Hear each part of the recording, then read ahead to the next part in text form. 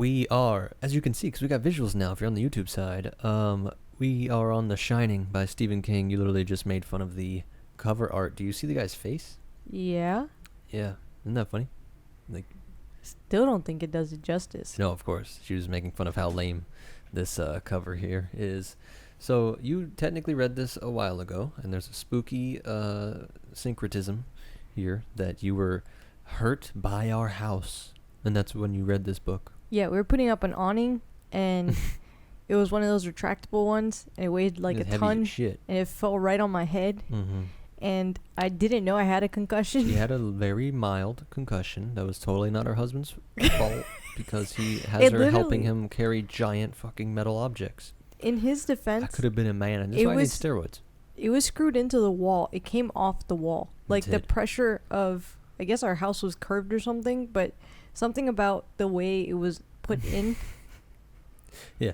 Oh no. Oh no. Can you run and do that real quick? Yeah. I will do a. We got a baby monitor going. We got babies. If you're here, we're going for book club vibes. We assume you have either already read the book or just aren't against spoilers. We're going to be flowing in and out of different points, tangents, tacking on things, everything we like, pulling from all kinds of quotes from the book. She has a million quotes here.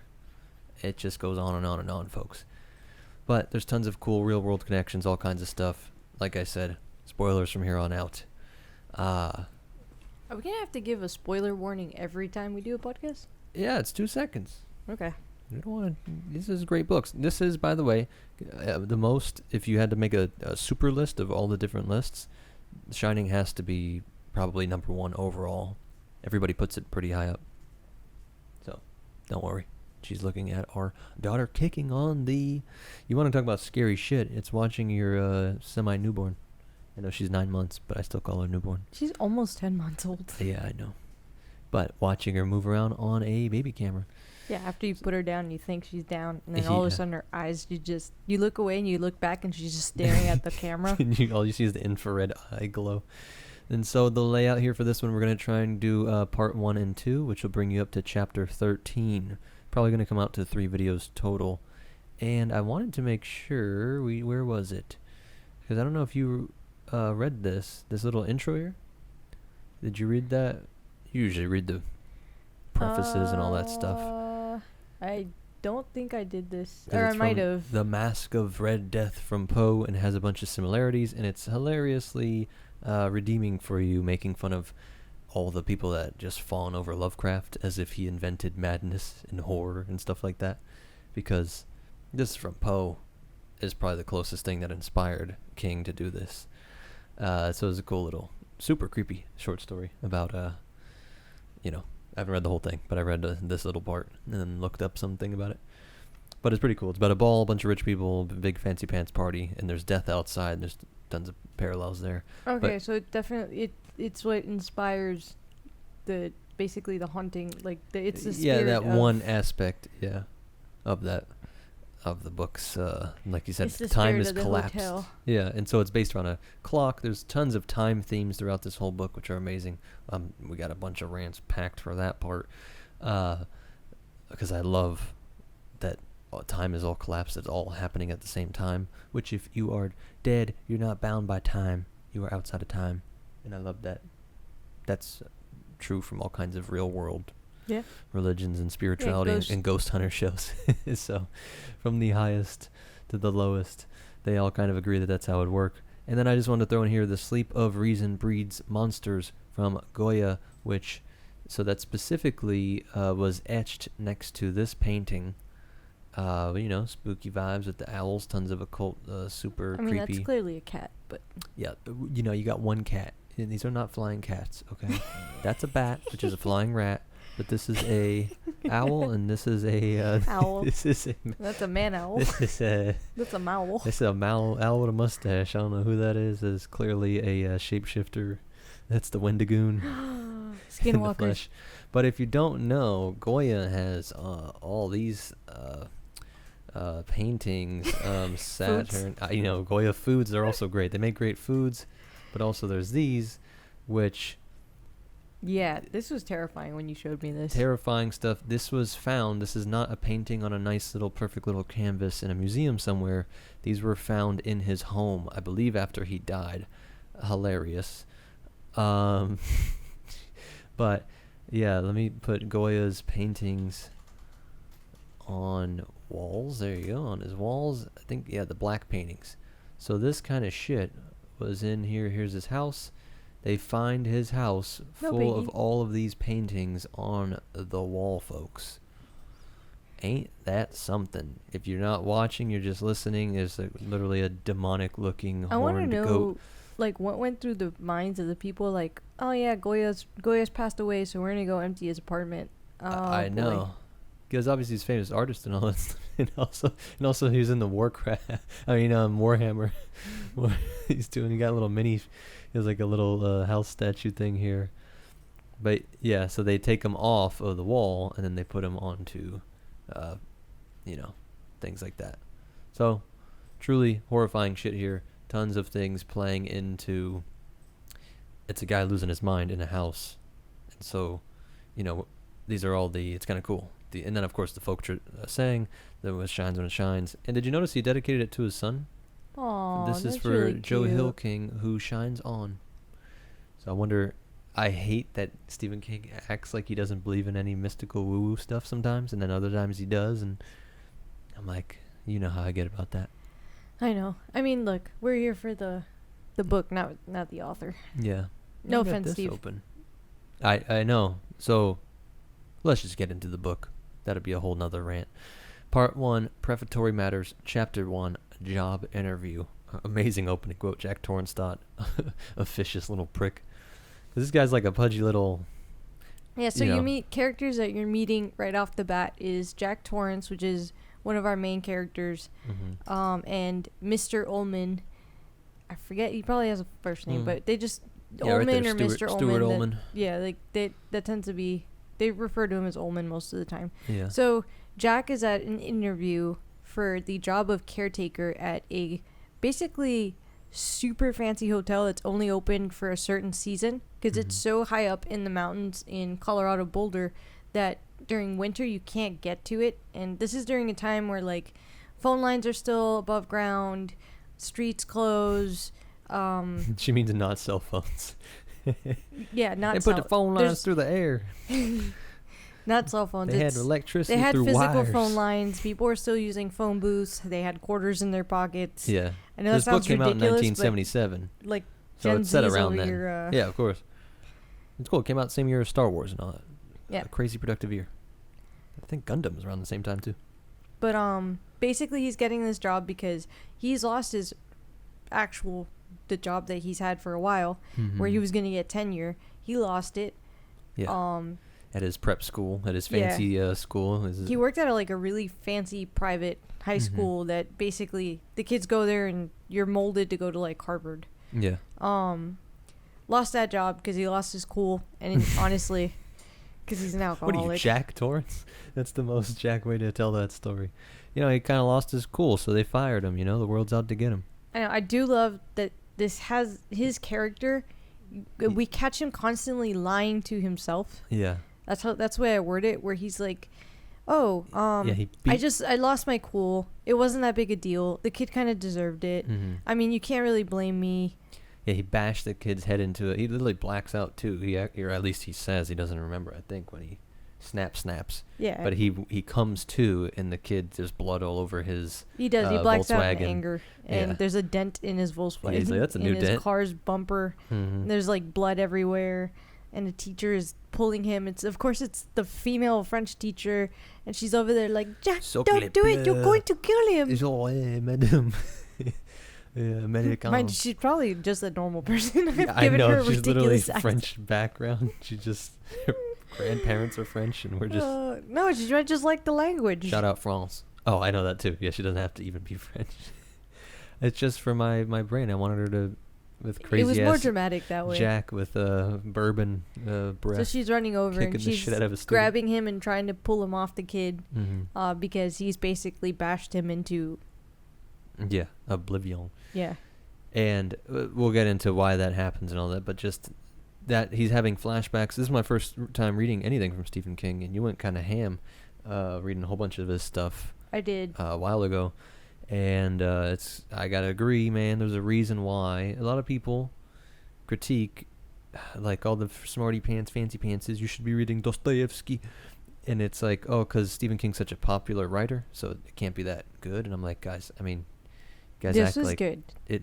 If you're it looking for a flies. horror book, especially this time of year, This is a great one. The writing style, it's so easy to read. Like, that's not a critique. It's not because... Don't at us if you can't sleep. Yeah, really. You cannot sue us. The demons invoked in your household are not responsible. It does get kind of creepy. MetaNerdz LLC. Yeah, for sure. And you were reading it in the dark by yourself. And you kept hearing all kinds of spooky wooky stuff. Yeah. I mean, you do have a supernatural worldview in some sense, so it's kind of funny. I have a highly active imagination. At the very least. But my point was just that you can visualize a lot of the stuff. It all reads. It just flows very easily. You don't get hung up on anything. Ironically, we're reading Lovecraft. It's like the exact opposite. Now, after reading this, do you understand why I was... I know. I had such a jump to Lovecraft. And I get, like I told you in the Lovecraft podcast, I understand that it was a style of writing and it was a different time. It's just hard when you read something like this and then you go backward in time. Yeah, because the pacing of this book is so beautiful. Yeah, that's what it... You start off so... You kind of just... It's not a bad pace, but it's a very normal pace, like a jog. You're meeting the characters. You're getting the lay of the land. Everything's getting laid out for you. You're getting a new job. You meet his family. You're going to be going out to the hotel. To both show you how kind of crazy Jack is, but also, so it's like an info dump, whatever you call it. Yeah. Exposition dump, like background story, because Ullman tells him about Grady, the previous caretaker, who axe murdered his wife and two kids. Two kids. So 2 kids, yeah. What happens in this hotel is that because it's so up in the mountain, they end up closing the roads. A lot of times the phone lines go down and you have to shutter the hotel up because it's got these giant windows. So you're basically in this cave in the dark in the top of a mountain by yourself. They can't really get people to check on you because the storms get so bad that helicopters can't come to you. Yeah. The state troopers are not just right down the street. Work. Yeah. None of the roads work. Even the radio maybe could work. Is like your best chance is just the radio. Yeah, SCB radio. Yeah. You gotta hope that there's someone listening on the other side. It's just the boiler here. Like, actually. Well, no, there's a few things. Like, basically, the caretaker is going to fix whatever's been broken in the season. Yeah. Kind of get the hotel ready for the next season. You're gonna be maintaining things for the few months before the snow really hits because hedges grow, grass grows. One of the things that Jack is asked to do is fix some shingles on the roof. Yeah. You might board up some windows. You might... But his main thing that can't not... And we're from the south, and we never had freezing. Well, but they say like... This is before heaters, like before central... Yeah. I'm saying I've heard that like that's why if you just keep the stuff running, there's something about like it's... Almost like down here, our equivalent is don't turn the air conditioning off. Like always have it running. It's an energy thing. So because the hotel is so big, they're trying to save money. Yeah. So they found that it's cheaper to hire someone and keep the boiler running and keeping parts of the hotel warm at different days. Mm-hmm. So like the boiler will heat up the west wing, then the next day it'll heat up the east wing, and the only place constantly being heated is the little quarters that you're given to live in. Yeah. That's cheaper than closing the hotel down permanently, having absolutely no one there, and then reopening and having the entire hotel heated up again. Because when they open, it's still gonna it's still kind of cold when they open. It's.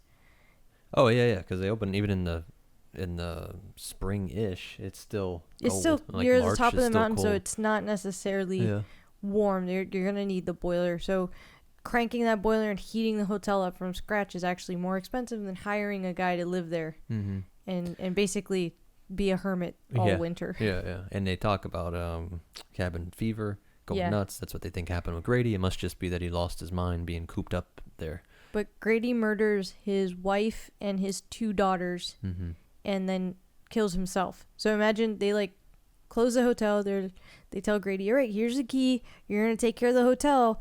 We'll see you in 3 months. How did he? I don't remember how did he kill himself? I forget. What does it say how he killed himself? Oh man. Because of course we mentioned the spoilers, but like that's interesting that Jack turns this shit on himself. Dang, it does, but I don't remember how. I know he chops his family up. Yeah, he chops his pee off. No. I was like, what? Where was that going?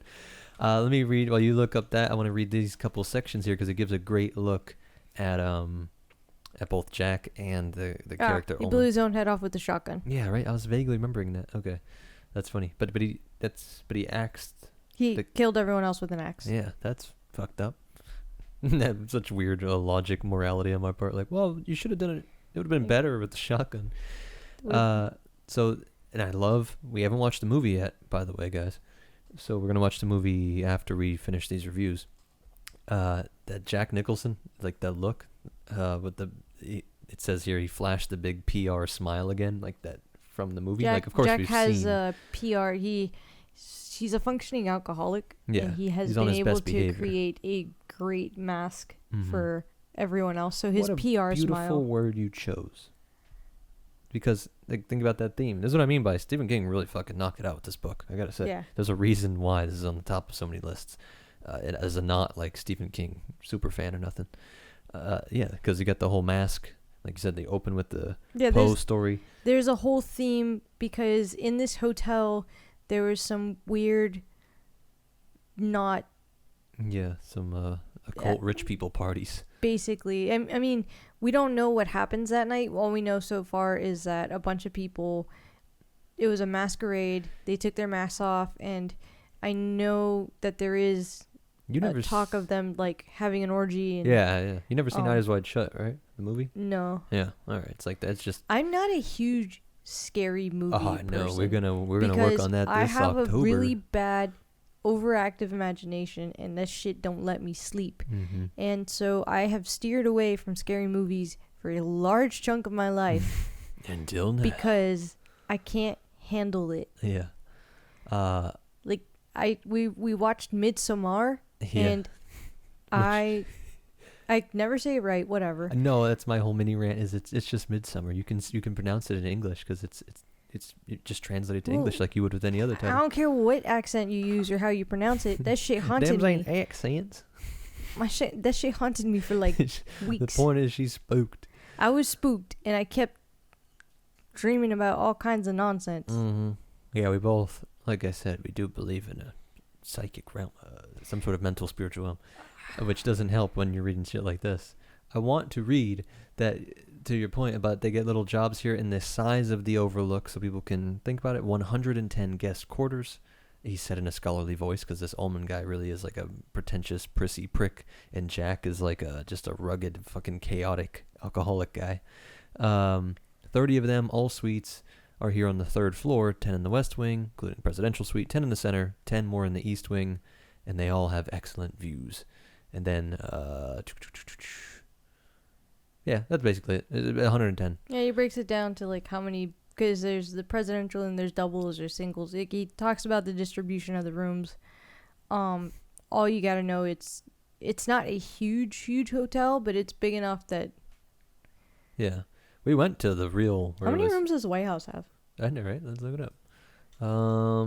It's such a random thought, but does give that type of vibe. 132. Yeah. Yeah. So think of a building that size. We did. There you go. We went yeah, to because the we actual went here. Overlook. We went to the Stanley Hotel. So we went here. We even did the ghost tour. So there you go. If you guys are watching, you can see it's not gigantic, but that was a good comparison. White House size. Just visualize the White House. Look, it was cool. I know that we did the ghost tour. It was a bit of a dud, but seeing it again is pretty damn cool. Okay, but now reading the book, do you understand why I was frustrated with that ghost tour? Yeah, they did not. They we couldn't decide if they want to talk about the real hotel. We were quite a few happy drinks in for me to have been frustrated. I know, right? Yeah. Yeah, that's true. Because they took us around and this ain't in the book. They didn't really talk about. Do the book tour. I mean, do the ghost tour. It's cool. They take you to cool spots. It was cool, but just don't think that you're gonna have a shining experience. Mm-hmm. You can have 3 different experiences: the book, the movie, and then the We real still world gave our ghost chick story. a tip. Yeah, So it was cool. don't at me. Anyway, You're still nice. yeah, she was. I'm She sure was they're she was a limited nice by person. being torn between being a Stephen King hotel and being their own thing. It's like, dude, we're here because of the book. They literally have an entire little miniature of, and yeah, that's the other, okay. What I didn't like was that they advertised so much about how this hotel is the same hotel in The Shining, Yeah. and then they didn't want to touch or connect it to The Shining in any way, shape, or form. And they literally have, so in the book they talk about how in the park there's a little tiny miniature overlook Yeah. that the kids can play inside of, like basically a giant little Dollhouse, dollhouse thing, but not a dollhouse. It's one of those fake houses the kids basically play house in. Yeah. And then they have one. They have something like that in the actual hotel. Yeah. I mean, we went to the Shed, which is huge in this story. We went to tons of places. I mean, the topiary-ish. Obviously, it wasn't like. No, it wasn't like they were. I don't remember animal. Yeah, I mean, they're there's just like a normal little hedges. tiny maze or something. Yeah. Yeah. Point is, it was cool. And it was helpful to like, but I think King makes you visualize all this stuff on his own. It's just really cool. And hating all the flashbacks here. My point before was just that this Shockley guy, this uptight manager Ullman, is trying to pry and learn more about who Jack is before letting him take over his hotel. Well, Ullman doesn't like Jack. Yeah. And he wanted a let's just single be guy. blunt. That way the next guy doesn't kill his wife and kids. He didn't like that he went back to his hotel because Ullman is under, for me, I feel like Ullman is under a spell by the hotel. Yeah, for sure. Where he, not necessarily the same spell that all these people that have died fall under, almost like the hotel realizes that he's very useful and he's good at his job, so we should keep him. Yeah. And so he's fallen in love with the hotel. The hotel is basically his girl, and he has to leave her every single season because he doesn't want to be up there. So he leaves, and he has to constantly leave her in the hands of someone else. And I don't think he was happy to come home and find dead people all over his hotel. Yeah. And I mean, don't get me wrong, he probably felt bad, but I think he actually was just more pissed that that happened to his about hotel. your hotel. Great for business.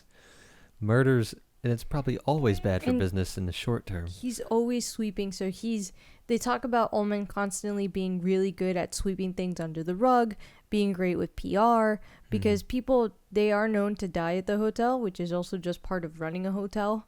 If you actually know anyone that's been at a hotel for a long period of time, people do die at hotels. It's kind of normal. Remember in Atlanta, we were when I proposed, it was supposed to be so romantic and cool, and we're like, and it was a really nice hotel, and they're like, oh yeah, a shit ton of people died where you're sleeping, fucking giant fire. I'm like, oh, that's cool. Oh yeah, I remember. What the fuck? It's like a giant plaque it's like outside. A little plaque, I'm like to everyone that it was died. like a huge historical thing. I'm like, oh, that's cool. We don't already have because they couldn't get out of the building or something. Yeah, like that was dark history. So yeah, they talk about, because he makes a point like, oh, we're uniquely haunted. Like, no, we're not. It's just that, and think about even bigger hotels, shit in New York, got to be full of dead guys everywhere. If people, not million, but tons of people have been murdered. And well, it's not just murders. The bigger, the oldest. People also just die. Like, you're old. Yeah. You're on vacation. But I guess the drama of life, suicides, drugs. Like, one of my cousins died in a hotel. Yeah. I didn't know that. Rip Gypsy. Oh yeah. Well, she got invited to a wedding. Yikes. In Mexico, and yeah, we don't know what happened there.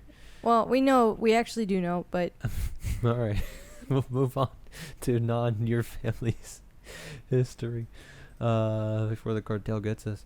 I have to bring up your hilarious point, because she's reading an audiobook and Anne reading some of the coming in for notes and stuff, but that roque, like, you're like, can English figure itself out? It's croquet. But then when you shorten it, it's just roque. It's pronounced roque. I love that. Whatever, y'all's language is ridiculous. Yeah, one of our morning mini rants when I was like, no, it's roque, because you're like, roque? It's a random thing. That's going to be where he gets the mallet, the mysterious mallet that even our guy was almost possessed by. So, one of the cool things about this conversation with Ullman and leaving the conversation with Ullman is that you start to see how Stephen King is going to be interlacing these characters' internal memories with what's happening in the moment. So Ullman will say things like, "Oh, I heard you lost your temper," and then Jack, flashback. The way that King writes it, like visually, you see where you're almost like you're in Jack's head, and he'll be repeating, "Lost my temper. I can't be losing my temper." Like, how did he know I lost my temper? Yeah, because he's mad. His friend, his old drinking buddy, Al Shockey, right? Shockley. He's on the board of the hotel, which I find insane. Like, there's a whole separate book on who the hell Shockley is. The fact that he's involved at the end of the book. Yeah, it's nuts. I'm like, dude, that's the book. That's the next book, or that, you know. So Jack and his friend Al used to get drunk. They both used to work at the same prep school, except Al was on the board of it, and I guess he just wanted to be involved. He was like the tennis coach or some shit. Like he's just doing some random PE class, and Jack is I think English. He's like an English teacher. He works with the creative writing class, and he leads the debate team. Yeah. It's like what these guys do. Yeah. So they would like get together, and I guess this is such a fancy prep school that you could somehow stop and get drinks in the middle of the day, and it was maybe college style because he could like leave to go home early and all this weird stuff that Freddie was a teacher and he could have never done this shit. Yeah, that ain't no first grade. So probably are a lot of first grade teachers leaving to drink. Yeah. So him and Al would go and drink, and they'd get drunk, and they'd go bar hopping, and they were constantly just drunk together. They got along. And then one day there was an incident where they hit a bicycle in the middle of the road, and they could never find the rider for it. Yeah, and they convinced themselves, and King does an excellent job writing that. Like, I both believe they really just hit a bike in the middle of the road. And then a part of me is like, are you fucking stupid? Yeah. Come on, man. No, they didn't. And it's like, but no, I mean, I guess they didn't. They didn't see anybody. They keep telling themselves. This is like part of, but this is the beauty of how he writes Jack, because you're hearing about all of this whole bike incident through Jack, and you're in his mind, basically, or his point of view when he's talking about this. Yeah. And he's talking about how it wasn't him driving, it was Al. They're going down the road, and all of a sudden they were screeching, they hit it, they felt the bumping, they got out, they pulled the bike off to the side of the road, there was punctured tires, and the bike's all mangled, and the spokes are sticking out, and they literally got out of the car, they looked everywhere. But that's why I kind of believe him. They went, I don't believe shit Jack says. He's a drunk. Sorry, but he was totally out of it. He barely remembers the incident as it is. Yeah. So he's gonna somehow remember that he combed through in the dark, because he's like, oh, we grabbed our flashlights and we went out searching for this Forest kid that Ranger we probably quality search and rescue quality search. You know, they're two drunk guys stumbling around with flashlights. That's true. I mean, Al had to call someone else to bring the tires out. They somehow changed the tires on this car, so he's like, "Oh, we weren't that drunk. We were able to change the tires." I'm like, "Sure." Yeah. How many? Like, did y'all miss any of the nuts and stuff? Yeah, really. There's like two I nuts hanging on. What this this car looked like the next day. Yeah. Before that, so Shockley and Ullman are useful to this evil spirit of the hotel, whatever scale you want to use. So, I'm saying, like, it's funny, like, what are the odds? I know Shockley knows it's a drinking buddy with a guy who has a kid who has like the greatest psychic ability that would make for the ultimate like psychic capture harvest for the hotel. I think for sure that ends up just happening by chance. Really? Yeah, and the hotel is like, oh, this is perfect. But because you made a whole thing about it calling out to him and picking Jack specifically. Like the I guess people. You're right. It was strange how because Jack talks about how him and Al just got along. Yeah. And how him and Al just, when they first met, he wasn't an alcoholic and he just slipped. But Al knows all this dark history too, and Al is literally on a board of people. Yeah.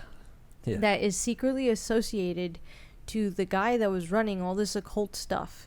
And because, all right, when Jack kind of starts doing research into the hotel, he finds out that Henry Derwent. Yeah, something. we'll We'll double check the name, the last when name. we get there too, because we're gonna move through too. Basically it was one owner that owned the hotel. Then it swapped hands and ended up back in the same owner's hands, but like secretly. Then it failed again and ended up in, after they sold it, it failed. Every time he sold it, it would fail under everyone else's hands, and it would end up back in his through some corporation or through some. So at this point, it's not technically in the hands of this occult dude, because he also was probably dead, but Al Shockley seems associated to him. He's Charles Associé from Lovecraft. Associé? I've been secretly killing families and framing the... It's me, you fool. How did you not know? You fool. Jesus. How could you not have guessed it? That's one of the funniest Lovecraft stories, if you guys don't know what we're talking about there. Go back to watch our Lovecraft one. talk and you'll understand. Yeah, so there's a great quote from J.P. Morgan that all the occult people love, and all the woo-woo and all the crystal chicks and everybody in between, that basically millionaires, I'm paraphrasing, but like millionaires think it's all bullshit, all the woo-woo shit, but billionaires study astrology. Like there's a gap with like almost like the IQ meme with like the bell curve. Like the dummies are over there looking at astrology. The smart people, it's bullshit. But the super smart people or the super rich people, they're actually back into the woo-woo. You got brokies manifesting money and doing all this dumb shit. Yeah. But also the billionaires over there. Secret occult billionaires are doing the same little rituals. Maybe with our dog is being hit by the shine. I don't know what's wrong Ben with loves their to dog. talk more than probably any other person out there. He just cuddles us while we're doing this. But sometimes he has violent dreams while we're talking about spooky shit. So yeah, I just want to mention that so that's what you're saying, that Jack eventually finds out that the history of this hotel is not just, dead people, the average dead people that a normal hotel would have. It's not even violent crime that you would expect. It's like organized mob violent crime and weird occult parties. Yeah, prostitution, moving of drugs, just weird. Yeah. Which in no way reflects the Estes illegal Park stuff Hotel, the Stanley, is the whole thing in the beginning of the book, which is like, this is not based on any hotel. It's like, okay. Yeah, he was inspired by location. It because doesn't. he actually stayed at the Stanley, so that's where he wrote. It clearly was based on there, but for legal purposes, they say. Yeah, he's not actually saying any of this stuff happened in that hotel. Yeah. Just the location. Just the location is inspired by. Yeah, maybe so more, but at least the location. You think we're going on chapter 1, right? I think so. So chapter 1, basically, it's just the meeting, getting the job. We get a rundown of him having to, how Ullman wants him to run the boiler. The important stuff about the boiler, that it's old. So, because Ullman talks about how the hotel, like I kind of mentioned, it hasn't been in the black in a really long time, because every time it switches hands, the people don't know how to run it, so it ends up being run into the ground. So we're currently on an upswing with the hotel, where for the first time this season they're closing in the black and not in the red. Yeah. And Ullman's super proud of himself about it. So where was I going with this thought? So things don't get repaired as much because Ullman's constantly has everything on some kind of budget track. So I think the boiler's like on track to get repaired in the next like 8 years or some crazy shit. And so talking to, I think his name's Watson, basically the caretaker for the on season, who happens to be people he's literally one of my favorite people in the book, and he happens to be the grandson of the actual guy that built the hotel. Oh, that's right, yeah. So he has a connection to the hotel, and that this is his family hasn't been able to leave it even after losing it. Yeah. So he basically tells Jack, look, this boiler is super, super finicky. She is on her last leg. We have patched her. We have gotten her running. Do not let her get past 180. I wouldn't even consider standing next to her with the pressure at 180. And I always picture like the the pressure gauge being like old and yellowed and like maybe having a little tiny crack and like a fog. She's like, just shaking.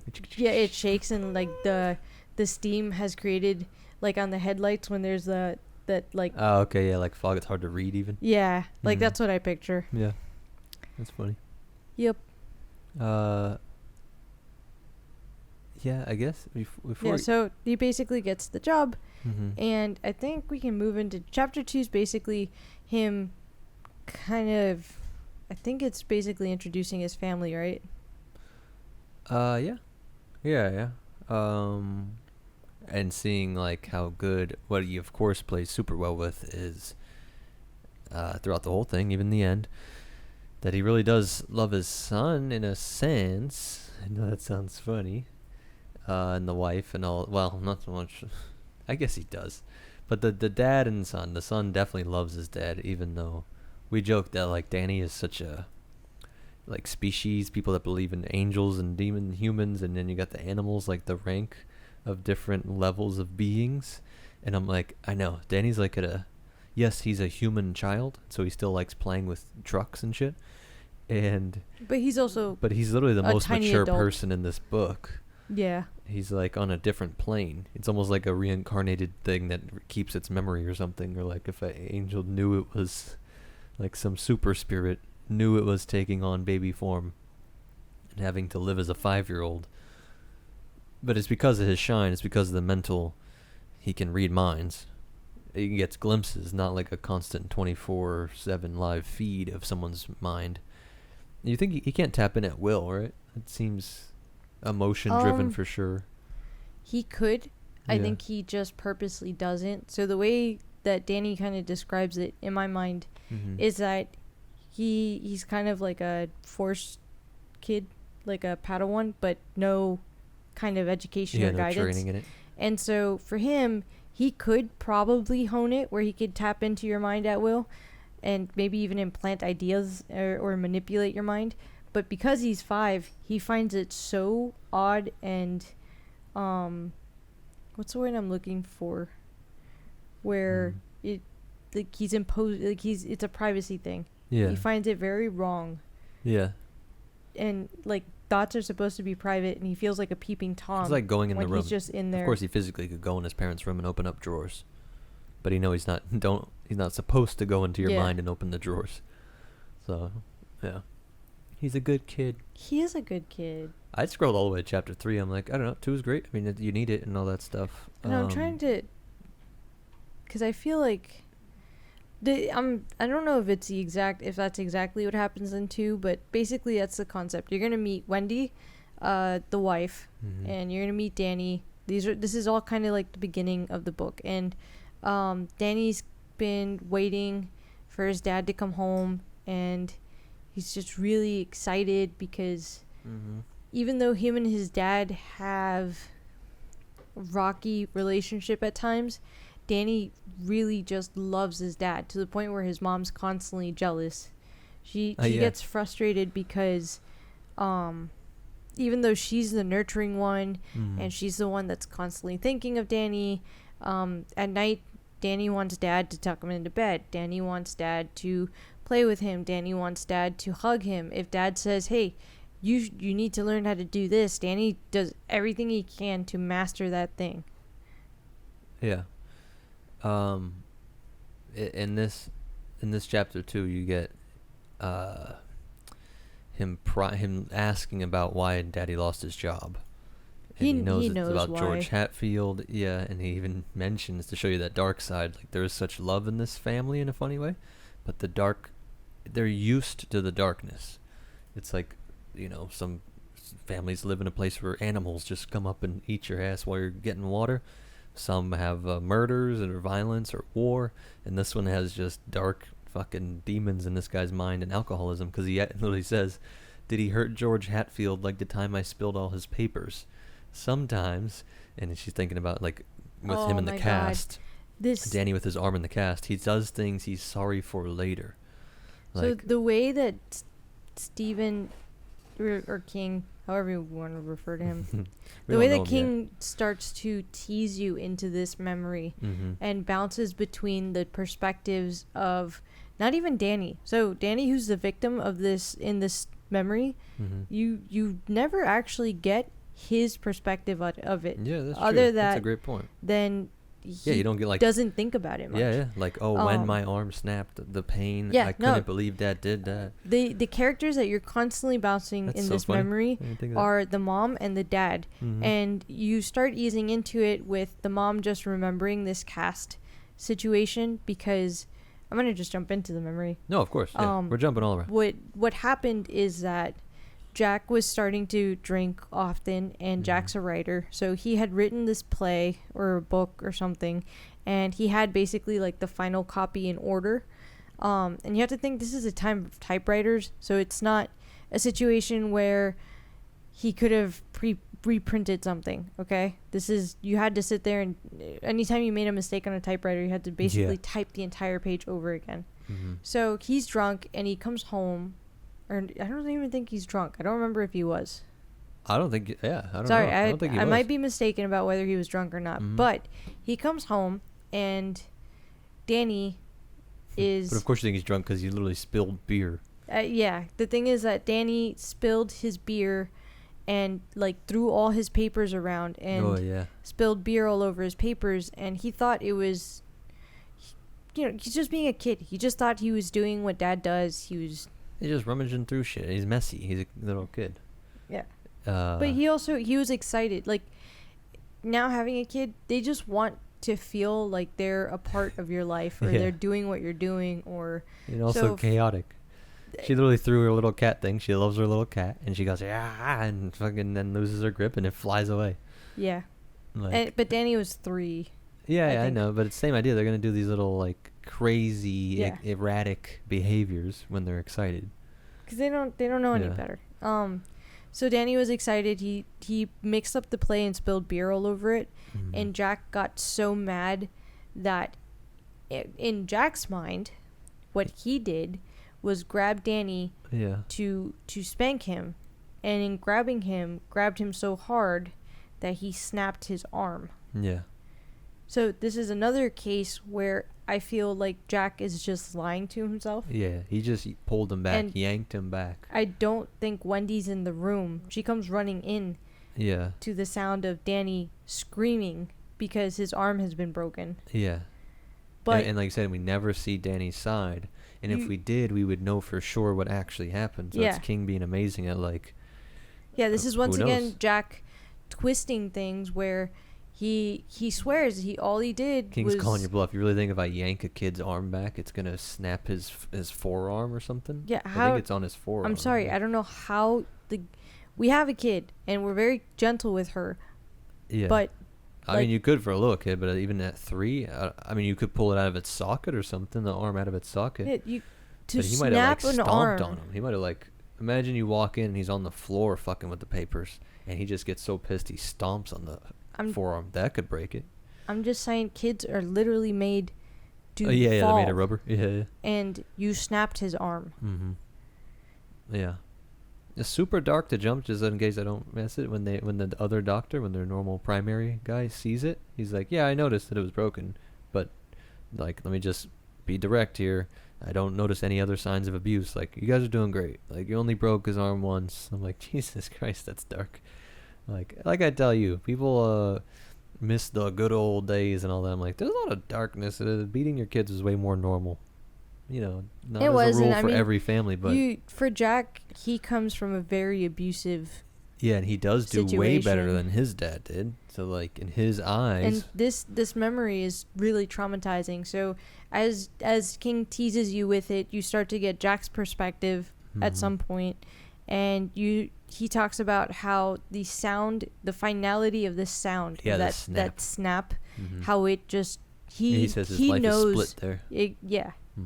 And I would say it did, because it was from that point forward that he felt that he needed to stop drinking. Yeah, it has to be. He was drunk because he felt he had to quit drinking. Well, the quit drinking eventually, it was real that one. and it was that in the car accident. Yeah, the real Those one are is the two things that. they think they killed something. But I do think, because this happened after the car accident, I think. Yeah. And I think him snapping Danny's arm Now, and not knowing, knowing deep down that you have to have done something very fucked up to have broken a child's arm. Yeah. With your bare hands. Like, what? Yeah. What did you do? But anyway, or stomped it. Whatever he did, it was bad enough that you actually had to have bone reset. My full insane take here. I don't know why this hit me randomly. The hotel itself slash Shockley. I think they genuinely didn't kill anybody. Oh, I actually have it on the bike. I mean. But you don't have the same theory I do of who was on the bike. No, who? George. That was why George that's stutters. Why he's dead? No, that was why he stutters. What? What do you mean? And that's why he says, "How could you not know? How could you not know?" Like, I know.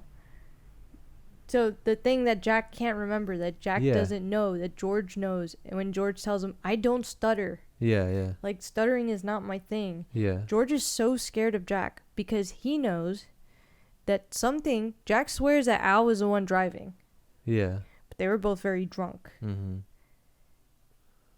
Yeah. We don't know that Jack or Al, whoever was, did not almost kill George. So George is the kid that Jack beats the hell out of. Mm-hmm. Because he was slashing his tires, and he's slashing his tires because the kid had a stutter on the debate team, and Jack finagled. He took a minute off his time, at least a minute. So if they try to run you over, and you're terrified that this guy tried to kill you, and now he's just being cruel, wouldn't you also slash his car's tires? Yeah, no. I mean, they're both. Jack was being a dick. No, mind you, it wasn't Jack's car. It was Al Shockley's car. Yeah, that ran him over. Yeah. But that's interesting. No, I was just going for a writer like King, who is, the book, as far as you got into, has a tons of insanity. I'm pretty sure I had it highlighted somewhere where I suspect that it was George that gets. Interesting. I was just saying, you got fighting topiaries that come to life, literally bush animals. That I wouldn't put it past the spirit, the evil spirit of the hotel, to somehow bring about this thing that would make Jack sober enough to get the interview, or feel like his life is. Well, at the point that he goes for the interview, he has quit drinking. That's what I mean, and so and create all this tension in him that he really wants a drink, and the ghosts are all having the drinking party and shit. Maybe that period of sobriety is necessary to make him go a little more cuckoo at the hotel. That the hotel itself, through Shockley, through whatever weird, it's able to affect things at a distance. We know. Shockley probably knows. Who are we kidding? Yeah, for sure. That's what I meant by there's a whole separate book here on who the hell is this guy. I found one of your notes. This is not my note. What? Well, you don't have to do it now, I guess. No, I'm not going to do it now. I just know it's not my note. Yeah. Yeah, we both have on the same account. And if you're just listening, we both have the same Kindle thing open here. So, I really do. I suspect that George is the person that was on that bike. Yeah, that's interesting. And that's why he stutters, and that's why he's because he can't believe that Jack wouldn't know that they almost killed him that night. And he stutters because he's terrified of him. Yeah. Maybe, yeah, okay. I mean, I don't know. I'll think about it. I almost want to... It's interesting. I'm going to see if this is... I know a theory. Let me see. Who did Jack and Al run over? Oh, yeah, and that's the other thing. Another thing that... So, to begin with, part of Jack and him lying is that we have a back and forth. One of the ways that King lets you know as a reader that Jack lies to himself is that you have a lot of dialogue between him and this kid George. And George, what happened is that triggered him basically slashing Jack's tires is that he's on the debate team and he stutters, and Jack doesn't like it. So at some point, George is looking at the clock while going through his whole little debate, and the timer goes off that Jack is in control of, and George accuses Jack of moving the time up. And Jack's like, no, I didn't move the time up. So in the book, Jack repeats to himself constantly, I didn't move the time, I didn't move the time. And then slowly it becomes, if I did move the time, it wasn't by much. And if I did do that, it was only because he's not going to make it in the debate team. So I'm just putting him out of his misery. Yeah, it was to help him. Like, if I did it, it wasn't more than a minute. I wouldn't have moved it 5 minutes. So I think he finally admits, he finally does say it was just a minute. Yeah. They only took a minute off the time. And I'm Which like, I still my don't God, even this trust guy's that. crazy. I don't even trust that. Yeah, of course. Yeah, it's cool. Oh my God, I can't believe it took me almost an hour in to get this point out. I call this my little sub, like the old-timey books would have. The alternative title is Sometimes Bad Things Happen to Bad People. Danny the kid is innocent, and he's great. But, like, poor Jack, he got manipulated, but he's a bad, nasty dude for, like... He's not. So long. He's such an egomaniac, too, his whole book writer. He has a whole thing way later in the book about how he's going to be, like, 70 and he's going to have Nobel Peace Prize, or the... what was it, in literature? Excuse me. And he's just, in his mind, just going over, like, when he gets this book out, because he's going to write a book about the hotel eventually, and that's going to be his big thing. So it's hilarious real-world parallels for King, who apparently was coked out of his mind writing this, I heard. I didn't actually confirm. Let me Google that. I mean, I don't know if there's a way to confirm that. But everybody says he was, King suffered with alcoholism, and he had family members with it and all this kind of stuff. And he was literally in a hotel where this was happening with its own spooky stories and history. So all this is inspiring. And then The Shining is one of King's biggest works, obviously. It was King on cocaine writing The Shining.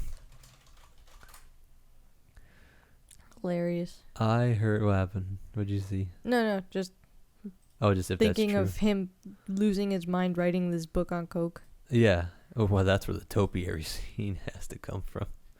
I was laughing at that. Yeah, I guess he mentions it a little bit. Yeah, something like that. But anyways, one part I just want to throw in that you loved. The image of Danny in his cast rose up before her again. Somebody in divine placement service must have made a mistake.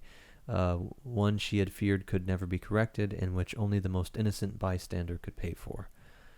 And I love "Stay out of the road, Doc," she said as she hugged him, and I just thought of Pet Sematary, of course.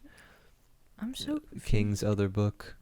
So I'm sorry, I did one small tangent of trying to look up whether anyone else has this theory of him being on the bike.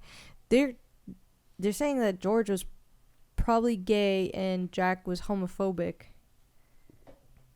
I didn't get that at all. Yeah, that that's what the could be about. But I actually think... Because he keeps saying... man, now I wish I thought I had highlighted it. There's an actual line that I'm pretty sure I read that I thought connected well, maybe it'll come to us later when we get bike. To that part. Don't worry about it. We'll keep going. George says that Jack hates him because he knows. Anyway, I agree with this guy. I'm reading something here, which is just what we were saying in the car when I got to that part. Like, it's just, he's the perfect kid. I mean, he's great at everything. Like this, yeah, is that what you saw? I kind of assumed he was being gay in 70s. Yeah, but there's a lot of people that think that. But no, the kid was great at football and all that. He's literally also so what I think it's hilarious is that Jack, while he's losing his mind and being drunk, he's writing a play, and in the play, even he admits that George was the perfect character. Yeah. Like almost the real life version of his main character who he loved. He supposedly loved this character. And then so there's a student, it's literally a student principal type play, and the principal, he hates that character, but ironically that character's so much like him.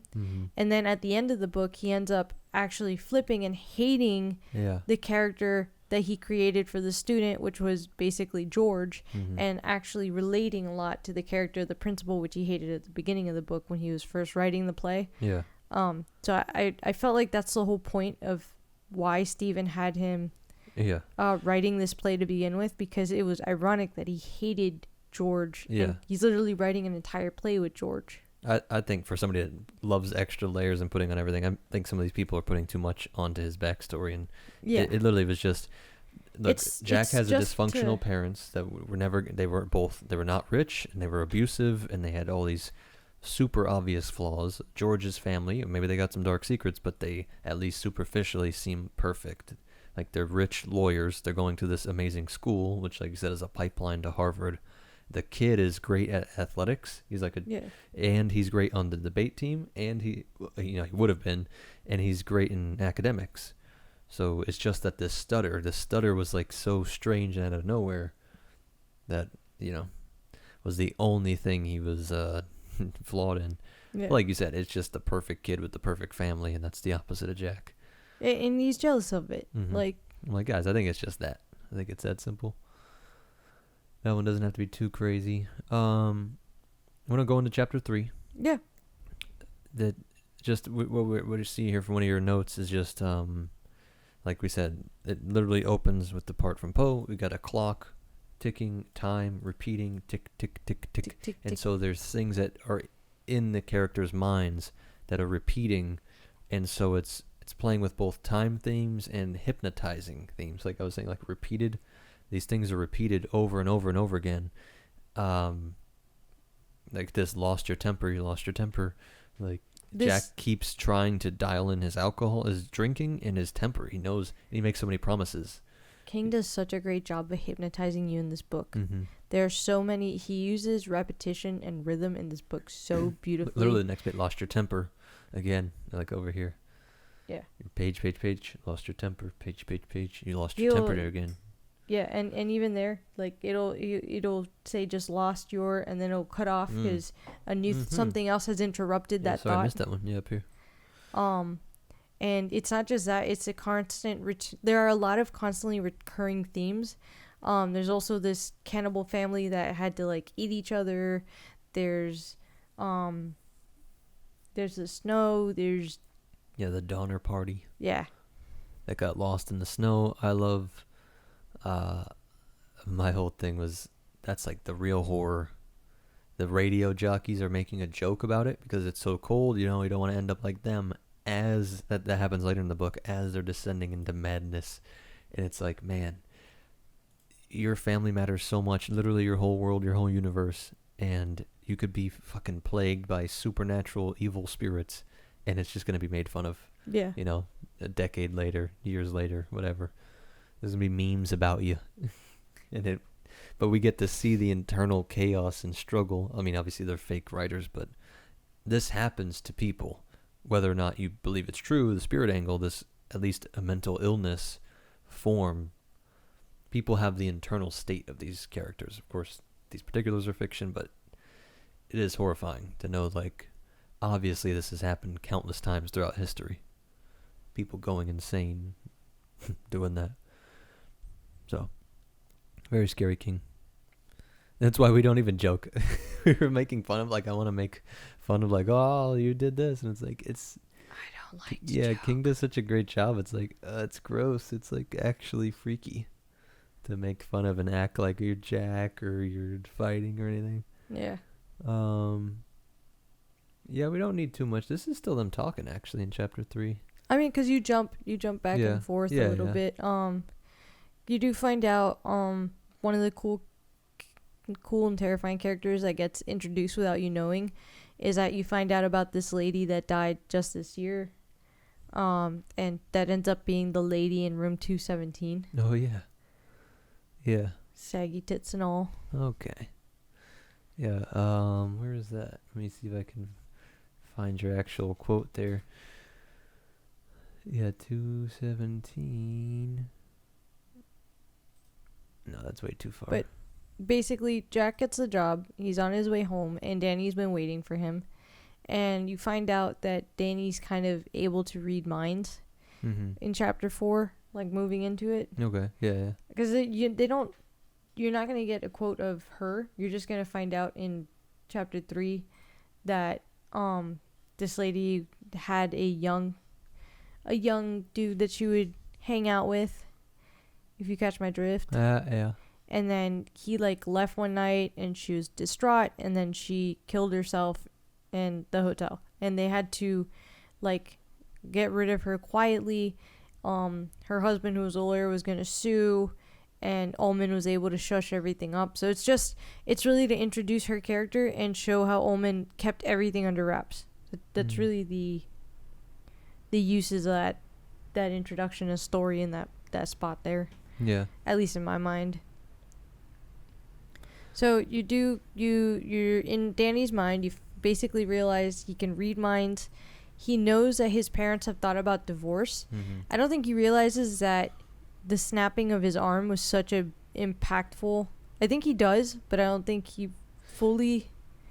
Like you said, not even. Oh, I guess I want. Because in his mind, really, what's bad is that his dad drinks. He calls that the bad thing. Because I think he knows it's connected to that weird parallel realm, this psychic spirit realm that Tony lives in, the spirit that talks to him. Yeah, which, by the way, did you kind of understand Tony by the end? Yeah, let me make one point. Danny, like to your point, he has what in Buddhism or Christianity, like saints. Like it's literally, I've never seen a character that so isn't concerned with himself. It's about others. Yeah. Like when you hear these stories and they didn't even care about their own suffering and all this stuff, you're like, really? And I'm like, Danny is a great, like you said, he literally doesn't think about his own pain from the broken arm. He doesn't care. He loves his dad. Shit happens. He's more worried that drinking just alters his dad in a way. Like his dad is one person, and when he drinks, he becomes another. Because then it puts him in this evil spirit realm, I'm just going to call it. Whereas Danny's like, I'm not going to fucking destroy your mind. I'm not mad at you, Dad. Like, I'm not going to... There's no consequence on my end for you destroying my arm. But there is consequence with the drinking habit, and it's going to lead to this realm. Let me just read. Before Tony had appeared, far away as he always did, calling distantly, and the strange things had blotted out their kitchen and the carved roast on the blue plate. Just for a moment, his own consciousness had plunged through his daddy's darkness to an incomprehensible world much more frightening than divorce, and that word was suicide. Yeah. Danny had never come across it again in his daddy's mind, and had certainly not gone looking for it. He didn't care if he never found what it was. So it's a really cool... There is a mental plane of existence that he feels like the scene with Tony coming to him in the hotel, where he says he goes through the mirror. Like he says he goes through the mirror, right? Well, so Tony, from the beginning, as soon as his dad gets the job... Mm-hmm. His dad hasn't even made it back because he had to drive out. They're living in a different part of Boulder. His dad had to drive out to the hotel, so it's like, I think, like an hour or a couple hour drive from where they currently live. And his dad isn't even home, and he's visited. So Tony is referred to in the beginning of the book as his invisible friend. Mm-hmm. But truthfully, it is someone who's visiting him. They come to him, and they're trying... They try to enlighten or save him or guide him constantly. Yeah. Tony usually used to show him all kinds of like nice things. Like once upon a time, Tony showed him a vision of a baby, and it was that his parents were trying to have a second child and decided not to because Jack was a drunk. And I honestly, as you find out all the shit that he did to this kid, I don't know how he's alive. Yeah. I'm not even gonna say how she would have considered having a second child. I don't understand how this man's alive. To the point, so I had to look up if King had a kid or anything like that, and he did. He has two. But when this was written, did he have him? They said he did, because I was like, he has to. It was just written too well and accurately that when he comes home drunk, and she's already upset at that, he wakes up the baby. I'm like, holy shit, you fucked up. Okay, but imagine. Then he drops her. He drops the baby, and the baby's obviously screaming his head off and all that shit. And I'm like, you gotta die, brother. You left your wife home alone with the newborn. You go get drunk, and you came home and woke them up. If you left me to party, and you came home at 4 in the morning, hurt her, and you woke her up and tried to put her back to sleep and dropped her. Which is drunkenly stupid idea, like crazy, like the layers of insanity of that. If you have kids and a newborn, Like instead of just saying to yourself, "Oh, but it's just stay it's out. because it's Jack, because Jack doesn't want to get in trouble and Jack doesn't want to," and like I get that Jack loves Danny. Mm-hmm. But he wrote that so in well. his own way. I was like, but King has a wife with a newborn who knows, like, I would have killed. the terror that I feel when I like drop something in the sink and it's just like loud as shit in the middle of the day and the baby's sleeping. I'm like, oh my god. Like even now, You're gonna she's be so sleeping, mad. and like there are times where he puts something in the sink, and if I hear it, he's looking at me like, it wasn't that loud. I swear. Yeah, because she has the super mama hearing too. Where I'm like, all right, we got to meet it halfway. I get you're overly worried, and I am doing good.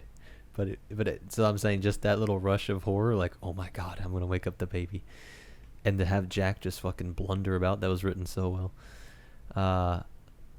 Sorry, you were going on a whole thing about Tony though. But basically, Tony, as soon as his dad gets the job, he's driving home. We actually have Danny, like I said, he's waiting for him, like on the curb. Mm-hmm. And his mom tries to coax him inside, and Danny just doesn't want to go in. And he ends up having a vision from Tony, who comes to him while he's sitting on the curb. Which by the way, what fucking hood do they live in? I only say that because imagine Danny's like 5.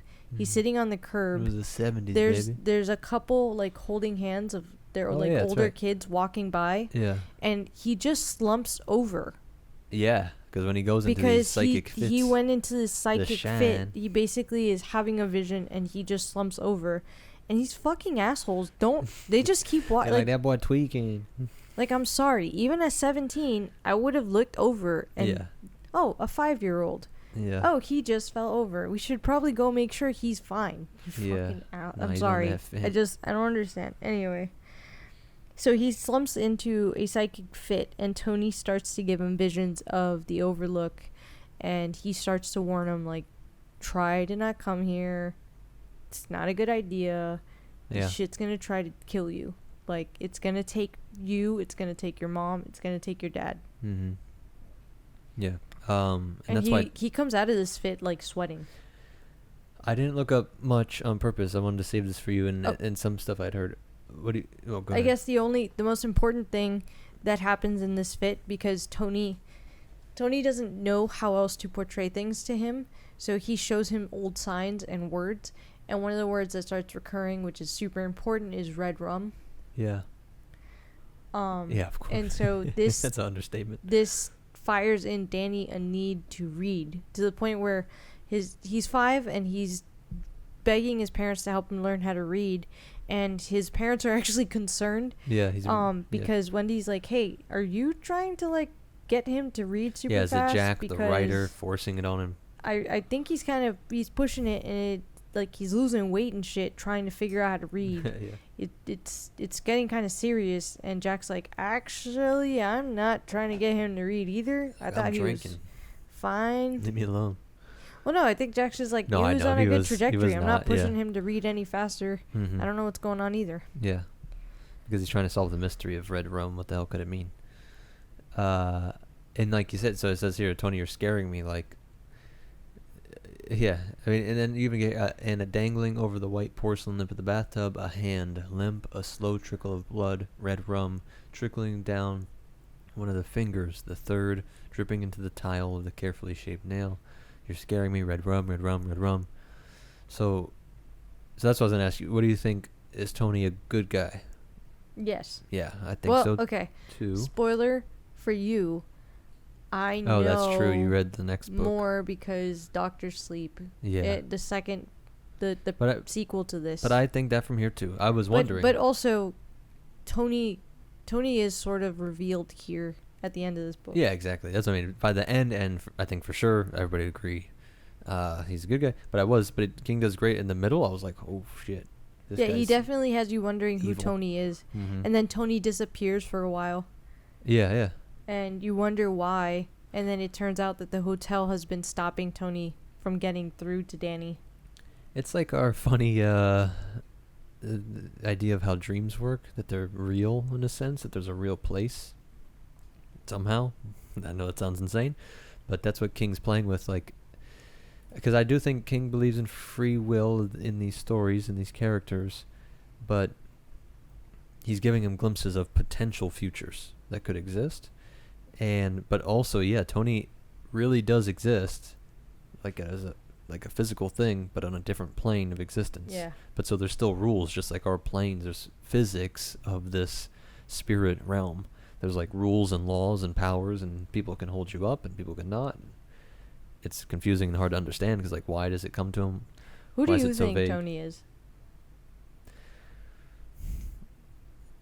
You mean we know in this book? Like, it's mentioned? It's definitely mentioned, but I don't think it's as clear as in actual Doctor Sleep, Yeah. if I'm remembering this. Okay, I would also like to put it out there. I read both of these books with a concussion. Yeah. And although it was mild, I had an awning fall on my head. I was basically The wasps are everywhere. slurpy brained for like a month. Yeah. So I'm pretty positive that I remember who he is, and in this book definitely has me thinking I'm right. I don't But have crazy ideas. I want to hear what you say. It's a guy, so it's not the daughters. So it's a third party? I don't think it's Danny, that whole theory. Do you think it's like... So I think it is a separate spirit. Okay. What do you think? I already know. I can't tell you. Oh my god. So it is Danny's, like, not projection of answering himself, you. his oversoul. I'm not answering. Oh, that's right. It's him from the future. Whoops. I have the greatest memory, the funniest brain. Man, we did not say there were spoilers for other books. I mean, it's kind of not. They tell you here, but They tell you in here? yeah. Where is that? Are you remember? They describe. No, it's towards the end when. Because, alright, as I was going to say, I heard a theory. I was going to be disclosure. I just wanted to hear your thing. I heard somebody going on a whole thing about how it's a kid. How it's, you know, just a kid that was murdered or something, trying to help him not be murdered. Yeah. And I was like, I mean, I get in the vague sense why, like, it's just a stereotype of hauntings and things like that. It's like a trope almost. And now Tony stood directly in front of him, and looking at Tony was like looking into a magic mirror and seeing himself in 10 years. The eyes widely spaced and very dark, the chin firm, the mouth handsomely modeled. The hair was a light blonde like his mother's, and yet the stamp on his features was that of his father, as if the Daniel Anthony Torrance that would someday be, was a halfling caught between father and son, a ghost of both, a fusion. It's literally Tony short for Anthony. Yeah. Well, that was actually a different part of the book even. Yeah, well, I'm saying that's what... Yeah. Okay. I'm wondering... Where are we? Okay, that's at 92. That's at page 618, at least on here. Yeah. I wonder what chapter... That's on chapter 54, called Tony. Yeah. Okay. So that isn't a theory. So, Jesus. I saw a That's couple why I'm things, like, and I was like, I don't want to look into these theories. I wanted to just hear you That's raw. why I'm really wondering. I'm like, did everybody miss that George was probably the one that was in the bike? And he has a stutter because Jack and Al almost killed him, Yeah, and he swears that part. Jack hates him. That's why he thinks he hates him, because Yeah. he feels like Jack hates him because A, he secretly does. He's the character of the play that he's writing, but B, he's tried to kill him. Yeah. And now he's cutting him from...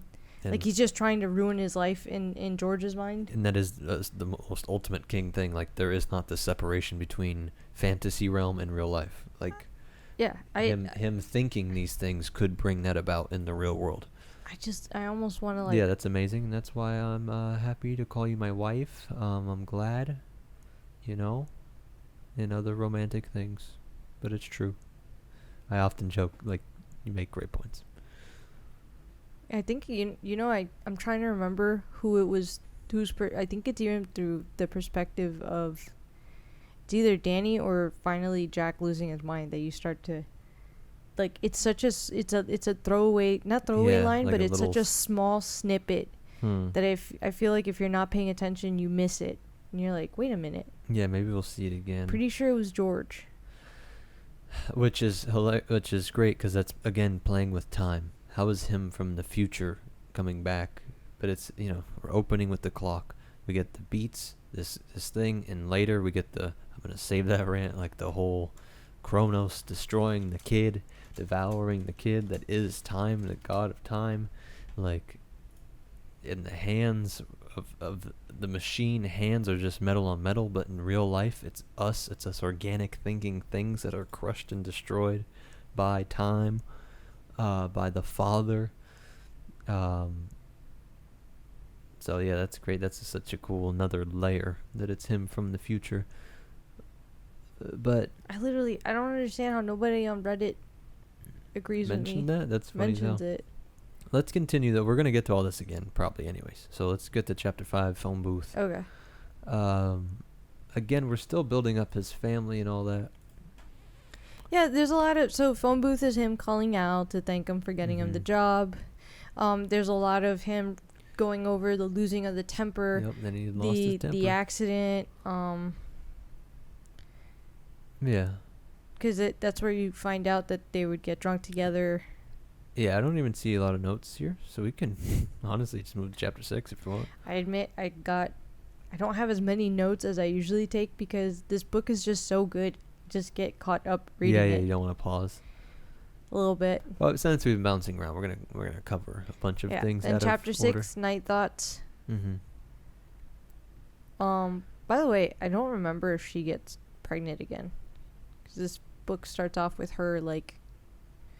Yeah. There's such an emphasis, or I don't know if like King left that so that he could technically do that in the future if he wanted to, like give Danny a sibling. Oh yeah. But I don't remember.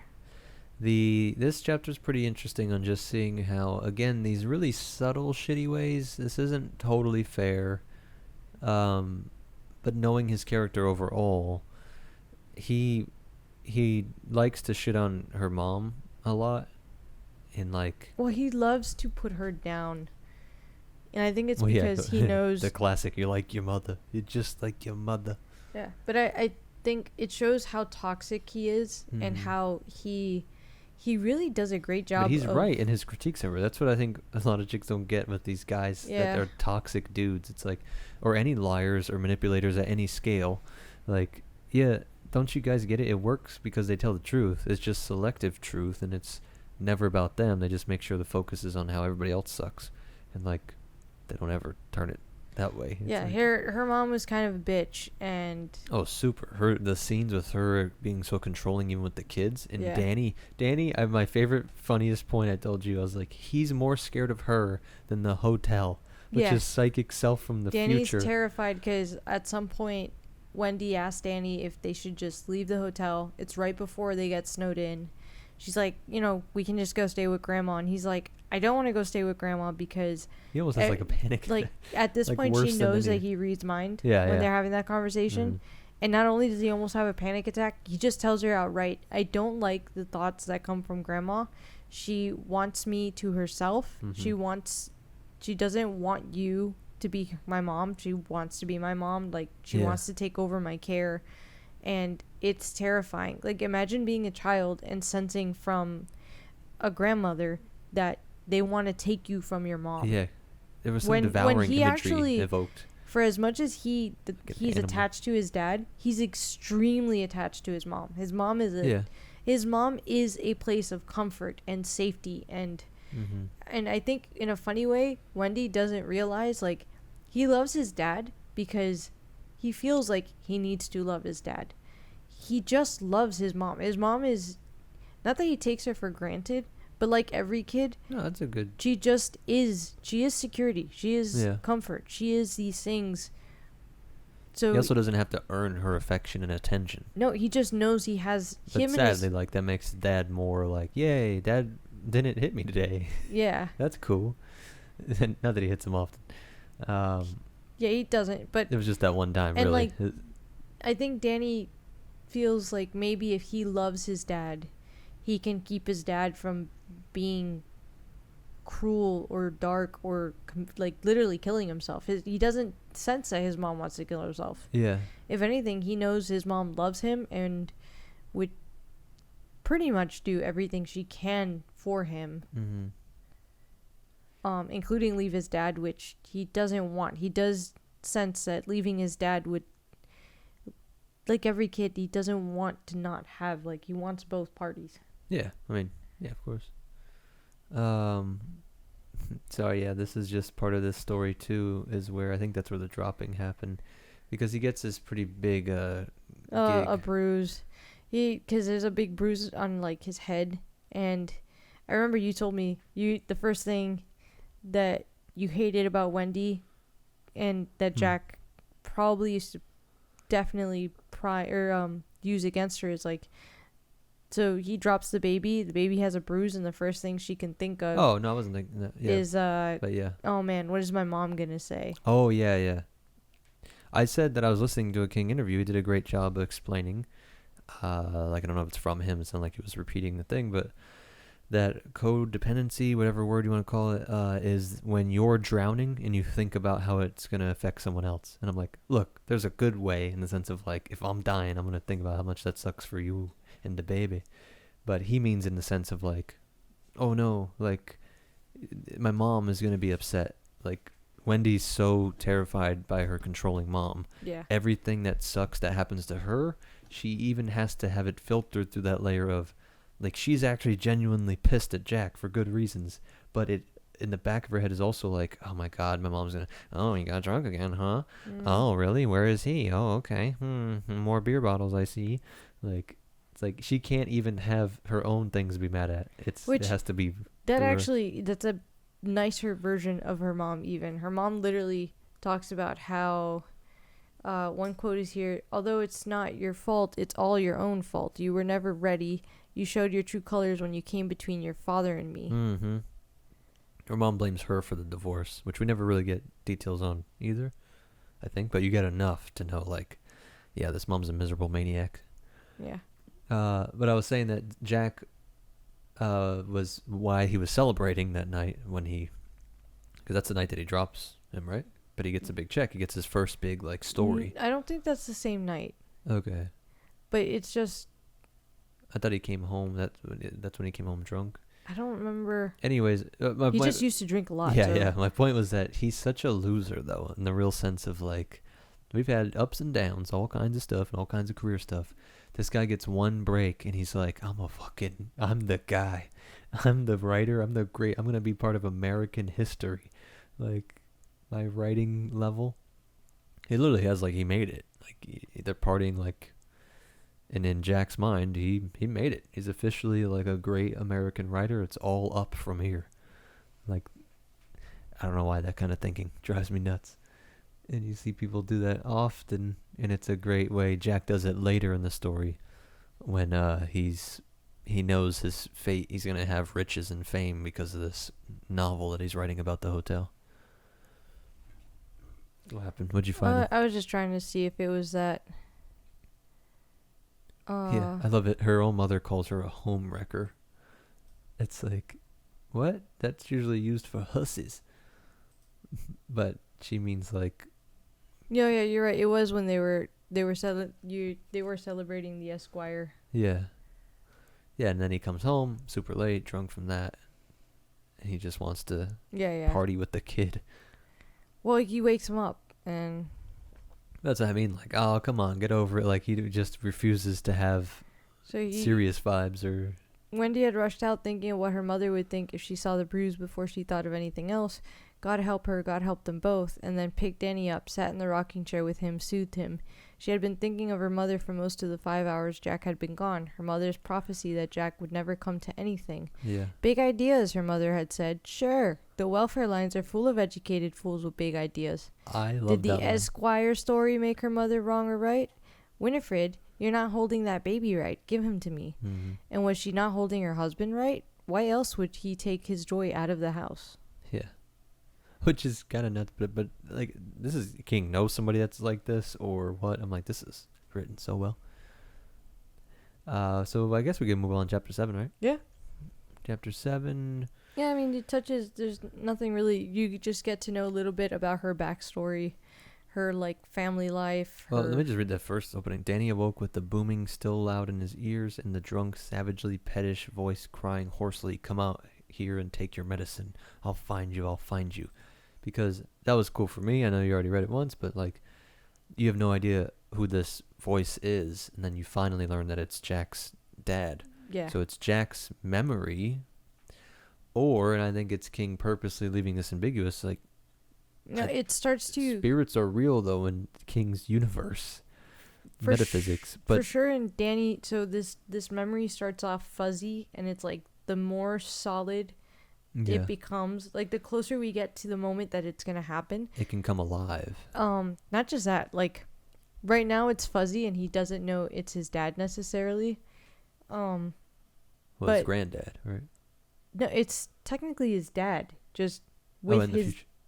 It's his dad, and like he's actually receiving the memory of it, but it's so fuzzy because there's this like, it's almost like there's possibility that it's not gonna happen still. Like there's enough of a chance that if something were to change time, it won't happen. So it's fuzzy right now, and it's just like a memory. As you progress through the book, it starts to become more and more vivid and more concrete, and it goes from the voice being like just a voice to a very familiar voice, to just a shape to a familiar shape. Yeah. To... But I'm saying that his grandpa, it's Jack's dad that originally says that, no? It is, but then what ends up happening is that as Jack loses his mind, it is Jack speaking. It's not like he's possessed by his by Danny's grandfather. What happens is that Jack starts to rationalize because Jack's... Oh, yeah, that it deserved it. That was the craziest line in the book, up there. And he starts like to feel mom that... needed to get her job split. Yeah, because Jack's dad had an incident where he was an orderly at a hospital, and he came home one day and he got drunk, and for whatever reason, he decided that his wife disrespected him at the table, and he grabbed a cane that he used after getting in a car accident, and he like smashed her head in. And it took, because Jack had two other brothers, it took the two brothers, or three, like I think it was two brothers pulling his dad off and threatening to kill him. Yeah. Because they had beaten his mom to a pulp, and she like gets up and tries to act like nothing is happening. Like she's like, oh, did someone leave the stove on? Like she's delirious. She's out of her mind. They take her. They actually end up calling a doctor to come to the house. They're not gonna take her to the hospital. Yeah. But I forget the excuse. She just fell down, right? Yeah, she fell down. Yeah, crazy. So that's the mundaneness that King does so well. That it's all normal. Yeah. Like that's what's insanity inducing too. She just fell down. The doctor knows. Literally, it's bullshit, the doctor's like, but the doctor calls him out so nasty. He's like, pretty sure she can't fall down onto a cane, bro. I forget. He's like, I've seen a lot of. He like rattles off things. Yeah, I've seen a lot of people fall down. It's kind of crazy that I've never seen this happen. Yeah. Something like that.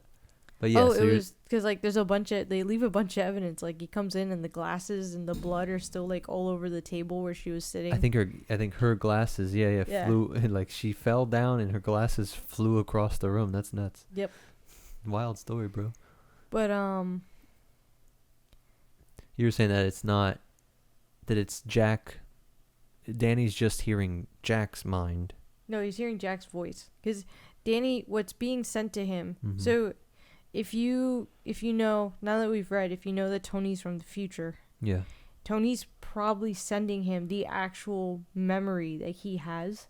Yeah, of the end Danny of the book. At the end of the book. So he's trying to warn him, but because time can technically change, probably coming in kind of fuzzy and not super concrete, because there's a chance that it's not going to happen as it gets closer and closer. What a cool theory. Your point about it being fuzzy, it's literally a signal, and it's being sent from further away. Yeah, so as you get Danny closer, is further in the past. So yeah, the closer you are to when that event happens, the stronger the signal. Yeah, it's like a radio signal. Yeah, perfect. That's cool. Stephen King's metaphysics, y'all. I don't know if he meant but yeah. For sure. I mean, it intuitively makes sense. Like you're collapsing future events, so there's just more possibilities. Like, of course, we feel that it's true in real life, right? You're driving as you run out of a certain road, you get less and less options.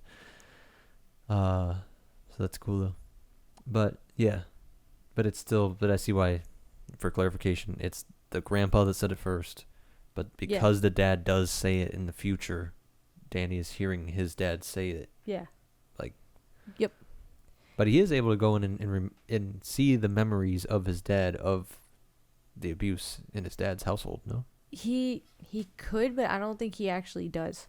Yeah, I don't know if I'm confusing that with just us seeing that. No, as we the reader we just see in it Jack's because mind. Jack does occasionally think about his dad and that's and kind his of mom, repeating and too. like eventually. So at first he just And that's Danny's repeated line. Come out here and take your medicine. So you got Jack like control your temper, and Danny's like you said, the hypnotic, the repeating. Yeah. Like what Danny keeps hearing is "Come take your medicine." Yeah, and what Jack is telling himself is like, you lost your temper, your temper, and that's gonna be our like tick, tick, our metronome, our clock. Yeah, ticks. and what ends up happening later, we'll probably find where it's like written really well, is like when Jack really remembers what his dad did, he takes a lot of his dad's verbiage because he feels like his dad had figured it out and he was the one. Yeah. He was the one that was an idiot for trying to like not do things the way his dad did. His dad was just always... His dad wasn't even drunk at the table is my favorite detail that Jack convinces himself of or bullshits himself into. That's when he beat the shit out of his mom. He actually wasn't drunk. He was just testing the mom to see if she would do some slick shit. Yeah. Like, imagine if it would be like if Jack put like bruise makeup on Danny and like, oh, see, you accused me again. Like, time. Now I get to go off the handle. That's the only... So like the arm will come back, and we'll talk about this again because it's hard not to, but the reason that the arm snap was so final is that like Jack lies to himself all the time, and he's like, Wendy just keeps like, she can't get over this arm thing, which by the way, no, she cannot get over the fact that you broke our son's arm. Okay. Yeah. And yeah, if something happens to our son while he's under your care and I wasn't with you, I am going to immediately suspect you because you have broken his arm. King as a dude, though, and King writing this, it is such a... Everybody knows this is the stereotype. Like, yeah. So it doesn't have to... Like you said, yes, in the particular, breaking the arm is insane. But the biggest pet peeve dudes have is, like, you know, never living shit down. Like, oh my God, I'm going to have to hear this forever. Yeah, so Jack, like, in his mind, paints it off as, like, oh my God, like, she can never not check my breath because, like... Oh yeah, that was... Like, you could I tell. can't believe that she thinks, like, I would just start drinking again. King like, what a himself. bitch. And then, like, he of says course every she time, would even think just a that kiss. I would hurt Danny. Like... Yeah. But it just shows, like, but she can't get over it either, which it sucks. It's like, then you gotta just get a divorce or something, lady, or, you know, you gotta figure this out. If you can't... I was saying that King himself struggling with alcohol and knowing people. But in her defense, it hasn't been that long. Like, he stopped drinking for like 3 months or some shit. And you broke our son's arm. I'm sorry that... Oh, he's like the workout. Like, I got workout for 3 days in a row. It's not like we're like a 5-year veteran and... Disciplined. Like, we've basically passed the honeymoon stage, motherfucker. Yeah. Sorry, I didn't mean to drop that, but... No, it is true. I guess I just want to get in there, like, King... making you, pulling out all the tricks he knows to make you identify with Jack and see it from his point of view. Like, you see what I'm saying, bro? You know, bitches be crazy, dog. Like, they just be never letting shit go. They've always bringing it, and you're like, Jack, yeah, that's true. Jack makes it seem like he stopped drinking forever ago. I'm like, it was very recently you lost your job, true, bro. But what she's mad at is insane, and you're insane, and you're gonna die in an axe to the face incident.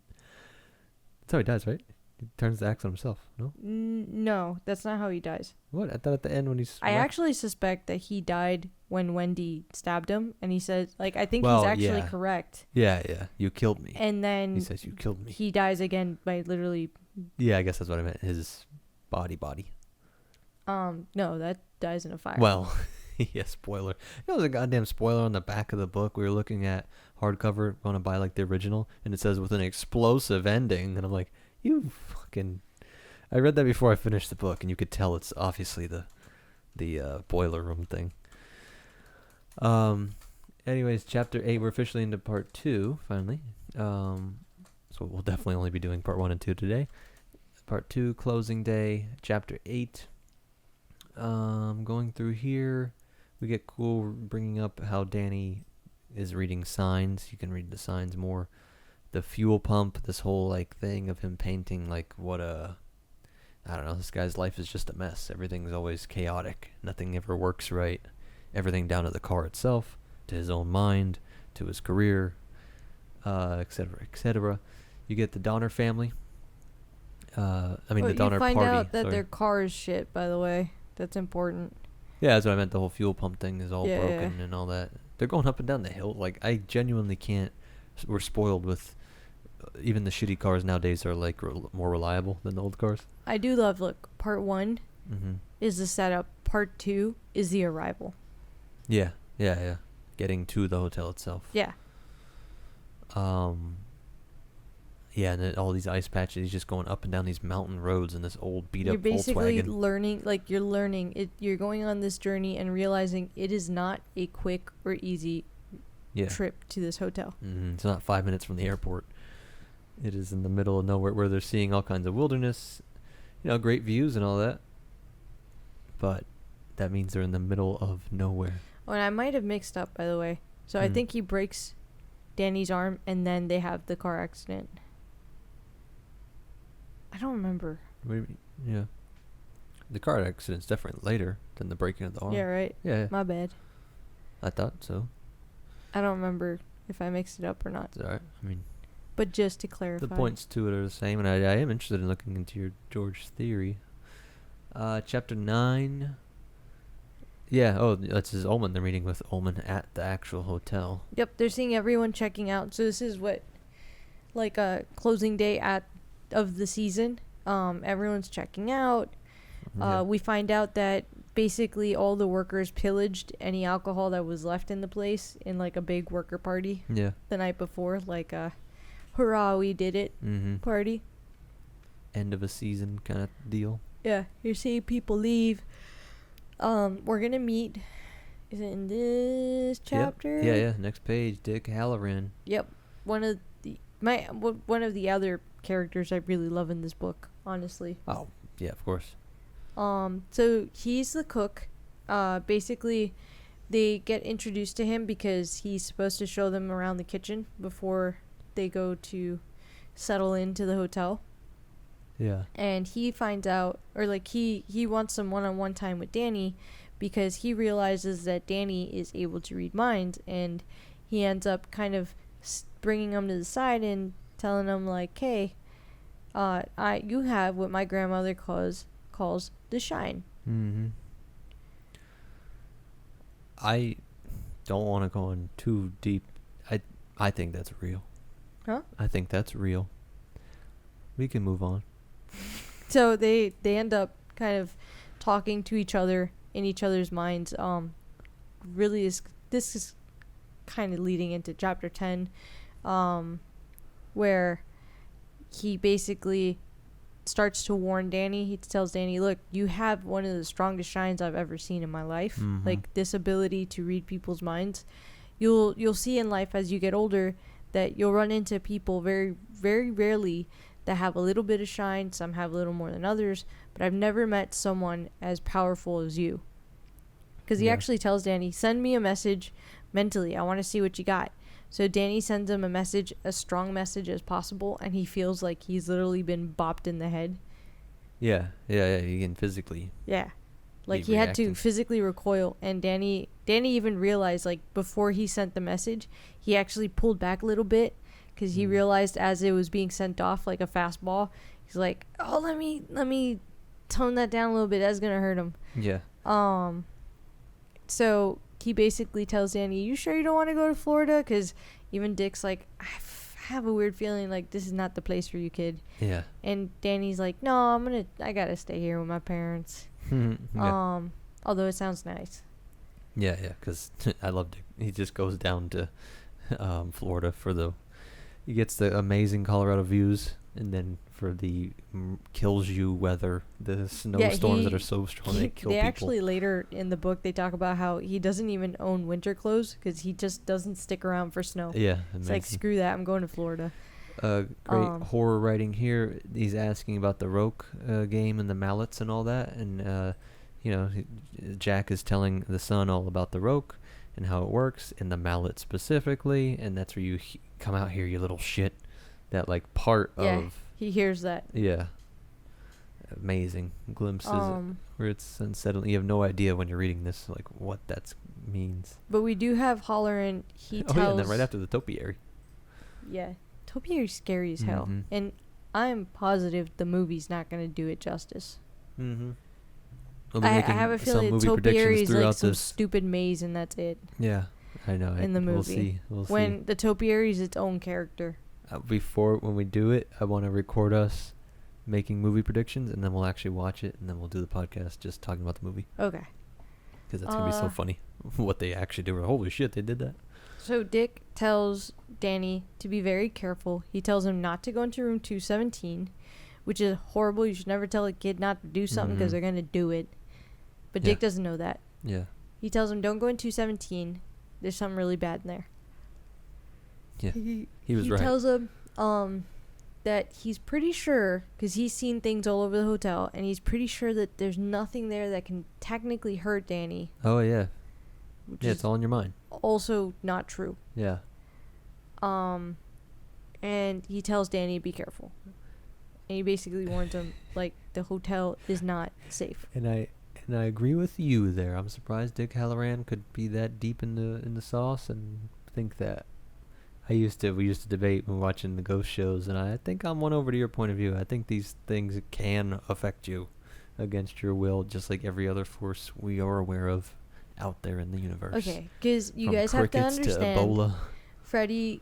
I want to be a ghost hunter. Freddy is definitely like a Zach Baggins level ghost hunter, where he will. Jacked. He will tell the ghost, like, do something, come at me, and I'm like, no. No.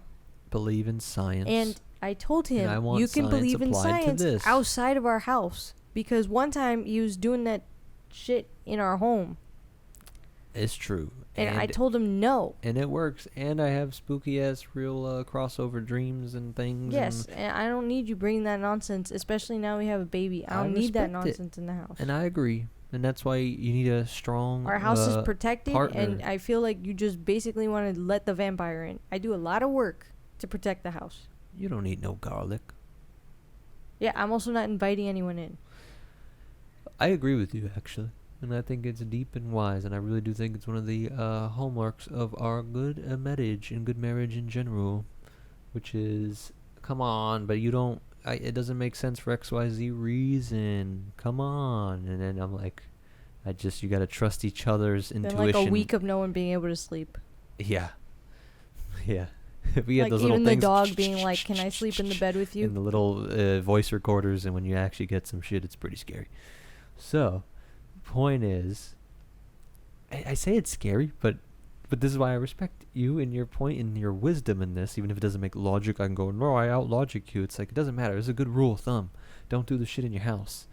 Yeah. You know what? You want to play with ghosts?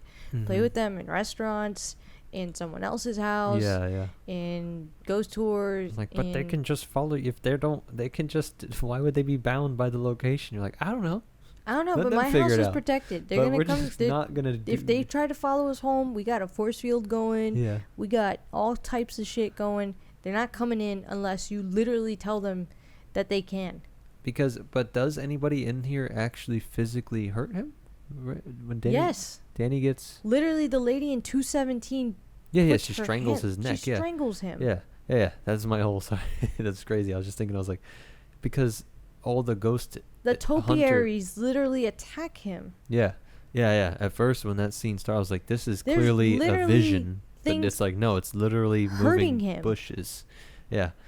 And real world ghost hunter types or ghost lore, if it's true, then they get scratched and all this stuff, and they think things burn down sometimes because of interactions. Or, I mean, if anything is moving, like, oh, look, the door moved or the glass fell off the shelf, it's like, then it can affect your physical body.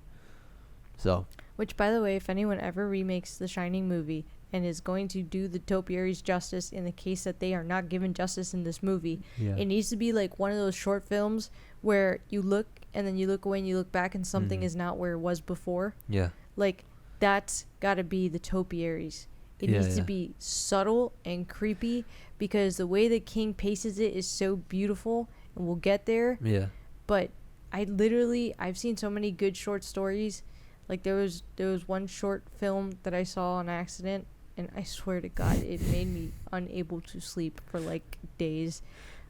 This lady's on a train, and every time That's right. I she remember looks, this fucking guy moves closer and closer to her.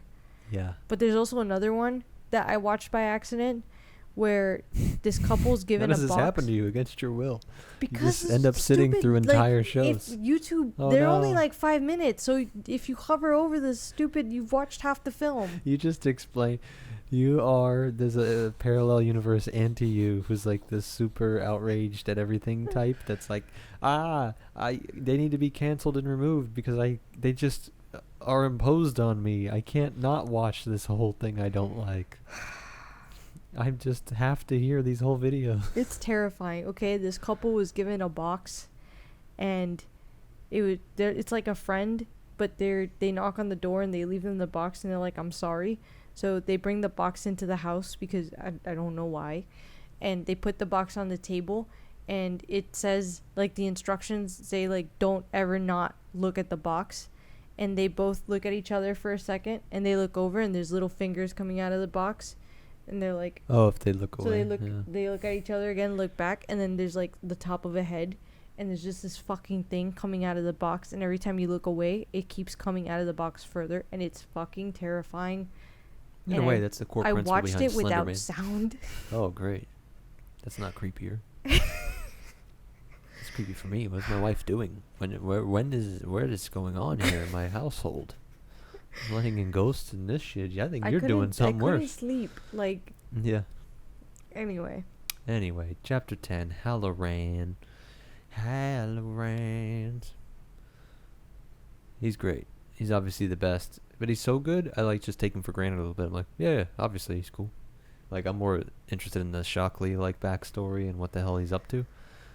Whereas Halloran's just such a necessary and cool character. I'm like, oh, yeah. Of course him. I feel it. I really kind of my summary into like him talking to Danny even goes into chapter 11. Yeah, I see that. That's good. I mean, you mean all the way in chapter 11, The Shining. I don't think there's so much specifics in even writing things I want to point out. I mean, it is cool. No, it's world building and well written, but it's well written. You get to see Halloran and Danny bonding, which is important because later when Danny calls Halloran, it's important to know that like this moment was so important to Halloran to meet someone so young. And it's funny because we also have Danny meets Ullman and I think Watson, the other guy. He meets the other people in the hotel. Yeah. And Mr. Ullman looks like someone that wouldn't like kids, but for some reason even he seems to like Danny. So Danny just has this thing where he attracts people like... Yeah, well, I think that is how the real world equivalent of The Shine works as well. And I do think there is. So Halloran just, he really just realizes he likes this kid, and he would probably do something stupid for this kid. Yeah, which, you know. So he tells him, if there is trouble, you give a call, a big loud holler like the one you gave me a few minutes ago. I might hear you even way down in Florida, and if I do, I'll come on the run. Yeah. Yeah, and then chapter 12 is the grand tour. Sorry, I'm just a little distracted here. I think let's do a quick baby break, and we'll be right back, guys. We should be recording. Very good. Shout out to Reddit user that I found, whose name I forgot. Oh, I got it. Red Wolf 1219. Nice. Is it wrong for me to shout them out like that? Who knows? Continue. He put it on the internet. Go ahead. They agree with me. They're the only person I found so far. I'm saying so far because I don't know. I didn't go through every thread. But while I was putting the baby back down, I decided to look to see if anyone else agreed with me. They agreed. Because a bunch of people were like, Jack just hates George because he's like the student. Some people, one person brought up what I was saying, where he's the main character and Jack ends up hating him the same way he hates the character in the play.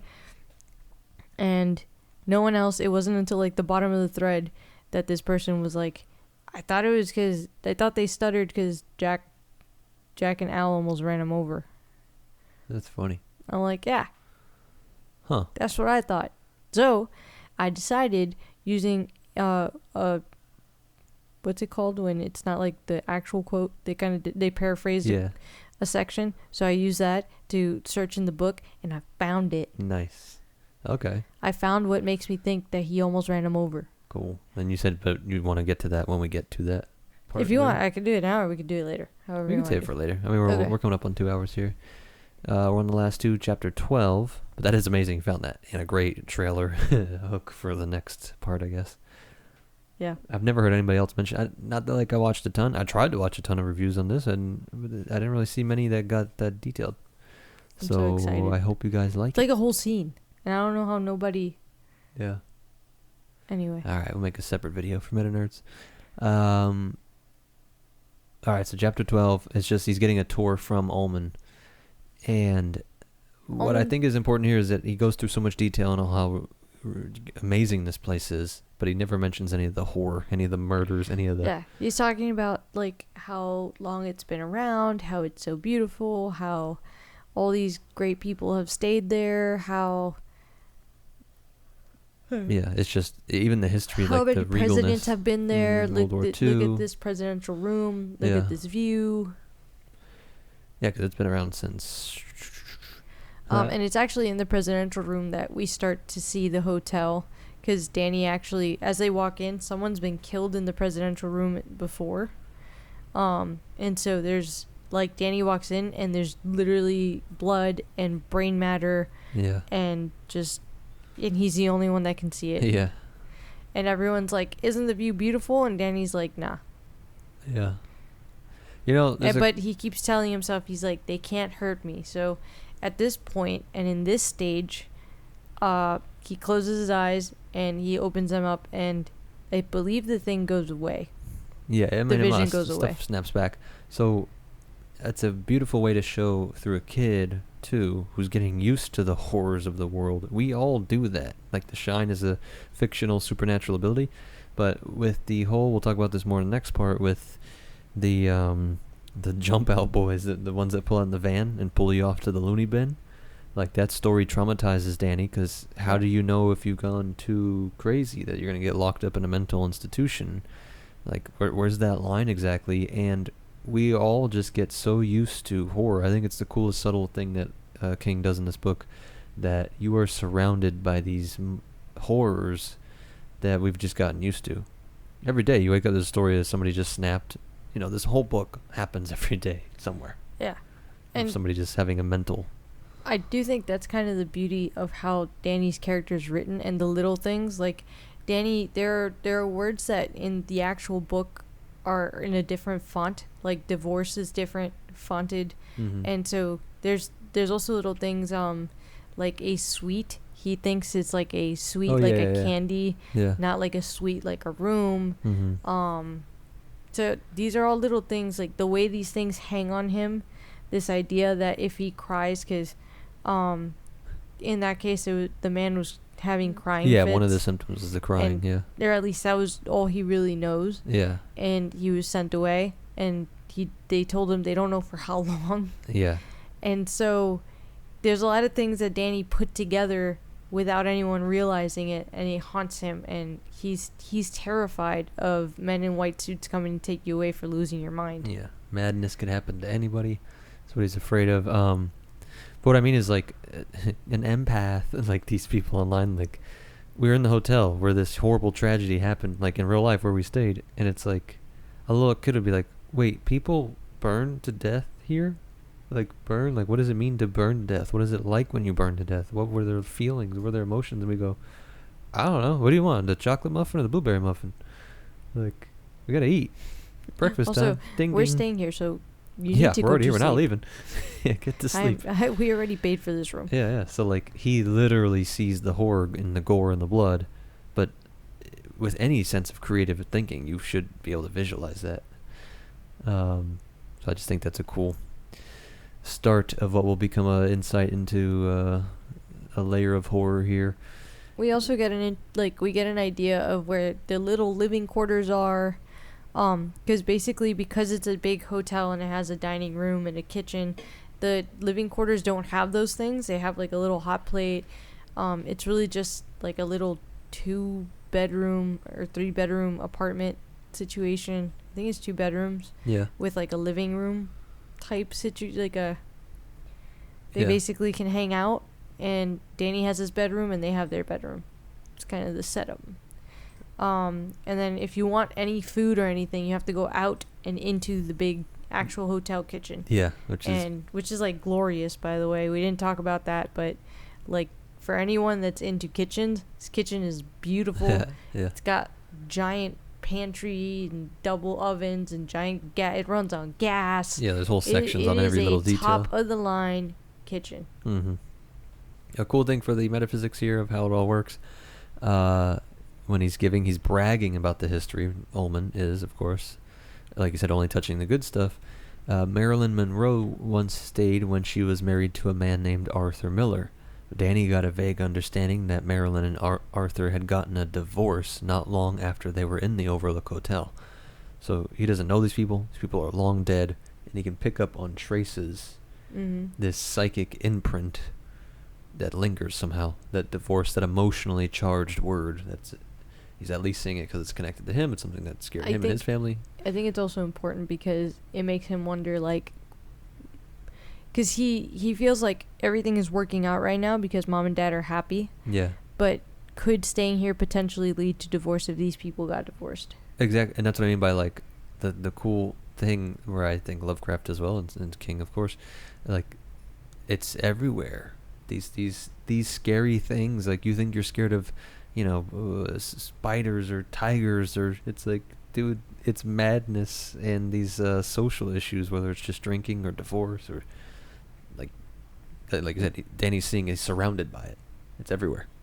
By the way, other than kind of getting a tour of things, we also get introduced to the elevator in the hotel. Oh yeah, which is like an actual manual elevator. It's not like the Titanic.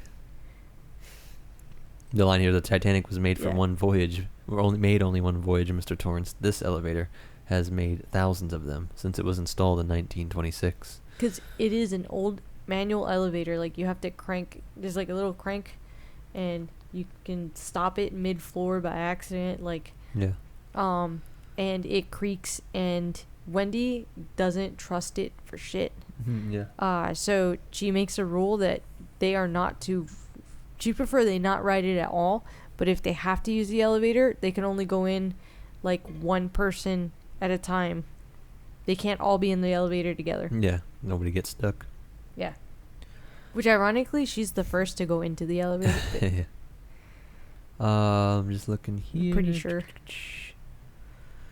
This chapter just ends with a terrifying quote. For a moment, Danny felt more lonely than he ever had in his life.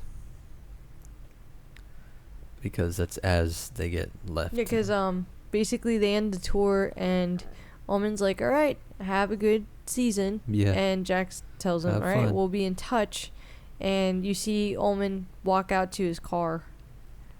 Yeah, and that's it. The dad has officially taken over control of the hotel. Yep. He's in charge effectively on site. Yeah, literally there's just one little chapter, which I do love that the chapters are all as long as they have to be. This chapter's literally like a page and, I don't know, a quarter or something. Yeah, this isn't a short book, 672. No, but the chapters are all perfectly timed. Mm-hmm. And just literally the chapter's called 13, The Front Porch. It's just them on the front porch watching Ullman leave. And just the finality of, that's it. We have decided we're going to be up here. Yeah. Yeah, sorry. I mean, 13 is officially where he gets the keys, and now he's officially in charge. Yeah, and Ullman leaves, and... You can get some great foreshadowing of they keep looking at the playground with the hedge animals, and it's so strange. Like, that'll be a recurring thing, like Danny. Nobody else ever seemed to like the playground. Well, the parents thought that Danny was going to love the playground. He never goes there. Yeah. I wonder why. Which is a woo-woo intuition. Follow your woo-woo intuition. Yeah, I guess. So that that's basically brings us up to part 3. Yeah, which we'll cover the next part. There's tons of great. I think this is where it really picks up. Yeah. So 13 chapters in, 22% in. That's not a bad. That's a quarter of the book, basically. I would say the beginning is paced enough where you're like, all right, this is cool. Then you kind of start to settle into the hotel and creepy things kind of happen. Things are moving forward, but there's this kind of like slow building up of tension. And not slow, but I don't know how to word it, but the tension's building up. Yeah. But it's an undercurrent on what's happening. Like, It's you're like seeing the all these boiler. things kind of happening. It is like the boiler. Like, you could almost forget that you have to check on it or keep an eye on it. Yeah. And then all of a sudden, at a certain point, you realize, like, oh shit, What was my... no matter what we do, this boiler's gonna blow up. And you just feel the pressure building, and it's moving too fast for you to even really stop it ever. Yeah. This is the quote that we were talking about. Oh, I yeah. sent you that was stuck. That I was like, I was trying to remember so bad where it came from. And I was like, I finally remembered how to just Google it. How did you go bankrupt? 2 ways: gradually, then suddenly. But this has been... It's from Ernest Hemingway, and The Sun Also Rises. But this has been worded to a bunch of different stuff and changed. So I text Freddie. Freddie texts me that, and I text him back. So how did you lose your mind? Yeah, no, that's what I meant. That's what I was clearly getting. I was like, yeah, that's what this book, the pacing of this book is so Yeah. great. Like, how does he go crazy? Like, how does he Both become gradually and possessed or suddenly. whatever? Like, yeah, it's gradually, then suddenly. Like, the end of this book, the last part is so... Yeah. It's not rushed. It's not... I'm like the so shorter excited chapters are to for get a reason. to it. Yeah, it's great. But yeah, let's end it there. Yeah. Then we'll get into the next parts next time. Like I said, I think it's an even better part. All the parts are better. They pick This up. book only gets better. Yeah. So it'd be exciting. See you in the next one. Bye. Bye. Oh wait, like, subscribe. It's okay. Yeah. Welcome back to part 2 of The Shining. We're going to be trying to cover, ironically, part 3 to about part 4-ish. We'll see how far we get into the book review here. We are assuming you have either read this or do not care about spoilers. We're going for book club vibes. We'll be flowing in and out of points all around, but we got plenty of quotes and all that. There was a point from the last video that I wanted to bring back because I realized how good it was. Because one of the things... Was one of my points then? It was. Oh. I was joking, but go ahead. It was one of your points. Because you were saying that the hotel was probably using Al Shockley to get to Jack. And I started to connect a few dots here because we have Halloran meeting Danny and his parents, realizing that Danny's a super shiner. And he kind of checks in with the parents to see if they have any shine. He sees that Wendy has some shine, but he believes that all moms, especially when they're like actually with their kids, that all moms have a little shine to them, because that's how they keep tabs on the kids. Yep. And eyes in the back of their head. Go basically. Ahead. And then he checks in on Danny's dad, Jack, and he's like, I can't tell if he has shine or not. It's almost like something is hiding it or blocking it. Yeah. Something is going on where I can't tell. Shrouded but by the dark side he is. So he ends up telling Danny his dad doesn't have shine, but he's actually not sure, and he's like, I'm kind of suspicious of him, but... Which, I'm doing the Yoda voice, like Palpatine being hidden by the dark side. Like, if somebody is such a void in the Force, like... Why is that? That should be a draw your attention to it too. Yeah. To be like, this guy's too fitting in too.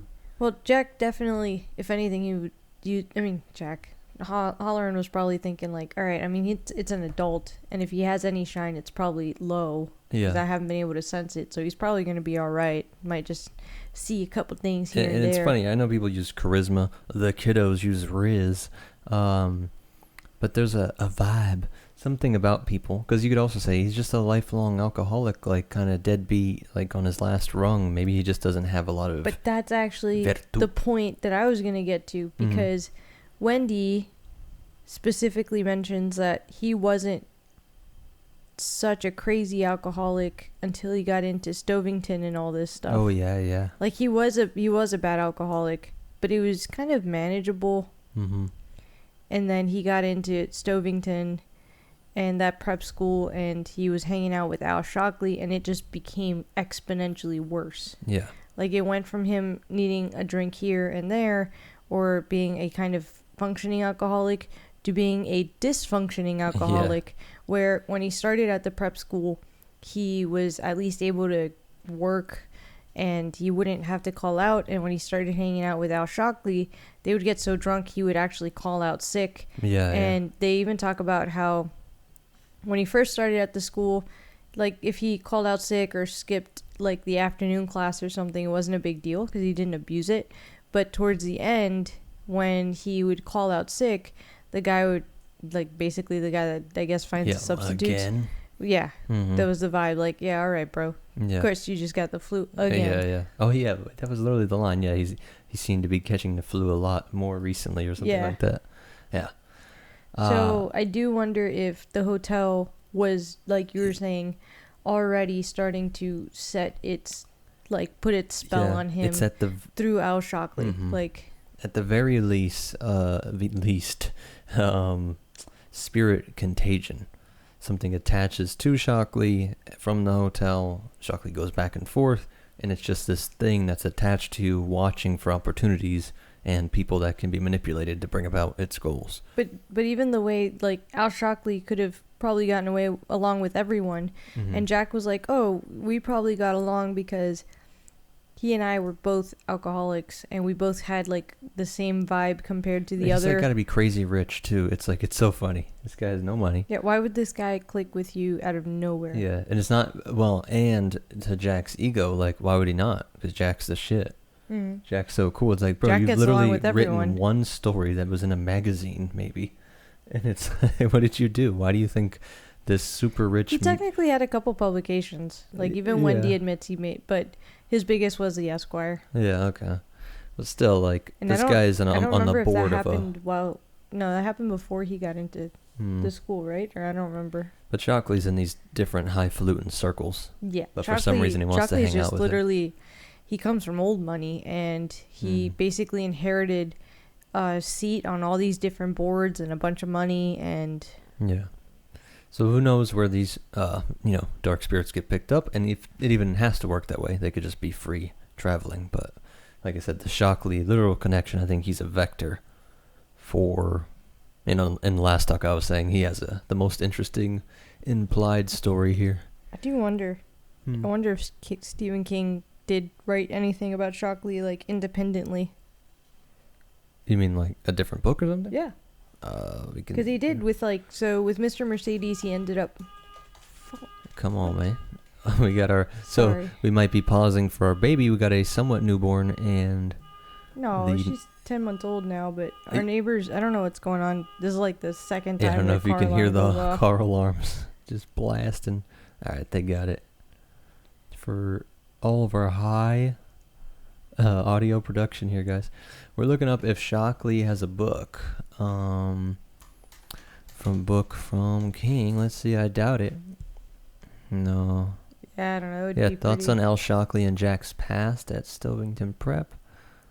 I feel like it would be pretty obvious. Yeah. Maybe we'll read this later, but let's get into it. We're on chapter 14. This is where you get the wasps, which is amazing for a guy who's frustrated with many pests in our garden. Oh, yeah. Freddie loves gardening, and we have had white flies for a minute. Mm-hmm. So don't lose your shit like Jack here. And make sure you read the instructions. I actually think he did. What do you think? You think he actually... No, I think he fucked up. Really? Yeah.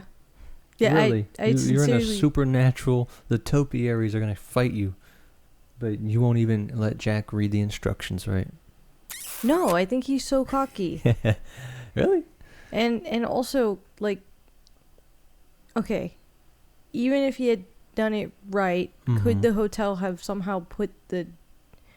Okay, because what happens is that he finds a wasp nest when he's fixing the what are they called, the shingles, like on the rooftop, and he uses a bug bomb to kill the wasp nest, and he decides that he's going to give the now empty wasp nest to Danny to put in his room next to his head, which is a sacred rite of passage. Literally, my dad had one.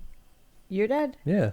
What is it with you men and keeping something? Did he put it next to his head? He is in his bedroom.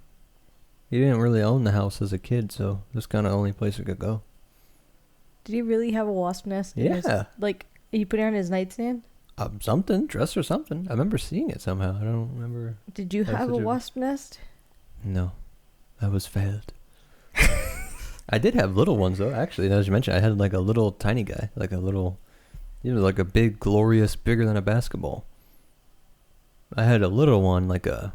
I don't know, fits in your hand. I don't know if it's because I'm a girl. Is that not? I know, right? That is, we joke because like, we're pretty much not gender stereotypes, but I'm like, there are some very clear ones. I'm like, that is cool as shit. I mean, I get it's cool as shit. I'm leaving it outside. I'm not putting it in my bedroom next to my nightstand, next to my head. If you're a boy and you see cool shit, you want to have it in your room. No, literally, Wendy has the same exact reaction I do, where she's like, I don't understand why you're giving him a wasp nest, and I don't know why we have to put it, because Danny, of course, runs upstairs and puts it on the nightstand next to his head. Yeah. And she's like, I feel like, you just bug bombed this thing like a couple hours ago. Mm-hmm. I don't know if it's safe for that to even be near him. It might still have snorting on them fumes, boy. Bug bomb puffing fumes. On them gas. 2, it feels weird to put a wasp nest right next to my kid's head. If you're lame, yeah. If you're super cool and a dude. I'm a mom. Look, she's right. That's what's funny about my point. I mean, if you're in a supernatural hotel that causes spontaneous generation, then yeah, then you're screwed. And I don't know. I just think that with the amount of wasps that come out of it, I get it could be supernatural. Mm-hmm. Yeah, I think it was, for sure. He even makes that line. I said the spontaneous generation. That's a medieval concept that animals just kind of came into existence. We joked that a friend of ours who has a PhD, I just don't trust Jack. Jack is such a liar. He lies to himself all the time. So why do I have, like, I'm sorry. I know that he would probably feel like I'm Wendy. And, like, of course she doesn't believe that I did it right. Like, no, dude. Because you lie to yourself all the time. Okay? And you do fuck up things a lot. But you would have seen, like, how'd they not come out? Like, and all this moving it and take it down. You supposedly shook some out. Yeah. I don't know. I think the volume is supernatural, but it's alright. Where are you at here? Where you want to bring up? I see you got a note here, but later that's just getting into the Hatfield thing. We talked a lot about that in the last one, the jealousy towards George Hatfield. We could touch on it a little bit because the George thing is such a big, and it is in these chapters that you actually get an idea of his play. Yeah. Then his descent, the change in his character mirrored in the text. I mean, there's so many layers. Yeah, because at this point, he touches on this play that has been brought up, kind of like touched on up until this point. And you actually find out it's called The Little School, and it's supposed to be this story between like a principal or a teacher type character and a kid at the school, and the kid's just this like golden boy, never does anything wrong, excels at everything. Basically a character that shines. Yeah. And then the other character is this principal character that went through like a shitty childhood, had to work really hard to get to where he's at, and he feels jealous of the main character. And Jack at this point feels that he relates to the kid in the play, and like the world is the other character. By the end of the book, trying to crush him, he's actually going to flip, and he's going to realize he's the principal character, and the kid is like people like George, that the world's just given to them. It's this angry, jealous, and he's like, I don't remember if he admits it, but he hates him. That goes back to the most early, like the depictions of the devil being just jealous and angry, and you know, because he's become one with the dark side by the end of the book, and so he sympathizes and sees it from the point of view of them. Everything from, like we talked about last time, like the dad, he had good reason to beat the mom, and the darkness in the hotel, like, was actually the good guy. Now the goal would be to be the manager of the hotel. So now he's becoming this crushing, this ugly-fying force. We also learn here about him and Al Shockley. So, like, he and Al Shockley had been alcoholics. They had sought each other out like two cast-offs who were still What page is that? social enough to prefer drowning together prefer drowning together to doing it alone. 155. Oh, okay. You're back, yeah. Yeah, up here somewhere. There you go. So we do see a little bit of that. They were being drawn to each other. He even talks about how another one of the teachers, like, was an alcoholic on Sunday, but it was accepted because he was an alcoholic only for a day, because he would just be really drunk and be watching football or something. But at school, he was somehow able to be sober all week. Somehow. What a trooper that was. Yeah, really. I won't name names. Yeah, and then there's stuff here. It's really just all that stuff, but I think we're good to move on to the 14 down the front yard. The American Shakespeare, Wendy said, smiling. That's funny. See, she plays into his being a maniac. Yeah, she's always, she teases him. It's supposed to be like a flirty. I know that he's gonna be, and I get it. He's not, how old is he at the time of this, by the way? 30 or late, mid-30s or early 40s. Yeah. Let me see here. It doesn't say specifically. We never get an actual thing? I feel like we do. Yeah, but that's so maybe too. Not like a hard number. Yeah, really. I know there's old? like mention of certain ages. Jesus. Hold on, that might be my fault. Googling. Yeah, but no, it's not. Yeah? But I would say it's mid-30s, early 40s. Yeah, that's the vibe I got too. So it's not too late to be the next American writing literary genius. Let's see. But we see them being cute. So Wendy has been off with Danny while he's fighting the wasps and having this whole like rundown, because in the last chapter you don't just get the introduction of the play, you start to see foiled with the play the introduction of the story of George and how he would stutter, even though, because this is what I also wanted to bring up last time. George supposedly didn't stutter in class or when he was under pressure in any other situation. Yeah. Or it was only in this debate team that was headed by Jack Torrance that George, this student that he ends up hating, or that he hated secretly or subconsciously, would stutter. And let me bring that back up. Because I was making sure it was Jack Nicholson. I thought it was, but I'm like, yeah, because this is staring at you. This face here of him just looking down, that iconic fucking... I think we'll see how we feel about the movie. We haven't seen it yet, but I think the casting at least is perfect. Yeah. I don't know why. That's how I picture He's so Jack. creepy. Like, look at these shots here. Oh, why? She's already scared from these. Not even a preview, just stills. Don't you make... I'm so happy I cut your hair. Hairs. I will kick you in the balls. Yeah, that would work. That would work. Our dog hit me in the balls earlier. I was out. He was out. Out for the count. The slow creep of gloom. So, yeah. So Wendy borrowed the hotel truck and she went down to town with Danny. While we were getting this whole backstory on the wasp, she went with Danny because they know that the snow's going to be coming. So she took him to like get some library books, do some early Christmas shopping, because they're not going to be able to. Kind of the end of November is going to come. The roads are going to get closed, and it's not like you can go grab a gift. Yeah, that's what I wanted to say. They mentioned it's October 20th in the last chapter, and that's a cool, again, to the time thing. He's literally telling you dates, the theme of like, and you're this creep into winter. Like, you're getting kind of nervous, as we know, like, fuck it, now it's October, then it's going to be November, and then we're screwed. Like, you, the reader, knows that. Yeah, all of a sudden, you'll get slapped with a November date, and you're like, ah, shit. Like, peak king, like, context writing of the story to be scared by calendar dates. I'm like, oh, no. It's going to start getting serious. Basically. But Wendy comes back. They're kind of like being cute and flirting. Jack's like, I'll help you unload the car. She's like, no. Like, some of these gifts are for you. Oh, that's right. So you can't see them. So they're being cute, and then Jack tells Danny, go check out what I have for you.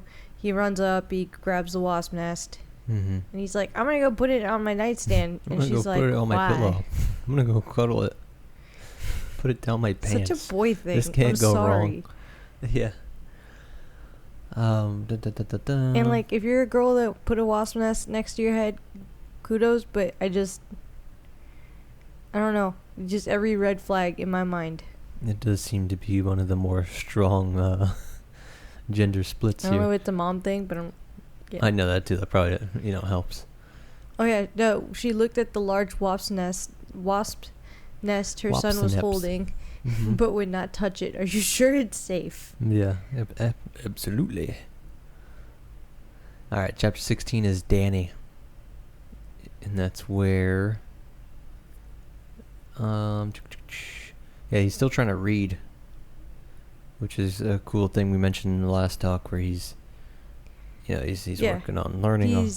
So Danny's really stressed out about reading, and his parents can't quite figure out why. I mean, I'm sure like the vibe is that they're both they're happy, but they feel like he's so worried about reading that it's actually kind of scary, and it's a little nerve-wracking, because it seems like he's beating himself up about getting to figuring this out.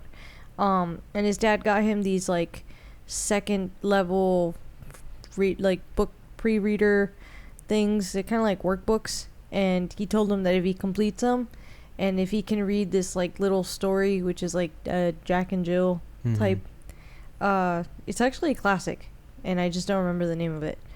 I just saw it here. Keep going. But if he can finish that book by the end of like the summer or whatever, that they would put together this Violet VW model.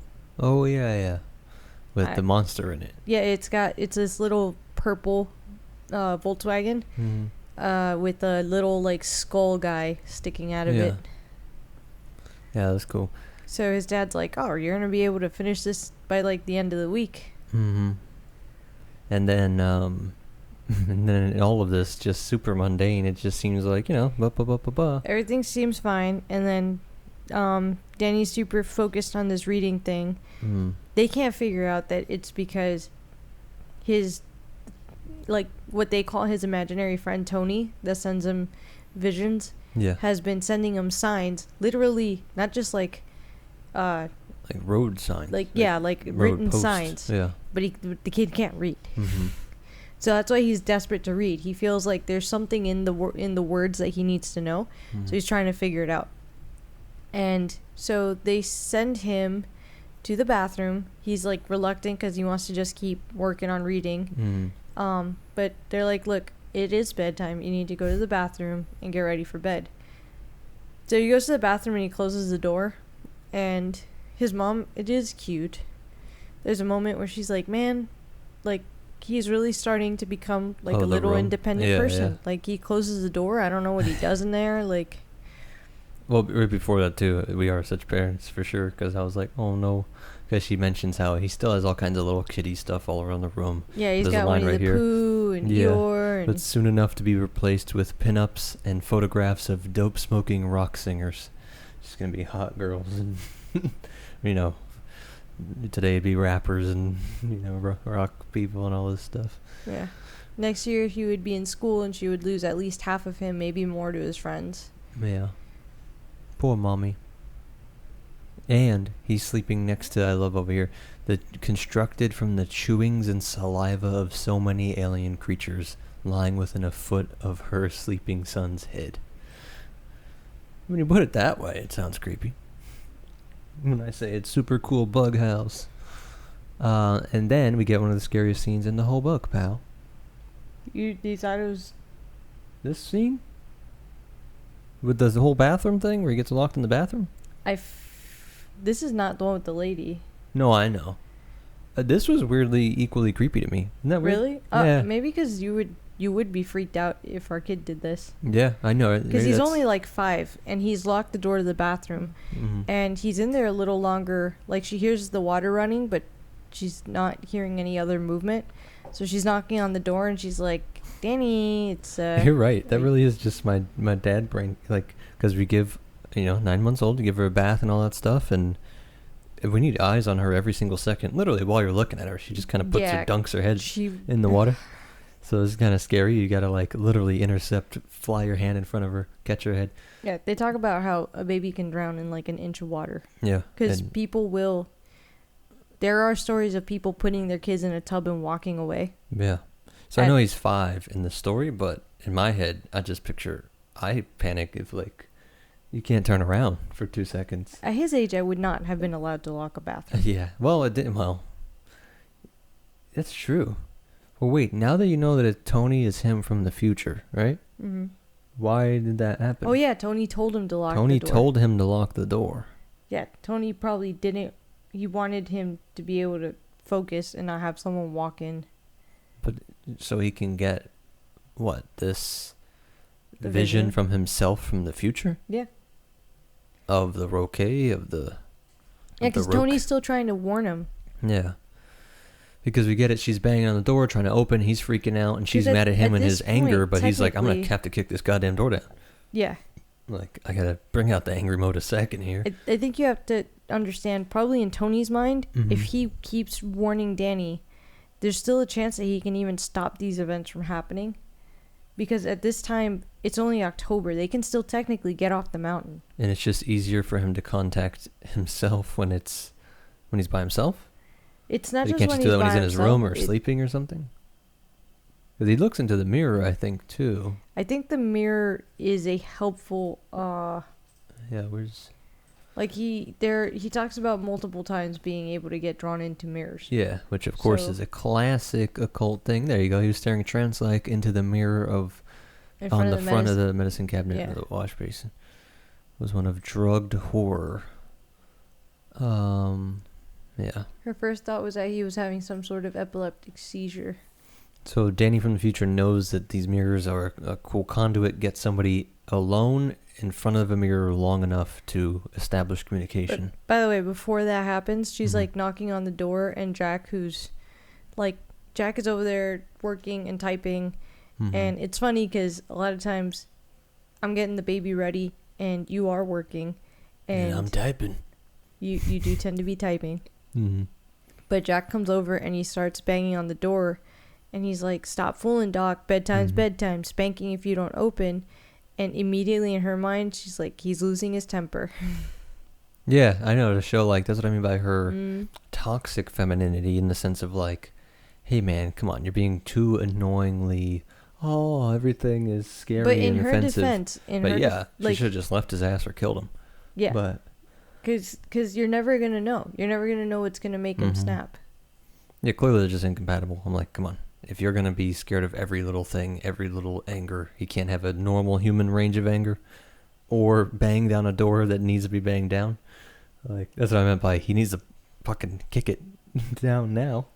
Like, second, Well, she tells him to kick it down. Mm-hmm. Yeah, eventually she does.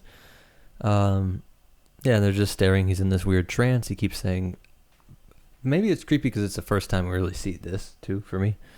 The, tournament play, stroke, nerd, it's the rookie mallet. The way this scene was written was really good. Where you're starting, like, Danny is in a vision, but he's speaking. So you're starting to hear him say, sure. So imagine your 5-year-old standing in front of a mirror, and all of a sudden he goes, sure. Tournament play, stroke, nerd, rookie. Roke. Oh, yeah. roke. Yeah. Then he goes, roke, stroke. The roke mallet has two sides. Yeah. So his parents are freaking out. He sounds like a computer. Not to shit on the ghost scene, like, that's creepy and written well, but I'm like, but it's a ghost scene. This kid, like, my own real parent fears of, like, the kid being locked in the room with the tub, and then that's just so weird. That is weirder and more creative than the ghost scene. It gets creepier, by the way, because he goes, roke, stroke, red rum, and then he goes, he's able to kind of come out of the trance. He goes, what? He asked, looking around. He saw his father kneeling before him, Wendy standing by the wall. What? Danny asked again with rising alarm. "Ooh, what's the brrr?" And Jack immediately just shouts at him, Oh, yeah. "Don't stutter!" Yeah. Because And he's triggered. He hates that he kid freaks that used out. to stutter, Yeah. George. George would stutter, Mm-hmm. and immediately Jack is Yeah. like, I think he knows Mm-hmm. something is. Well, I know. The audiobook does an excellent job on this part, because I got it too. That was sent a chill down me. I was like, holy fuck. I thought he was possessed by the ghost of the kid that stutters. Yeah, I think Jack immediately can tell. Did we talk about this? A weird theory. Is George dead? Right? No, George is alive. But then how is he communicating or still pissed? What's doing that? I think something's just playing with Jack's head. Yeah, spirit impersonating him. All Yeah. right. There's tons of, like I said, real world theories on that too. That these spirits are. You get a whole infighting across different religions on whether or not ghosts are real or just demons. Like Catholics think it's okay. Some are ghosts, some are demons. More Protestants usually say none of them are, your loved one. It's all impersonation. So something's impersonating George, because it seems personal. There's a part I saw later we get to where it's like, where it is saying like, is that why it's called It? The book. Oh, it's like way later. The part I told you. What? The part I told you yesterday. I found. Oh, okay. Nah, that's way later. Yeah. But something knows enough about George to impersonate him. I mean, it's in his mind. It's in Jack's mind. Yeah. Like, it knows all his weaknesses. Mm-hmm. And yeah. Okay, yeah. From this scene, we get. But we see Jack. He pulls him, and he literally starts saying what Wendy remembers are the same things that he said to Danny when he broke his arm, which are, I'm sorry, Doc. Please don't cry. I'm sorry. Everything's okay. She says the water ran ceaselessly in the basin, and Wendy felt that she had suddenly stepped into some grinding nightmare where time had run backward to the time when her drunken husband had broken her son's arm and had mewled over him in almost the exact same words. "Oh, honey, I'm sorry, Doc, please, so sorry." She ran to them both, pried Danny out of Jack's arms somehow. She saw the look of angry reproach on his face, but filed it away for later consideration, and lifted him up. People that think that the whole, we mentioned last time, he's playing with cool theories like time is all existing at once, especially from different points of view. If you can get out of space and time is one. So if you're out of the material universe, you don't have time. So all of history is collapsed in on itself and simultaneous to your point of view. People think that's silly, and is that not how your own mind works? Everything that you've experienced is in your experience right now. In your memory right now. So like, I love that's why I highlight that for a future video I want to make. Like all these foreshadowings of the time running backwards. Like she's teleported back in time to when that happened. And then you get Tony, Danny from the future, like he's also here in the future, but like but her mind is in the past too. We do this all the time. We daydream time travel forward and back. Also, just everything at this hotel, like, yeah, is what time based? Is just melded time. Mm-hmm. Like, yeah, and that's ghost in general. The core ghost theory is that they're at least people stuck in time. The closer we get to the actual moment of, like, the climax of it all, the more time seems to stack, like, well, and blend. We'll get to that. The end is like the acceleration. Yeah. But it's funny because the first thing, so Danny immediately, even though she's the one comforting him, he turns to his dad and he's like, "I'm sorry if I was bad. Nothing to be sorry. Like, what happened?" And he tells him, I don't know. Why did you tell me to stop stuttering, Daddy? I don't stutter." And he goes, "Of course you don't." And then Danny mutters something about the timer, and Jack says, "What?" leaning forward, and Danny flinches in his arms. So immediately Wendy's like, "You're scaring him," but Jack probably is having a heart attack. Yeah, because he saw that glimpse of the stuttering George kid. But how would Danny know about the timer? Yeah, but a 5-year-old should not know anything. That part was, And then we start to see the increasing. So at this point, we know that Jack rubs his mouth occasionally, but we're gonna see this start to happen more and more where He he's used to do it wiping when he his drank a mouth. lot. Mm-hmm. And that's the sign from Wendy to be like, Yeah, eventually Wendy she had a pops moment off. of the sickening time is running backward feeling again. It's a Yeah. gesture she remembered well from his drinking days. Yeah. Yeah, that's cool. Yeah, and then I love that he says he was in the mirror. Yeah. I saw Tony way down in the mirror. He said he had to show me again. He was in the mirror. He keeps stressing that this is a portal. But you remember the scrying thing we watched? One of these ghost shows, people, Victorian era, in the 1900s, even, even later, in the 30s and shit. It was kind of popular to have a little mirror you would stare into and just go into a trance and talk to ghosts, as people do. The good old days. What are you looking at now? No, I'm just kind of, they're going to put him to bed. He's going to talk to his dad. He's going to ask him what red rum is. You would never hurt mommy, would you, Daddy? Yeah. Yeah. Yeah. Oh, that's when he's falling asleep. Yeah, sorry. And Jack, so it's on around 186, where Jack's like, Jack sat looking down at him for a moment, and a rush of love pushed through him like a tidal wave, like tidal water. Why had he yelled at the boy like that? It was perfectly normal for him to stutter a little. He had been coming out of a daze or some weird kind of trance, and stuttering was perfectly normal under these circumstances. Perfectly. And he hadn't said timer at all. It had been something else. Nonsense. Gibberish. Mm-hmm. Yeah. He's coping with himself. He knows. Yeah. I mean, you get Wendy too, who knows. Like, he looks down at his hands while having all these thoughts, and they're in tight, clenched fists. Mm-hmm. God, how I need a drink. That's so funny. Another recurring thing. And I agree. I do think he does love him. He loves his son. Yeah. But again, he lost his temper. Mm-hmm. And you let it in. I mean, like, you just, if you cut your legs off, you are not able to walk. Like, I'm sorry, it's not a moral thing. Like, you did a thing and it has an action. Like, he by doing all this drinking and lying and fucking around with people. He didn't fuck around with George long before he was at the hotel. So you can either look at it as being the tortured victims of stronger evil spirits, and we're just totally at their will, and he's just unlucky to have been a target. Part of that's true, but like people that grow up in a bad neighborhood with gang control, they don't all join the gang. Some people do, some people don't. Some people do crazy violent shit that even the other gang members are like, holy shit. I think the same thing with these spirit realms interacting with free will. A part of him in there does love his son throughout the whole book, which is kind of cool. It's a weird positive note through the cosmic horror. He didn't ever not love his son. He just is so messed up. Yeah. And to be judged for it, like, he does do repeated acts. Like, either we have no free will, none of it matters, none of this debate. If you do, come on, then some of his actions are his fault.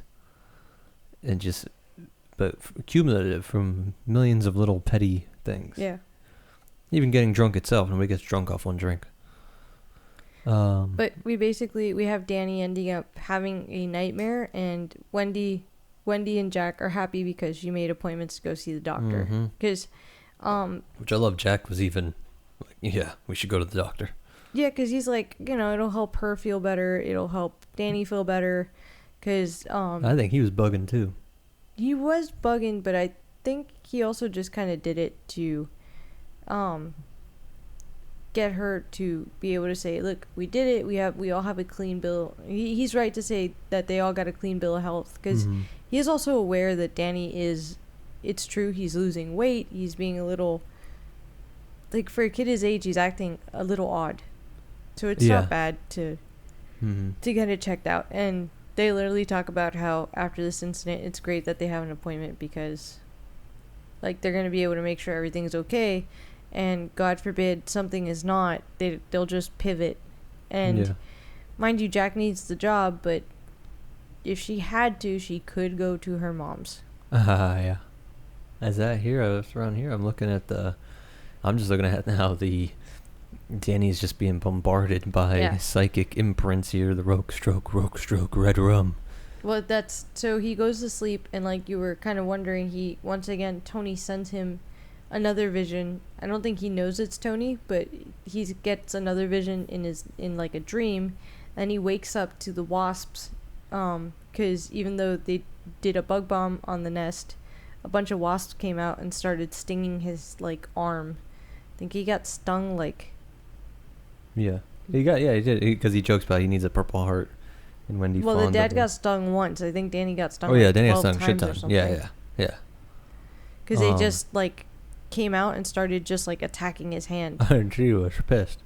I would swelled be up. too. Mm-hmm.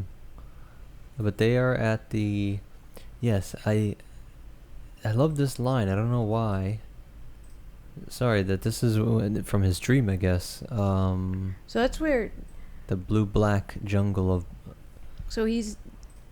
So I don't know if you agree still or not, but I really feel like the visions only become more clear the closer you get. No, for sure. To the moment. So this is like another example of he can hear the owner of the voice coming for him, charging up the hall like a tiger in an alien blue-black jungle, because the rugs in the hallways look like that. Ah, okay.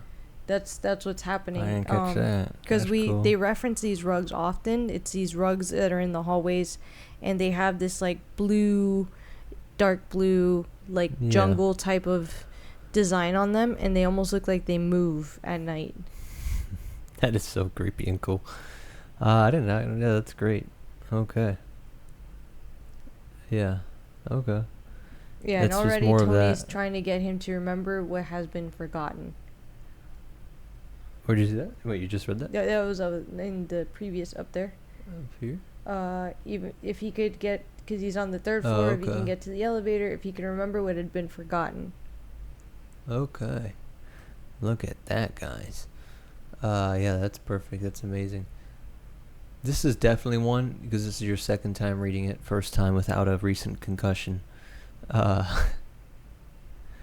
And no, technically you didn't. You listened to audiobook, right? Because you weren't even supposed to read. I couldn't read. It was a mini So sort of it hell. was One of the oddest Buddha hell realms. Like, you weren't a bad person, but you don't get to read, even though you like books. You're forced to listen to them. She doesn't like audiobooks. I hate. We're the opposite. I don't of that. hate audiobooks. I just don't retain But the she way I loves do. the reader for this. On Audible, that narrator is one of the best. He really is such an amazing narrator. If you like audiobooks, this is a good one. Yeah. Yeah, so this is where they get... So it's from that dream. That's when he wakes up from getting stung. Yeah. It's from that creepy-ass dream. Yep. Where he gets stung. Which is amazing. That's the house itself trying to... Probably stop Tony. Yeah, stop Tony's dream from getting through. I'll lean towards it's probably supernatural. Oh, now okay. that you've kind of pieced that son. together. Where should I put a note? I'm serious. I want to make a whole video on this. At least the metaphysics of Stephen King and The Shining, because Jesus, we got to read it, and like tons of other things. Because I guess you could. I'll just put this here. Yeah. I'll put that here, and I'll put a little notey note. House uses wasps, creates them. Yeah, to stop Tony's vision, because we Yeah. do find out from Tony later, we'll keep getting these visions, and then there'll be like a huge dry spell from Tony, Yeah. and Danny will wonder why he can't come anymore, and he'll try to reach out to Tony, and Tony just won't answer back, and when he finally does get to speak to Tony again, Tony warns him that he just hasn't been able to get through, that they're blocking him from getting to Danny. Yeah. And this is probably the start of them starting to interfere with Tony and Danny's communication. Because Tony could, like, Tony's implanting, this isn't just a repeating vision. Tony's sneaking in a message of, don't forget, you're going to remember, but you have to try to remember what's been forgotten. You have to, like, that's going to save you. These are the things that are going to be important. Eventually, it's just going to be just a recurring vision. Like, he's not going to remember he's not going to have those little messages of, like, don't forget what's been forgotten. Don't, like, Tony's going to have to come back to tell him, like, I know this is scary, but, like, this is why. You need to remember what's been forgotten. Yeah. I know it sounds repetitive. No, I mean, one, it needs to be, but to my frustration with King, who acts like there's no deep meaning to any of this, I'm like, come on, man. I genuinely think everyone from religious people to quantum physics people with all the time and all this jazz, it's not crazy to see the world as a collapsed time point of view. And to pat myself on the romantic back, I was saying, like, I do that with myself. Sometimes I think, like, man, however this shit works, there's certain choices you made. Make sure you make them. Like talking to you. How romantic. We're moving on. So Jack was pissed at his wife for being annoying. Really? You're just gonna look at me? That's a new thing. Yeah, She just stares at me. I'm gonna look at you because I'm pretty sure I asked you if you actually wanted my number. You're in a different time realm than me. Oh, that's a parallel universe. Not only did I supernaturally just end up at your place. Oh, supernaturally, like, I don't sit there and do my meditation and attract love. Yes, but I had to ask you if you actually I wanted manifested my number. you. First I asked you. First I was like, You're we a should figment trade of my numbers. mind. And all you said was yeah. I said, yeah, what's up? Then It was 2012. I probably had the going to the yay leave. shades of the slant. I was probably listening to Party Rock. No, you were doing Spanish homework. I was. We don't have to get into this whole thing. My point was just, sorry, it is cute, but it's for us. The viewers, the listeners, they just want to hear think about this in terms of real world metaphysics, even if it's just to get your brain going. How would it work? Are there things that you would go back and yell at your younger self to either not do or make sure you do? No, okay. I see what you're saying. Yeah. All right, moving on. That's cute. Yeah. You didn't see that's what I meant? I mean, it was just funny because Go on. I did a lot of the work there. Okay. Well, you must have done your meditation too. I did. All right, fucking little bastards got 5 or 6 times. Got him. You got bit 5 or 6 times by the wasps. I love this. Star Wars fans in the hizzy. He goes, I hate them. I just hate them. Wendy just hates wasps. Yeah, Wendy goes full Anakin. I hope you kill the women and children wasps too. All of them. They're animals. They freak out, and honestly, this is kind of the first time that they realize how alone and secluded they are, because they have no idea if Danny is actually allergic to wasp stings. Oh yeah, he's like, thank. And they're stuck on the side of a mountain where even if he has been stung so many times that he can actually go into, like, yeah, shock. I forget what it's called. It starts with like an A, I think. I know, right? But anaphylactic. yeah, is that it? It is it. Okay, so he could go into that kind of shock, and My future self Googled it for me. thank you. There's like nothing they could do. It's gonna take an hour for them to drive to Sidewinder, the closest town. Mm-hmm. And I don't even know how good their hospital is. Like, Yeah. so. Yeah, it is nice though. It isn't great. It is. Everything. It's a good way of it's like Again, kind of shocking you. Like, this is how alone they're gonna be. Yeah. To in writing, just a few chapters. you've seen. I mean, Peterson made it famous to like Bible hyperlink thing. I think that's if you do that on purpose, it's not as impressive. Sorry, but I mean, this is a work of fiction, and he's doing that. Everything is connected to every single thing serves a point. Yeah. There is no. This There's serves really to not reinforce. a lot of wasted space in this book. It's like you said. It's getting in your head that they're really understanding that they're fucked alone in the mountains. Yeah. So. Yeah. So they're also very happy because the next day they had that appointment with the doctor. Mm-hmm. So they meet the doctor.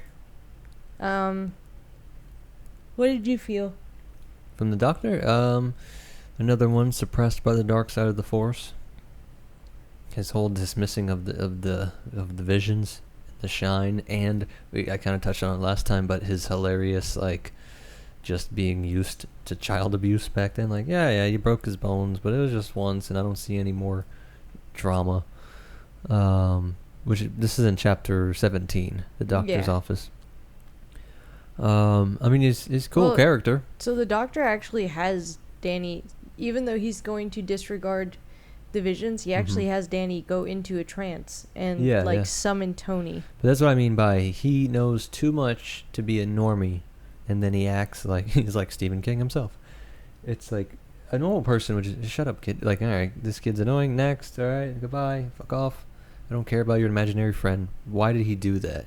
Why would he make him go into a trance? I mean, as a doctor, you're hearing that a 5-year-old is having trance-like But he knows, he doesn't think it's epilepsy at that point, right? Well, they've done an EEG. Yeah. Nothing in the brain is actually showing signs of epilepsy. So a pure Scientifically. materialist worldview would just say he's just being a dumb kid, making up shit. I'm a grown-ass Well, man. that's Next. kind of what he just wants to make sure. Yeah, but you I don't make admit- him do...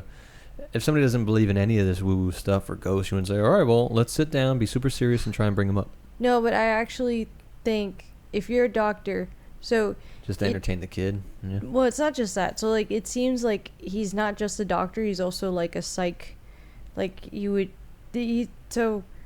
And I don't know if all pediatric doctors are like this. Our knowledge with this is kind of rough because we just got into this whole parenting thing. But I'm pretty sure that they're supposed to be looking for different signs of, like, abuse or... Like the same, like the way he mentions that he saw that there was a break, everything was set, but he doesn't see any other signs of abuse. So he's also going to psychologically be looking at the patient. So let's say that I come in with my kid and I tell you that they're having these episodes, and then you tell him, you know, do one of your trances, and then you can see that it is super fake, or you can see that there actually is something cognitively going wrong, or if they hint, like you said, if they hint on some sort of abuse or sexual something, or like you do want to take it very seriously. You don't want to sit there and belittle the kid and act like, you know, it's not a big deal, or and then it turns out later that if you would have just sat there and had the kid go into the trance, you would have heard him mutter like, oh, there was that one time that my uncle, you know, whatever. Or or he might be muttering like, stop hitting me. Like, I don't know. You don't know what's going to happen. There's an old Mad TV. They show him the Rorschach test. And he just goes, dead mother, dead mother. He's with the mother. He's like, dead mother. It looks nothing like it. He literally looks away from him. He's just dead mother. That's what I mean. Like, so if you take it seriously, you might stumble upon that, or you might stumble upon a brat that doesn't even look like they go into a trance, and these parents are just kind of overreacting. Or so he does have to. I see where he's taking it serious and why. It doesn't mean that he necessarily has to believe in anything supernatural or not. He's just doing his job. Yeah. My cool real world point is as a new parent, it has been nice to see. It is weirdly invasive to be like, even the thought that you could be accused of hurting your kid. Like, these people are judging you and looking at the kid and shit. I'm like, but then also at the same time, it's like, that's pretty cool. Like, you can tell these doctors take this shit seriously. They're so nice and cheery to you, but you know if there was like something fucked up, they are snitching. Yeah. In a good way. I'm like, that's good. Snitch on these fucking bad parents. They are underhanded in a good way. Like, I love our doctor, and she's very nice, but I also know that she is scanning us. Yeah, I catch it. They're all cheery, and they're looking for making sure there's no abuse. They're scanning you, and they're scanning your kid, and it's not just like... They're not looking for just physical abuse. They're looking for signs that anything is going on with your kid that's abnormal. I respect One, it. because they want to make sure, like, okay, maybe he doesn't have epilepsy, but what if he has, like, ADHD or schizophrenia, or, like, they're looking for anything that could... Because that's what I mean by, like, the scope of the pediatric. It's not like when you go to your general doctor as an adult, and they're like, oh, this seems like it's a psych thing. I'm going to send you to a psychologist, or I'm going to send you to... he's more the pediatric doctor. I feel like they have to catch so much stuff. And I used to work as a vet tech, and it's kind of like a veterinary level where the vets have to be like the general doctor. They have to be a semi-specialist. Like, they have to be minor surgeon. Although now veterinary stuff has started to branch off, and you are seeing more specialists for like cancer treatment and surgery and this and that. I think for the most part, vets still have to have such a wide range of general knowledge and be looking for signs of like abuse and all this other stuff.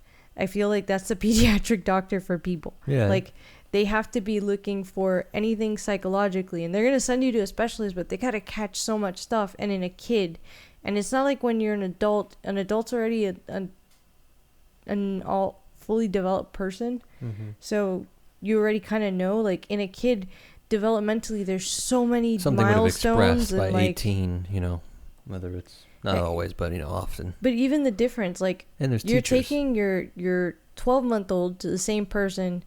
Like, I had the same doctor that was seeing me from like age 11 to like age 21. Yeah. Which means funny. he was seeing me go through like puberty. He was seeing me go through mood swings and I hate you, doctor. I don't know how to word it, but the scope that they have to cover, because it's like developmentally you're going through so much. Like, our doctor has seen our baby since she was like 5 days old to almost to 10 months. So yeah, but I think that just the shit that Danny touches on, to your point, then he should know how unbelievably unusual this is for him to not just say, yeah, I don't know, maybe there's something to that woo-woo shit. I didn't think it was true, but this kid's nuts. But like, this kid's talking to ghosts and shit or something. I mean, why be proactive in dismissing it so confidently to the parents? He also kind of has to go off of what the parents are saying, though. This quote here. But when he comes to me, he shows me bad things, awful things, like in the bathroom last night. The things he shows me, they sting me like those wasps stung me. Only Tony's things sting me up here. He cocked a finger gravely at his temple, a boy unconsciously burlesquing suicide. It's like, hello. How about you don't tell the parents, kids will be kids. They're kooky. Everybody has a imaginary friend. I admit that one. I'm like, But so, and then she knows about the divorce. She is already pushing at this point in the story more like, no, he knows shit. Nobody can know. And he does this lame, the armchair, atheist, hand wavy shit. And then he's with the whole, he knows you want to go to Disney, wherever it was, something like Disney, some park. And, he was just hoping you could take him, and then you could. That's all. Because how did Danny know that he was going to win the prize money? Like, he knew the dad was going to win. There's all kinds of tiny things. And like she says, he knows family history and shit. Because he's in their minds, so he knows what they know. Well, and he knows the future. He literally, he reads her mind while she's sitting there in the waiting room. Yeah. Which goes to what I was saying last time, too. You asked me if, could he? He could, technically, just go into your mind whenever he wants. I think if you had a shine ability and you knew that he was a shiner too, you could maybe put up a defense. He's also so powerful at the age 5. I don't know. Yeah. I feel like you would be very hard to keep him out of your mind. Yeah. You gotta play that white noise. You gotta think about random. Just make him want to leave. What the hell's going on in here? Psychic defense mechanism. But yeah, my point is just that he is suspiciously proactive in debunking and dismissing Danny's supernatural stuff instead of just going like, look, I don't know what to tell you. Don't worry about it. You don't have to do these kind of ad hoc. He does say, I'm not a psychiatrist. If you want Danny to see a child psychiatrist, I can recommend a good one who works out of the Mission Ridge Medical Center in Boulder. But I'm fairly confident in my diagnosis. Danny is an intelligent, imaginative, perceptive boy. I don't believe he would have been as upset about your marital problems as you believe. Small children are great acceptors. They don't understand shame or the need to hide things. I feel like some of this is also the mentality of the time. Dismissing kids having imaginary friends that teach them to kill themselves? Well, no, dismissing that a child, what child wouldn't be distraught or shaken or affected by the fact that his parents are thinking about divorce and fighting, and his entire life is only becoming on the brink normal of changing by the 70s. But I'm saying he just keeps dismissing these. Yeah. What would seem the simplest answer would be maybe psychic phenomena is real. That would be, but instead he's a scientist, and in his very scientist way, he just says, look, I'm going to rule this out. What's happening is that Danny had an imaginary friend that helped him cope with all the bullshit that you people are putting him through because you suck. So Tony used to help him. But now that you guys are doing better and you seem to be in a better place and it doesn't seem like you're thinking about divorce, he's kind of outgrown Tony, and now his mind's trying to get rid of Tony and he doesn't know how. So Tony's just becoming a bad guy. Yeah. That's really just kind of... That was his idea. I know. His armchair philosophy. I love that Jack hates IQ tests, so that's funny. I know. No comments on that. Just wanted to say. I read that it. line and I was like, I know Freddie's gonna actually approve of this. But of shitting on IQ tests? huh? I don't shit on IQ tests. I'm saying he's a maniac, so I'm glad we don't have everything in common. Oh, okay. I actually thought, because at that age, I mean... He's 5, but I mean, people do it. I mean, 6. Yeah, that's true. I was doing them. Yeah. My bad, I forgot that 6 is... Wow. 6 is first 6 grade, is baby. first grade. Yeah, man. I know, and I literally just read where he was going to go to school. Yeah. Isn't that funny? All right. Before I have a crisis. Oh, because you're saying she's already 1? I'm going to be 1 soon? I know. You don't have to say it so loud. I'm going to have a panic attack. I do love that Wendy ends up hating this doctor a little bit. Yeah. Not hating him, but she really hates that he refuses to believe in Danny's ability. I like her intuition. I had to throw a shout out to my mama about his whole thing that moms have the shine, because all these people, these materialists, that want to just ignore this shit. I mean, if there was this amount of anecdote for anything else, it'd be nuts. My sister had, I forget what it's called, but you can die from fallopian tube thingy, stuff stuck in there. Falls out at work. Mom just freaks the fuck out and knows something's up and is like blowing up my sister's phone. Okay, for everyone that doesn't know the story, because I feel like you told a half a story. I usually do. His mom was at work. She used to work at the post office. His sister was at her job doing... It's implied. Yeah. Working. Her work thing. And she had a fallout. Was it a Was it? I think it basically is, yeah. So she had a medical emergency at work and collapsed, and his mom separately in that same moment in time, like around that same time. Yeah. I'm not going to say in the exact moment because I can't, but like almost at the same time that happened, his mom was basically psychically hit at her work and almost fell out, and immediately had a feeling that she needed to find out where her daughter was. Yeah, you got proof. She's blowing up the phone. I mean, how many times to test these theories? Like you said, he's scientific thinking. I was like, okay, she's literally never done that. Mm-hmm. And she does it on the one day. So you can almost mathematically, like, she's worked there for 10, 20 years. Yeah. So how many thousands of days is that? And she does it once. And then even hours. She does it within the hour or something at least. Yeah, it was from the way they tell the story, it was within... Yeah. Like, it happened at the same time. So, if anybody that looks into this stuff sees that there is just endless amount of stories like that, it's just a tricky thing to document. I mean, there's lots of things that are tricky to document. So, I love her motherly instinct, too, just kicking in like, fuck that guy. She does have a slight shine, sucks. you know. Is what? She has a slight shine. Yeah. Well, I'm saying, I agree. All moms almost kind of have to. Or it's, like, made. So, they leave the doctor's office. Mm-hmm. And we are now back at the hotel. And so Jack, he's been going down to the boiler to check on the boiler. And what's down in the boiler and in the basement area, along with the boiler, is a bunch of old documents, boxes of papers, newspaper clippings, receipts. And for whatever reason, Jack is drawn to all this stuff. Like, he occasionally wants to look through it, thumb through it, just kind of like be nosy, see what's up. I don't know if it's a writer thing. I probably would have also thumbed through a couple. It's everybody. Like, I mean, they're here alone too. What else? I'm just curious. Yeah. So he's thumbing through this stuff, and he finds a scrapbook. Yeah. Which they never confirm whose it was, right? No. He thinks it's probably a homeboy. Hide your kids, hide your wife. What's his name? Ullman? Grady?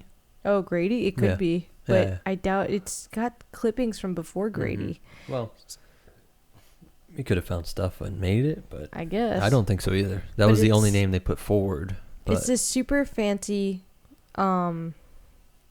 scrapbook, and in it is all of the bad stuff. Mm-hmm. Like, every time something bad happened in the hotel,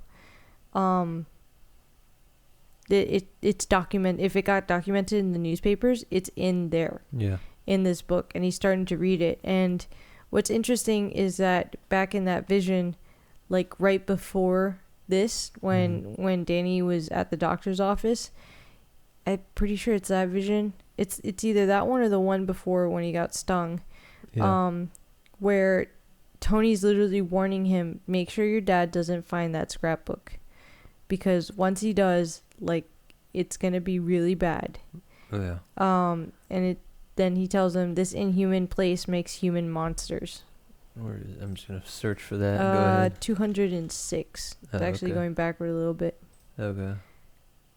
I got you.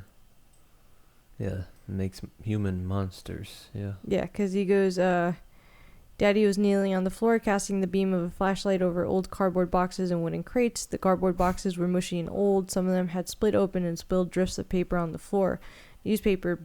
Papers, books, printed pieces of paper that looked like bills. His daddy was examining them with great interest, and then Daddy looked up and shone his flashlight in another direction. Its beam of light impaled another book, a large white one bound with gold string. The cover looked like white leather. It was a scrapbook. Danny suddenly needed to cry out to his daddy to tell him to leave that book alone, that some books should not be opened. But his daddy was climbing toward it. The mechanical roaring sound, which he now recognized as the boiler at the Overlook, which Daddy checked 3 or 4 times every day, had developed an ominous rhythmic hitching. It began to sound like pounding, and the smell of mildew and wet, rotting paper was changing to something else, the high, junipery smell of bad stuff. It hung around his daddy like a vapor as he reached for the book and grasped it. Tony was somewhere in the darkness. This inhuman place makes human monsters. This inhuman place, repeating the same incomprehensible thing over and over, makes human monsters. Yeah. It was back in chapter 18, when it says his nose wrinkled at the smell of rotting paper. Behind him the boiler kicked on with a thundering whoosh, making him jump. Like, it's almost like the house itself is pushing him towards. Yeah. The house wants his dad to find that book. It needs his dad to find that book. Like, nature, like your surroundings are literally pushing you, forces of good and evil. These are little going back and forth. These inanimate objects are being manipulated by the dark side. Yeah, and so we actually see on page 226, he stood beneath the cobwebby light, took his handkerchief from his back pocket without thinking, and scrubbed at his lips, and that was when he saw the scrapbook. A pile of 5 boxes stood on his left like some tottering Pisa. The one on top was stuffed with more invoices and ledgers. Balanced on top of all of those, keeping its angle of repose for who knew how many years, was a thick scrapbook with white leather covers, its pages bound with 2 hanks of gold string that had been tied along the binding in gaudy bows. Yeah. And so this is where it all starts to become a problem, because he opens this book and he starts to learn about Derwent, like the history of the Overlook. I know. He learns about I love it. Says the you can almost party. See them in the dining room. Yeah, talking about the dinner at 8, unmasking at midnight. A masked ball to celebrate the grand opening of the Overlook Hotel. Yeah, so this invitation to this party becomes a recurring. Which is funny. This him referencing scene. The Red Death. That is the Poe poem, right? The Red Death. The Masquerade of the Red Death by Poe. So, but it's funny because he's a writer. He's probably familiar. Like, King has to make the levels of the meta levels, inception of writerness here. I mean, he references. Yeah, real world books because it's set in the real world. So but even just older, right? He has to know Poe. Yeah. So that's funny that he's mentioning this inspired King to write the story, but the character in the story is aware of the story, and that's just funny. But this is where he starts to. There you go. Furthest cry from E.A. Poe imaginable. Yeah. That's funny. So this is where he starts to learn about the hotel, how it did really well when it was under the care of Mr. Derwent. Yeah. Then how it changed hands. It was sold off. Mm-hmm. Then how it didn't do well. Then it was sold off again. It ended up back in the hands of someone that was connected to Derwent. And then it was sold off again. And he starts realizing there's like a big gap in the book. but now he's really interested. He's like, I need to know about this hotel. Yeah. Yeah, and he's obsessed. And, he got the mob ties, too. Mm-hmm. So there's all these shady characters with just the missing history and then the mob ties. And, even the World War II connection. And, like, as he's reading this, the more he reads it, he keeps rubbing his mouth. Yeah. He rubs his lips and turned to the next page. Yeah, so it was opened on May 15, 1947, right? I mean, the grand... the end. Whenever that first invitation, that's the grand opening. Yeah. Yeah, so 2 years after the war, right? When will World War II end? I always think it's 45. Yeah, 45. Yeah, September 2nd. So yeah, 2 years after World War II is over is when they have the grand opening of the hotel, and it's a lot of veterans and money and people with connections, and eventually becomes mob run and all that, owned by that California millionaire too. There's tons and tons of detail here. I don't know how much you want to get into all that. He keeps, though, the recurringness in his mind is, and the Red Death held sway over all. He keeps remembering that creepy Poe story. Yeah, I mean, really, other than there was just a lot of what is the, like shell companies and trading of hands? Not just that. There was a lot of stuff being done through the hotel. There was some prostitution. There was possibly some gambling type definitely things. Deduces prostitution. There was definitely, like, at some point it ends up becoming this place where, like, rich people can go, like a club. Hmm. And, like, the people that go are all mob bosses. Yeah, they call it the Key Club. Yeah, so those are... The hotel is not... It's not like it's being swapped from one hand to another and it's becoming, like, this beautiful, just normal hotel. Like, this hotel has gone through some dark people. One of these gang leaders is killed at the hotel. Mm-hmm. And that's what Danny saw at the very beginning in the very first tour. Yep. The mob assassination. Blew his brains out. Yep, the mob boss was staying in the presidential suite and they killed, I believe with a shotgun, they killed the two bodyguards he had at the front, and they killed him. Yeah. Why I But I've already found, like, there's like 3 times in just the time that he's looking through this book that he's wiped his mouth with his hands. There you go. So you're already seeing this, like, becoming a problem, and all he's done is open this book. Mm-hmm. And the darkness of just this well, it's becoming a kind of, attracting evil action, increasingly dark. Like the whole stone tape ghost record. The 4th like time that he's wiped his mouth. Mm-hmm. Yeah, and then, so he ends up, because at this point, Wendy and Danny are actually out at town again. They're really trying to just go into town as much as possible now, because they're not going to be able to. So they're making sure they have everything, basically. Mm-hmm. Very, very Game of Thrones winter is coming. Mm-hmm. And I know he feels like, oh man, like he feels dirty. Like he shouldn't be caught with this thing. Yeah, is it where he makes a masturbation? I think she made a point of something like, she uses that term like when she's being mind read. But yeah, he feels like he's not allowed to, like, this is intimate, I guess is the word. This is a special intimate thing just for him, so he didn't want to be caught. Yeah. But it was funny. Of the clippings, the only part that's super personalized is when the guy's found killed. Mm-hmm. He had turned around and he had been, like, technically the mob guy that got killed was shot running away. And below the clipping in heavy strokes of ballpoint pen, someone had written, "They took his balls along with them." Oh, yeah. Jack stared at that for a long time, feeling cold. Whose book was this? Yeah. And so it repeats later. Notorious hotel sold following murder of underworld figure. The sheets following the clipping were blank. They took his balls along with them. Yeah. I just highlighted it. Yeah, which was a cool twist. I gotta admit, I didn't read. I didn't expect. I don't know what I was expecting, but I was like, oh shit, we're getting like a whole cool. It was enough creepiness and weirdness without all that. Yeah, it really, very quickly, you get a glimpse into the history of the hotel without having to have a bunch of exposition. Yeah. It's very cool. I thought it was well done. And then we have the line here. He started, because Wendy comes home and she's like, Jack, are you down there?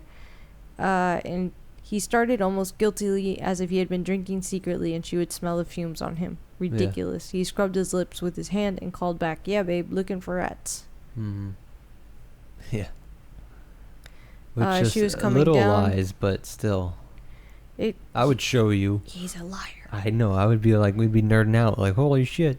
She was coming down. He heard her on the stairs, then crossing the boiler room. Quickly, without thinking why he might be doing it, he stuffed the scrapbook under a pile of bills and invoices. He stood up as she came through the arch. But it's not fair. Again, he's being half controlled at least. There's a tension, a fight for his soul in the Overlook Hotel. And he keeps remembering the words from the groundskeeper guy. Every big hotel has got a ghost. Yeah. People come and go. But it's like, I know, but were they a whorehouse and a mob murder and a creepy, a cult freaking rich people party and masks, rituals kind of shit going down. So, while Jack is falling under the spell of the hotel and his wife's out there looking for him, someone else has also fallen under the spell. Danny boy. Danny boy. Room 217. Who was told calling. not to go to room 217. Has found himself standing in front of the door of 217. In his pocket, even though, like, in a very Jack Torrance manner. Yeah. He's like, he knows he shouldn't have the key, but for some reason he has the key to this room. Yeah. Through the force. Does it? Yeah. Big deal. He gets, and it's weirdly brave too. Not that he's like a super scared kid and all that, but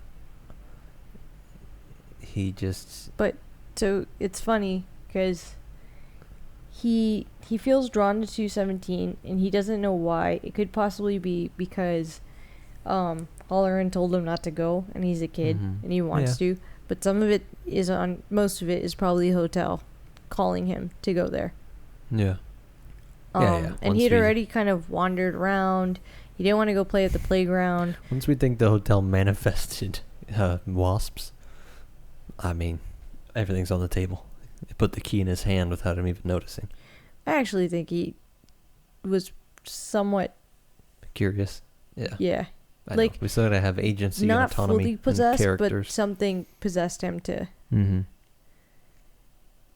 Yeah, so then he gets in there. We just gotta get into the room, really. But we also get, so he's standing in front of the door and he's remembering this story that his dad had told him when he was like 3 about Bluebeard.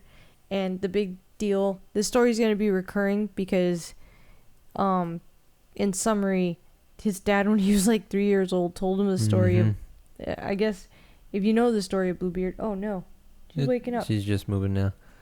Baby break. We'll be back. We're back. Baby's all right. We were talking about the Bluebeard story that the dad told Danny when he was 3. Yeah, I think most important thing is to just know. Is this like a common story, by the way? I never heard it before this, but yeah. Do you want to tell it? It's just that the guy's whole. There was a man named Bluebeard. Yeah, there's a room that was locked. He tests the wives. Just tells them don't go in the room. Every time they all go in the room, so he kills them all. And the room's full of dead bodies, like the other wives that failed this task. So he has one wife at the time of the story. His name is Bluebeard, and he tells her don't go in the room, and she goes into the room because she's tempted. Like curiosity has her wanting to go in, and he finds her in there. And when she opens the door, she sees the severed heads of his 7 previous wives, and that's what's so scary is that he then, like, she turns to leave and he's in the doorway and he's like, I tested you and you failed and what sucks is I liked you more than all the others, but you still have to die. So he kills her. And this was a story that Jack told his 3-year-old. It's classic American lit. I guess. No, I mean, yeah. You probably told him the fucking Red Death, too. The Red Death Hotel. But, so Danny's thinking of this story as he's standing in front of room 217, and he remembers Holleran telling him that, you know, the things in the hotel probably can't hurt him. Yeah, probably's huge there. I thought he basically just said they can't hurt him, but... Well, he did. I remember. In his head, he's like, probably. Yeah.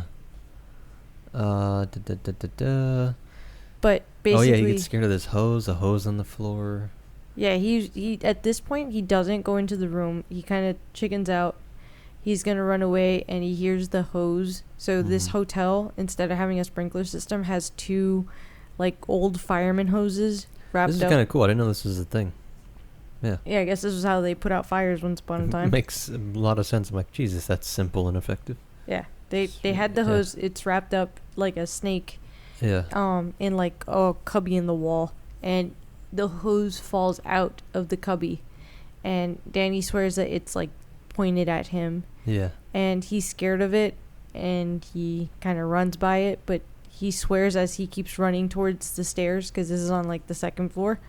As he runs to the stairs, he swears that he can hear something chasing him, and he wants to scream for his dad, but it like he can't. He's just so scared that no sound's coming out. Yeah. So he makes it to, like, he makes it downstairs, but he is been scared. Yeah. This wasn't that my brain conflated him. I thought then he sees the lady at that same time. No. He'll be seeing the lady later. Okay. I didn't remember him separately. But basically, I don't know if it's the same day, but at some point after this happens, they're at the library, and this is where Jack is deciding to... Yeah, Chapter 20, talking to Mr. Ullman. So they take a trip into town. Jack is using the opportunity to go to the library with them because he wants to continue to do research on the hotel. So he's looking for newspaper clippings that will cover that period of time that wasn't in the scrapbook, because he's trying to see what else happened at this hotel that wasn't inside of the dirty scrapbook. I'm going to call it the dirty scrapbook. It sounds catchy. So as he's like looking around, he's kind of annoyed, and this is where he asks for Excedrin. Yeah, well, you didn't talk about that at all, huh? That is my drug of choice as well. I've been doing pretty great lately. What, you hate my comparisons? Don't compare yourself to the fucking horror schizomaniac villain. I'm going to throw it out there. So Jack chews Excedrin, which is supposed to like get you high, and he chews multiple of them in a day. Freddy just had migraines and would take 2 Excedrin to make them go away. I take my medicine. He never took more than 2. I think maybe one time he forgot he took it. When I partied hard. But it does and give he me... went to sleep. It is my favorite... you know, that feeling of recovering from a fucking headache is better, ironically, than, you know, a lot of other supposedly good things. So it's just hilarious that I'm like, oh, Jesus, like, it's gross. He literally chews them up and eats them. Yeah, he chews them. He has a lot of... But he's starting to have a temper. Because basically Wendy comes down, and she kind of interrupts him while he's looking for stuff, and he's like, I just want to... He says... Yeah. Get the fuck out of here. Yeah, because she asks him, are you okay? And he kind of gets snappy with her. And he asks her if she has Excedrin, and she says no. And she's like, do you want some water? Because she had like an Advil or some shit. And he's like, no. In his head, he says, no, I just want you to get the fuck out of here. Yeah. Which is him being left alone, too, doing this research. Yeah. It's like, really the most interesting thing to him. Well, I mean, because he's calling, what's his name? Well, this is kind of after he's realized he's probably done doing research for the day. Yeah. He's going to call Mr. Ullman, which is the prick basically like the prissy manager that didn't want to hire him to begin with. Yeah. So he calls Mr. Ullman. Who gave him the tour with everything is perfect, the glorious history of the hotel. Yep. He ends up having to call Mr. Ullman from a CVS, basically. It's like the pharmacy because no one else has a phone. Yeah. So while he's in there, he ends up buying some Excedrin. But not, before baby? he buys the Excedrin, he makes the phone call and he's chewing like an aspirin. So he's calling Ullman. It's like his coke. We were talking about last time that King was apparently doing a lot of cocaine when he wrote this. And I wonder if he is chewing Excedrin. Yeah, it's like, all right, that's it's such a specific medication. Mm-hmm. I can't believe he hasn't been sued between Mr. Mercedes and Excedrin and like, hey man, can you stop connecting our brand to maniacs? Like, I never understood how those laws work. You know, Excedrin's over there like, we took that ingredient out a long time ago. Yeah. Damn, do some classic Coca-Cola and... But basically in this chapter, Jack calls Mr. Ullman and he's kind of harassing him. And because he feels in his mind, the way that he's painted it, Mr. Ullman made him feel embarrassed and belittled him. And he made the hotel seem like such a magnificent place and like he should fall in love with it. And like his but lowly, the hotel scummy has self. a dirty little history, just like him. Yeah, that Jack is beneath the glorious hotel. And he's like, this is a goddamn whorehouse and murder den. But what's funny is like a part of Jack is wanting to just get more information out. Because originally, like a part of him wants to just call Ullman to get more info. Mm-hmm. But another part of him is just becoming violent. And I think it's because he's starting to have, like, the spell is starting to take effect where he's like falling in love with the hotel. And he wants to be the manager of it. But Ullman's the manager. So he secretly despises him. Mm-hmm. At least in my mind. Yeah. No, yeah, it makes sense. Yeah, because he loses his temper, like he says. Don't lose your temper. You lost your temper. Yep. He loses his temper here with the conversation with him. Yeah, why are you baiting him? Do you want to get fired? Yeah. And that's where you get him. This even popped in my head before that. Like he's talking down to him like a little pet. Like a little begging for, to be... Yeah, actually, it's the page right after. Go to the next page. And you'll see... 267. Jack said, there isn't going to be anything in the book that isn't true, you know. There's no need to dress it up. Why are you baiting him? Yeah. Do you want to be fired? I don't care if chapter 5 is about the Pope of Rome screwing the shade of the Virgin Mary, Ullman said, his voice rising. I want you out of my hotel. Mm-hmm. It's not your hotel, Jack screamed and slammed the receiver into the cradle. And again, the voice acting here in the narrator, it's not your hotel. Like it's quick and angry as shit. This whole conversation back and forth, and Jack kind of has the upper hand because, Ullman did implicitly lie, lying through omission. I mean, but what is he like? Or through omission, and like you said, by acting like it's the most perfect. Why does it matter? You're just there to take care of it. You're there essentially to keep the boiler on. His job, all right? And everyone agreed, from Al Shockley to Ullman to Jack before he fell in love with the hotel. He was just going to take this job, because this was literally a placeholder. It was going to take the place of what would have been the prep school job. Yeah. He was just going to be there to finish writing his play because he was going to have no other things to do. Like, all you have to do is keep a boiler on, do a couple little caretaker things. There aren't even people there. Like, it's not like someone's going to call you and be like, yo, the plumbing's not working in room 217. Yeah. It's kind of like those guys that call them fire observers. They get pitched as like the coolest job ever. But, you're just alone. Out in the middle by yourself. And you sit and, like, you don't really do anything all day, in a sense. Just waiting for a fire. Yeah, but if shit does kick off, we need somebody there with eyeballs on it. Yeah. Like, you don't really do much until you're needed. That's basically... So when the boiler gets scary, you needed. When there's a wasp or weird damage, that's all it was. And then the plan B, if his play didn't go well, was that Al Shockley, while he's up there, disappeared and giving the prep school some space and time and air. He was going to be convincing everyone at the prep school that they should really hire him back on. Yeah. This was all supposed to be temporary. He was never supposed to stay at the hotel, want to be manager at the hotel. He was just going to take this job as a placeholder, be there one season, get his job at the preparatory school back. In the way that It's Not Your Hotel comes out so abruptly, like it's something else speaking through him. But do you have any, who do you think that would be? That's just him already falling under the spell of... Under the non-human dark entity? Yeah. Right? Yeah, like before Grady. It's already the hotel. Before the mobster. It's something sucking him in. Yeah, but it's not human. It's not like Grady's soul. No. I agree, yeah. No. It's... I'm like, guys, this is bigger than a human. It's literally him. So, do you remember how they talk about how Ullman sounds like he's in love with the hotel? Mm-hmm. It's literally him falling in love with the hotel. This is like a jealous...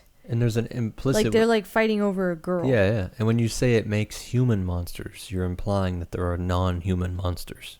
So I think that's pretty cool. Yeah. Like, this inhuman place makes human monsters. Yeah. And it never gets mentioned what that is. We never actually get an explanation, even at the end of the book. It's left vague. I mean, in a way, when you see it flying away, some dark thing, we'll get there. I'm saying, like, that's, that is what's speaking here, really. It's the core, the core it. It's not your hotel. No, it's not Jack. Like, even Jack is confused. Mm-hmm. Yeah, for a guy that fucks up and flies off the handle, even he's like, Jesus Christ. And then he realizes he really stepped in it.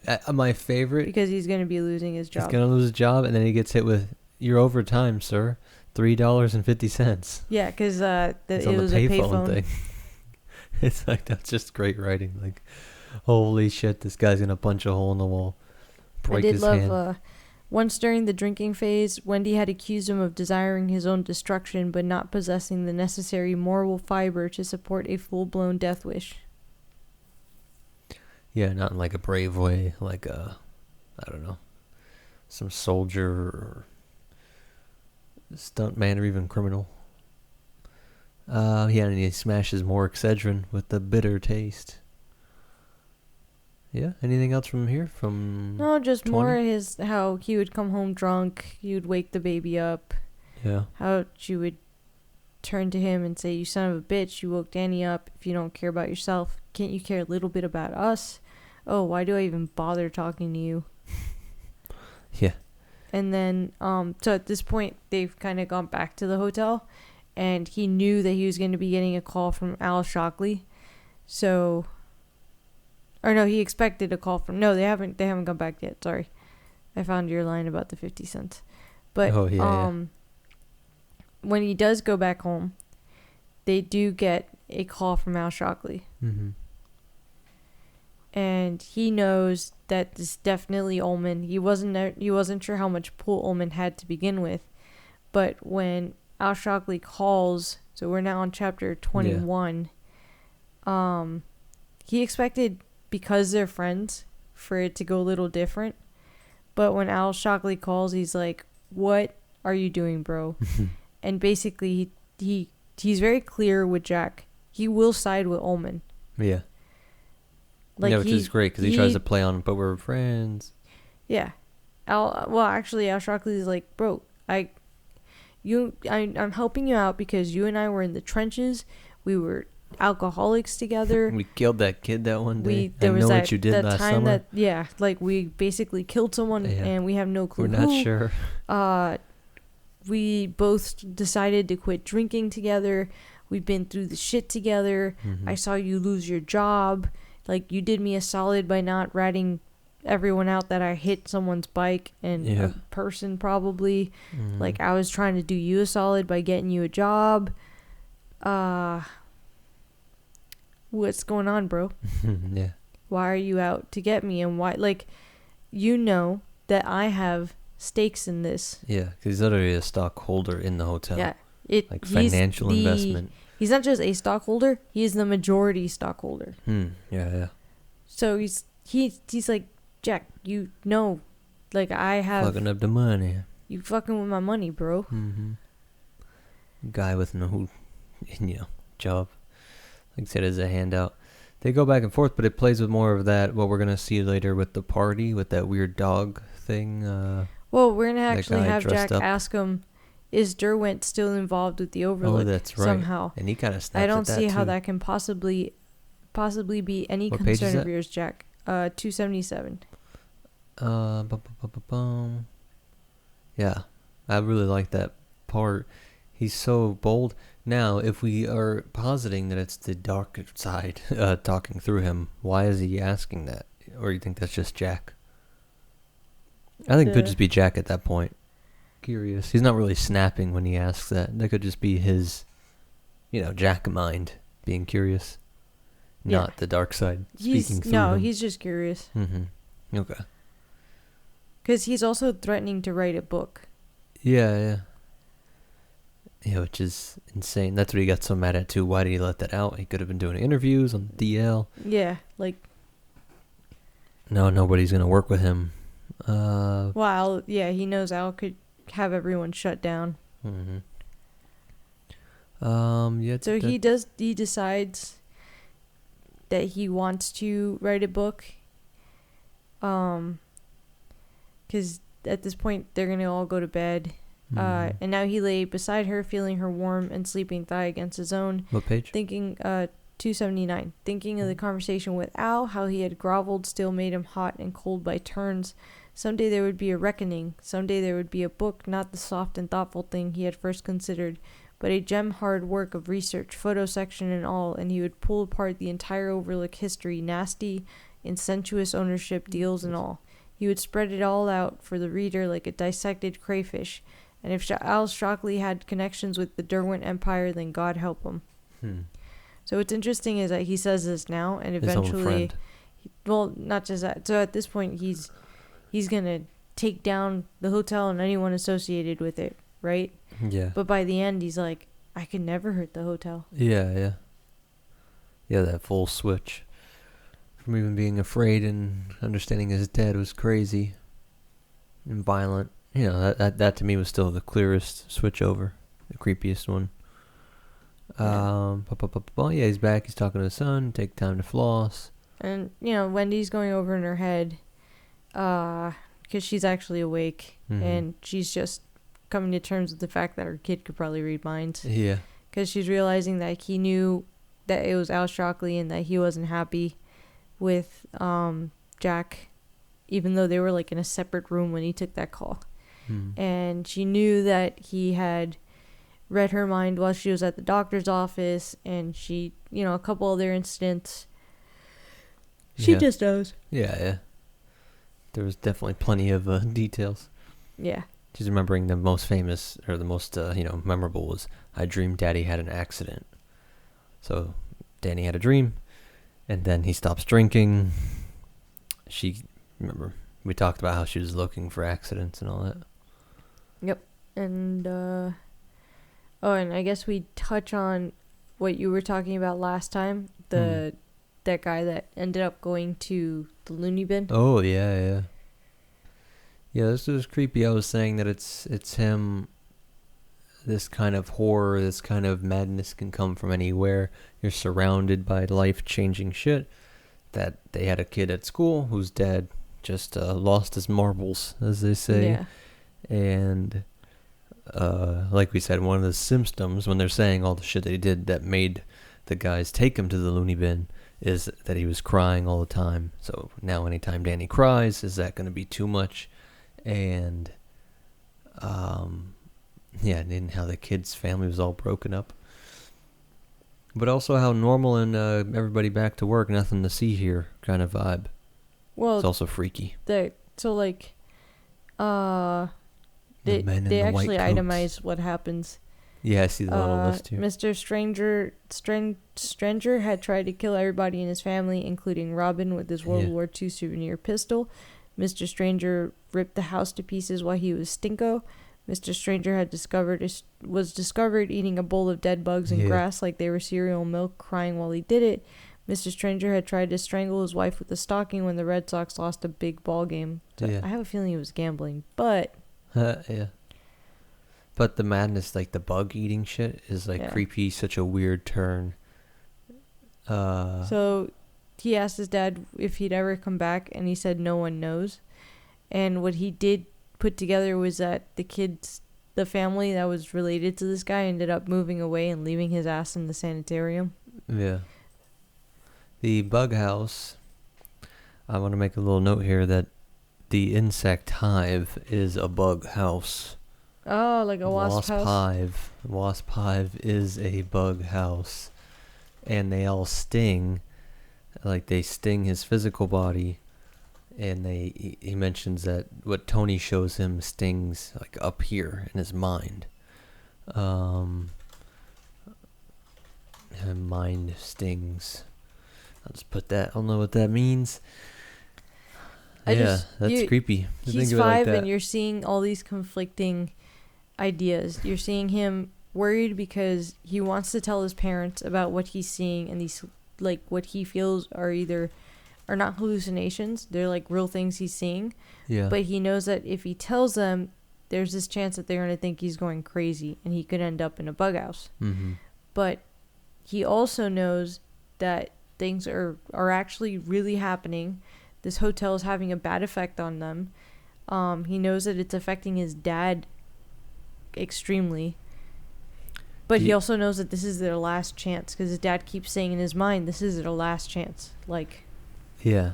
he can't afford to lose his job. He's very well aware that this dad feels like this is his last chance, and he knows he struggles with self-destructive thoughts too. So if this doesn't work out, there's that. Now, do you think he's playing with... I Googled here, when were mental asylums closed? It says it started in the 60s. It's done by the 80s. The book comes out in 77. So it's definitely in the milieu. Yeah, it's like playing with it. Yeah, in the middle of it, that one of the fears of doing that is, are they spreading, are the wasps, in this analogy here, spreading out into society at large and stinging, instead of keeping them in the wasp nest by destroying the bug house, the wasp nest. This crazy is spread? I don't know. No, but it could be interpreted that way. Yeah. I don't think that was the intention when it was written. Yeah. I don't think it super, like, Jack is not, like, clinically diagnosed or nothing. I think it mostly served the purpose of just being this creepy little terror and showing that it's everywhere. This feeling that it could happen at any time.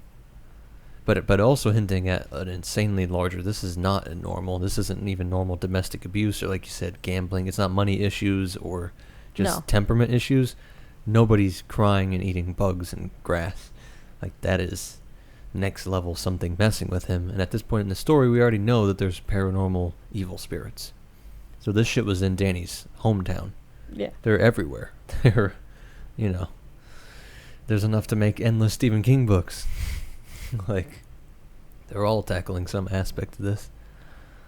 So chapter 22. Yeah. Because Danny basically is having all these thoughts, and he decides he's going to try to call Tony the next day. So chapter 22, he's hanging out with his mom again. Mm-hmm. They're headed back to Sidewinder, and I'm pretty sure she had decided that she was going to confront Danny. Yeah. I forgot on what. I forgot if it's that she's going to ask him if When they're driving, they right? should stay there. Yeah. Yeah.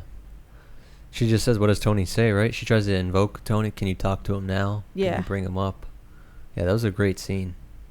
And that was, voice acted well, but obviously written very well. Like, man, it really drove home the sense that this is the chance out. Even though I know it's a fiction book, like, there's still pages, like, obviously they don't turn around and lived happily ever after. No, but this is the moment. This is the moment that if he could call on Tony, who's already starting to be actively blocked by the hotel. Yeah. If he could call on Tony, this would be the moment that they can change their lives. Mm-hmm. Because she asked him in this moment to call Tony, and he admits that he has tried, and he can't get to Tony for whatever reason. No, it's mind warping to us temporarily locked people, but it also implies there is free will. Like, none of this makes sense if it's like Terminator. Like, but then you get in the circle loop. But they sent themselves. Like, so Tony knows that this had to happen, but he sent him in. But But that must mean somebody believes you can change the timeline. Tony, I think that he. It's just I don't remember. 'Cause But I it's had a circular, concussion like when I maybe. read the But he second he book, but- only stopped the boiler from going off because Tony told him to. But Tony's only in the future to tell him to if he That is the game survives of the time. incident. That It's is the game of grandfather time. paradox. It's funny, but anyways. But she asked Danny point blank, "Do you want to leave? Mm-hmm. We can go to Grandma's house." Oh yeah, And my favorite. Danny panics, and he's like, "I really don't want to go to Grandma's." You see the page for that, or are you just remembering? 'Cause I really wanted to have that highlighted. I'm remembering, but try 296. Yeah. Oh, this is where she felt caught in the obscene act, because it was so intimate, him in the mind. Yeah, you can read that. When he was shaken, it was that bad between. Was it that bad between her and her mother? Oh, okay. So this must be. Yeah, it's somewhere around here. 'Cause she tells him we can leave, and she says, "Where? To a motel?" She says, "No, that's expensive. We'd have to go to my mother's." Yeah. And she said, "What is it? You know, I won't be mad. I can't be mad because this is too Yeah, important. my Talk favorite. straight to me. I know how you feel about her," Danny said inside. Mm-hmm. "How do I feel?" "Bad," Danny said, and then rhyming sing-songy, frightening her. "Bad, sad, mad. It's like she wasn't your mommy at all. Like she wanted to eat you." He looked at her frightened. "And I don't like it there. She's always thinking about how she would be better for me than you, and how she could get me away from you.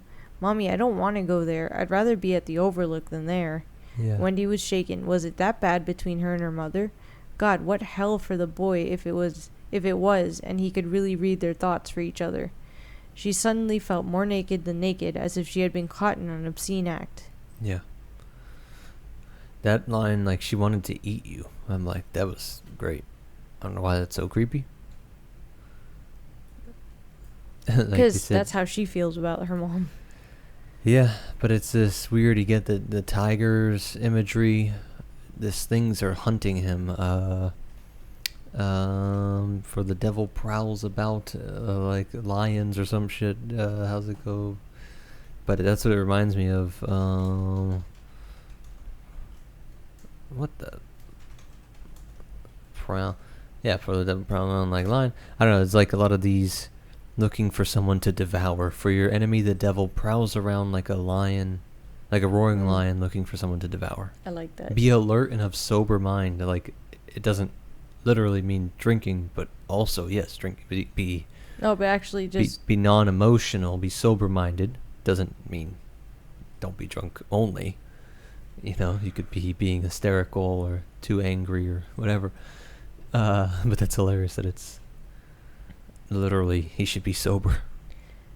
Let me pull it up because, again, we open with that Goya quote that the sleep of reason is monster. Jesus, I'm butchering it. Yeah, that's cool.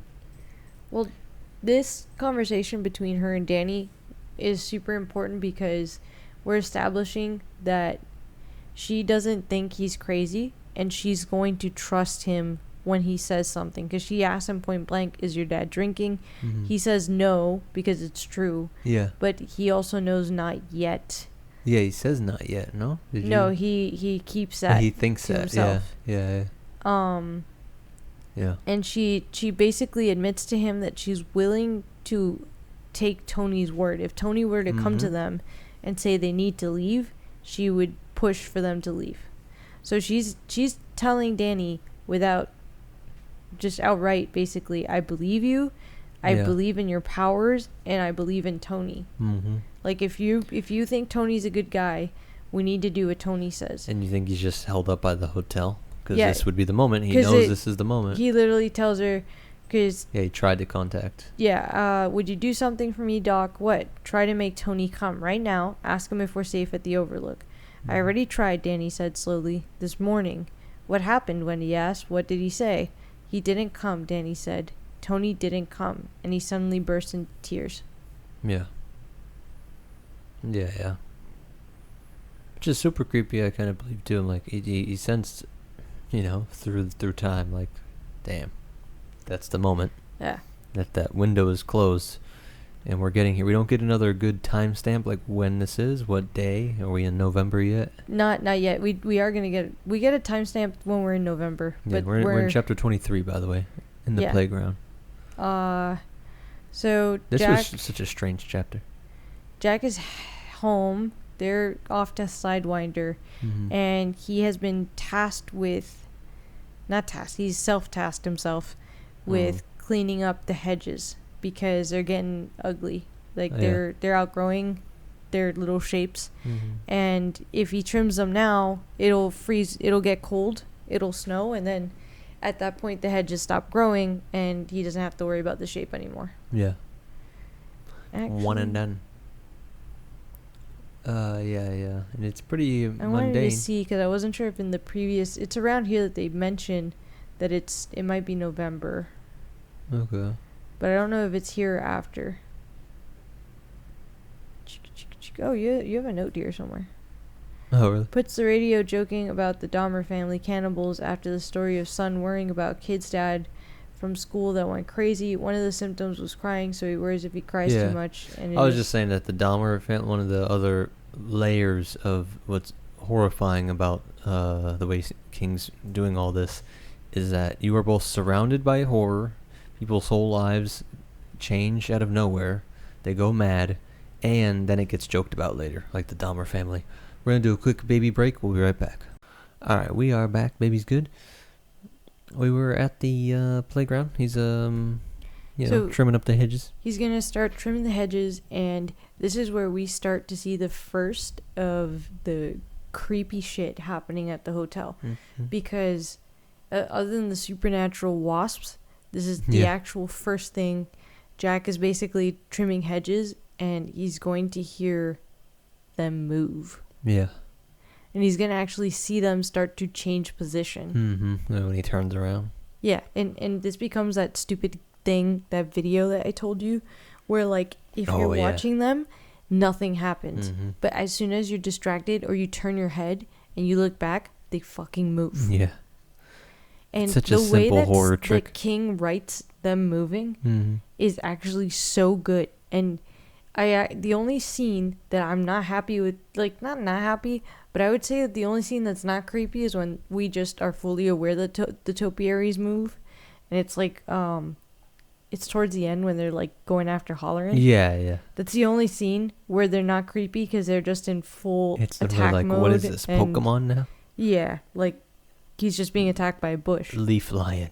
In every scene before that, it is so creepy because we have an encounter between the topiaries and Jack. We have an encounter between the topiaries and Danny. They don't mess with Wendy. Nobody knows why. Yeah.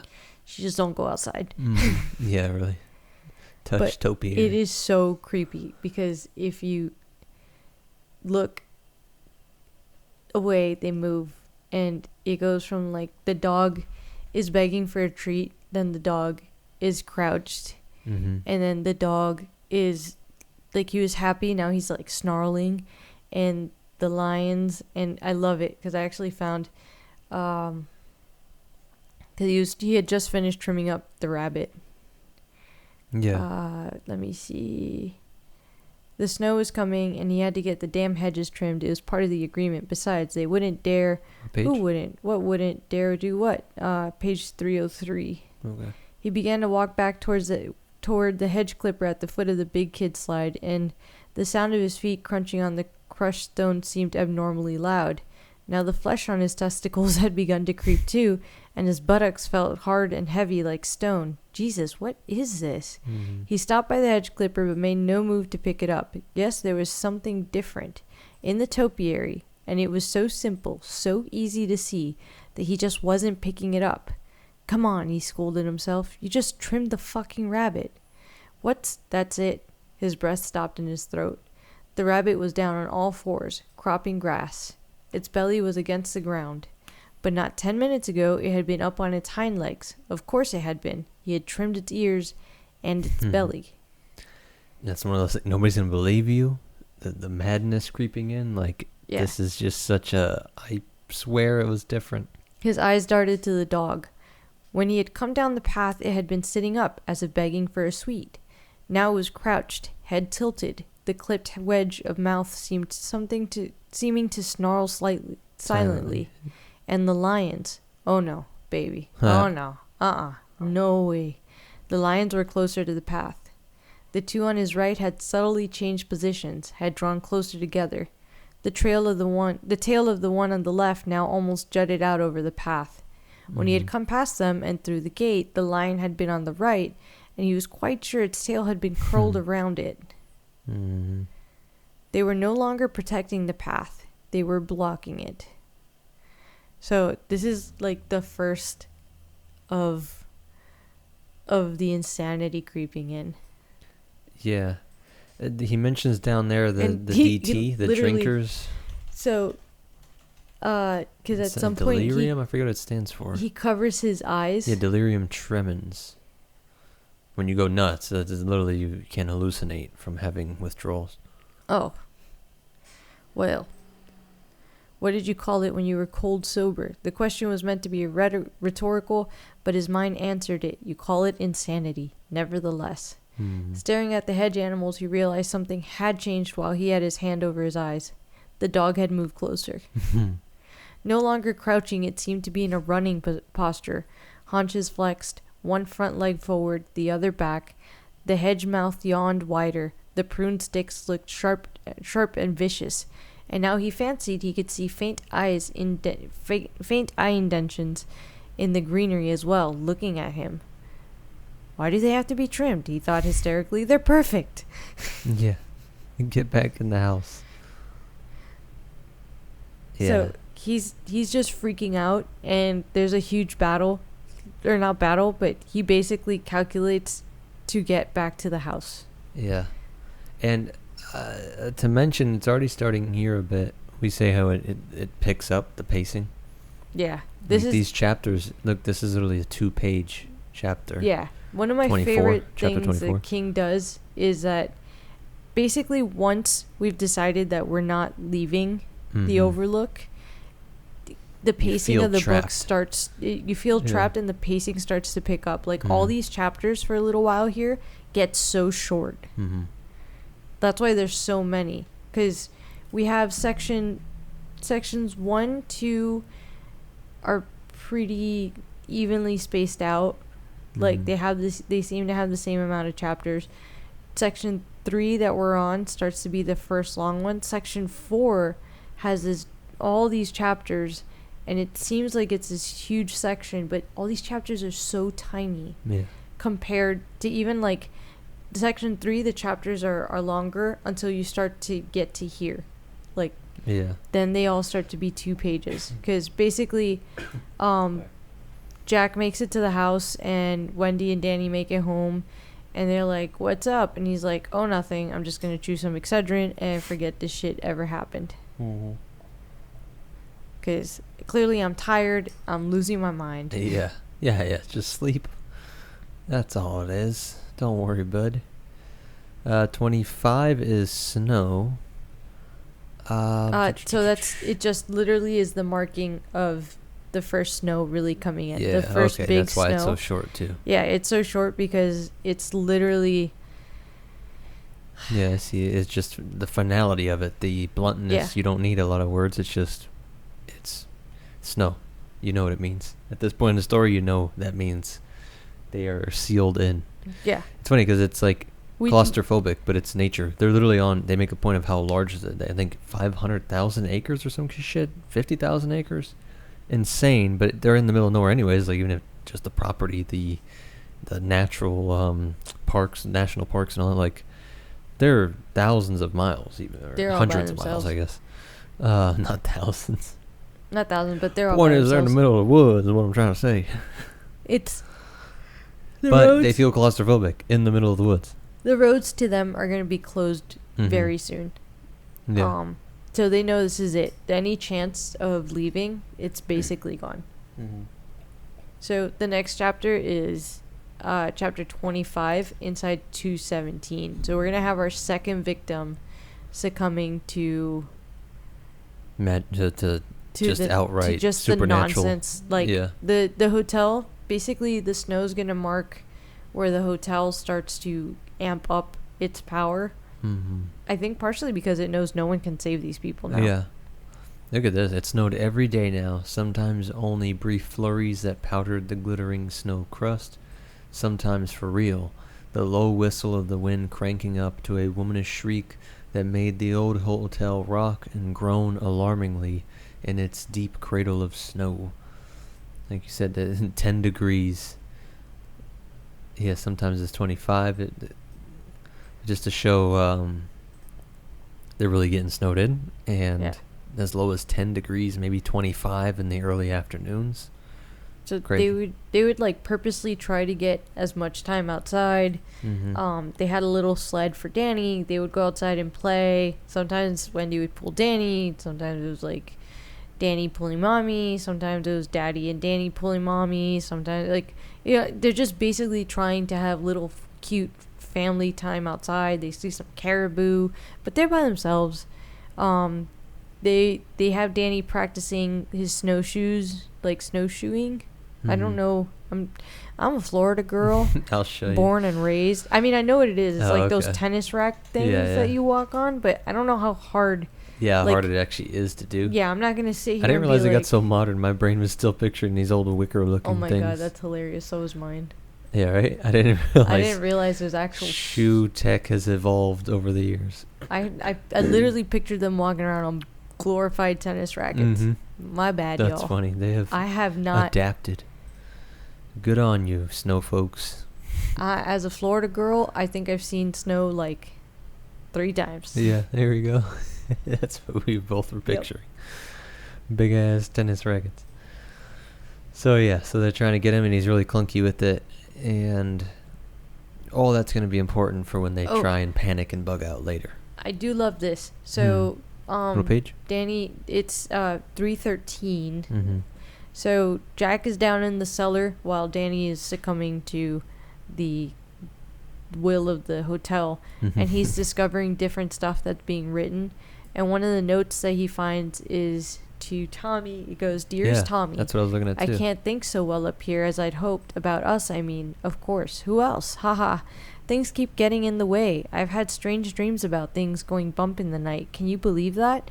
And I think later in the book, because this keeps being a recurring theme, and I was like, I think I reference this because it's just what the hotel does. It makes sure that whatever your intention was, like, you are derailed. And then also, Medoc, are you here? I've been sleepwalking again, my dear. The plants are moving under the rug. So it's someone else falling prey to the same thing, like... Yeah. Who made the quote? "Devil is anything that distracts." I forget. But that idea of, like, it doesn't have to be so overt. C.S. Lewis does a great job of this in, oh my god, I forget which book. Maybe The Great Divorce, which isn't about people divorce. No, it's in the Screw Tape Letters, of course. That it's a letter between 2 different demons coaching him how to, get the guy's soul, basically. And it's tons of stuff like that. It's little stuff. It's not always like, spooky, scare him in the middle of the night. No, you gotta be more nuanced than that. You gotta trick him and knock him off the scent and just distract him, and just the main goal is if they stay here long enough, they're screwed. Like the other agents of madness will be able to take over, but just getting them distracted and off course does a lot of work. But why is he called Tommy? You don't think that's a reference to Tommy? Because it just popped up in my head. Tony? This is... oh, Jesus Christ. It's late. It is. It's very late over here. But we're reading spooky stories right before we go to bed. So while Jack is under the spell of the cellar and all of its mysteries, Danny's falling under the spell of 217. Yeah. Like, with nowhere to go and nothing to do, it's just calling him. And this scene is so creepy. Yeah. I am Most so people interested think this to is the see how best. the movie does it, because this is It done has so to do well. This scene. I almost feel like if they drop the ball on this in the movie, I'm gonna leave. Yeah. I'm not even gonna finish the movie. I'm pretty sure she goes, "Here's Johnny." I'm gonna cry. No. That is not it. I don't know. But I have no just- clue. I've never actually seen any like spoilers or clips of this either. So I've seen the iconic, the axe. Here's Johnny. Everybody's seen that. Made fun of a million times. But I love, so he's standing, Danny was standing outside room 217 again. The passkey was in his pocket. He was staring at the door with a kind of drugged avidity, and his upper body seemed to twitch and jiggle beneath his flannel shirt. He was humming softly and tunelessly. He's literally humming, Lulu, skip to my Lou, my darling. But I literally, the way I picture it is so creepy. Just this zoned out kid. Skip to my Lou, skip to my Lou, my darling. Like, Yeah, that is. imagine just a kid staring at a door humming that or singing that under his breath. Treading softly over the blue and twisting jungle carpet. Yep, that's that carpet I keep. But I love it. He had wanted to come here. Curiosity killed the cat. Satisfaction brought him back. You promised. Promises were meant to be broken. Promises were meant to be broken, my dear Red Rum. To be broken, splintered, shattered, hammered apart. For just close your eyes and it will be gone. Words of Holleran. But that's not what happened. Curiosity killed the cat, my dear Red Rum. Red Rum, my dear. Satisfaction brought him back, safe and sound, from toes to crown. From toes to crown, from head to ground, he was safe and sound. He knew that those things are like scary pictures. They can't hurt you, but oh my God. What big teeth you have, Grandma. And is that a wolf in a blue beard suit or a blue beard in a wolf suit? And I'm so glad you asked, because curiosity killed that cat, and it was the hope of satisfaction that brought him back. Or that just brought him. Not even back. That just brought him. So this whole series is hearing like voices in his head bouncing around so chaotically. I thought that was just a great depiction of madness. The white rabbit had been on its way to a croquet party, to the Red Queen's croquet party. Strokes for mallets, hedgehogs for balls. Off with his head, off with his head, off with his head. This game isn't croquet, though. The mallets are too short, this game is. Whack-a-boom, straight through the wicket. Off with his head. And describing those animals is so confusing until you learn, like, they were dressed up as animals. They're like fucking weird 1930s, 40s furries. He's basically just falling into this whole, like, he is being hypnotized. The way this book hypnotizes you with like a rhythm, Danny is being hypnotized by the hotel to open this door. It is calling him, and it is the hotel's first attempt to get him. And what's going to happen is that he's actually going to open the door and step into this hotel room, and it's room 217, and everything looks normal. The bed has been made, everything's clean and spectacular and immaculate and exactly the way it was left. But for some reason he feels like maybe there's something in the bathroom. And even the way that the bathroom door opens, because I think he basically sees himself. To his left was the bathroom door, a full-length mirror on it reflecting his own white-faced image. The door was ajar, and he watched his double nod slowly. Yes, that's where it was, whatever it was, in there, in the bathroom. His double walked forward as if to escape the glass. It put its hand out, pressed it against his own. Then it fell away at an angle as the bathroom door swung open. He looked in. So he's literally, like, in such a state of hypnosis. He's watching himself. He's disassociating. Yeah. He's not himself. But that does play with the Tony idea. A little bit, but it's he knows him. It's not Tony. Yeah, I agree. I'm like, I get why that could be confusing maybe, but no. Tony's not making him open the door. So he walks in. But it does say, I mean, it says right here that... No, it says it was as if the whole thing were one of the dreams Tony had brought him. Yeah. That he would perhaps see something nice when he pulled the shower curtain back, something Daddy had forgotten or Mommy had lost, something that would make them both happy. Yeah. So he pulled the shower curtain back. The woman in the tub had been dead for a long time. She was bloated and purple, her gas-filled belly rising out of the cold, ice-rimmed water like some fleshy island. Her eyes were fixed on Danny's, glassy and huge like marbles.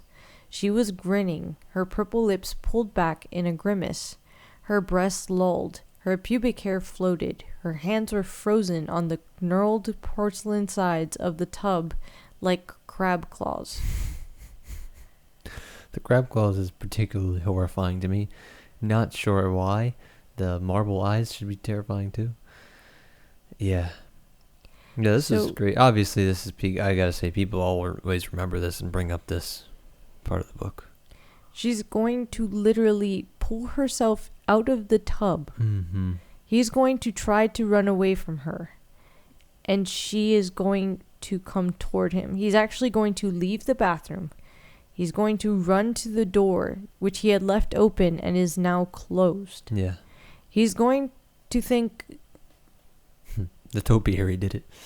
No, a part of him deep down maybe could have thought that he could just open the door. Yeah. He's on the inside. Mm-hmm. But for some reason, he feels trapped. Yeah. And he's just going to basically turn around and find her there.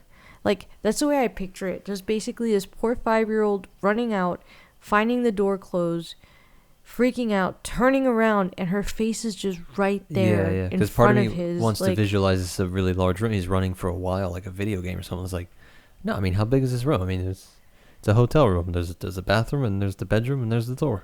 You got like 10, 15 feet, 20 feet max. The door would not open, would not. Mm-hmm. And Dick Halloran's voice comes to him and says, I don't think they can hurt you. They're like pictures in a book. Close your eyes and they'll be gone. His eyelids slapped down, his hands curled into balls, his shoulders hunched with the effort of his concentration. Nothing there, nothing there, not there at all, nothing there. There is nothing. Mm-hmm. Time passed and he was just beginning to relax. Just beginning to realize that the door must be unlocked and he could go when the year's damp, bloated, fish-smelling hands closed softly around his throat and he was turned implacably. Yeah. Around to stare into the dead and purple face. Yeah, there's no And then it more. just cuts to fucking part 4. Yep. Because that's it. We are... Like, to name this part Snowbound is so perfect. Yeah. Because that's exactly what's happening. They are stuck. I'd love to hear people that didn't... We talked about it when you read it the first time. Did you feel like Danny was dead? Or what? I mean, I know you just flipped this page over right away, instant. I immediately was like, what the fuck You need to just know what happened? happened, but I'm like, I could see somebody wondering... Because I read this after we kind of talked about it about years ago. Like, I knew he wasn't dead. But it's terrifying. You're like, what just happened? I did could've wonder. been. I needed to know if he was possessed or something. Mm-hmm. Yeah, that's true. That's another angle it could have took. Like, what if he flipped? Yeah. Because in Jack's mind, he is the main victim. Jack is the target of the hotel. I just want to see her. Is she good? Oh, yeah, she's good.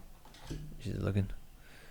After we read our creepy stories. I don't know. Just after seeing all the creepy stuff. I know, we gotta check the baby cam. For sure. She's okay. But we should call it there anyways, right? Is there any closing thoughts you want to add? I mean, that was creepy and perfect, but... I wanted to get a little further in, but it took a while to get through part 3. I think because part 3 was weirdly dense. Yeah. Yeah, more dense than I remembered. I wasn't visualizing where these stories were. Of course, this is, like I said, probably the biggest just straight horror part of the book. But let's call it there. Right. We'll pick it up in the next one and do all the stuff like subscribes and all that, and we'll see you as we conclude this series. Bye. Oh my god. We're back. Part 4 of The Shining. Snowbound, Chapter 26, Dreamland. We have spoilers.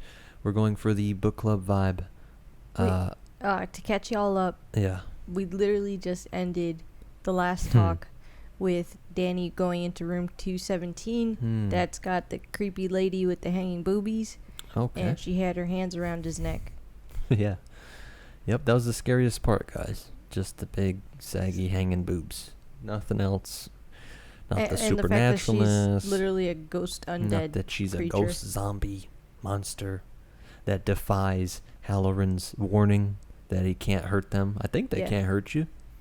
They're just like dreams, or Pictures in a book. Yeah. Well, now he has imprints over his neck.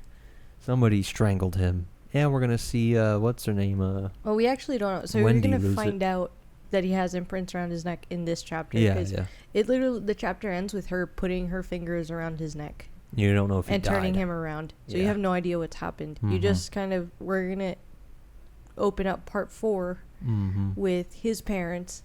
Wendy, coincidentally, I love that the house puts these people to sleep constantly. Yeah, that's a great point. She's like, oh, I just happened to be knitting and fell I'll asleep. put a note there for that. And Jack also had, like, sort of fallen asleep. And what's going to wake them up is that Jack is going to basically sleepwalk, which is also connected to one of those, like, pieces of writing, or, like, it was like a diary entry that he had found, where basically the girl is writing to her lover, ex-lover. Yeah. And she's like, oh, Tommy, I thought I would come up here to think of us, but I just can't seem to make the times. I always keep getting distracted. And then another piece on like a menu was scribbled, and it was like, I don't know why, but I feel like I'm sleepwalking a lot here. Yeah. So he's like starting to feel the same effects that all these people that have left these little messages had, and he's going to sleepwalk and destroy the CB radio, which is their only connection to the outside world. Yeah. It's nuts. We were saying last time the devil is anything that distracts, and this sleep being a weird in between, because did we say that, did Tony come to him in his dreams more, right? Tony used to come to, but he hasn't. He can't, right now Tony can't get to him. So that's what I mean by there's some control it has over dreams on both offense and defense. Yeah, that's a really good catch. They hear him screaming, right? Is that what gets them up there? This is all him looking back? No. What's going to happen is that Jack is going to smash the radio, and Wendy's basically asleep, and she's going to wake up to the sounds of Jack smashing this radio. That's right. And she's going to immediately think emergency. So she's going to run down the stairs, and she's not even going to notice that Danny Boy is like standing in the stairs, sucking his thumb and just like staring into oblivion. Yeah. With imprints around his neck. He does such a good job with that staring off, like without visuals. Like, it's not a movie, it's a book, but it's written so good that you get because earlier that was the same night, right? That the whole thing with when he was in the bathroom with the mirror and all that, or was that the day before? I think that's before. I don't remember when. Yeah.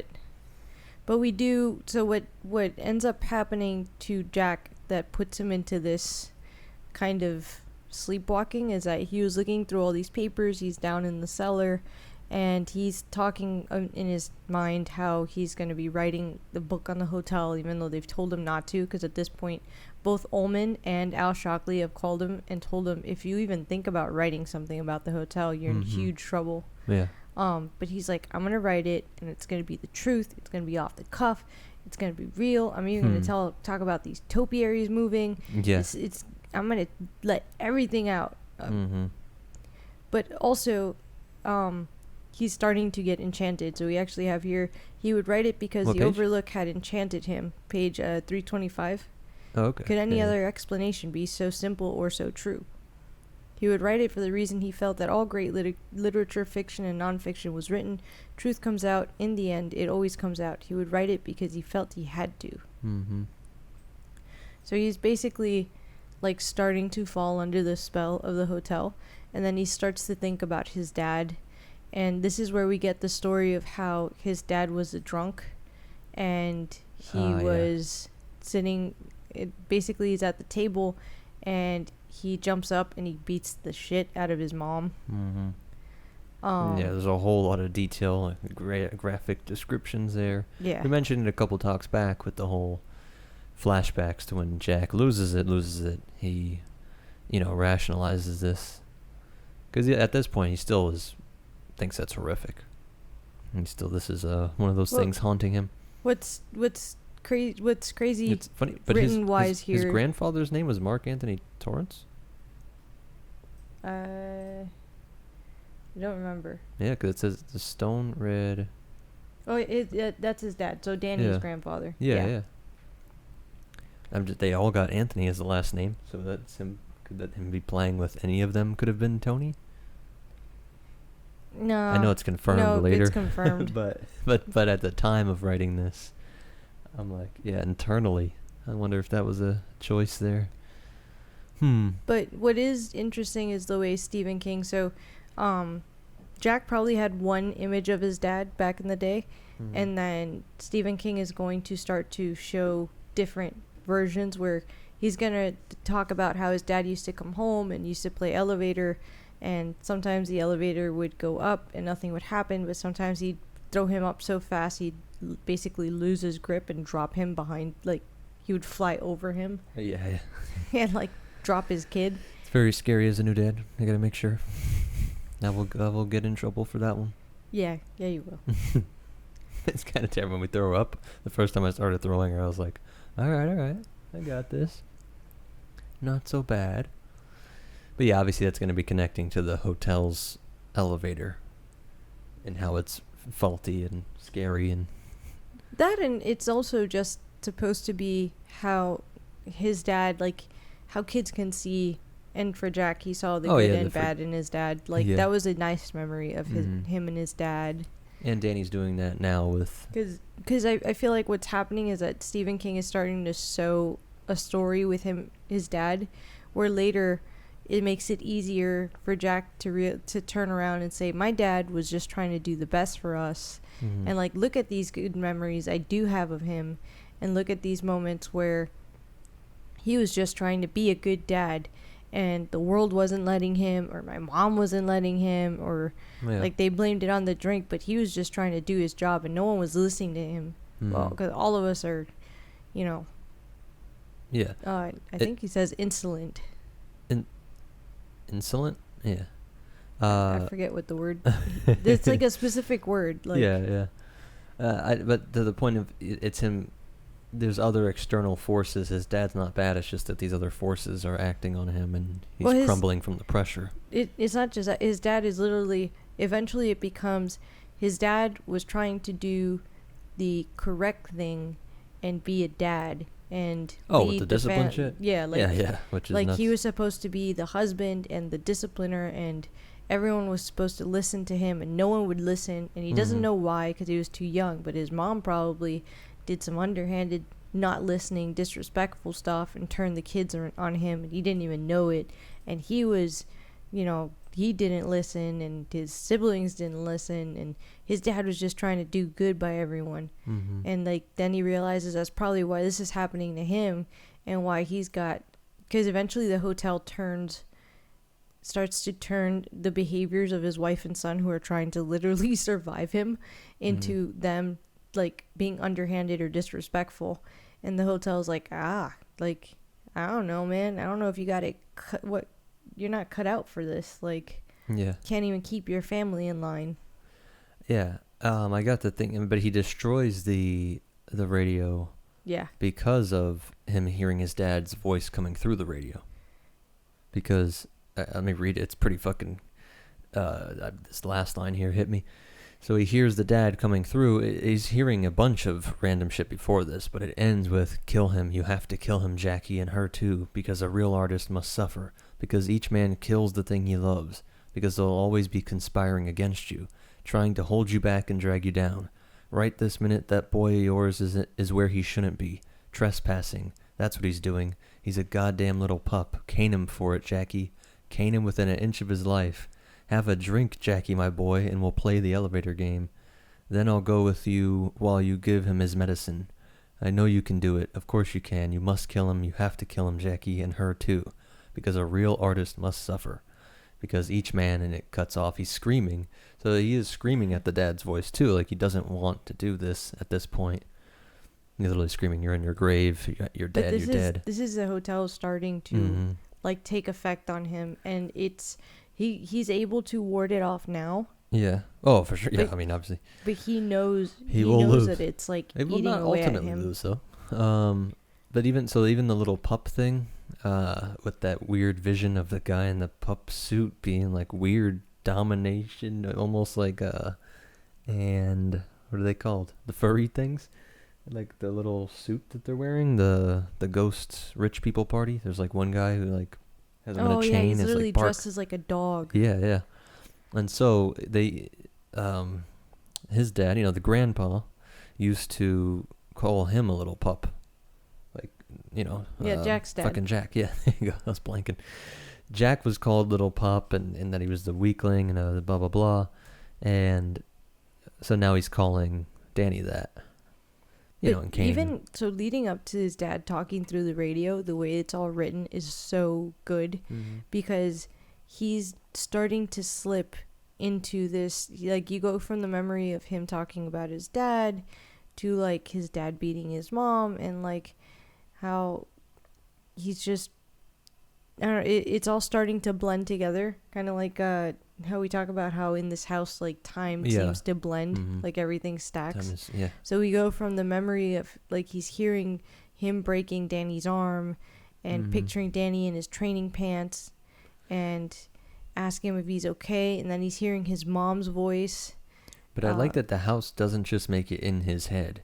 It no, messes it's like with, actually messing with, because it's creepier that nature itself, when the topiaries, or really let's say the storm, because later there's a line with Harlan's like, and the people are like, this is the biggest storm in ever, in decades. This is the strongest storm. So everything is turning against you. It's not just in your head. It's literally the radio is playing shit that was in your head. I want to see how the movie, like, I I'm know. scared the movie's going to drop the ball on this. Like, a slow dissolve, disembodied voices echoing up at him as if along an endless cloudy hallway. Things keep getting in the way, dear Tommy. Medoc, are you here? I've been sleepwalking again, my dear. It's in the inhuman monsters that I fear. Excuse me, Mr. Ullman, but isn't this the, like, these are all things that he's hearing in his head. And it's starting to lead him, because before that, literally in his mom's voice, it says, from your father, I repeat, an enormously important announcement from your father. Please stay tuned, or tune immediately to the Happy Jack frequency. Repeat. Tune immediately to the Happy Hour frequency. I repeat. So that's how it's like leading him to the new, like, to the radio. Yeah. It's crazy and creepy and perfect. But yeah, that dissolving of that the horrors are just in your mind. It's like, no, they're literally in the topiary. They're literally in the wasps. They're in the They're radio. getting stronger, and they're very real. Yeah. And then we have the beginning, or like the now recurring theme, because we have Jack feeling the first effects of a headache over in the library when he was doing research. We forgot to talk about that, that was why he wanted the Excedrin to begin with. Yeah. And now we have him, this like headache coming on again. So it's something is messing with his mind. Yeah, and again with these physical symptoms, I really love that, and I think that's a better way to view the world. In the real world, there's no, distinction there. Chapter 27, you want to get there? Yeah. So 27, this is where we find out Wendy ran down the hall on her stocking feet and ran down the main stairs to the lobby 2 at a time. She didn't look up at the carpeted flight that led to the second floor, but if she had, she would have seen Danny standing at the top of them, still and silent, his unfocused eyes directed out into the indifferent space, his thumb in his mouth, the collar and shoulders of his shirt damp. There were puffy bruises on his neck and just below his chin. Yeah. So that's because she hears a bang. She has no idea that Danny would be up there. Yeah. She's running past it. I mean, that could be filmed. To your point about how the film does it, you could see that visually. Well, because their living quarters are on a different floor. They're below the floor that Danny was on. So she just runs literally, and like you have to think the house is probably dark. So this kid's just standing at the top of the stairs in this dark ass hall. Yeah. That's the way I pictured it. Just him, because it's not like, why would you have the entire lobby lit up if it's just you guys and you're all hanging out in the same little living quarters? Like, kid's just standing up at the top of the stairs, creepy as shit. And I love that they all know that he wants to keep the job. So everything he's doing could be blamed not on supernatural excuses in their mind, but like you broke the CB radio because you don't want us, now I can't be like, now I can't call them to leave. Like if she were to try and, either convince Jack to leave or try and call somebody herself, like all these options are gone now because of that. Well, on 338, we actually have Jack. So she hadn't really ever seen him. She saw him cry very rarely. But he starts to like sob, and he explains to her, because imagine you come in, you're stuck on a mountain, and you come into a crashing sound, and it's your husband destroying the only connection you have to the outside world. Here's yeah. So he says, dream, I guess it was a dream, but it was so real. It was my mother saying that Daddy was going to be on the radio, and he was telling me to, I don't know, he was yelling at me. And so I broke the radio to shut him up. He's dead. I don't even want to dream about him. He's dead. My God, Wendy, my God. I never had a nightmare like that. I never want to have another one. Christ, it was awful. What he's not telling her is, it was awful because my dad was telling me to kill you and Danny. Which is a great point. He's always lying, whether it's half-truths or, just omission or... He's the best liar in the... Yeah, in a lot of fiction. Yeah, so then they have... So at this point, she's like, all right. Yeah, then she asks him, where's Danny? Yeah. And everyone, of course, is like, he was with you. No, he was with you. So they're freaking out because they're calling out to him, and he's not answering. Mm-hmm. Yeah. And basically, there is a little bit of pointing, like, did you fall asleep? Yes. Did you fall asleep? Yes. Yeah. So they're ready to do the blame game. And that's when they find Danny. And immediately... Hold on, is that before this where it says, when I'm on my deathbed, you'll lean over and say it serves you right? Remember the time you broke Danny's arm? Yeah, because they're going... Yeah, that's part of the blame game.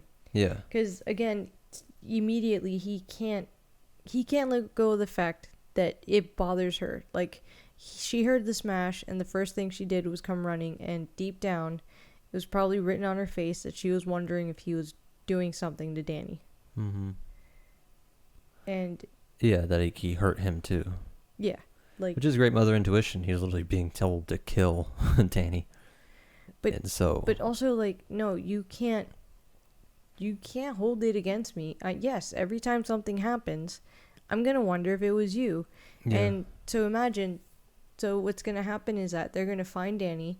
Mm-hmm. He's up at the top of the stairs, still sucking his thumb. In the darkness. Immediately, she's going to take him, because Jack's going to go up first, and he's going to put his hand to basically touch his neck, and he's about to ask him, who did this to you? And she's going to snatch Danny up and tell Jack, don't you touch him. Yeah. So this is page 340. Yeah, that's what I was looking for. Yeah, remember this. This was intense. Yeah, don't you touch him. I'll kill you if you lay your hands on him again.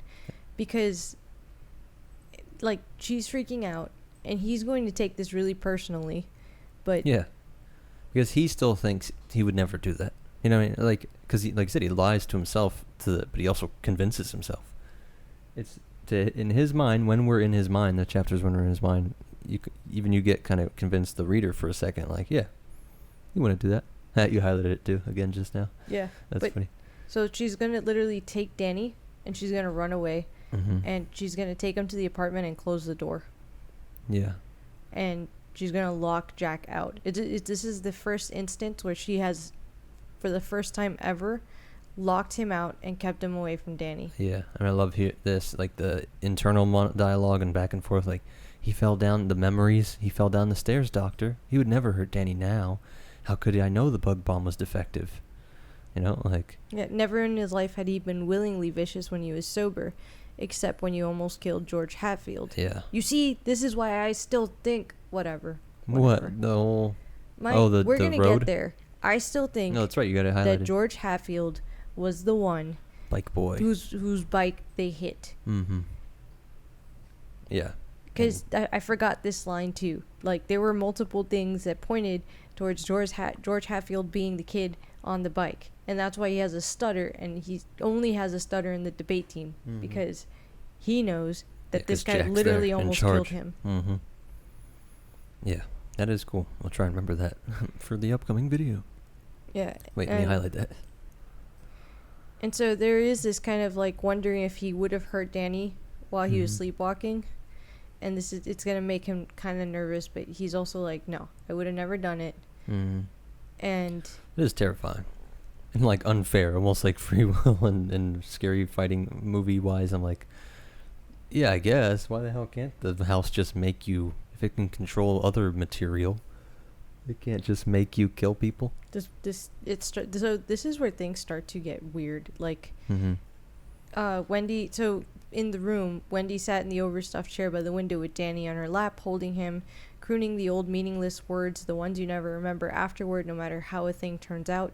He had folded onto her lap with neither protest nor gladness, like a paper cut out of himself, and his eyes didn't even shift toward the door when Jack cried out, "No!" from somewhere in the hallway.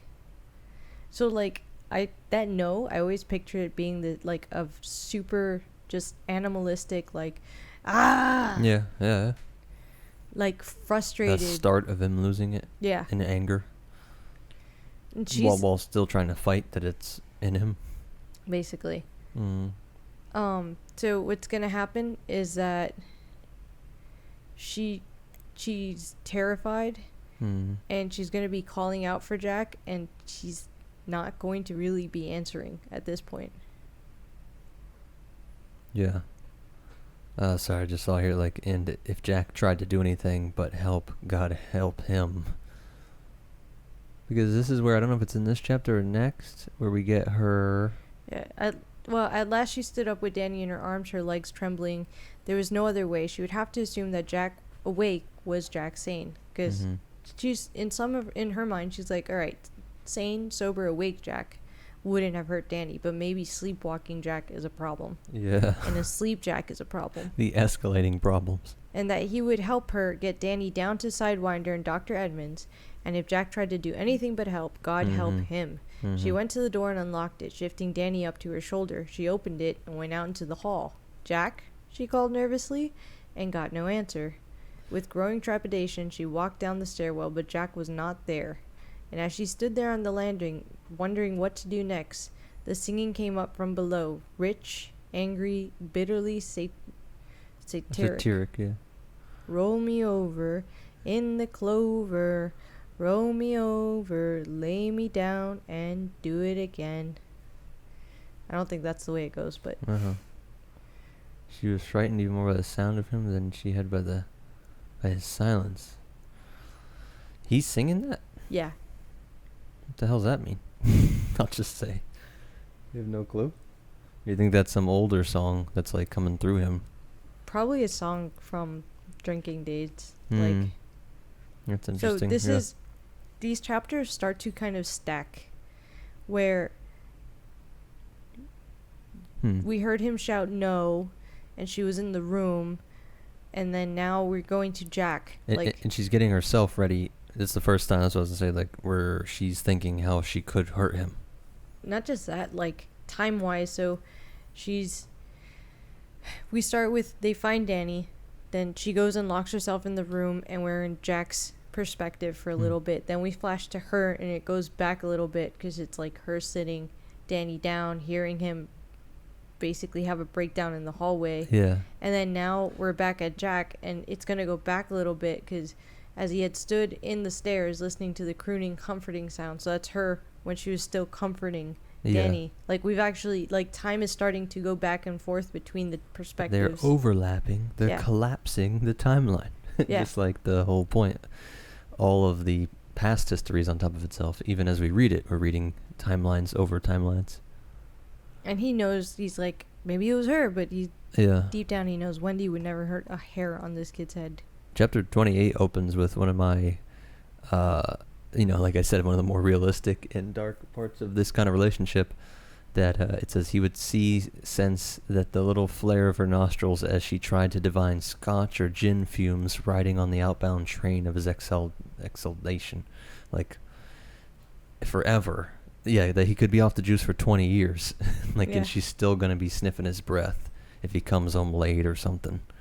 And even to the Danny thing, He had been a lush, he had done terrible things, breaking Danny's arm had been a terrible thing, but a man reforms, doesn't he deserve to have his reformation credited sooner or later?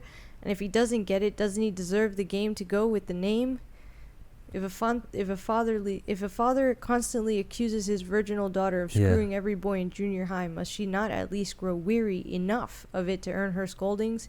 And if a wife secretly and not so secretly continues to believe that her teetotaling husband is a drunk, then reasoning should with he himself. not just start drinking? Because it's not like all the work he does to stay sober. Yeah, there's no point. They all think of him as a drunk. Yeah, they're Might as always well going to enjoy be being a wondering drunk. if he had a drink. Did he sneak something? Is he going to lose his temper?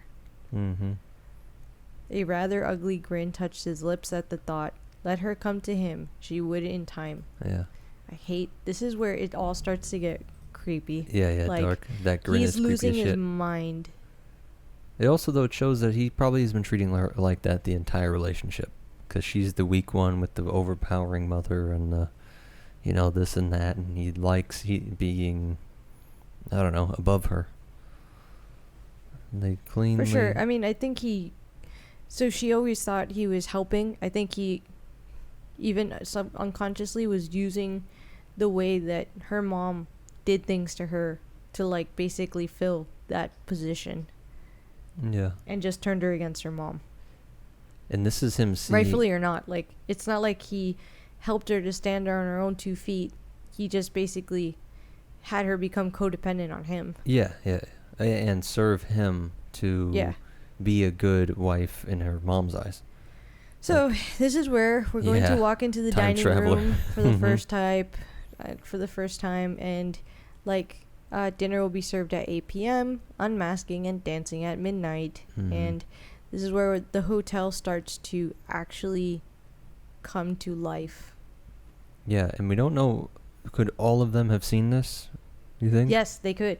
No, we super know. Okay. We super know because so as the hotel starts to gain more power and as we start to see these things, because it'll start with like one event. You think now they could see it?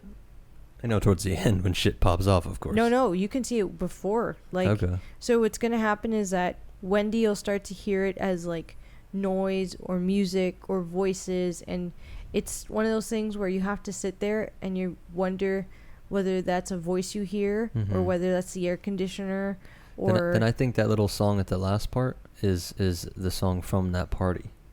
Because even the way it's written here, if you see it in the that's font... Right. Yeah, that's what I mean, where things are starting to... That's like music from the 1945. Yeah.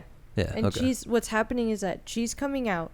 So this is where this is what I mean, where like time is collapsing or overlapping. She's going to come out of that room sometime after trying to calm Danny down and failing to do so, basically.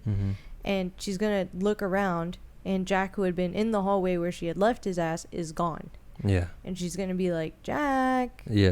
And there's going to be no answer. And the whole time he's doing this part. This is what he's doing. So she's up there trying to figure out what's wrong with their son. And instead of...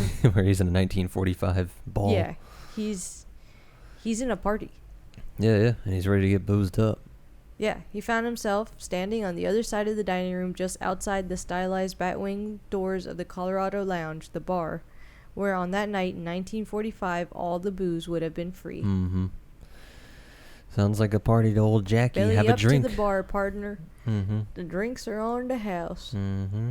And you can smell the beer. Every little sensory detail's there. It's fully real. Yeah. To all the senses. He, like, stepping into there, he knew that everything had been bare, but he can see it. You can smell beer. The air is damp. And he's freaking out. Eyes widening, he fumbled for the wall switch, and the low, intimate bar light coming on circles the 20-watt bulbs implanted on the tops of the 3 wagon wheel chandeliers overhead. The shelves were all empty. They had not even as yet gathered a good coat of dust. The beer taps were dry, as were the chrome drains beneath them. To his left and right, the velvet-upholstered booths stood like men with high backs, each one designed to give a maximum of privacy to the couple inside. Straight ahead across the red carpet floor, 40 bar stools stood around the horseshoe-shaped bar. Each stool was upholstered in leather and embossed with the cattle brand Circle H, Bar D, bar that was fitting, Rocking W, Lazy B. Yeah. I did like Lazy B the most. Yeah. Yeah, and it's just him finally relaxing too. Reading this part gives you such a feeling of, like King wrote it so well, like, like relax, like you could take a breath. It was so fucking scary those chapters before. And it's like in Jack's mind. Right. I actually felt, I was like, what is going on? Well, yeah, but like when he's talking to the bartender, when he gets talking to him, and I he's know, just trying but to there's pitch no it. one there. No, of course, but that's why He literally goes to the bar, and then Lloyd, because he somehow also, like, you don't find it odd that he knows the bartender's name? Yeah. The bartender doesn't have to introduce himself or anything. Mm-hmm. He just says, "Hi, Lloyd. A little slow tonight, isn't it?"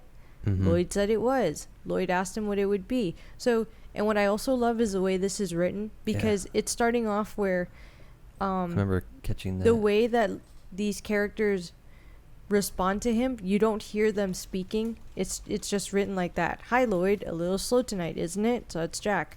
Lloyd said it was. Lloyd asked him what it would be. "Now, I'm really glad you asked that," Jack said. "Really glad, because I happen to have 2 20s and 2 10s in my wallet, and I was afraid they'd be sitting right there until sometime next April. There isn't even a 7-Eleven around here, would you believe it? And I thought they had a 7-Elevens on the fucking moon." Lloyd sympathized. So you see how it's like Lloyd said he wasn't busy at all. Lloyd turned to do the job. I forget what perspective but you're not actually hearing these characters, but it's being said what they're doing or what they're saying. Yeah. And it eventually you do just hear them. Like Lloyd said blah blah blah blah. "Oh, hi Jack, good to see you again." Like, but how do you think it's because he's just stepping into the memory of somebody from back then, or no, the house is speaking to him, but it's almost to show that right now it's only in Jack's mind. It's only affecting Jack. That's why I was wondering if somebody else could see it. Not in this second, but very soon. Okay. I'm picturing he's sitting there in an empty room, no lights. Yeah. Because even ghost lore, you could walk in and see the ghosts doing shit. Right now, he's not gonna get, like, right now he doesn't see ghosts, and right now he doesn't see. He can just almost sense it, like. Yeah, like he can almost picture it in his mind, but as soon as he turns the lights on, there's nothing there. But there's someone he's talking to, and he's talking to Lloyd, and Lloyd is telling him, "Don't worry, this is on the house. Yeah. Oh, thank you." Like, but we can't hear these conversations. All we know is that Lloyd is saying things back to him. Yeah. And then he's gonna like chew another Excedrin. Yeah, okay. They had 7-Elevens back since 1927. I was wondering if that was supposed to be a clue, because he mentions Excedrin. I was like, did they have Excedrin back then? Like, is it anachronistic on purpose to show us this isn't actually him going back in time? This is generated in Jack's mind? But it could have been, because there was 7-Elevens back then, I guess. How about Excedrin? When wasn't Excedrin made? You know what I mean? Because he's mentioning things that Lloyd, if he was just back in time. Excedrin. How the fuck do you spell Excedrin? There you go. 1960. So that wouldn't have existed yet. Because he says about the Excedrin to Lloyd? No. No. He's just gonna chew an Excedrin. This is just in Jack's pocket. Okay. What he's gonna talk to Lloyd about is that he technically had quit drinking, and they had painted him quitting drinking as riding the gold wagon. Ironically, in the lounge, like all this wagon Colorado theme stuff, but so the wagon is the biggest and best float in the whole parade, and everybody's lining the streets and clapping and cheering and waving all for you, except for the winos passed out in the gutter. Those guys used to be your friends, but that's all behind you now. And so he talks about how it's painted that way, but then once you're actually on the wagon, and once you've actually started to quit the drinks. What page is that? 352. Then you start to see things, Lloydie, my boy. Things you missed from the gutter, like how the floor of the wagon is nothing but straight pine board, so fresh they're still bleeding sap, and if you took your shoes off, you'd be sure to get a splinter. Like how the only furniture in the wagon is these long benches with high backs and no cushions to sit on. And in fact, they're nothing but pews with a songbook every 5 feet or so. Like how all the people sitting on the pews in the wagon are the flat-chested Albertos in long dresses with the little lace around the collar and their hair pulled back into buns until it's so tight you can almost hear it screaming. It's like saying that being teetotaler or being sober is like being in a cult.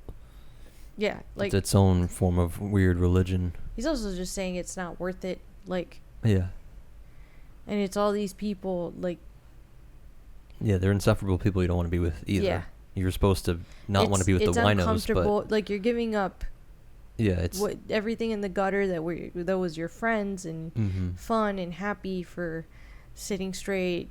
And if you don't enjoy being in either fully, you might as well be in the natural alcoholic state. Yeah. So as he's talking to Lloyd and feeling like he's getting drunk or feeling like the effects almost of drinking, because remember he's asked him for a drink at this point. He feels like there are people laughing at him, and he turns around to like yell at them, and the whole place is empty. Yeah. But he feels like they're there. Yeah, is that on 354, right? Yeah. Yeah, he stopped. And then this is where he sings a song. That same song that was at the end of the previous chapter. Yeah, okay. Roll me over. Yep. Yeah, this was so creepy. Like, I could see this visually done kind of easily. You could just film it as a big party. You know what I mean? I would almost film it as empty. I know that we're going to watch the movie, but yeah, I would film this whole thing empty, but actually have... It would be cool, you know, showing off of actor skills of him. All kinds of subtle little mannerisms and reacting. Almost like nowadays they have to do this with green screen. I know. Jack Nicholson would have been doing this back then. I don't know if I would have someone answer back. Yeah, in his head, like hear it. Or actually just have him just talk to nothing. I think imply it. We'll see. Like have him laughing, like reacting like a real natural conversation, but him by himself would probably be so creepy to watch. And like artistically interesting to play with the quiet on purpose, just him sitting there. And such a hard thing to actually act out. But Wendy catches him down here is where we get to at the end of this chapter. Yeah, Jack, she cried in chair. Oh, Jack, what's wrong with him? This is where he finally just tells her, I never touched him, Jack said thickly. I never have since the night I broke his arm, not even to spank him. Yeah. Which is kind of not whatever. Jack, that doesn't matter now. What matters is, this matters, he shouted. He brought one fist crashing down on the bar, hard enough to make the empty peanut dishes jump. It matters, goddammit, it matters. Which I have to admit, for all this shit that I give him, you do kind of have to validate, like, look, you're right. It does matter. Yeah. I'm sorry that I jumped to conclusions. You also need to understand that your actions did this to me. Like, it's very hard for me as the mother to trust you. Of course. But yes, you're right. I do owe you an apology for jumping to conclusions. Like, wouldn't he be a monster if he didn't care that you thought he hurt the kid? Like, that would be worse of a person than he is. Yeah. Like, and it goes to we'll save this for the end, but be thinking about, are there any flaws in this book? I know that sounds insane to like, oh, no book's perfect, but I'm like, every little conversation matters, to use his word here. Like, you need this too. You need him. He should be pissed about that. He should fight, and he should snap, and if he is being angry, well, he's going to be angry, passionately, angrily defending himself. Like, all these little conversations matter. They're so efficient. Yeah. So good. No, there's really, like I said in a previous talk, there's no wasted space in this book. Yeah.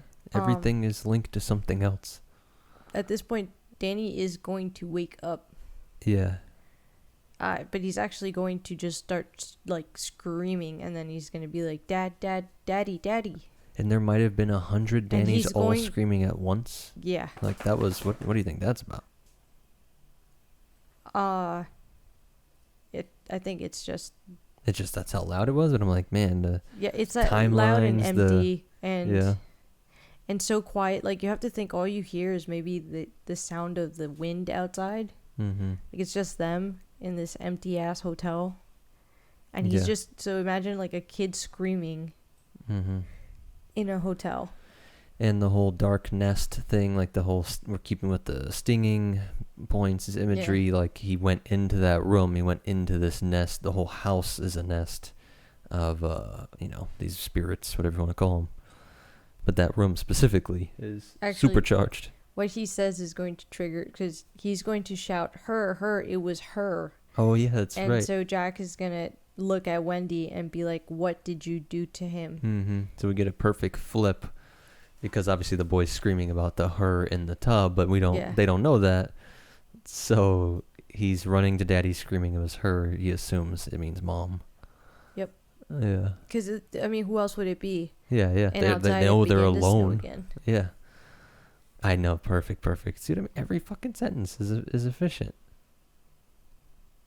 And like even her feeling that flip for the first time, nobody would ever think she's the violent one in this relationship. Yeah. But like, you must know, like, he does relish in this. So like, he gets mad at her, and immediately a part of him is ready to believe she did something to Danny, but that's quickly snuffed out because he knows it's not real. He knows she would have never done anything. But he is kind of happy. He's like, how does it feel to have the shoe on the other foot? So this is into chapter 29. Mm-hmm. Like he's feeling very, very cocky right now, a little bit. Mm-hmm. Yeah. I'm just looking through here what this gets into. Yeah, that you were watching. What? No, this here. What did you do? What did you do? Why weren't you watching her? What kind of father are you? They're thinking back. He's hearing something. She hounded him to his grave. Yeah, by the time he divorced her, it was too late. They must be talking about his mom, right? I think his so. Yeah. Mm-hmm. Oh, yeah, cooking sherry. Because she's worried, but she knows that he can't be drinking either. Because so they know there's no alcohol in the hotel. Mm-hmm. They basically make the baby something to drink. He just wants to put something in the drink. The sherry's actually for Danny. Mm-hmm. They're just trying to get him something warm in his belly. Yeah. So they're trying to calm his nerves, and Danny takes like forever. Just basically sits there and drinks his little tea. Mm-hmm. And the parents basically get to kind of like size each other up. Yeah. And a really ugly thing here, because Danny's saying, I should have told you, I didn't tell you everything. And so she says, I guess we didn't talk enough, did we, Doc? But the dad's reaction to that, like, exactly what did you talk about, jackass? Like, I'm not sure how much I like my wife and son. He wants to say, like, talking shit, plotting things behind my back. But she cuts him off by saying, like, discussing how much they love you. Like, he really is so insecure for real reasons, because he really fucks up all the time. But it makes this vicious downward spiral where he thinks they're out to get him, because, yeah, they fucking are annoyed with him. But they also do love him more than he gives them credit for. They do, but there's also the house is messing with them. I think the house is prying on. So everything. So because we suspect that Jack shines, he does get a glimpse of Wendy possibly being jealous of him. Yeah. And Danny's relationship. Mm-hmm. We have on the heels of that came an uncomfortable, even startling thought. How she wanted to think Jack was to blame. Was she that jealous? It was the way her mother would have thought. That was the really terrible thing. So we get that glimpse, and then so we have almost like the parents being jealous of each other and who Danny's close to. Yeah, likes more. Which is like silly parent shit. Just silly and like it doesn't. It's kind of like I remember the first time the baby asked for you to put her to sleep instead of me. I was a little heartbroken, but I also knew like it's very healthy. It's a very good thing. Yeah, and don't feel bad. It's just because I do it better. That's all it is. Oh, I'm sorry. Did you put her to sleep today? I really do it like, I don't know, not even 1 in 10 times. Like, I appreciate you. That's why I'm able to make these jokes.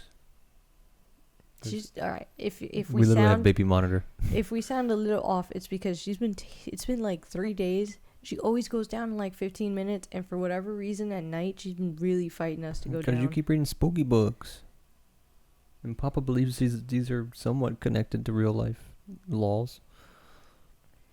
But She's good, right? Yeah, she's good. I've been watching her. Don't worry. Okay. Yeah, we have a baby monitor. Anybody listening to these this long probably knows that by now. So the house is messing with with this jealousy factor, but it's also what you were saying, bringing up this like, I'm the head. Like if my wife and son are doing things behind my back, it's not just that she's turning them against him. It's that they're not listening. They need to be disciplined. Well, that's they definitely need to be put in line. his like, dad coming through too. Yeah. Yeah, like they're slipping from my control. Yeah, all of it, and it's his hotel. Yeah, that's not fully in yet, but that idea that he was pissed at Ullman, it's definitely not Ullman's hotel. That's been in his mind for a long time, but it's starting to get like it's all his. Because did we miss that part? There was was it with the bartender that he mentions that he could become manager one day? No, that's later, right? Later. Because we're actually, so that's where that's at the party, right? As the party and as the hotel becomes stronger and we get closer to the date, like the finality of everything, you're actually going to, these things are going to actually become physical. So like right now, Wendy can't hear anything. Yeah. Okay. But literally like a couple days from now, she's going to be able to hear voices and music. Okay, cool. Yeah, that's what we meant. And then eventually what's going to happen is they're going to hear the elevator going up and down by itself. And she's going to climb into the elevator that she's terrified of. Yeah. And she's going to throw out of it like confetti and a mask. Yeah. That's coincidentally belongs to a homewrecker. Yeah. That's why I said the hussy. Putting it out there. When you said it's physical, I'm like, it sure does. But in this chapter, what's happening is that the hotel's gaining power and Danny's going to just confess everything. He's going to tell them, he's going to come back to himself a little bit. He's going to tell them that he's a shine, like he's got powers. Yeah. He saw things in the presidential suite. He saw saw the topiaries move. Says it too? Yeah, he's going to tell him that Halloran told him that he's got this power and that to be very careful. He's going to tell him that the topiaries attacked him. He's going to tell him about the lady in the room. Yeah. Just info dump on the parents out of nowhere. By the way, I already talked to the other guy. We already got this. We've been talking about my psychic powers. Mom knows I got psychic powers. We're going to find out that Danny passed out when the lady turns him around. Because she, like, takes him by the neck, turns him around, and, like, they're face to face. And then he's going to say, because basically in telling the story, Wendy's going to try to comfort him. Jack's going to say, let him finish. And he's going to say, there isn't any more, Danny said. I passed out either because she was choking me or just because I was scared. When I came to, I was dreaming you and Mommy were fighting over me and you wanted to do the bad thing again, Daddy. Then I knew it wasn't a dream at all. And I was awake and I wet my pants. I wet my pants like a baby. What a baby. He's 5 and... He's acting like a real baby. He can't even handle a supernatural building trying to kill him and his parents. So Jack, Kids basically, these days. Being the man, is like, I'm going to go to the room. Yeah, I know, right? Because if there's someone here with us, I got to make sure. Are there no guns in this house, right? You need that for the plot. Pretty sure there was a shotgun once upon a time. Right? But it's I think both how the hell is there not Grady in the middle of the woods? himself, Yeah, it's a gun-free zone. Yeah. When it's been haunted for 80 years. No, it's not that long. It's been 30 years, really, too, right? It opened in 45? Yeah, that was the opening party. I don't remember when Grady... I don't remember when Grady happened. Yeah. But, I mean, this is in the 70s-ish. But we have here, don't worry, Mommy, Daddy said. He'll be all right. He doesn't shine. Nothing here can hurt him. Yeah, where's that? Right at the end, it's 366. Oh, okay. And through her tears, she said, no, I don't believe that. Yeah. But because Danny's only saying that because Halloran said that. Yep. Yeah. That, and I think because Danny has never seen evidence of his dad technically being able to shine. If Danny's so strong, because we're, going back and forth on this last time. So is it true? I know, but you can't have it both ways. He's super strong and he's only 5. I'm like, well, you'd think you would pick up on it. I don't know. But his dad's been hiding it behind alcohol his entire life. I know. And I think the dark side itself, either just at a distance or through Al or through... And like it stores up through the alcohol. I don't remember if when is it that he realizes at some point he finally gets it that because his dad hasn't told him about the topiaries attacking him yet. Yeah. I think I almost want to find out. Yeah, when would that be? I don't remember when, but at some point he realizes that his dad has been lying. I think it dawns on him that his dad is susceptible to a lot more than he thought. Because you think Danny thinks he only got attacked like that because of the shine? Yeah. Yeah. I mean, yeah, that's what he means by saying because he'll be like all right. his mom has never been attacked. Yeah, that's true. That and maybe he thinks because it's him, like the house is messing with him. At some point, they're gonna realize the more with this stuff actually becoming real, they're all in danger. Like the Ghost Adventure shows, it's like... Although technically, the topiaries really only attack him, his dad, Halloran. and Halloran. Yeah. They never attack Wendy. That's what I was going. I was like, because you got these psychics, the internal lore, at least, if any of this shit is true, is like certain people are way more sensitive to it. But what this is playing with is, yes, but if something could devour these people, flip these people, make a site so creepy, so powerful, even lay people, right, increasingly psychically weaker people can be affected by it. To where the average person goes, oh no, I just get a weird feeling in that building. Like the most simple-minded guy. Not the force sensitives. This one opens up with this funny chapter 30 with this whole conversation with the eating each other. Well, he's gonna take the elevator up, which is terrifying. Yeah. Yeah, they're all super scared of that. Oh yeah, and she only wanted one of them in at a time, right? Yeah. That boy popped the 3 Excedrin. He's not playing games. Oh yeah, and here's where we have him realizing how he felt cocky. It's in this chapter 370, and for the first time he felt his new sense of sureness, almost cockiness, that had come over him when Danny ran to him shouting it was her deserting him. Because I think at this point, he's in the room. Yeah, if I could step back just to 368, there's a great line. When he took his Excedrin, blah, blah, blah, blah, nothing in the Overlook frightened him. He felt that he and it were simpatico. He's realizing he is one with the hotel in a way. Yep. Not in a good way. The hotel wants him, and he wants the hotel. So why would the hotel do anything to him? And he's naive to think it only wants him. He's the ultimate goal. It's like, no, you're a step to the sun. Oh, so, this is where he sees. Yeah, so he's going to go in. He's going to start searching around the room. He's going to move the shower curtain or see it. So far, so good. He's going to look down, though, and he's going to see a bath mat. And everything in these hotel rooms have been put away. Yeah. So he's looking and he's like, what is that doing there? That's not supposed to be there. That's weird. He's, Danny might have gotten it. But why do you think that is? The ghost needs a bath mat? The ghost put the bath mat? I mean, the hotel's trying to take care of itself. It's a little rude for you to think, she needs a bath mat.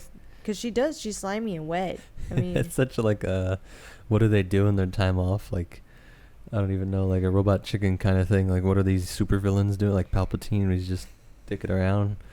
But these super evil things, she just goes and takes a bath and lives a normal, creepy ghost life. You want her to just get water everywhere? Yeah. Come on. I think that's a time collapse, but also the physical, they call them objects out of time. So, a lot of them are fake. I mean, they're all fake. I mean, it's also, it's to create... I'm saying maybe it came from the past. A fucking actual wet thing from the past is popping into the future. Well, it's bone dry right now. So writing-wise, it's just being used as a tool to show for sure a change. Because what's going to happen is that it's bone dry. Yeah. And it's going to be wet. Because he's going to basically, go into the bathroom, everything is fine. And he's going to be leaving. And then he's going to smell like soap. And he's going to be like, that's really weird. Yeah, I was looking for that line here. Why does it smell like soap? And it's specifically, a type of soap that, it's a fancy soap. Because when he was working at Stovington, his wife used to use a scent like it. Yeah, is this the part here the tub had been scrubbed clean at the end of the season except the rust stain under the twin faucets? It sparkled. There's a faint but definable smell of cleanser. Keep going. Yeah. It's it's still dry here. Not a hint of moisture. Yeah, his nostrils flared a little disinfectant. That self-righteous smells cleaner than thou, and soap? Surely not, but once the smell had been identified, it was too clear to dismiss. Soap, and not one of those postcard-sized bars of ivory they provide you with in hotels and motels either. This scent was light and perfumed, a lady's soap. It had a pink sort of smell. Kamei or Loila, the brand that Wendy had always used in Stovington, which for me was like, this is fancy soap. When they lived in Stovington, they were making enough money that they even could put away a little bit. So she had to be buying like the good stuff. Yeah. She was at Bath and Body Works, I know, right? y'all. Yeah. It's nothing. Not it's even in your the ones imagination. on sale. Yeah, no. She was paying full price for this stuff. It's nothing. It's your imagination. Yes, like the hedges. Nevertheless, they did move. So he's like, and then he's fighting with himself. They did not move. But he knows they moved. He's getting the headache, too. Then there was a sudden rattling metallic sound behind him. It came just as his hand closed around the doorknob, and an observer might have thought the brushed steel of the knob carried an electric charge. He jerked convulsively, eyes widening, other facial features drawing in This is grimacing. terrifying for me. Because I can't read? No, well, that too. I have an issue with being electrocuted from everything. Oh, my lord. He loves Excedrin, and he gets fucking headaches. The shower curtain, which he had pushed back to look into the tub, was now drawn. The metallic rattle, which had sounded to him like a stir of bones in a crypt, had been the curtain rings on the overhead bar. Jack stared at the curtain. His face felt as if it had been heavily waxed, all dead skin on the outside, live, hot rivulets of fear on the inside, the way he had felt on the playground. Yeah. There was something behind the pink plastic shower curtain. There was something in the tub. Amorphous. A woman long dead and reclining in her bath, a bar of Loila. Why'd they pick the one I can't pronounce? Loila. In one stiffening hand as she waited patiently for whatever lover might come. The door to the hall was shut. So basically, like, everything that happened to Danny is happening again. But it's cool that it trickles in. You know what I mean? Like, yeah. There's a cool, like I say, I keep using it, but that's what it is, a metaphysic. Like, that's the physics of how this works. Like, it doesn't just pop in at once. It's like this blending, this merging. He walked to the door with the same jerky stride and forced his fingers to curl around the knob. It won't open, but it did. He turned off the lights with a fumbling gesture, stepped out into the hall, and pulled the door shut without looking back.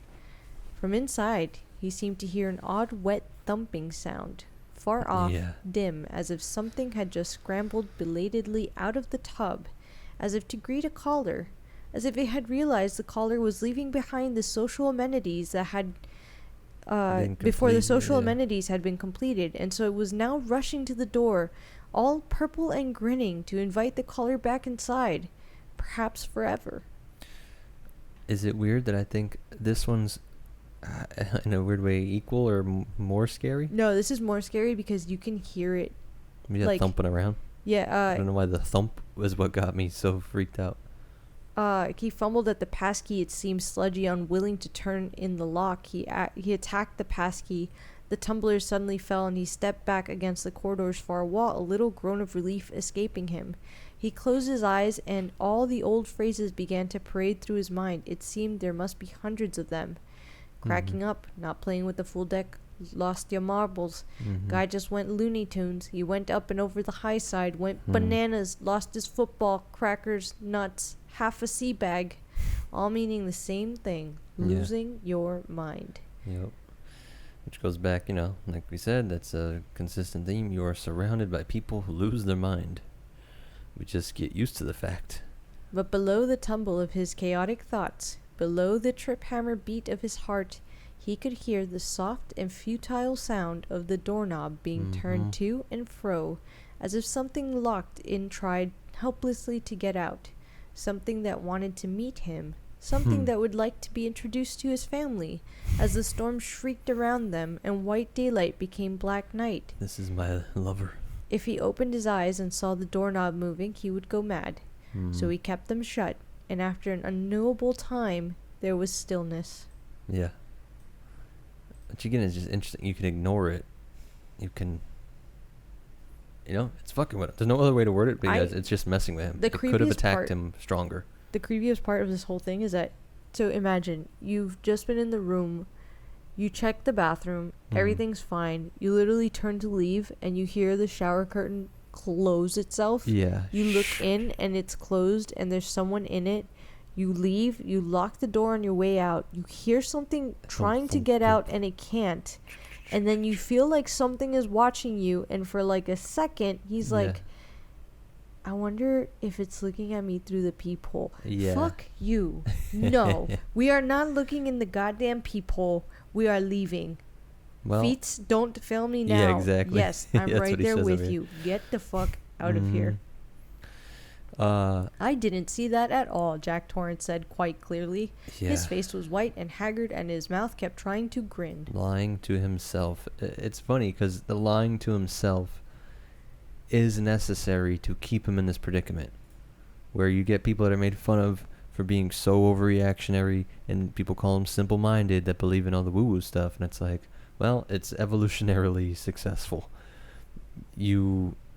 If you are lying to yourself and able to rationalize at this degree, congrats, now you're stuck. Literally, the next chapter is so short, because also on the way down, the frickin' fire hose thing did the same shit to him that it did to Danny, where it was pointing one way and then it was pointing another. And so he's going to literally come downstairs in chapter 31. This chapter is so short. It's not even paragraphs. He's going to walk into the kitchen, and he's basically going to tell them, nothing there, not a thing. Liar. It's absurd. I make a promise to you that will not happen. It's just not lying. Get you out of so many predicaments. Just don't lie. Yeah, we would have left. Listen, Wendy, I really need this job, but the boy is right. There's a fucking dead lady thumping, not even a ghost, worse than a ghost, zombie that animates across time and fucking pops into existence, and then it can physically move things. So it's definitely not like a memory trace. As your loving wife, I would tell you, we can get a job any fucking where. Yeah. No offense. But yeah, we can do welfare. I can get a job. We'll you rob can get banks. a job. We can rob banks. We can literally do fraud. There are so many ways to make money in the world. Money is the easiest thing to come across. I was being chased by an intelligent hotel. I didn't realize that we had to work in a fucking interdimensional haunted hotel, stacking time with ghosts that are willing to eat us. It's the economy. Okay? Don't blame me. On the top of a mountain where you've destroyed the only radio and connection to the outside world, and there's nothing but snow and storm and terror outside. And the plants don't even like us. Well, it's all easy to say in retrospect. When you put it that way, you make it sound a lot simpler than it is. That's right. Yeah. But for real, to my other point, what I kept saying with the Asimov series, esoteric, that the whole point of fiction is so you don't live this out. So when you find yourself in this, my sister, as my dad, it was one of his famous things he always told us growing up. He loved it. She said, why don't they just do this and that? And he said, because then the movie would be over. It's like, yeah. Learn from Jack's story. You say that, but I saw a video where this lady kept tripping because the steel was attacking her. I did watch that before. So they're making fun of people really do fall and flop around, just like the horror movies where you're like, come on, that wouldn't happen. It does seem to happen. But this is constant, conscious, willful lying, even though he's being manipulated by a literal extra-dimensional darkness. So anyways, we're now in chapter 32. The bedroom. Because we're going to bring in a little cot. Danny's sleeping with us because I agree. Everybody's in the same fucking room. This place is creepy. Yeah. We're all in this together. Mm-hmm. How's the baby, by the way? She's fine. Okay. We're co-sleeping. So much this book is so creepy. Yeah. Don't worry, I got eyes. Yeah, so they're all huddled up, hiding. I love it. Yeah, there's nothing in there. By the way, we all should grab like weapons, and we should all hide in the sheets, tuck ourselves in, put something up against the door. We're gonna touch He on. doesn't actually say any of that, shockingly. So while we're kind of like in the room together, we're gonna touch on different things in Jack's mind. Mhm. One of them is gonna be the little school play that he's writing. Oh yeah. And we're going to be thinking about how he thought that he liked the main character, because he thought he related to him. Man, you know where... The golden boy. And then he's kind of like actually flipping and relating to the principal now, because his golden boy's nothing but a stuck-up little jit. Yeah. Because it's perfect, like we were saying before, more vaguely, but now like literally, if you 2 chapters before, if you count the couple sentences of the last one, but basically he just admits that him and the hotel are one, simpatico. And now is when he realizes, like, you know what, the big overbearing, soul crushing guy was actually the good guy of that story. Yeah. He actually needed him. Now he tended more and more to see Denker, the principal, 381, as a Mr. Chips figure, and the tragedy was not the intellectual racking of Gary Benson, but rather the destruction of a kindly old teacher and headmaster, unable to see through the cynical wiles of this monster masquerading as a boy. Yeah, it just flipped. It's literally inversion. Mm-hmm. Yeah, my really Superman. Because he talks about how he, like, related to all his characters, and he had written, like, some story about some guy that was, like, a pedo. Oh, yeah.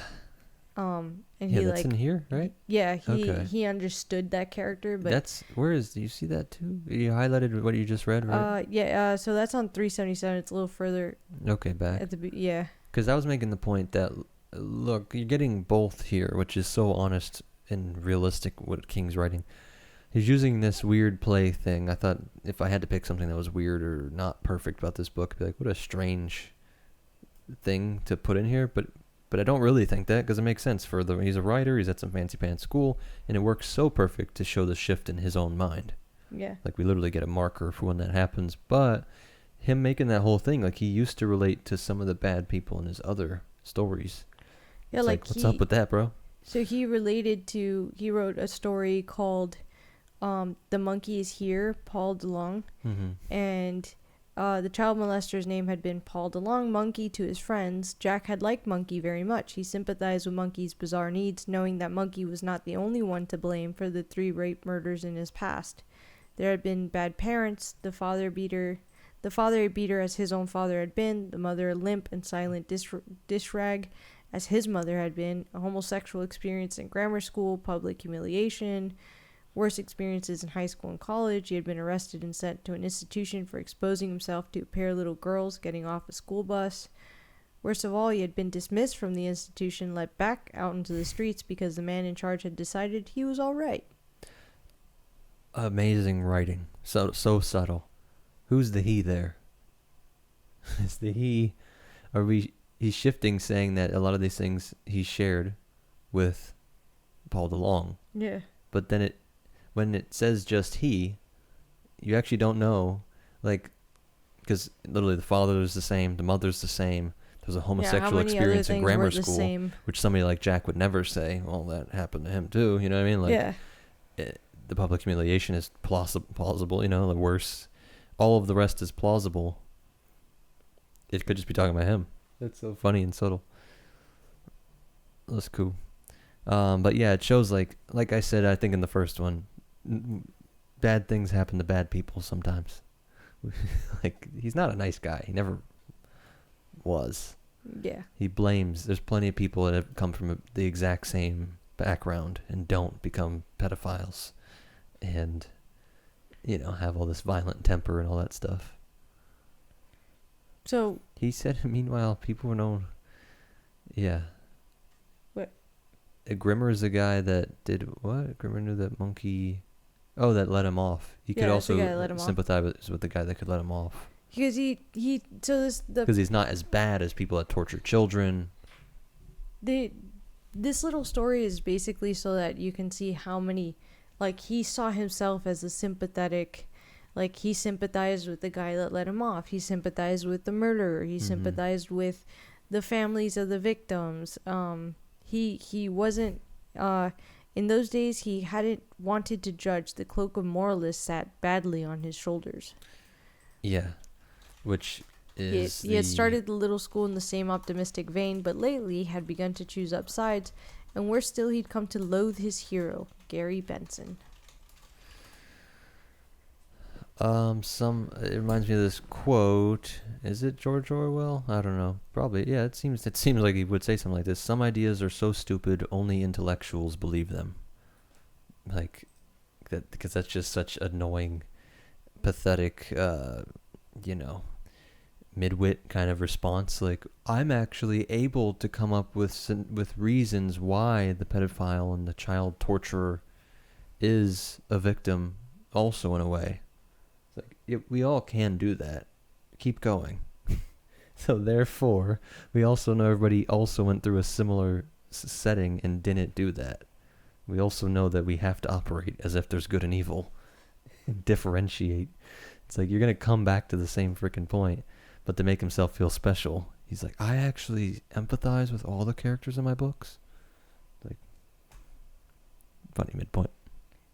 Just one more thing on the whole. Mm-hmm. So he thought that Danny used the word sir quite sincerely, and Gary Benson, as originally conceived, had too. But as he had begun Act 5, it had become more and more strongly to him that Gary was using the word satirically, outwardly straight-faced, while the Gary Benson inside was mugging and leering at Denker, the headmaster. Yeah. Denker, who had never had any of these things Gary had.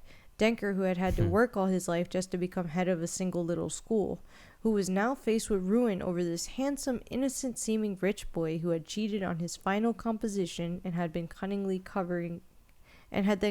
covered his tracks. But you see how he's not creative? That's just the story of him and George. That's literally what he accuses George of. So I love, like, I'm so empathetic and intelligent, I can think of all these different scenarios, but it's all just about him. But this is also, like, he refuses to come to terms with the fact that he hated George. Mm-hmm. Yeah. He wanted to be George. He maybe pictured himself as George, but he's realizing he hates George and he's Denker. Yeah. And almost like in a, like I say, in a Dharma sense, like, fulfill his role. He just is evil. I mean, the hotel maybe is the embodiment of evil. Like, okay, well, you're going to be fought by good things. Like, but he sees himself as, I'm not going to change to be like, even with the change, like, he just is an alcoholic. Play that role. Don't try and be something you're not. Don't try. And I think that, like, he's just giving up on the idea that he could be like the golden boy George. Like, fuck that. He is the other guy. Yeah, he's embracing that he's Denker at this point. Because he's in a hub of the actual dark side, Yeah. The Ahriman, Zoroastrian, like, there just is a good light. If he had the potential to have been George at any point, it is gone. Yeah. And he's okay with it. Yeah.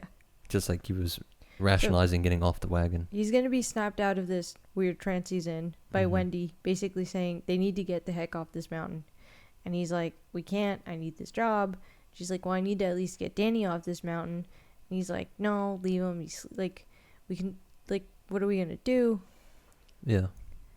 But she's also, there's going to be this nice moment where she's going to say that she's basically going to apologize without apologizing. Don't, she said, and put her hand on his shoulder. He leaned his head against it. She brushed his hair with her other hand. I guess you've got it right after what I accused you of. Sometimes I am like my mother. I can be a bitch. But you have to understand that some things are hard to get over. You have to understand that. Do you mean his arm? His lips had thinned. Yes, Wendy said. Yeah, I like that she just said yes. I loved that part. Like, yeah, I'm not going to equivocate and jump around. Like, yeah, that's it. Yeah. So. Is this, where is that? That ends here? No. No. That's 383. Yeah. Where I found that. Okay. So they're basically talking about their options. I love, if you want to just jump ahead, I mean, yeah, they're going through all the gas and all that. But his whole section. Was there anything else from there you want to get in, or? No, just that she's gonna convince him that they need to try to get the snowmobiles out. Yeah. Okay, that is huge. And he's going to try to talk her out of the snowmobiles for whatever reason. That idea bothers him. I wonder why. But what could be tickling his brain? He's gonna be like, the snowmobiles probably aren't even set up to go anywhere. And she's gonna be like, no, I mean they got it. Like, why would they keep the snowmobiles and not have a battery and stuff close by? Yeah, well, they stored in 2 separate spots, I think she says. Yeah, okay, yeah, she says it literally there. But, they're basically going to get together. They're just going to talk about Danny. And he's remembering, everybody has ghosts. All the hotels have ghosts, but he's getting into more. And she's going to just kind of continue to bring up, like, you haven't changed your mind about the snowmobile, I mean. His hands clamped into sudden tight fists. Stop nagging me. By his sides, I said I wouldn't, didn't I? I will. Now go to sleep. It's been a long, hard day. Sleep it off. Which I'm pretty sure they had sex, but I don't. Yeah, right. I think so too. Because he constantly distracts her with sex. Yeah. And him, like. I guess. Yeah. We're getting to the stigmata thing, which I super like. What was there before that or no? You good? Do it. No. There's one last thing I want to go over in this chapter. Yeah, she was playing with them, lazily flicking at the nipples. That's what you were saying. Like, she also is weirdly able to get in the mood with the attack from fucking zombie lady. What was it though? So they're gonna be here. He's starting to realize in this chapter, because this is like one of the weirdly longer chapters in this part of the book. He knows that technically they're trying to. First, blood had begun to trickle down from his palms like stigmata. Yeah. Oh yes, he squeezed tighter, savaging himself in pain. His wife was asleep beside him. Why not? There were no problems. He had agreed to take her and Danny away from the big bad boogeyman, and there were no problems. So you see, Al, I thought the best thing to do would be kill her. Where's that? What page? That is page 395. Oh shit! Oh, you got far. I just want to. The whole thing, they go back and forth with.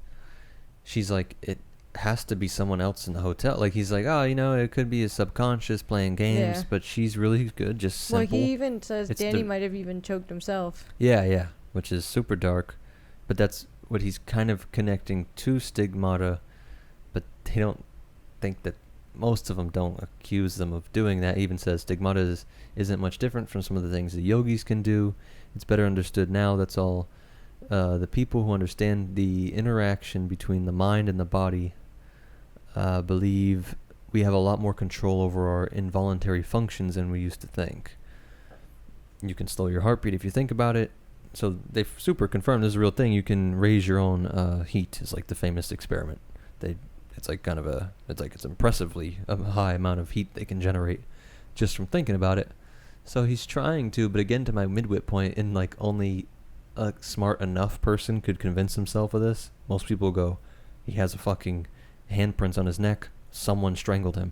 Yeah. And ironically, that's the simpler answer, and it's we know that's correct. But he's able to go through all of this, well, it could be this, it could be that. Like, it's him projecting it. But in a weird way, it is because of his shine ability. Like, it's only able to hit him like that because countless people probably stayed in this hotel, you think? No? Or it was always locked off? It's always locked off, right? For winter, but countless people stayed there. Right, okay. During the... Not but during wasn't the it specifically... I thought it was specifically he had a special key or something for that room. For that room 217. No, it's... A bunch of people stay. The 217 is just a normal room. It isn't even like the presidential suite. Yeah, just where the guy got whacked. Yeah. It just happens to be the room that lady died in. Yeah. That we talk about the lawyer's wife in the beginning of the book. Yeah. So I'm saying in a way, his point is kind of accurate with the stigmata, but he's using it to deflect and ignore the point that at the end of the day, he was still actually attacked. but it is his mental. I mean, He's so mentally attuned with it. He's also not bringing up in his mind, like, it wasn't just Danny. He was attacked, like, he was followed. He's repressing that entire... Yeah, from the Catholic point of view, these people that get the same wounds as Jesus is because they've become so attuned with the passion, with the punishment of Jesus, that it literally manifests on their body, because it's breaking down that barrier between mind and body, and even time. So that's what's happening here. So it's funny. He's right. Like but Jack has done this stigmata point. He's so attuned with the hotel in a dark way without even knowing it. That's actually, so the rest of this chapter leads into what you're saying. Yeah. Where he starts thinking about how Al is basically trying to get him his job back when this season's over, and he can work, like, if he were to ever finish this play or like move on and create the next piece of work, he might be at Stovington for like another 3 years, but he can see himself propelling into like something bigger, better. Yeah. However, somewhere in the midst of that thought, things began to break up and he drifted down into sleep. His last thought followed him down like a sounding bell. It seemed that he might be able to find peace here, at last, if they would only let him. So that's 398. And who's they, you think? His family? His family. Yeah, right. Now, before we end and leave this chapter, this is where I found the evidence in my mind. This is a crazy long chapter. That could have been 3 separate chapters. Yeah, proving that George getting hit. Yes, because when he woke up, he was standing in the bathroom at 217. Been walking in my sleep again? Why? Yeah. No radios to break up here. That's just the start right after that line break. Yeah, actually. And so this is kind of like a dream thing, but he flings the curtain open, and George, he heard himself say. At the word, George's eyes snapped open. They were silver, not human eyes at all. George's hands, fish white, found the sides of the tub, and he pulled himself up to his sitting position. The knife stuck straight out from his chest, equidistantly placed between nipples. The wound was lipless. You set the timer ahead, silver-eyed, George told him. No, George, I didn't. I don't stutter. George was standing now, still fixing him with the inhuman silver glare, but his mouth had drawn back in a dead and grimacing smile. He threw one leg over the porcelain side of the tub. One white and wrinkled foot placed itself on the bath mat. See the bath mat again? Yeah. First you tried to run me over on my bike, and then you set the timer ahead, and then you tried to stab me to death, but I still don't stutter. George was coming for him, his hands out, the fingers slightly curled. He smelled moldy and wet like leaves that had been rained on. It was for your own good, Jack said, backing up. I set it ahead for your own good. Furthermore, I happen to know you cheated on your final composition. Yeah. I don't cheat, and I don't stutter. George's hands touched his neck. Jack turned and ran with the floating, weightless slowness that is so common to dreams. You did cheat, he screamed in fear and anger as he crossed the darkened bed-sitting room. I'll prove it.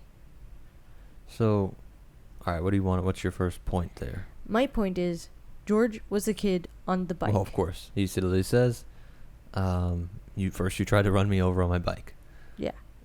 Then you set my timer ahead, but tried to stab me to death. So that was when what I think that's from, now, what we remember is Jack blacked out, but when he comes out from the debate thing and sees George punching, like, cutting his tires, George has a knife in his hands. When he comes back to, the knife is on the floor, and the way Jack describes it is the knife was on the floor harmlessly, like, kind of just thrown. Yeah. But he probably disarmed George. Yeah. And tried to was gonna do it, and the crowd formed, and the thing, and the evil entity that needs him could have even helped him not kill George. He needs him to be fired, but you can't commit a murder in front of the fucking whole staff. You're not gonna make it up to the hotel. Yeah. So it needs to...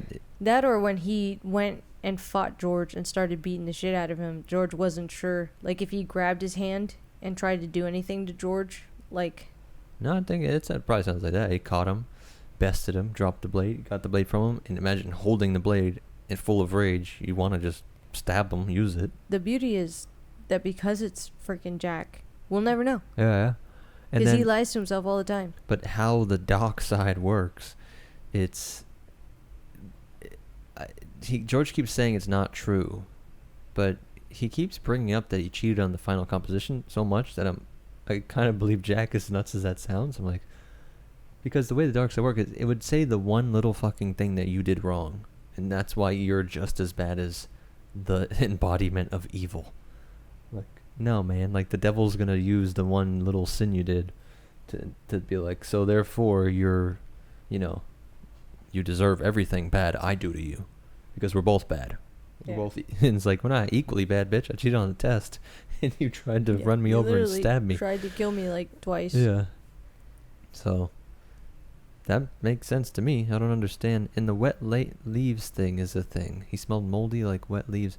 I want to say like that's what he smells when he comes to at the crash when he was drunk. Probably. Because I it's like vaguely on the remember side this. of the road, like... Yeah. And King does not waste words in this book, it seems. So George is going to continue to come at him, and it's in this dream-like state where he's going to grab a cane-like thing and start to bash George in. And George basically, it's going to say, "Please," George whispered humbly, "give me a break, Mr. Torrance." "Now you'll take your medicine," Jack grunted. "Now by God, won't you, young pup?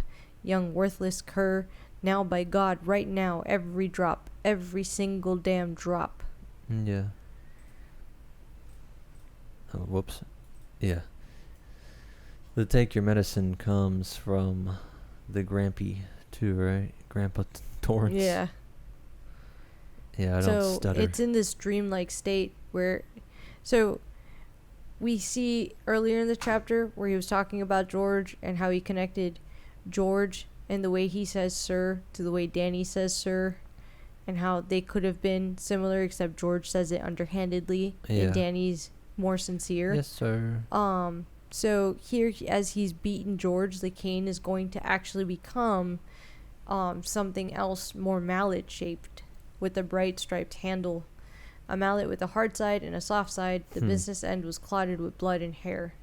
Mm-hmm. And the flat whacking sound of the mallet against flesh had been replaced with the hollow booming sound, echoing and reverberating. Yeah, that's why we kept getting that line foreshadowed earlier, that the mallet has two sides. Yeah. So it's, business end. The figure on its knees slowly raised its head as if in supplication. There was not a face precisely, but only a mask of blood through which eyes peered. He brought the mallet back for a final whistling downstroke, and it was fully launched before he saw the supplicating face below him was not George's, but Danny's. It was the face of his son. Daddy! And then the mallet crashed home, striking Danny right between the eyes, closing them forever, and something somewhere seemed to be laughing. No! So... Where was that exactly? Or did you just highlight it yourself, I guess? Page 402. Okay. So he's actually going to wake up from this dream. Because it's that laughing, too, that they're laughing at you. Yeah. There's a famous story from one of they call them the Desert Fathers, one of the early saints, where he tries to pray for the devil, and he's just laughing at him. It's really funny. I was like, but I love the creepiness of evil just laughing at, like, how stupid us humans are, like, because it's just messing with us. And from their point of view, hating humans, it's like, look how dumb. I got you to kill your kid because you're so fucked up in the head. Like, well, at this point, he wakes up and he's standing over Danny naked, and it's the weirdest visual. And I don't think they're gonna do that in the movie. I don't think so. Here's little Johnny. Little Jack Nicholson there. But, the chapter basically ends with him not really being able to sleep. Yeah. And then waking up to check the boiler. He's a bit shooketh. I love it. It was time to go downstairs and check the boiler. What a perfect way to end that sentence. I mean, that fucking chapter. That's amazing. Oh, God. Yeah, so the here's the snowmobile snowmobile chapter we can kind of fly through. Yeah, right. He's going to go out to the snowmobile. And basically, you have a note here about him inverting good luck and bad luck. Yeah. Shit, where is that? 409. Over here, right? Yeah. So won't look for it specifically, but he says it's when he's trying to get rid of the thing. He thinks it's good luck that he couldn't find the battery, right? Well, that's the thing. So he goes in there and he opens up the snowmobile and he's like, oh, darn, they don't have a battery for it. Yeah. Then he's like, basically gonna not look around. And Yeah. not looking around sees that there's a box that's like, snowmobile battery. He's like, oh. Yeah, it wasn't like, fair. Oh, but the spark plug things aren't here. Darn, it won't turn on. Yeah, And there's like another box under like a jacket or something, Mm-hmm. and it's like spark plugs. He's like, fuck, man. He's like, why is it that the one time that I needed it to be good luck, like I have the bad luck of finding all the pieces, like it's been turned around where the snowmobile, which is literally the saving grace that is going to take his son away Yeah. from the place that's trying to kill him, Mm-hmm. is the bad luck, because like what it's bad luck? inversion. That's what I mean by King is like a funny atheist. I'm not forcing these Christian points here. Like it's literally inversion. That's the verbs. That's how they always describe it. That's what I mean by it's like you said. It's like if you don't want to go to work or something, and you're like, oh, I got a flat tire, and the neighbor's like, oh, here's Fix a Flat. Here it is. Yeah. And you're like, oh, but my car won't start. I'll jump it. No Like- worries. It's like, You're fuck. like, I was hoping "Oh." not to, like. Yeah, But like that if- actually is good luck. He's helping you keep your job. He's helping you get to work. Yeah, Like, he's actually having the best luck. All that stuff could have not been. Yeah. But so, what's that? That's a good spirit. That's Like a good- literally, it was someone trying to save him, and Yeah. But this is what I love. That's what I'm saying. The metaphysics here is there's literally light and good forces that are manipulating them. You think it's him from the future? Because don't they use... no, I mean, I think it's Mr. Ullman that keeps a very tidy ship. I have to admit. I Like- love your super practical. I'm going full schizo to use the book's Yeah, you're terms going here. full schizo. I'm like, why would Mr. Literally, like a couple pages earlier, he calls himself a schizo. The man that runs this place has a stick up his ass. Everything, and he's definitely the kind of man where you walk into his house, everything there's a place for everything, and But he literally everything says has a something. place. Luck, fate, providence had been trying to save him. Yes, also Mr. Ullman. Yeah, I I'm love pretty it. sure that if I was the caretaker of a place Mm. and I knew that a family was going to be staying there, and if they had to leave in an emergency, they would need to use the snowmobiles. I would label it too. I would label Make sure it's a everything. big ass Sharpie. And I would have it all together close to each other so that you can easily find everything. Nah, it's time traveling good ghosts. I actually do. I'm joking it off, but I do think he's trying to say that there are good and bad forces because we know that even himself, it's Danny's oversoul, his future self, that is helping him. So other things can be helping and doing bad. If you got an evil spirit, I know this might be simplistic too, but I'm like, there's a good spirit Yeah, that's trying to help. I agree. And the So- good spirit had Mr. Ullman make sure that have a stick I up his know. ass. The Holy Spirit is just forethinking and good planning. But in that Yeah, instant but kneeling that's it. there, everything came clear to him. It was not just Danny the Overlook was working on. It was working on him too. It wasn't Danny who was the weak link. It was him. He was the vulnerable one, the one who could be bent and twisted until something snapped. This is why I put my notes. But why, to my point, that, I mean, it's not me forcing it. And like, that's so funny. I was literally saying I'm not forcing Christian themes here, and it goes into the whole story with the Jesus painting when he's in Sunday school, or not Sunday school. I think he went to catechism school. It mentioned somewhere here. He went to Catholic school. And there was this whole story where he was the only kid that couldn't see the Jesus painting. It's like an abstract. It's just black and white colors. It's all blotchy. It's all like, abstract painting. And all the kids, he thought they were all bullshitting. He says they're all just wanting to act like they see Jesus to be good Christians, but they don't actually see it. He's like, they're all full of shit. Yeah. But then just as he's leaving, Well, first of all, he lies. He tells everyone, "Yeah, I saw it," and then Yeah, as he's yeah, that's leaving, true. he actually sees the image of Jesus. yeah, he He's lies like, and got caught by Jesus. And it just, like, some of his inner personality, you see it, Jackie? And Sister Beatrice had asked him in her sad, sweet manner, "I see your tits," he thought in vicious desperation. He faked excitement, so he's lying even as a little kid at the Sunday school about a Jesus painting. And he feels like they're all dumb lemmings. They all like, oh, they does see it.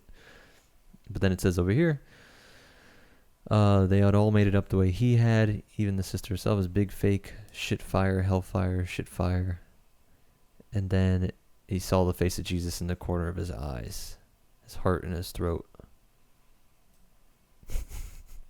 Jesus made him see the boxes. Okay. Why would King put that right after that? All right, I'll give you that Jesus made him see the boxes.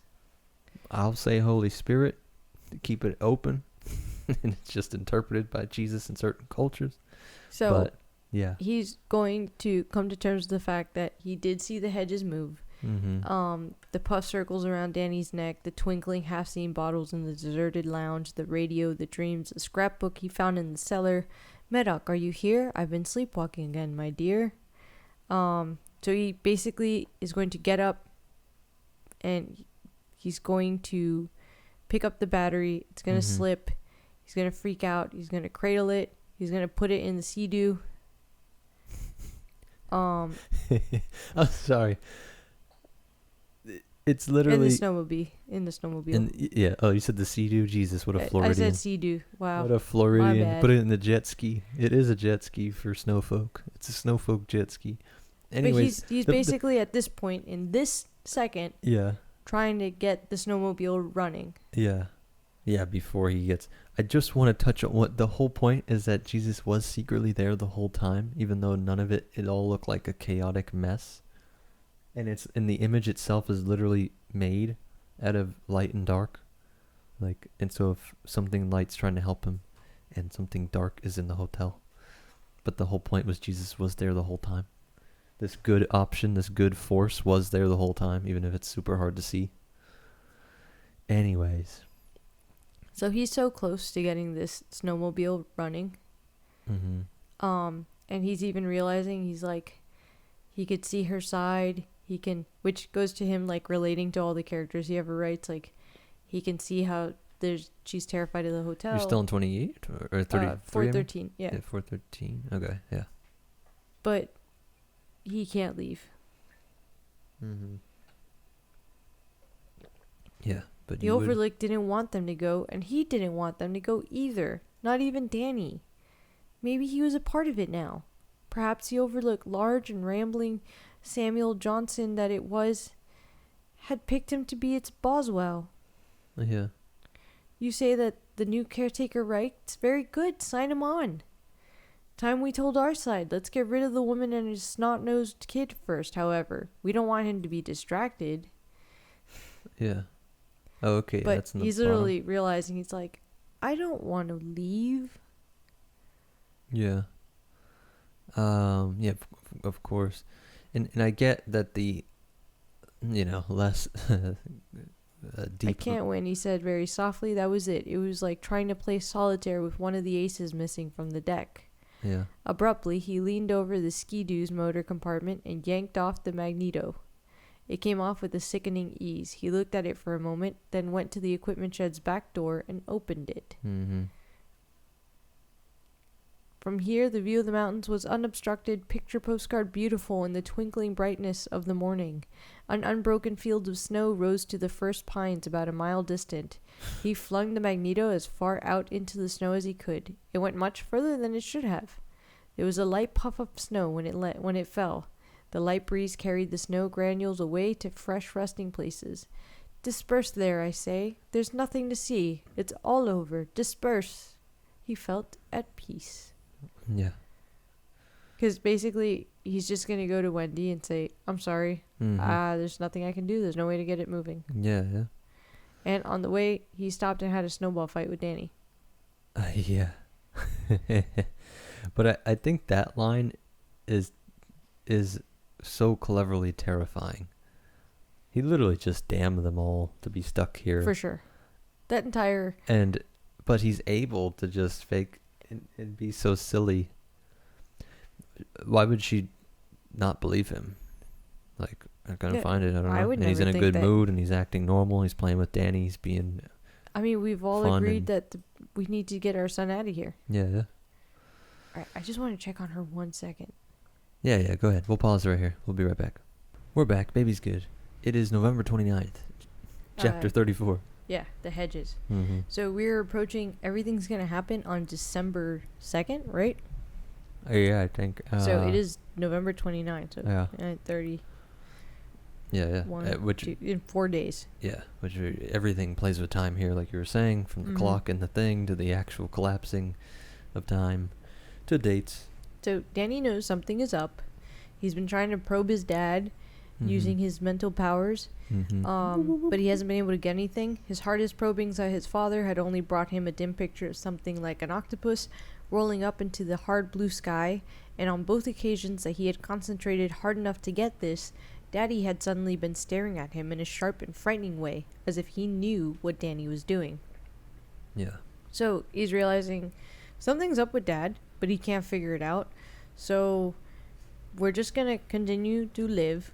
We're gonna stay in safe places. Like Danny's designated, the kitchen is safe. Yeah. Their apartment is safe. 217 not safe. He has the Elevator little- not safe. Yeah, he's a little map Yeah. in his mind. Red.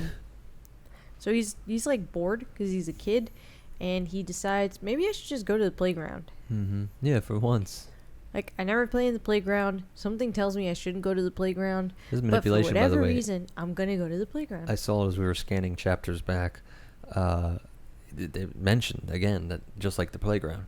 Like, they all know that the playground's freaky.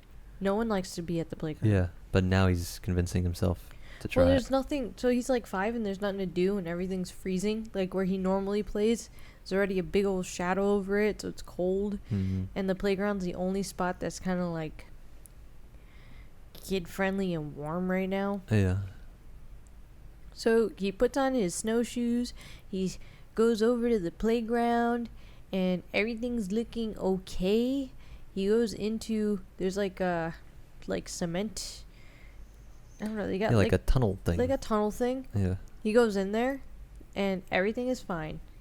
He dug a little hole. He went in there. He's being a kid. Snow falls and covers his hole. Pretty Yeah. normal, You honestly. just dig your way out. Yeah. Should be easy Except peasy. If you're There's not- like a bunch of dead leaves in this place, and he Yeah. can hear something moving in here with him. Yeah. So now he's pinned in this Terrifying. little... Terrifying. I guess you could picture it like a... Yeah, like what kind of tunnel is it? I had a hard time visualizing. Almost like a storm drain tunnel with like when you walk over something. There's like the little creek looking like lets water go through. The hole? Yeah, imagine like a bridge and you got the little tube tunnel just underneath it. And it'd be fun to play in it as a kid. You're like in a cool little cave. Yeah, I but- literally, yeah, I just pictured it as probably what you're saying. Yeah, but then when you're closed in there in the pitch black and you hear shit Terrifying. rustling around in the snowy snow. And like he's gonna literally remember being told, "Don't go near that place. Steer right clear." He's like, "Great," and Mhm. here I am. He's like, I have a habit recently of doing this. It's almost like the dark side's pulling on his mind. So he is able to get out of here, Mm-hmm. and when he looks into this thing, like he climbs out, he's able to dig a hole and climb out, and he looks back and he swears that there's like a hand basically beckoning him to come back. Yeah. No. Yeah. Most terrifying playground ever. I Also, mean, by the way, guess where this playground is? by the hedges. Yes. Yeah. It's right next to the topiaries. Mm-hmm. And so far, the only experience he's had, I think, is that they're creepy. Yeah. He's never actually had them attack him. Jack's the only one that's been attacked by the topiaries. Yeah. And this entire chapter is going to be him running away from the topiaries. And it's terrifying because he's got to put on these stupid snowshoes that Yeah. he's just learned how to use. And every time he's like moving, they're moving. It's the same thing that happened to his dad, Yeah. where he's got to like keep an eye on all of them. But they keep moving and he'll fall over. Yeah. And then he looks and they're like closer.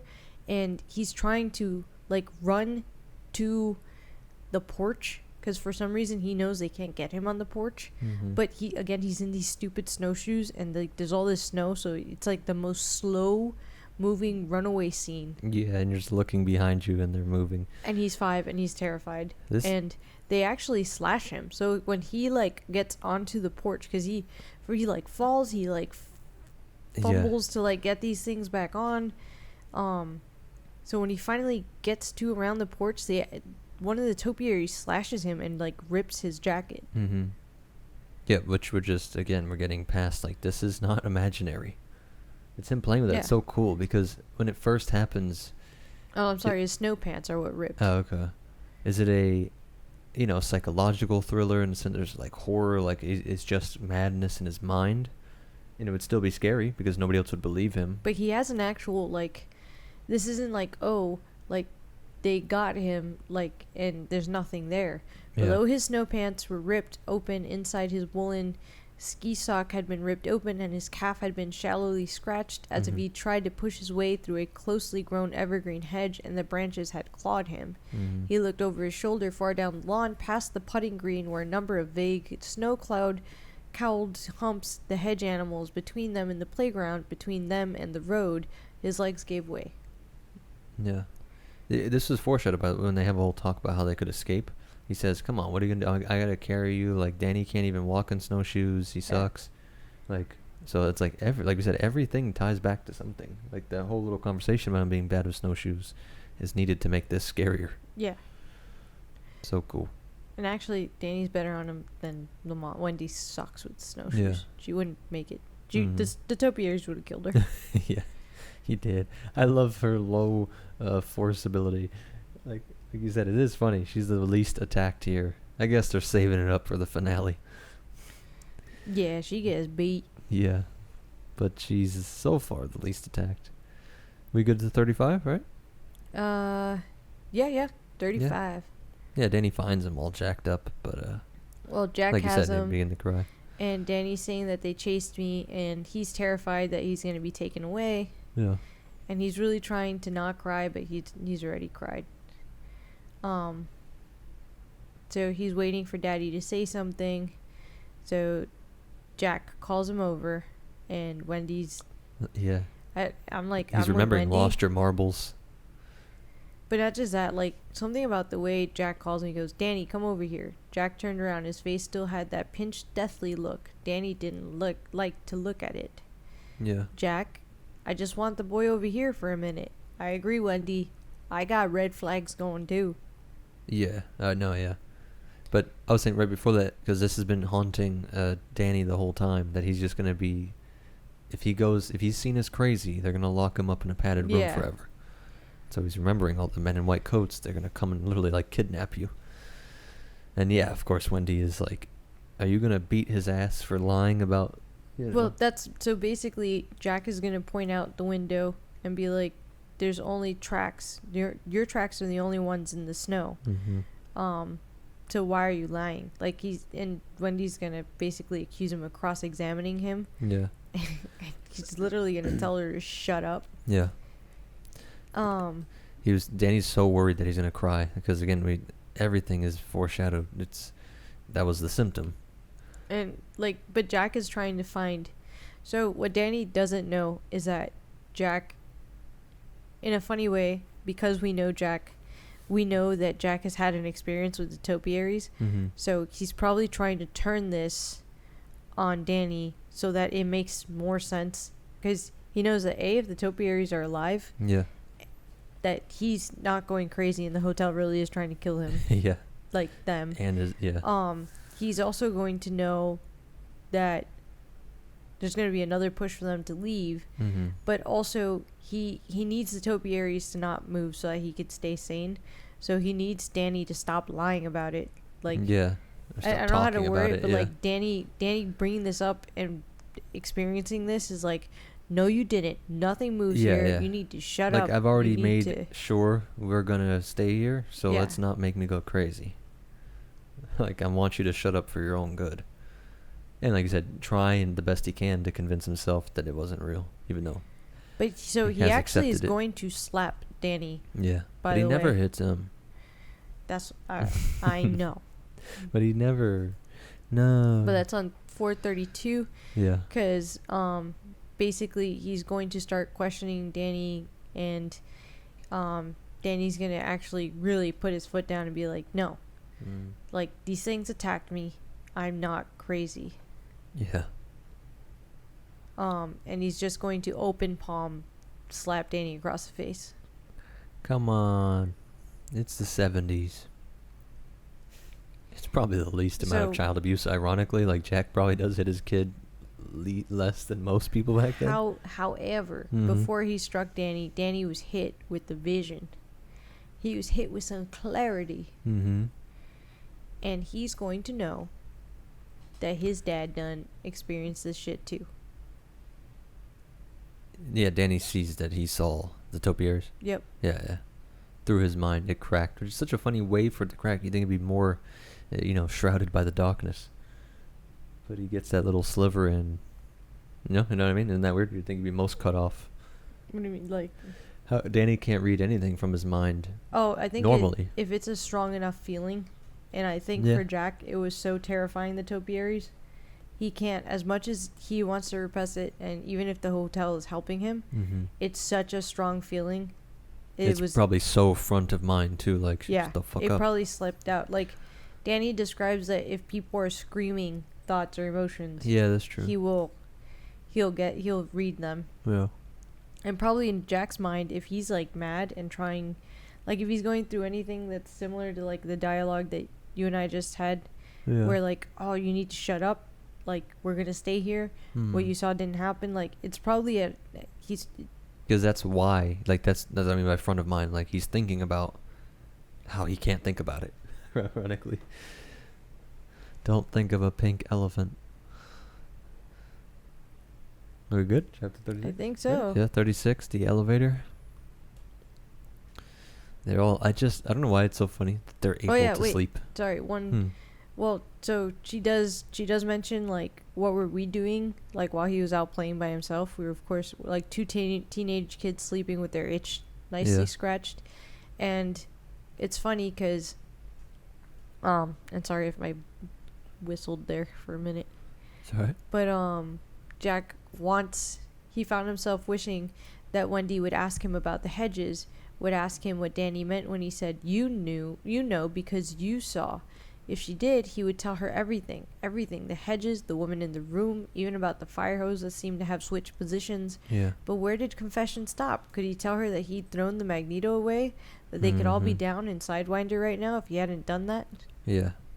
The amazing you know. Like, that's what George said. You know. Perfect. But he said, like, and it's cool because this chapter ends with them basically, like, he tells her, stop it, it's over. She says no, and gave him a strange restless smile. It's not over. She went out to make tea, leaving him to keep watch over their son. Yeah. Which is nuts. So she could slap him again. All right, listen here, you little shit. You didn't see nothing. But see, so the lobby starts to get short. Like, these chapters are... Yeah. They're not as long as that other one. Yeah. Because this is where it's going to really pick up in 5. Oh, okay. So, yeah, the elevator. Sorry, this is going to be where the hotel starts to make itself more... It's alive. Like, the topiaries are not the only physical thing right now. Or at this point. Yeah. Because they wake up to the elevator starting to go up and down. When he sat up beside him and knew it was no dream. Yep. Her hand cold gripped his wrist. Yeah, the humming sound.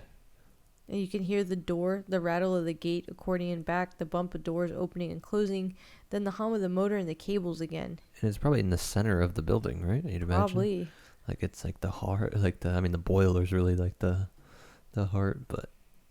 So, basically, Jack's like, I'm going to go check this out by myself. And she's like, no. I got this, they're so all I can going lie as to a you. happy little family to go look at this elevator. Yeah. It's funny that they don't know that they don't have knives on them. Like, any weapon that they could have. But it's partially because they're all scared of Jack. Wendy probably doesn't want to sleep next to sleepwalking Jack with a knife. I don't know. I know, I'd right? probably not tell him. Yeah, that's true.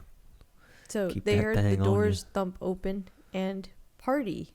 Why had she thought party? The word had simply jumped in her head for no reason at all. The silence in the Overlook was complete and intense except for the weird noises coming up from the elevator shaft. Must have been quite a party. What party? Yeah. For just a moment her mind had filled with an image so real that it seemed to be a memory. Not just any memory, but one of those you treasure, one of those you keep for very special occasions and rarely mention aloud. Lights, hundreds, maybe thousands of them, lights and colors, the pop of champagne corks, a 40-piece orchestra playing Glenn Miller's In the Mood. But Glenn Miller had gone down in his bomber before she was born. How could she have a memory of Glenn Miller? This is what I meant earlier by, is he stepping into somebody? Like he knows, he's having a memory of somebody who knows Lloyd? Like it's drift, it's mental. There's a mental realm, and two clouds bump into each other, like two mental states. That or it's literally bringing him in. It's just giving her, but like even the word party, like that's. She doesn't know Lloyd. It's actually Wendy picking up on this party. Well, I'm saying anybody. That's what I'm saying. I think this happens to anybody. Like, it's happening here for some reason. These things, her mind is just colliding with other minds. No, I think that in this case, the hotel's actually becoming more powerful because we're now at this point. It's the night of the 29th, right? So we're 3 days away from this happening. Yeah. So the hotel's starting to just materialize more things. Yeah. And at this point, she can almost she looks over and Danny has his head cocked, like if he can hear something that she can't hear. So he's probably able to already pick up like voices and music. And she's just starting to get some of the images and the music. Like she's starting to get the vibe. She's just hearing the hum, literally the hum of the part, like through normal senses, not through her mind. Well, right now it's through her mind. Eventually it'll be. Okay. And because she's going to say on the night of the party, they must have crowded in by the dozens, crowded the car way beyond its safety limit. But of course it had been new then, and all of them were wearing masks. What masks? So she's going to say that. And she's going to be kind of hearing in her mind, because at this point, I don't think she can necessarily hear it, like actually hear it, but good night, yes, it was lovely. No, I really can't stay for the unmasking. Early to bed, early to rise. Oh, was that Sheila, the monk? Isn't that witty? Sheila coming as a monk? Yes, good night, good thump, like the doors closing. Yeah. So She's hearing this. Danny's probably hearing this. She's screaming. I keep hearing voices in my head. She cried. So what's wrong with it? I feel like I'm going crazy. And he looked at her with deadly blandness. Yeah, and Danny hears it too. He's like, yes, and music, like from a long time ago in my head. But Jack's claiming not to hear it. Yeah. You believe him? I don't know. He's such a liar. Yeah, I know, right? I don't know that I believe him. He actually might be hearing it too. Yeah. So, he's actually going to go up to the elevator and he's going to like stop it. I forget how. Because he's like, oh, it's my job. Like, it's probably having a short circuit. Yeah. It's not a big deal. Relax. Jack stepped to the right where a glass-fronted box was mounted on the wall at chest height. He smashed his bare fist against it. Glass tinkled inward, blood dripped from two of his knuckles. He reached in and took out a key with the long, smooth barrel. So he's going to basically, like, force shut down the elevator. Yeah. And when it stops, this is the creepiest part, okay? And tell me that you weren't terrified. It's basically the way it's described, it stops in between floors. Yeah. So you don't see it fully stop. Like, you see the door, like, the bottom half of it. And so Wendy's going to, when it stops, she's going to run over. She's going to force the doors open. Yeah. And she's going to slide herself into the elevator. Yeah. Did you not think for a second it was going to turn on? Yeah. But it doesn't. She slips into the elevator. Mm-hmm. And then out of it, she just throws a bunch of freaking confetti, a cat's eye mask. Mm-hmm. And she's just shouting at Jack, does that look like a short circuit to you, Jack? Yeah, things are just materializing, right? Yeah. Yeah. It's so cool. It's not just a ghost story. It's so much more creative. It's almost like you really don't see shit like this unless it's like sci-fi. Like it has to be space. It's like, no, man. we're in space. The Earth is in space. Like, cosmic horror here in Colorado. So the hotel is flexing because it's like, it's coming. It's becoming more powerful. Gotcha, bitch. It's like, Yeah. it's literally snowed in. We got him to throw away the thing. You're stuck. Stuck. And this is what I mean by like slowly. So it starts off in their minds, but like slowly things are happening where like things are materializing, things are coming to life, and eventually they will just be hearing voices and music. It's not just in their heads. And that's what I mean. To be clear, that confetti was really in her hand. She really threw out. Everybody saw the physical, could have picked it up off the ground. Yeah. Physical confetti. Yes. Yeah. But the voices and the party and the music was just in Danny. No, it was just in their head. Yeah. It might have been in all and three I admit, heads. Look, I guess you can say that's what's so creepy about the hotel. Are the people ever there? Is it just material things that are manifested? But the zombie lady, the hedges do move and scratch you. They really do. Yeah. So, all right, we're good. Chapter 37, which I believe is the last chapter in this part. Yep. Yeah, she's just still the 1st of December. I was gonna say that there's that last night was actually the 30th because they woke up on the 30th. 30th? Is it the first? I don't know. Yeah, so the 1st of December. It's the 1st of December. Mm-hmm. Yeah, let me just keep that. Like you said, it's so creepy. They keep starting with the with the time, and then the elevator, the basement, the playground, room 217, and the presidential this suite. Is a stupid clock. Yeah, oh my god. So Danny, who's been wandering around, doesn't know if the ballroom is a safe or not safe place. Yeah. So he goes in there, somewhat hypnotized, and goes up to this big old clock that they have. Yeah. And he's going to open the glass dome, and there's like a silver key, and he's going to basically wind up the clock. Mm-hmm. Yeah, looking, and of course, but just to stress it, it's all playing with time. Everything from literally he's manipulating a giant clock. And I thought I put a note somewhere around here, but maybe that goes into the next part. Are we? And we're in Danny's head right here, right? Danny turned. Yeah, this is all in Danny's perspective. But how does Danny know? And the Red Death held sway over all. Because he hears it. So this is just gonna be a recurring thing in all their minds, because he's gonna hear midnight, stroke of midnight, hooray for masks. Like he's going to hear the party, or he's hearing these echoes of things in the hotel in his mind. But what's gonna happen is that, so this clock has different things that play out at the stroke of midnight, in quotation marks. For Danny and for Jack. What we're going to see for Danny is going to be two ballerinas that are going to come out. Yeah. Like a cuckoo clock type. Or not a cuckoo clock, like those clocks where like little characters come out and they do something, they dance, or they like. So the two ballerinas are going to come out, and they're going to act like they're going to dance together, but they're going to flip. I think the male ballerina flips the female ballerina into like a 69, and these little dolls are just going to like obscenely move. And it's gonna make Danny like nauseous because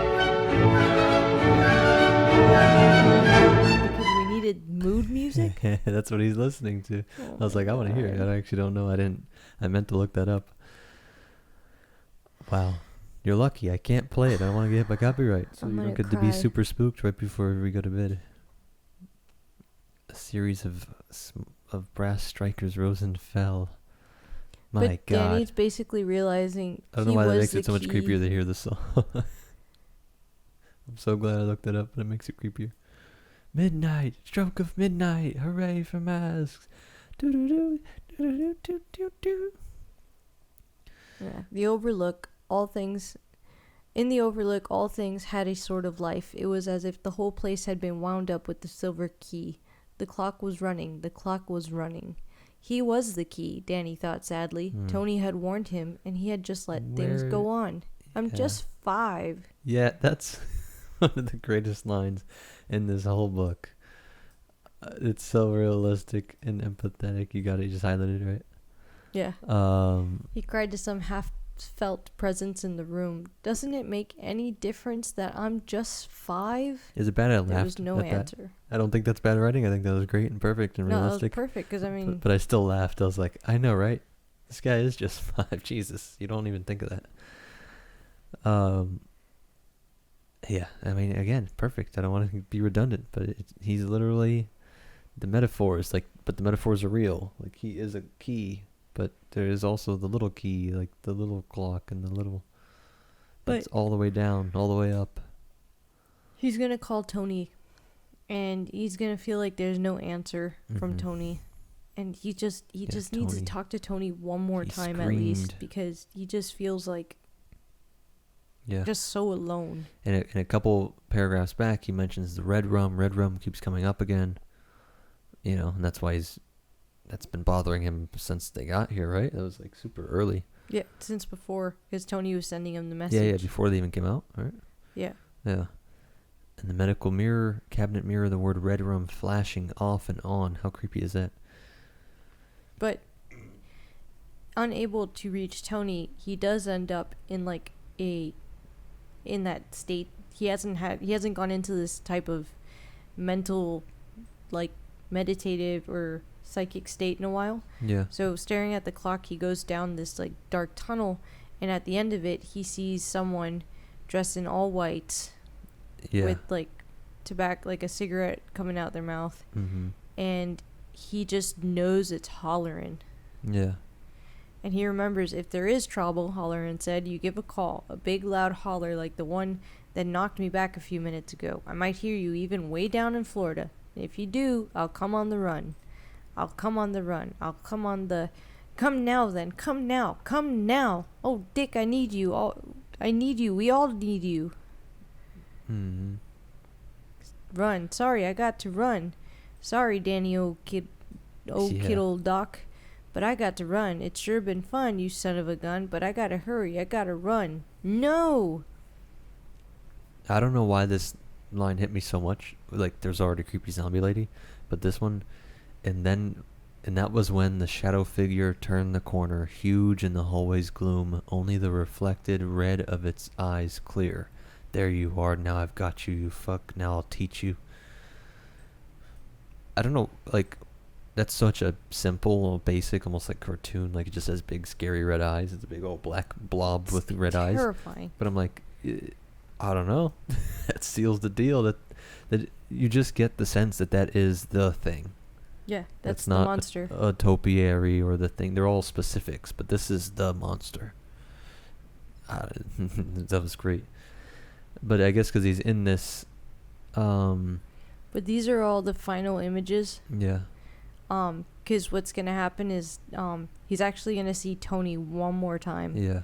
And Tony's going to tell him, I can't come anymore, Danny. He won't let me near you. None of them will. Let me near you. Get Dick. Get Holleran. Yeah. Keep calling him. And he screams out to Tony, but Tony's gone. Because, like, Tony's just been trying so hard to get to him, but at this point, he's been blocked out again. And he sees there's going to be a couple things, because he's going to actually see everything in the apartment destroyed. He's going to see his mom's record player overturned, the mattress half off the bed. So he's seeing things from that day, red rum flashing on and off. And suddenly a huge clock in a glass bowl materialized in front of it. There were no hands or numbers on the clock face, only a date written in red, December 2nd. Yeah. And then, eyes widening in horror, he saw the word red rum reflecting dimly from the glass dome, now reflected twice, and he saw that it spelled murder. Because it's two reflective surfaces. Yeah. So for a moment, he lay on the ballroom floor, breathing hard. Red rum, murder. Yeah. Red rum, murder. Did you know that first time reading it? Because The Shining's so popular that it had already been spoiled for me. That's what red rum was. I didn't. I actually, because I have an overactive imagination and don't watch scary things. And I did not know that red rum was going to be murder. Yeah. I actually wondered if it was related to Jack's drinking. Turns out it is, that's but funny. Not. I was like, that's what he's going for, I think. So that's pretty funny. Yeah, I know, right? It is connected to his drinking. It is In a cool. way, I was yeah. like, that's clever. I Yeah, like that. I didn't know that from, like I said, we didn't watch the movies, but just from other, I don't know, people making fun of it or referencing it. I don't know how I picked that up. No, I feel like it's somehow such totally dodged dodged that one. any Very reference good. to this movie. Mm-hmm. But so yeah, so he ends up giving one shout out again, and Yeah. we're gonna see that eventually we get Dick's or Holleran's perspective, Yeah. and there's like multiple messages, but this is like the first one, I think, Yeah. where he's reaching out, and he screamed with all his might. His head seemed to shiver with the force of it. Oh, Dick, oh, please, please, please, please, please, come. Yeah. Above him, the clock he had wound with the silver key continued to mark off the seconds and minutes and hours. Yeah. So now there's literally a countdown, too. Yep. Because this was the 1st of December. They got 24 hours. So we're officially at part 5. Yeah, and all of that's going to be in 24 hours. And I guess a little epilogue. But let's call it there. Yeah. Perfect thing. We'll finish it in the next part for sure in the next video. So, thanks. Do all the stuff. Like, subscribes, comments.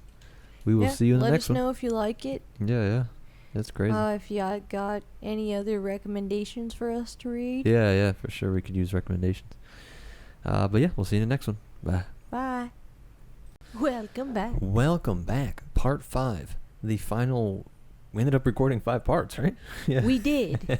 And the That's so baby funny. actually went down in like 15 minutes today, so I am happy. Yeah, so Energized. And she's I'm gonna gonna happily talk about the darkest ending to the coolest spooky book ever. I am. I'm literally going to do a bootleg rundown because it's been 5 parts, and I think that we can all use a refresher on what happens in this last part.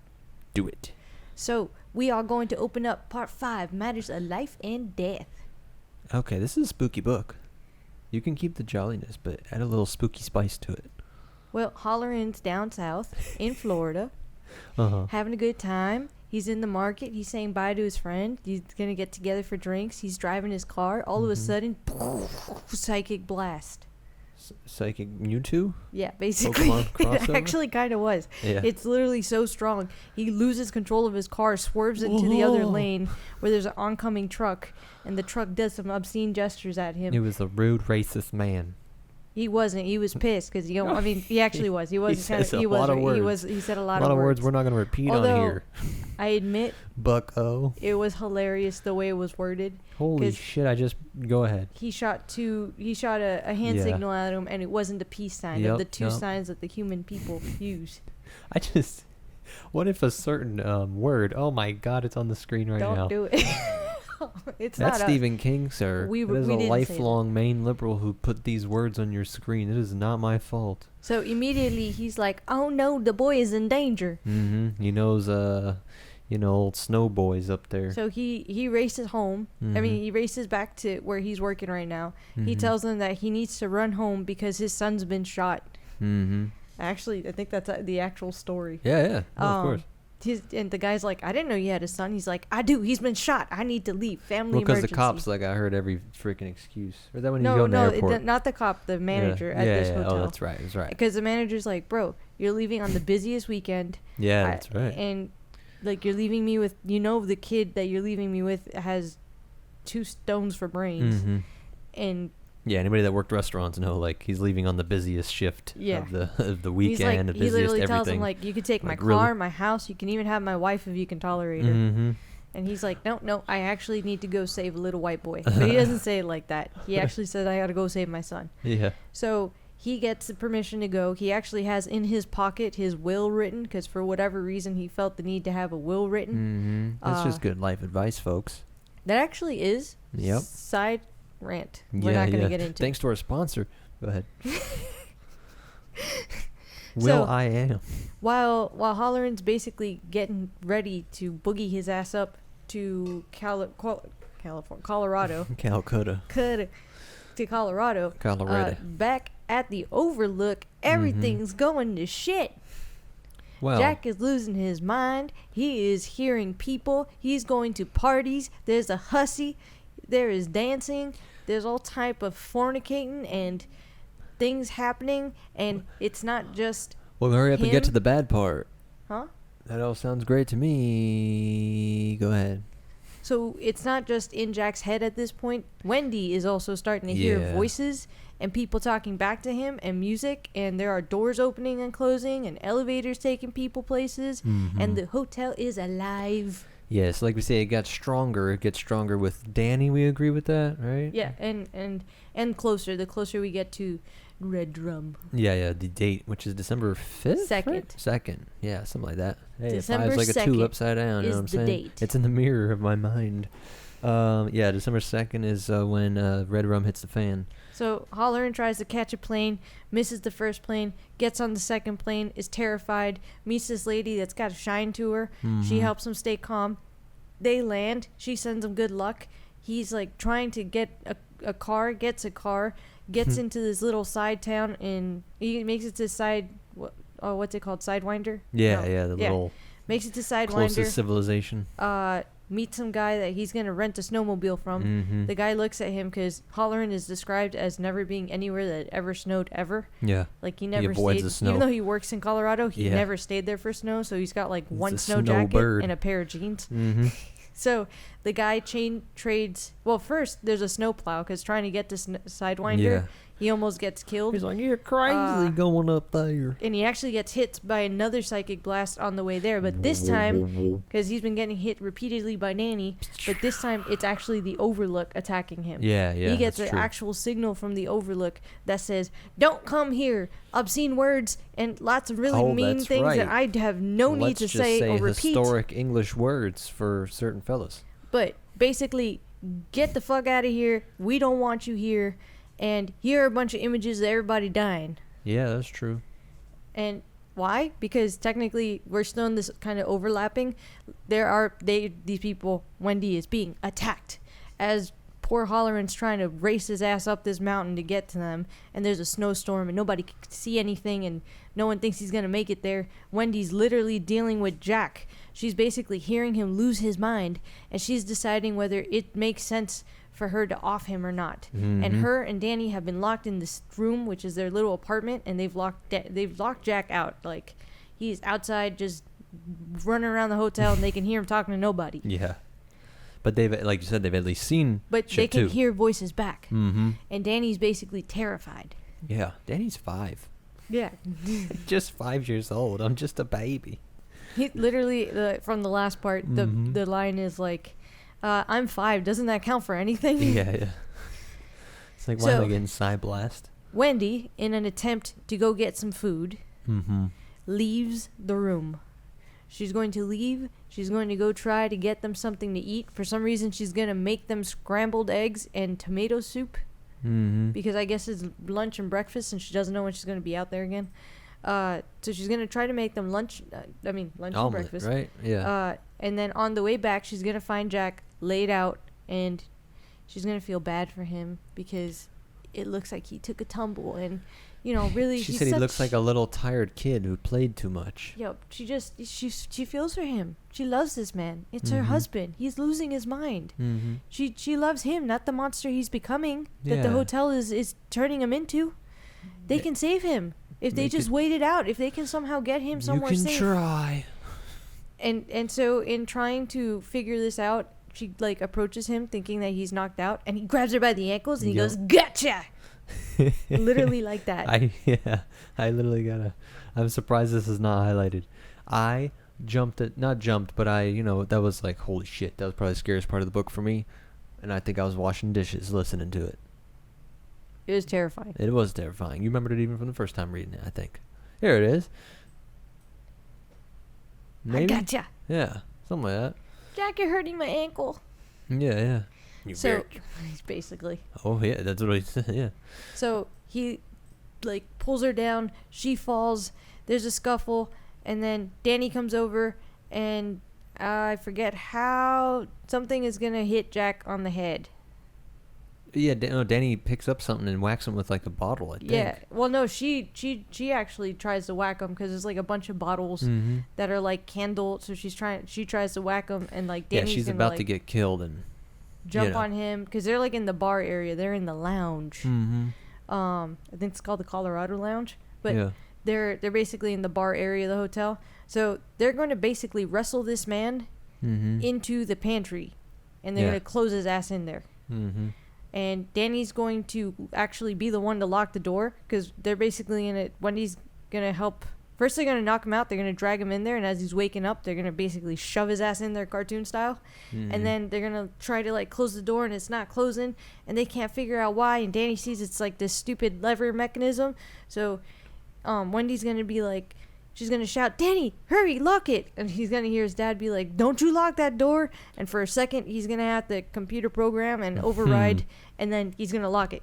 But he loves his daddy. Jack is stuck in the pantry. The concept is that they will eat all the food in the freezer, and Jack can eat all the food in the pantry until help comes. It's actually quite genius. It actually Especially is. to think on the fly. It would have worked out if the hotel wasn't alive. Oh, well. That's a bit of a big old stipulation there. So they go in. They leave. They go into the room. They forget about their scrambled eggs and soup, and that's brought up later because they're hungry, and she realizes she left all the food out there. Yeah. So she's like, "All right, you know what I'm gonna do? I'm just gonna sneak my little booty out there. I'm gonna grab the food, and I'm gonna come right back." Jack's stuck in the pantry. What is the worst that could happen? The building itself supernaturally eats you. Your soul is trapped at the Overlook Hotel forever. Literally downstairs in the kitchen, Grady, the old caretaker, now come back as a physical ghost, has opened the door for Jack and asked him, "Well, who done did this to you? Yeah. Maybe you ain't responsible enough to be the manager of this place. I don't know if you can really take care of the hotel. You got trapped by a little boy who's only 5. You can't even keep your wife and your son in line. How can we trust you to keep this hotel in tip-top shape? We're a 5-star, what's it called? Michelin Michelin. Hotel. Michelin Hotel. Yeah, because remember he wanted to become the because they manager. basically while they're like having a party, they were like, "Hey Jack, you know what you should do? You should work all the way to the top. We think you got it in you." She's just beautiful. Chef Keith, a manager, a ruler in heaven. I mean, in hell. Like, you know what I mean? He's literally going to, maybe if I can be in the tip top of this fucking nightmarish place, I will run this place. I can have some distinction. Literally, he went from just being a writer and leaving to, Does he totally give I up will on a write ship by about now? this place and still take care of it, to this place is the Holy Land. Why would I ever want to leave? Yeah, pretty I quick. am home. So Dad's on the loose here. Well, Papa basically, Jack. and Grady tells Jack, he goes, "Do you know what you have to do?" And Jack goes, "Yes, I need to give them their medicine." Which is what his dad was telling him through the radio the last time. And he now realizes why his dad beat his mom so much. Yeah. The real artist would sacrifice what he loves, which means his family. No, I'm saying, but that's what the dad told him before. He needs to kill him. He did, but Jack also realizes that what his family is doing is out of line. They're out of discipline. Yep. It is time to get everyone in line because he is the manager. He has what it takes. Yeah, isn't that a French hotel though? Is where maybe, I don't know if you read like a translation or a Also, at this point, Jack has also decided that if the hotel wants Danny, is French. Jacques has decided. Jacques with an X. Oh no. We have to do a baby break real quick. She's awake. We'll be right back. Wait. Yeah, we'll be right back. We're back. Baby's good. She's good. She's down. We're back. I'm going to finish this rant. Jacques is on the loose. Jacques is on the loose. And also, Grady has given him a rook mallet. Roke mallet. It has 2 sides, you know. I wasn't sure. Okay. Well, they're going to tell you a bunch. So, tick-tock, Wendy's going to come out of the room because she's hungry. And she's like, the what's the worst that could mundaneness of happen? evil. She's going to sneaky out. She's going to grab a knife. And she's going to be like, well, actually, I believe she had the knife with her already. Yeah. She has it in her robe. Because for whatever reason, she's also in her PJs. You got to keep that thing on you. So she's walking around with her knife in her robe. She's going to come out, hallway's okay. Yep. Going to look down the stairs. She's literally playing like a stealth game. It is terrifying. This is actually, I'm making fun, or like not making fun, I'm uber condensing, but it is terrifying because basically she's like, what's that? Yeah, because she's already been attacked, and this is the biggest attack in the whole book, and now she has to creep back over in the darkness. But like Jack is in the pantry, right? To visualize it all dark. Yeah, but she knows, but she also didn't hear him messing around anymore. She heard a voice. Yeah, no, I know, but remember they stopped hearing him screaming. He was like screaming. Yeah. For And a she could have long-ass sworn that she time. heard him talking to someone. Yeah, Danny had to listen to his dad screaming at them, muffled, through the doors, through the floors. So she's like, he's got to passed out in the pantry, right? Mhm. So she's walking over to the kitchen, and she had left the food by, like, the reception. And she's like, oh, there's the food. I'm just going to take this, and I'll heat it up in the room. And then she looks, and she's like, why is the kitchen light on? Mhm. I could have sworn I turned that off. No bueno. What could have happened? I don't know. Probably something good for once. Where's Johnny? A line that's not actually in the book, by the way. I know, right? Because it's so Major famous from spoiler. the movie. But yeah, not in the book.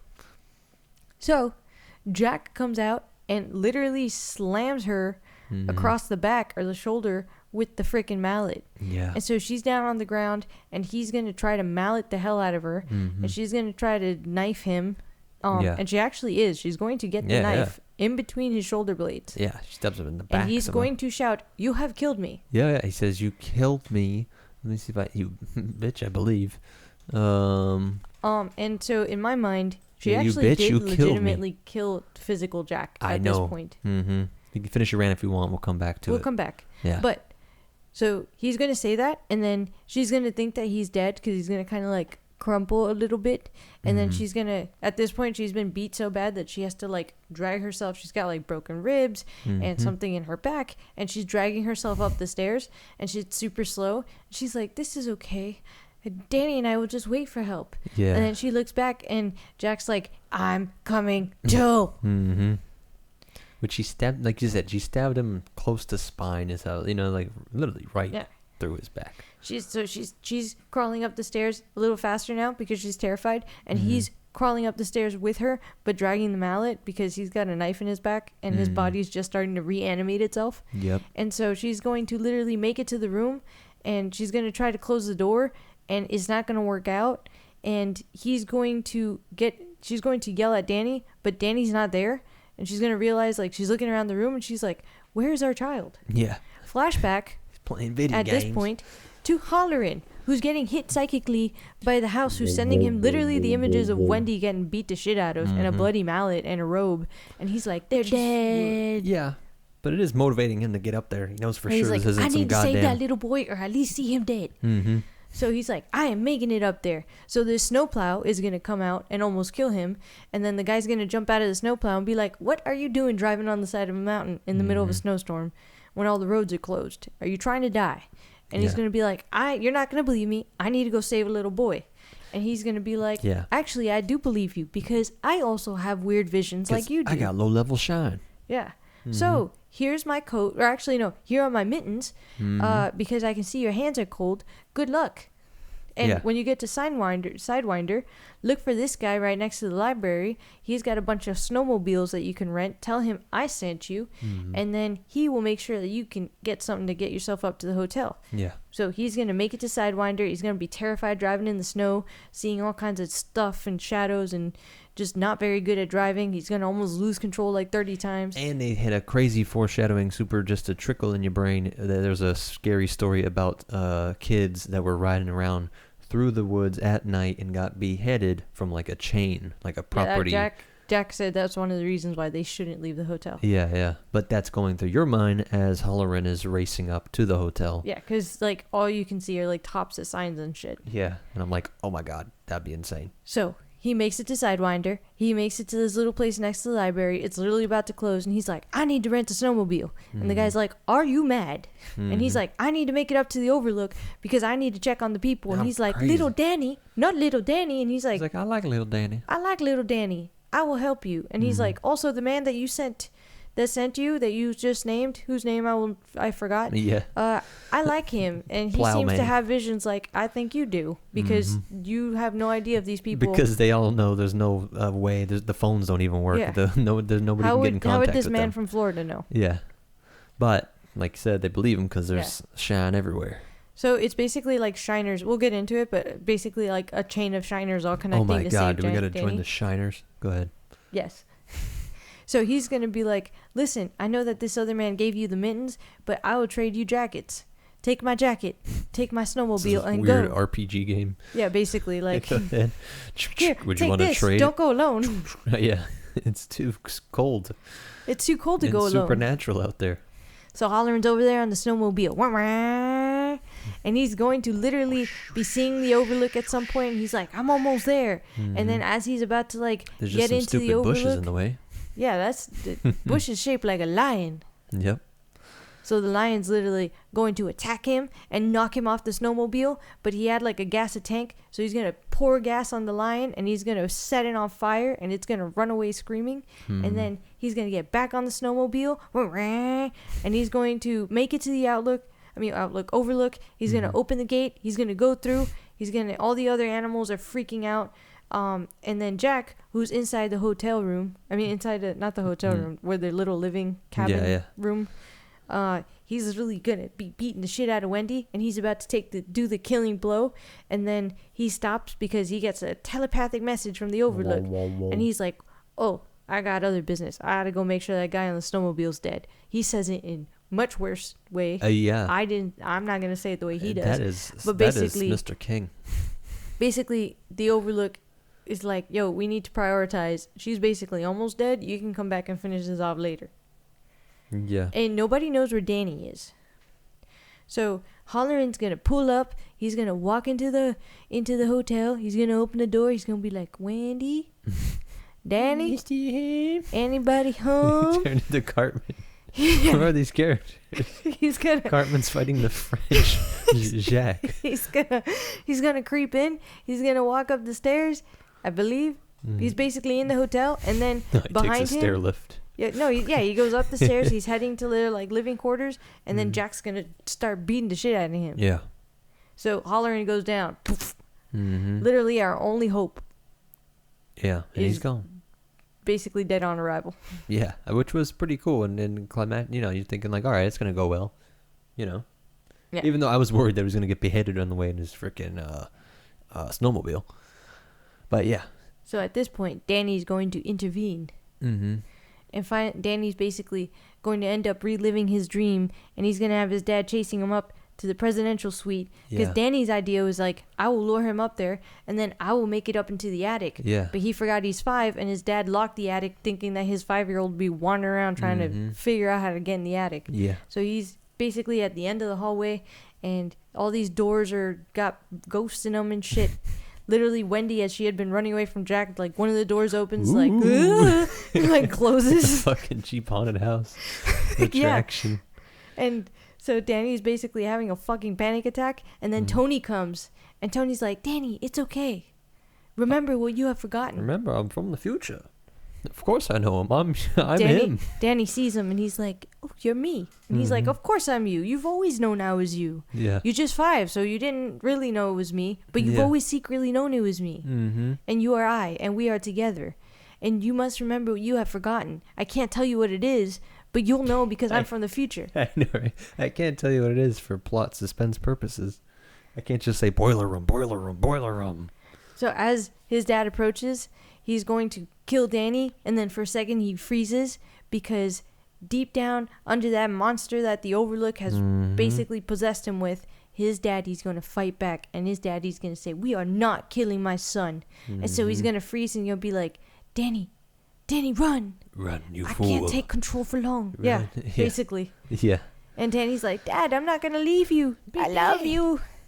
And then the Overlook's going to take over again, and it's going to be like, "That's not happening one more time." It's going to take the mallet and smash the face of Jack so that it's not Jack anymore. And now it's just literally the Overlook, and Jack is dead, in both physically and spiritually. That man is gone. He smashes his own face with the rope mallet, right? Yes. Because the movie so was ingrained in my head that I visualized it as the axe, even though it clearly was not the axe. No, it was a mallet. Yeah. Not even seeing the movie, just the trailers and famous scenes with him running around with the axe. No, it's it's not. You're right. At no point is there an axe. The axe was Grady. Yeah, and the whole thing, like the recurring rope thing. So, yeah. So, Danny watches this, and Danny sees the monster coming at him, and then Danny smiles because it occurs to him what has been forgotten. Sir, did you forget about the boiler? Yeah. Because it has not been let out. The steam has not been let out for possibly a day and a half. Yeah. I forget the exact time. Yeah, yeah. But the last time that's his that main job. Every Jack day had already forgotten to do this once. And when he went down there, it was at like 200. And if we remember, Watson or Winston or whatever his name is had said he wouldn't stand near it at 180 because this thing is old and patched and it should not be doing that. And Jack had already told himself, I really can't let this thing get that high again. Although part of him had decided maybe I should, because then the whole thing will blow up. Yeah. So somewhere deep down, I think subconsciously, Jack decided, I'm going to let that boiler go. That is a pretty cool point. I like that. And Danny is going to tell the demon, you done forgot the boiler. Haha. And it does We're all freak out. gonna die. And the monster's like, no, we're not. No, we're not. I'm going to go downstairs, and then I'm going to come and kill you. Yeah. So the monster's going to run downstairs. Danny's going to go wake Hollering up, and his mom, or Wendy's going to actually wake Hollering up and be like, where is Danny? And Hollering, and all smashed up, literally his jaw's broken. He's going to be like, I don't know. Because I feel bad. Like, how do you talk with a broken jaw? Exactly, yeah. Let's learn sign language, folks. So he's going to literally, Danny's going to come running over. He's going to grab Wendy with her broken ass ribs and back. And he's going to scoop Danny up. And he's going to be running because Danny basically sends him telepathically, like, or not telepathically, I don't remember. It might have been a mix of both. But he's like, we're going to explode if we don't leave. Yeah. So they're going to run, and then they're going to slow motion jump out the door as the building like explodes. An 80s TV show. Literally how my mind would do it. I know. It'd be very Stranger Things happy ending. Like, slow motion. They're like, just as they're running out the door, yeah. Because then literally the blast pushes them forward. Yeah, they fly. Oh, the stupidest line in this whole book. He felt like Superman. Well, that's in the perspective of Danny, though, right? Let me find it. I don't think so. I thought it was Halloran. Oh, Halloran? Yeah, this is what Superman must feel like. Slipped through Halloran's mind as they flew through the air. This grown ass old dude. Yeah. So they're going to land in the snow, and then they're going to look back, and the hotel is catching on fire, and the animals are all withering away, and it's looking pretty good. And they're like, man, it's cold. We need to get the hell out of here. And Halloran's going to be like, I know what to do. I'm going to go into that shed where the snowmobile was, and I'm going to go grab some blankets that I know we used to keep there. So he's going to go in there, and he's going to literally be tempted by the hotel one more time. The last of its little teeth are going to try to sink their way into Halloran. It's still a building. We'll get into my rant point there, but think about it, it's still a structure. Yeah, it's still part of the Overlook. It is the last of the Overlook, and it is going to try to seep into his mind and have him kill Wendy and little Danny. Because he hears the same line, right? The whole a mallet has two sides, whatever. Yep, because it's going to literally tempt him to grab the mallets on the wall and to kill them. Like, why did I come up here and risk my life for these two retards? Oh, I shouldn't say that, but... It's okay. Hey, there's a lot worse words in here. True. And I'm literally looking at wondering bad. how they're going to do it. Go ahead. But, yeah. Yeah, they're going to... And I'm trying to find a line where it says that they got the actual rope mallet. Yep. And, he hears the exact same wording, the exact same thing, so that entity is not fully dead. No, it's still trying to get Danny. You got to blow up the shed. Think about it. We need a part two. It ends up... So... He's going to fight it off. He's going to be like, no, I am a good guy. I literally came up to save these people. These are nice people. They don't deserve what's happened to them.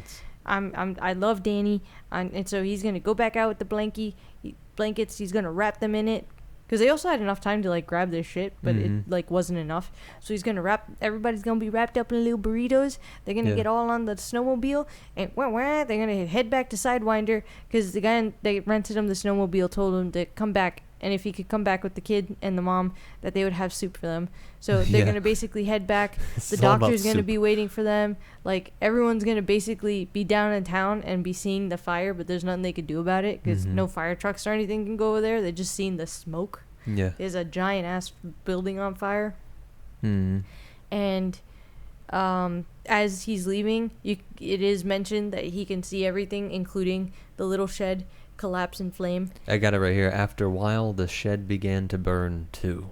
Yeah. Which was so necessary. Stephen King being great with the freaking wording. Yeah. So there is no structure. There's no body that this demon spirit of the hotel can, live in. Yeah. Amplify through. So they're safe. And then a while later, there's an epilogue And we're going to find that Halloran has a job in this nice It's about little... salads. Yeah. It opens with... I hate these epilogue things. Because it's like a lake... It's like a cabin house I lake get it, and it resort even has area. the sneakiest, scary part at the end, actually. It does. As much as I go, Halloran's epilogue. going to come over, and Wendy's in like a back brace and shit. And he's going to be like, hey, are you enjoying your last vacation before you get a job? And she's going to be like, oh, yeah, I am. I'm so happy that Al Shockley was able to get me a job. I decided to take Al, Mr. Shockley, up on his offer, she said. Look at her changing. She used to hate Al. Yeah, but he came to save her. That she's already like Mr. Shockley, correcting herself. Superior Mr. Shockley, the fucking old drunk that got your husband in trouble all of his life and set him up here and got him the job where he died in and was possessed by a fucking haunted house. Yeah, Mr. Shockley must have felt so bad about everything that happened. So he got her a job. Yep. He must have felt so bad. And so it ends with basically Halloran and Danny being like, you'll be my friend forever, right? Oh, yeah, I'll love you till the end of time. And we're going to go fishing later. Oh, you got a big one. Yay! Reel it in all by yourself in some symbolic way of, at some point, you're going to be doing things on your own, kid. I won't always be here to help you. Yeah. I know, something like that. But sweet, in a sweet way. No, I know. And also in like a, I know you don't have a daddy anymore, take on here. Yeah, but I know, will right? help you. Yeah. Like I will guide you in but where why he fishing? cannot. Why fishing? Because that's a classic dad thing. Yeah. I admit, fishing is a dad, I especially. think that's all it is. I just wonder if it's something deeper. No. For some reason, I got Moby Dick vibes, but I don't know what that means. In this case, I'm like, I don't know why I'm thinking. I guess they talk about how like the bigger fish are in the middle of the ocean, so you do have to go into like deeper waters to get grander prizes. But it's also just a like, very dad moment. Yeah. And he's just lost his dad, so Halloran's kind of gonna be. It's showing that he's gonna be there to help guide Danny for as long as he can. Fill his shoes of what his dad would have been. Yeah. Yeah. I think it's got to be some sort of parallel for this. I don't know. You always get the water and the unconscious and the thing. And he says you never know if it's a trout or like he's making up a pink whale, just to be funny with Danny and all that. I don't know. But that is our whole summary. So you just flew through it very well. And I say flew through it, but that still took 30 minutes. But that's how much goes on in the end of this book. Yeah. On each of these sections. If you enjoyed my breakdown, let me know if you would like a speed run of. Well, yeah. For future books. Yeah, instead of all the things. All right, so what do you want to talk about? Yeah, so we can go chapter by chapter now if you want. If you want, we can roll through here. We can roll through. We got Florida. That's where he's literally in Florida. Why do you think the oranges are his little psychic tell? Was that ever mentioned? Like, I think because he's kind of southern and like. Yeah, right. I wonder if it's connected to a super personal memory, whatever triggered. I don't know. Just growing up. Either in some farm or just some fresh made orange juice when he's home or something. There's nothing ever really. Yeah, I don't think it's related to the event he's picking up. It's just his little trigger. I wonder if probably just like whoever it was, his grandma or aunt that told him that he had to shine. And yeah, because that's where this whole term comes from, right? She used to smell. Yeah. Like. I wonder if she used to smell like oranges or worked around oranges or had oranges or, things like that could have maybe. Yeah, something. Yeah, I love it in the communicating at a distance, which is him. It could be. She's okay. I had to drink water. Oh, okay. Like I was being loud. What is, it's just interesting. Like this thing is such a giant demon creature because it describes it. They saw it running down the hallway, the big black blob, spectral, ghostly thing with red eyes. And then when it's dying, when it's burning, you actually see this black shape. Or they say they didn't know if they really saw it. Was it smoke or was it? Like a they demon. swear they could see like a face, but it was, I forget the term for it, where you see stuff, patterns where it's not there. Oh. But obviously we're dealing with a supernatural goddamn monster. Probably. Yeah, so they saw this thing fluttering away. But like we were saying, that was he being manipulated all the way back at Stovington, right? What's it called? Yeah, Jack. Yeah, Jack. at least throughout Shockley, you got like these conduits. What I love about his metaphysics is like the physical parts matter. It seems that the actual mallet has some sort of, force relic, some sort of supernatural charge to it. The house itself, obviously, it's not just any house. No. Like Danny can communicate with Halloran at a distance, but this demon can't. It did. Of course, that's what I mean. Like, of course it can, but then so why is it bound to a building? Well, some of the stuff we explore in Doctor Sleep. Oh no, yeah, that's true. Yeah, she read Doctor Sleep a while ago. I have not read it yet, but I remember us talking about it and listening to some of it. I have a feeling my concussion affected my ability to really take in Doctor Sleep. Yikes. So I don't remember. Also, it's a lot. Like, there was a lot of information in Doctor Sleep, I feel. So I'm not going to... But I know that we explore a lot of stuff when it comes to this, like, power. Yeah, how it works. Yeah. I'm just looking up because Halloran has a St. Christopher medal. I'm just trying to see what is he known for. Known for travelers and motorists. Okay. Yeah, they hang it in their vehicle for luck. There you go. All right. On the nose. I was waiting for some super thingy here. But yeah, that's why I think it was important that the other building had to burn down. But this thing's just gonna flutter off somewhere else. I mean, that spirit thing isn't killed or harmed in any way. It's just gonna go into hiding. It's gonna go. Well, like you said, maybe it's in Dr. Sleep. I actually think it's still trying to... Like, the fact that Al Shockley got him a job, like, got Wendy a job, I think it's still trying to get Danny. And I wonder where that... We don't learn where the job is, right? Does he ever give a name? It mentions it's in... Okay. Wherever it is, you could imagine... like, Wisconsin or something. Like, yeah, something weird. But do you think the spirit would go there? The spirit might be in different places. Like... If Al Shockley is part of a board of people and they're connected to different places, it might be different, like, spread out across different locations. Yeah. That's, I mean, a bunch of different, historical areas. Like, every culture throughout all time had, like, this haunted, this woods is haunted, or that valley is uniquely haunted. So, like, certain locations have different things. And then, of course, buildings. Like, oh, that's a haunted house. Certain objects, right? This was used to kill people or something. So, yeah, he's on this board. I really love, that's what I had up here where we were looking the other night, where somebody else is asking the same thing, like, is Al Shockley the real villain of The Shining? And I loved it, because I was like, that's what we're saying, that's what we're, like, deducing, that's what, her intuition is so good. Jesus, the mom. Wendy, I can't believe that. Wendy's intuition is so great that we mentioned in another talk, like the horrifying ending in 1984. Like, he loved Big Brother. Like, she likes Al Shockley at the end. Yeah. Al Shockley came in and helped her, but it's like, but he's the whole reason why you're here. Yep.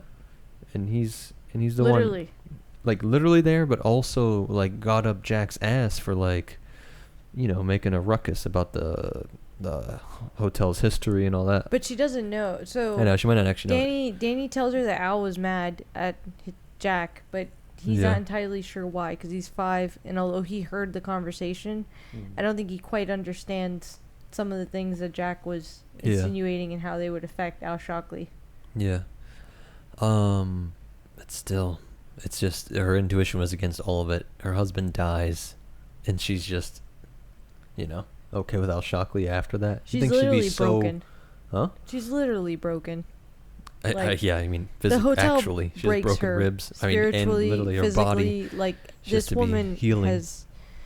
She's just happy Danny's alive. Like, yeah. We see her in the next book, right?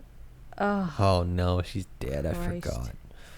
I think that's what it is. Sorry, spoilers, guys. No, I actually don't remember. Oh, really? Okay. Yeah. That's good. We'll leave it that way. We don't know. I had a concussion when I read these books. Yeah.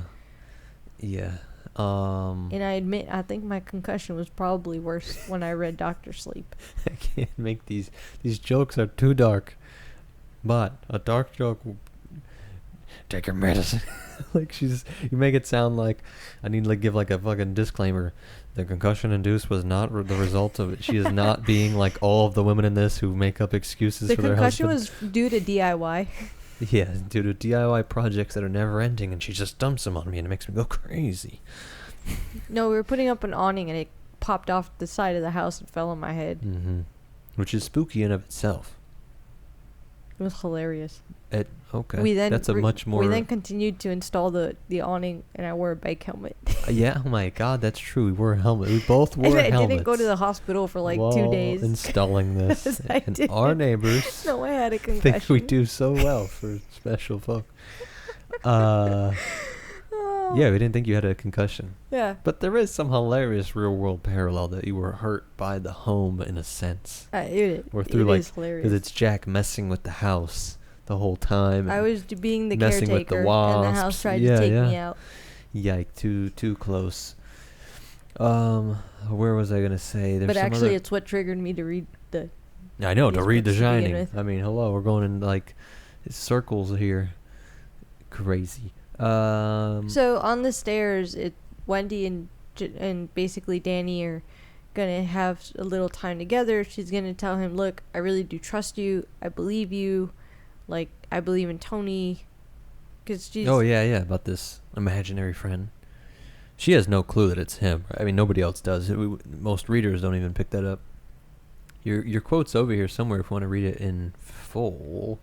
I know we'd be jumping ahead a lot. I think she already had kind of told him she believed in Tony. Mm-hmm. So when he tells her that he tried to, because she sees that he hurt himself, and when she sees that she's going to ask him, he's going to be like, "It wasn't Dad. I fell off of a chair trying to call Tony." And she's going to ask him, "What did Tony tell you?" And he's going to say, "It doesn't matter. Don't worry about it. It was spooky." And she knows. Yeah. And so he tells her that Tony can't come anymore. He came that one time. And he can't come anymore because the hotel won't let him. Yeah.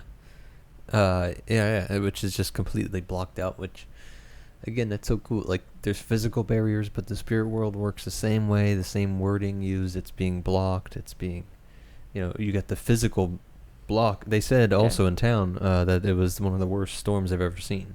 Yeah, it's there. And he even tells her, because she's like, "If only the snowmobile." And Danny tells her they won't let him. Danny said in the same low voice, "They made him throw part of it away into the snow, far away. I dreamed it." Oh, yeah. And he knows the woman really is in 217. He looked at her, his dark, frightened eyes. "It doesn't matter whether you believe me or not." What page is that? 479. Cool. And she's going to tell him, "I believe you, Danny, tell me the truth. Is he going to try to hurt us?" "They'll try to make him," Danny said. Mm-hmm. Yeah. And he tells her she's been calling for Holleran. Yeah. But he's not sure because there's no way for Holleran to send a message back. Mm-hmm. Which is also weird. Like I said, metaphysics, how does that work? Like, he's getting in, he's getting out. Very cool. I just love the breakdown of both, like, space-time. It's playing with time throughout each part, throughout the whole themes of even the writing style, like we said about the bringing up the dates. It's centered around a clock. We're counting down to this moment. Yeah, and then, but also like the spirit realm and the physical realm are not finally, separated. In this hotel at this time, it's starting to really get muddled. Yeah, time collapses, but also the distinction between spirit and physical realms. Because, like you said, they hear everything, right? I mean, they all. Yeah, she's hearing actually, everything. so Danny, he's basically sitting on the stairs as she's leaving. That's a living sound. Yeah, it's a living sound, not voices, not breath. A man of philosophical bent might have called it the sound of souls. Gribbett might have called it ants. That's interesting. Haunts. Oh my God, I'm from the Southern. South too. She was born in Tallahassee. A psychic investigator might have a long name for it: psychoecho, psychokinesis, talismic sport, and they call it rock theory? Paper, Stone scissors. tape theory is what all the ghost people call it. What did you just say? Rock, paper, scissors? Well, what'd you say for real? I didn't hear it. Oh my God, I just read your mind. I didn't actually hear that. I just figured you would say something like that. But no, actually above it, right on the top of the page, the voice was in his head. So much a part of him, so frighteningly close that it might have been a part of his own thoughts. It was soft and indefinitely sly, mocking him, seeming to say, "Oh yes, you'll like it here. Try it. You'll like it here. Try it. You'll like it." Yeah. Now his ears were open and he could hear them again, the gathering ghosts or spirits, or maybe the hotel itself, a dreadful fun house, where all the sideshows ended in death, where all the specially painted boogies were really alive, where hedges walked, where a small silver key could start the obscenity. Even that, the obscenity, yeah. The key, and then like we said before, like Danny's literally the key, and it's a physical key. But what do we mean by literal? They're both real. The mind realm is real. The physical world is real. Then wait, on the next page it goes, in the darkened ballroom, the clock under glass struck 7:30 with a single musical note. A hoarse voice made brutal with drink shouted, "Unmask and let's fuck." Wendy, halfway across the lobby, jerked to a standstill. She looked at Danny on the stairs, still tossing the ball from hand to hand. "Did you hear something?" Danny only looked at her and continued to toss the ball from one hand to hand. 7:30 they're getting it on. God damn. Must have an early bedtime. There would be little sleep for them at night, although they slept together behind a locked door, and in the dark his eyes opened. Danny thought, he wants to be one of them and live forever. That's what he wants, his dad. Wendy thought, if I have to, I'll take him farther up. If we're going to die, I'd rather do it in the mountains. It's so... She left the butcher knife still wrapped in the towel under the bed. Yeah. Because the dad's down in the basement. And this is where, in the next chapter, literally in the basement, Jack is going to remember the boiler, the goddamn boiler. Exclamation marks before and after the sentence, like if we're Spanish. Yeah. Sorry, a quick note there that I wanted to put for the coming future video is... he's putting... It's like, dude, you're dealing with enough themes here, King, with the whole time and all this jazz.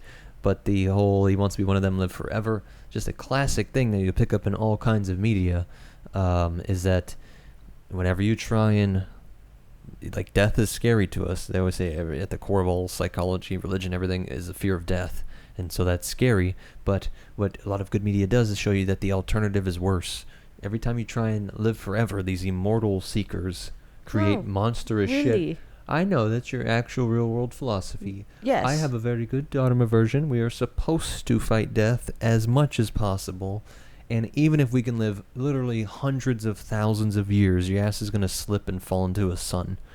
So... Freddie wants to live forever. I do not. I want to humbly try and not be a maniac, and you gotta sprinkle in there still core principles. You can't sell your soul on the way. Just go ahead and run yourself into the ground. Yeah. I'm just saying we're here to live a finite life. Extending it hundreds and thousands of years doesn't sound like a good idea. I think you need to be in a body, in a physical body. Don't be digitizing yourself. Don't be going on a computer. I will re-roll. I know. That is a very sound argument, I guess I would say. I believe in spirit realm, so it's like if you believe that, then why wouldn't it just incarnate and live forever? I believe I'm either going to heaven, or if there's reincarnation, I'm okay with the reroll. I like the third option is off the table, but okay. What's the third option? Don't even think about it. You're right. That's the Giga Super Chad based way to view reality. The only people that go to hell are those that think it's real. Bam. I'm not going there. I'm a good person. Yeah, well, see? Sorry I even said it. Now it's in your mind. Hope it doesn't burn away at your consciousness. Not really. Yeah, I actually do think that's a funny...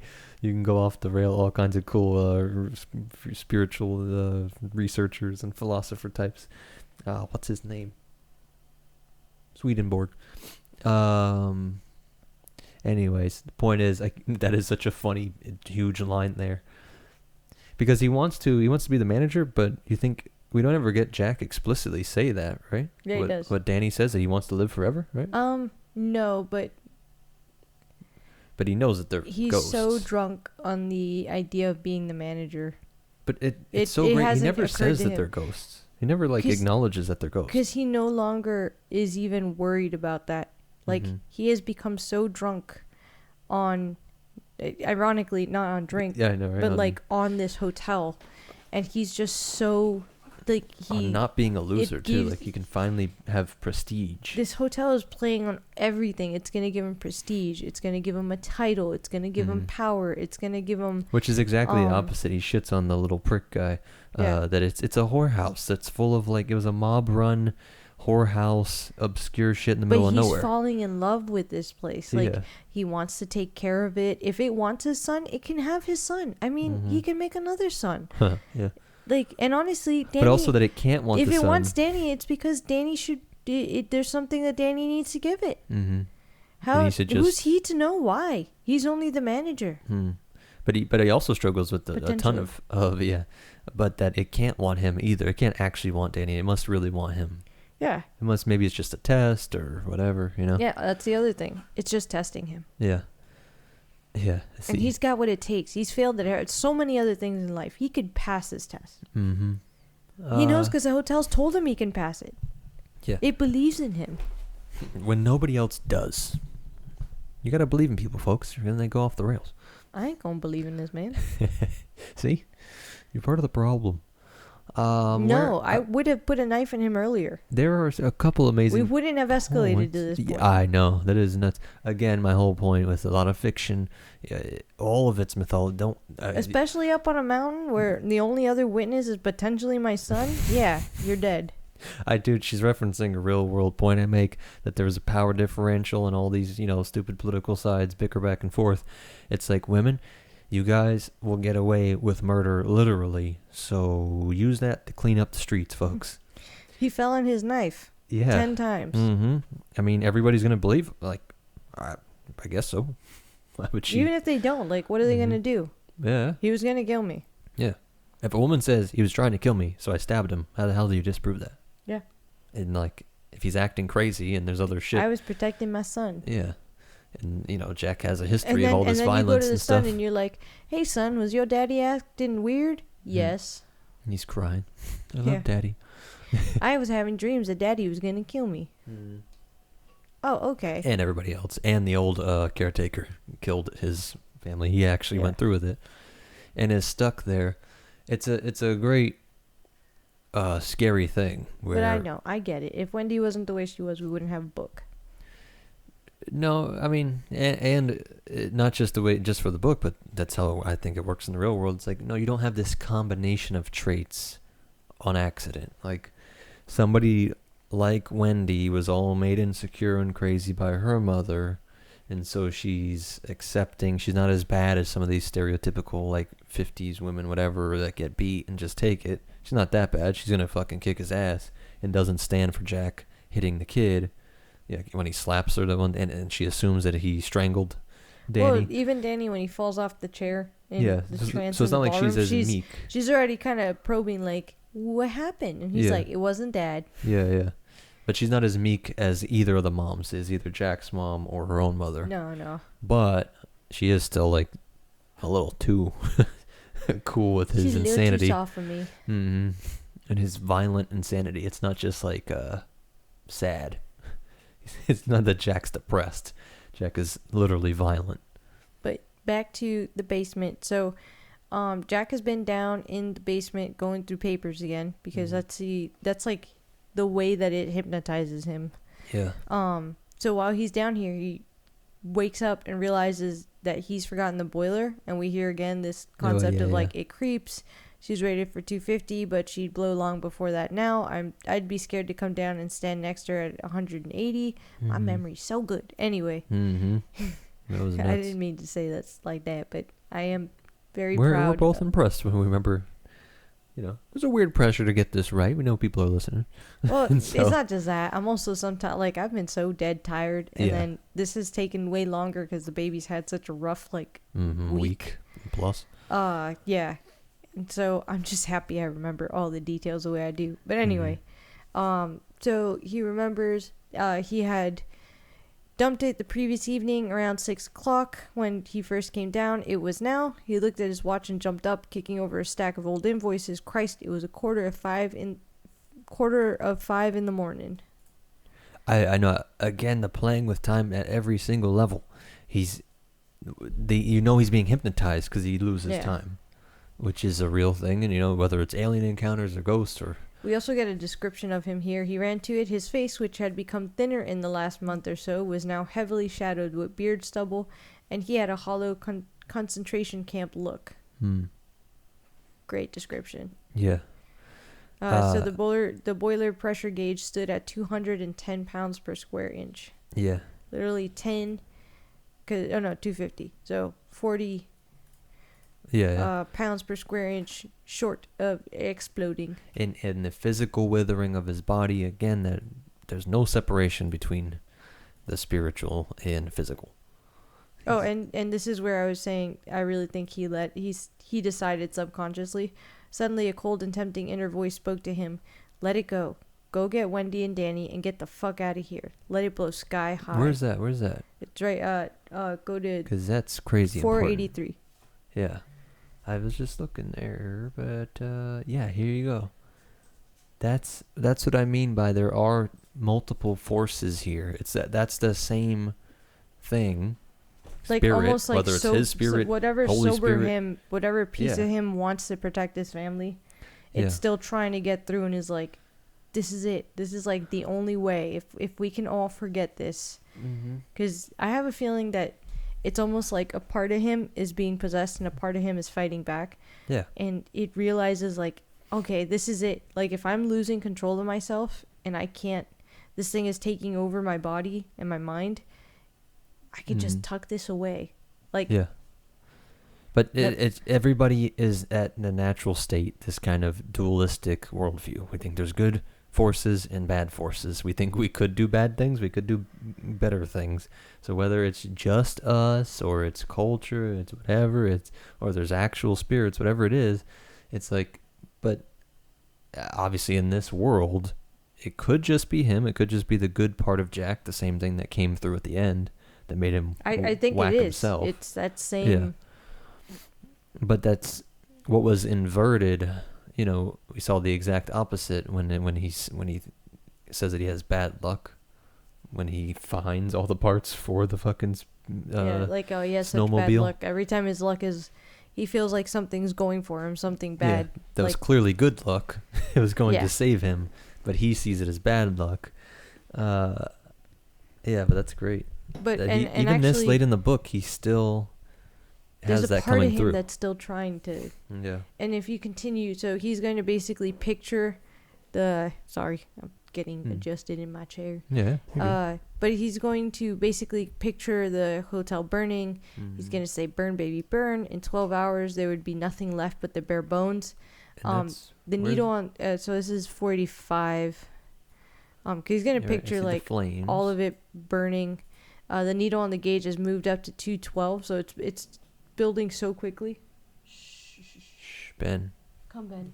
For one, that's very creepy. Our dog. Shh, Ben, come. Come, Ben. Our dog wants to bark into the darkness. I don't know why you're barking. Help He's me. actually not even barking. He's growling. He just does a growl while we're reviewing spooky books. Spooky spooks. That's scary. Yeah, there's nobody outside. We're checking all the cameras. He didn't hear. Frozen with his hand on the valve that would dump off the pressure and damp the fire. Jack's eyes glittered from their sockets with like sapphires. It's my last chance. Yep. You're highlighting all this, right? Yeah. Yeah. The only thing not cashed in now was the life insurance policy he had taken out jointly with Wendy in the summer between his first and second year at Stovington. $40,000 death benefit, double indemnity if he or she died in a train crash, a plane crash, or a fire. Yeah. 7 come 11 die the secret death and win $100. Yeah. A fire, $80,000. Which is they would have time to get out. Even if they were sleeping, they would have time to get out. He believed that. Yeah. Oddly, I don't know, heroic, whatever you want to call it. He knows he's fighting literally a superhuman. And I think he knows he's losing. Entity. Yeah. And if you're going to go out, he can destroy it. He can also sense it's connected to the house. And so for a guy that we're going to critique as he's so up his own ass, he's literally going to be an American treasure. He's going to write the best book ever. He's going to be super famous, or he'll be the manager of the greatest place on earth. But at least, he's willing to blow himself up. Yeah. Literally die a fire explosion death. Because this And- is 80 grand in the 70s too. Yeah. So that's a house. Also from this, he's going to go to like a memory. Mm-hmm. Come, Ben. Come. He's going to go to a memory of his dad out in an apple tree, and it's going to be him burning, I think, a wasp nest. Mm-hmm. Yeah. Insane fire will kill anything. Yeah. Which, again, the ancients all see that. You can get super symbolic here with the myths with Prometheus brings us fire, and you could see that as almost atheistic, or at least promoting humans to be above, to get out of the bullshit from the gods. From the Greek point of view, the gods are not like in Christianity or the Abrahamics, that they're just like great good beings, superhumans. It's like, no, they're flawed and maniacs, all the Greek gods. So it gives us fire. So right under that fire will kill anything that you highlighted, you actually get, so this memory is almost like hypnotically bringing him back where the hotel wants him. Jack suddenly started, he'd been dozing off, and he had almost dozed himself right into Kingdom Come. What in God's name had he been thinking of? Protecting the hotel was his job. Great. He was the caretaker. Mm-hmm. Which he's not. He's a reporter. Like you said, he went from investigative reporter who's going to expose the hotel. Well, he went from just the guy that was just going to take care of this place for a season. This is a dumb jackass job. To the guy that was going to write and get all the dirty laundry out. With picture section and everything. To, God, he loves this place. He can't let something happen to it. Is he crazy? Mm-hmm. Yeah, that's great. He literally and it's so subtle though, King's right. Like it's the not. The boiler's so hot that it's going to literally blister his hands. Yeah. That's nuts. That's so cool. Yeah, I see that the word unveiled him. The clanking sound. Yeah, the pressure gauge. He was going 90 miles an hour and a whistle broke in a scream. Blow now 160. Yeah, so he's just bringing it back down, right? Yeah. Mm-hmm. Yeah, he looked at his hands and saw that blisters were already rising in his palms. Hell, with the blisters, he gets it all the way back down to 80. Shakily. He had almost died with his hand on the throttle, like Casey the engineer in the wreck of Old 97. Worse still, he would have killed the Overlook. The final crashing failure. Oh, where's that? Because he's literally saying... It's all continuing right after the wreck of the Old 97. Yeah, okay. He had failed as a teacher, a writer, a husband, and a father. He had even failed as a drunk.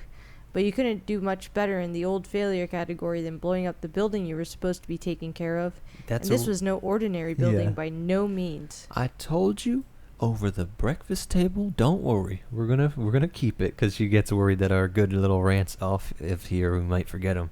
And this part was so cool because he literally said letting down the hotel would be the worst of all. Would be worse than being a failed writer, husband, or father. You couldn't do much better in the failure category than to blow up the building you're taking care of. It's like, no. And it was no ordinary building. Like, he sees it as special and unique and literally above his role as father. Yeah. Which is nuts. But it's perfect. But even he's self-aware to go, he needs a drink. Like, he knows he's losing it.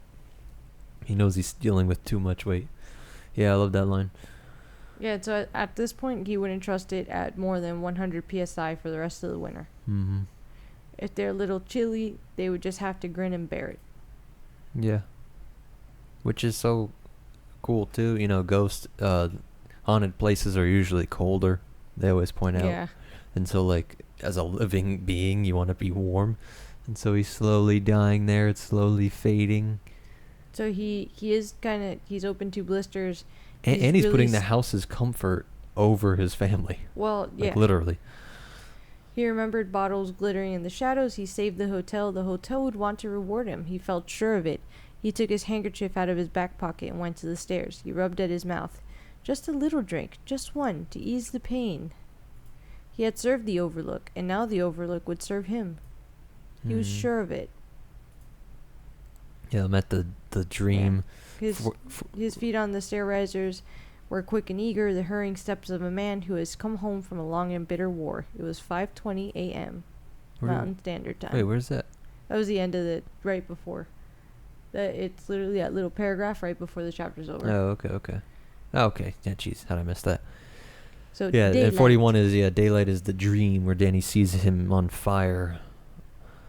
I know, and I love that he says that he describes the tightly packed branches like skeletons of dismembered corpses, like the trees, because they are alive, the topiaries.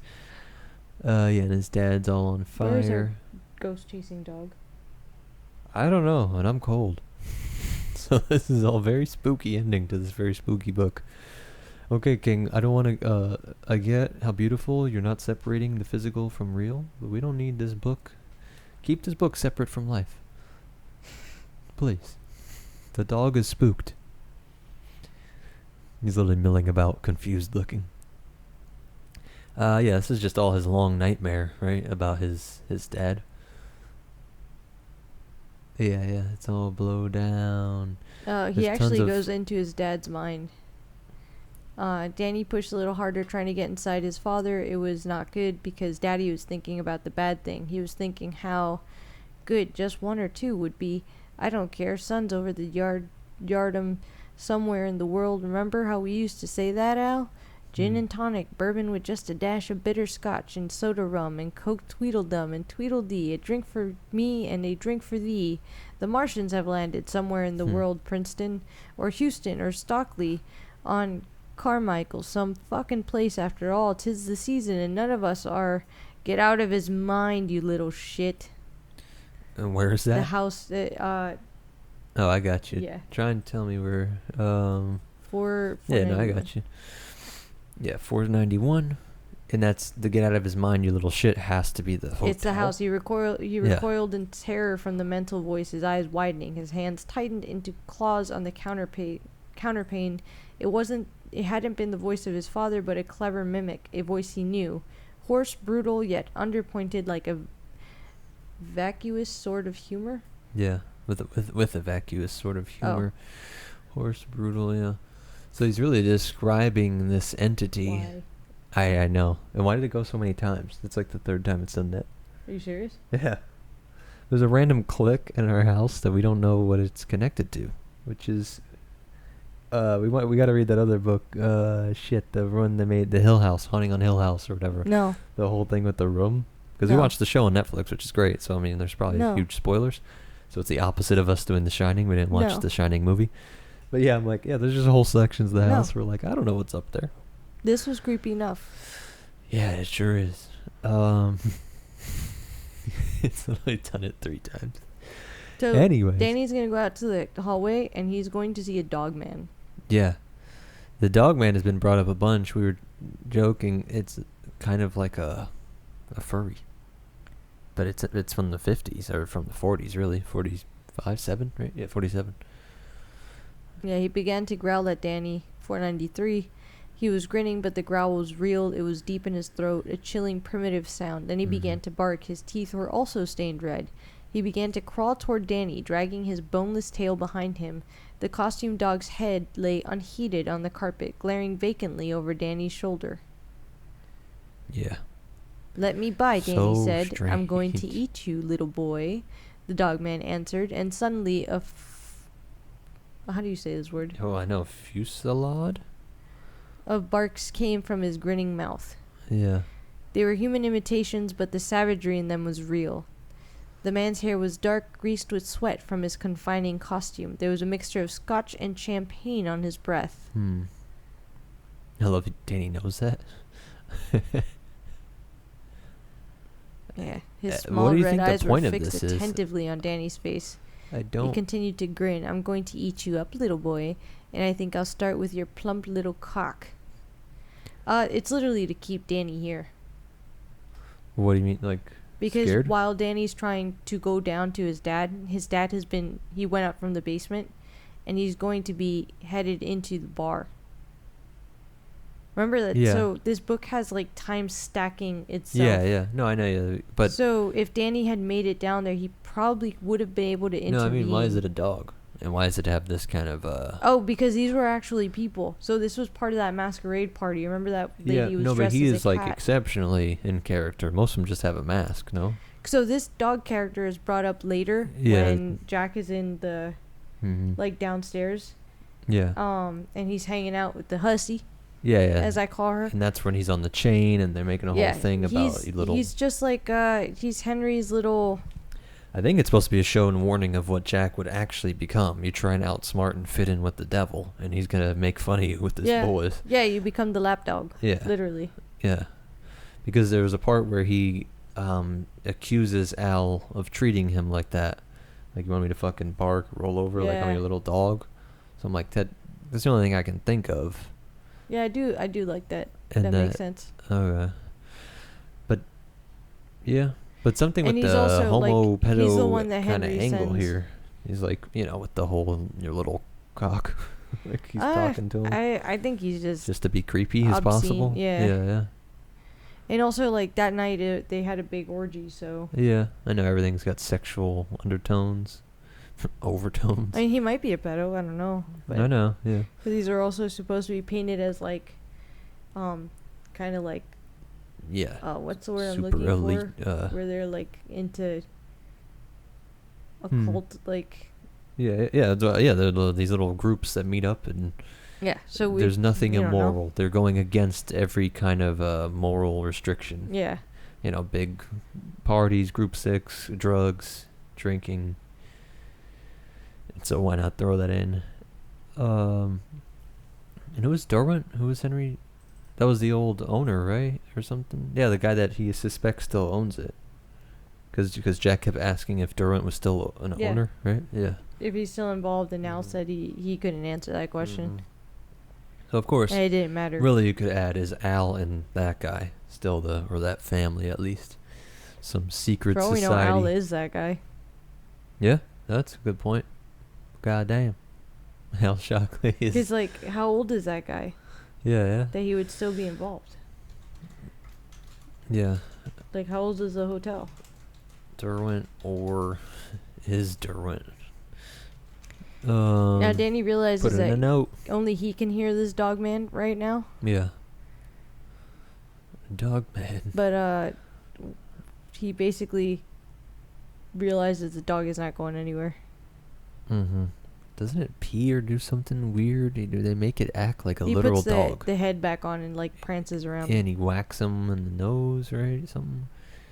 It's really demeaning, and you're at a fucking sex party, man. You're supposed to be doing drugs and having an orgy, and you're in a dog costume. On 495, Danny went back to the bedroom and sat down on his cot, covering his eyes with his hands. The hotel was running things now.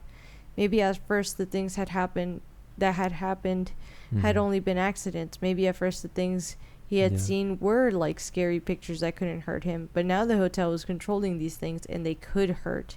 The Overlook hadn't wanted him to go to his father. That might spoil all the fun. So it put the dogman in his way, just as they had put the hedge animals between them and the road. Yeah. And I guess just animalistic creepiness, horror. Yeah. There's nothing creepier than a weird dogman in a suit with like bloody teeth. Yeah, it's a gross kind of, it's chimeric. And like red eyes. He's got like red eyes and shit. Like it's not a nice looking dog. A lot of religious people point out like the chimeras, like the Egyptians always had like half human, half animal, like a lot of the Middle Eastern in general, the Mesopotamians. But the point of that is like that's not God's good creation, so you're like going against, they're going against moral laws, and they're even going against like distinction of species. Like this is a human dog mix, human cat mix. So it's like maybe he's trying to play with that too. I think it's mostly though that it's just the lapdog is just a visual for being a subhuman. Yeah, right now we don't get it so much, but later we do get this super this character is talked about. Because he always the granddad, Danny's granddad, so Jack's dad, would call them you're like a weak pup. You're like what does he call him? He calls him some special. Basically, he's a runt. He's like a runt of the litter. Like a pathetic dog. So that's in his subconscious there for fate if he does kill his family and get into this little mini hell of the hotel.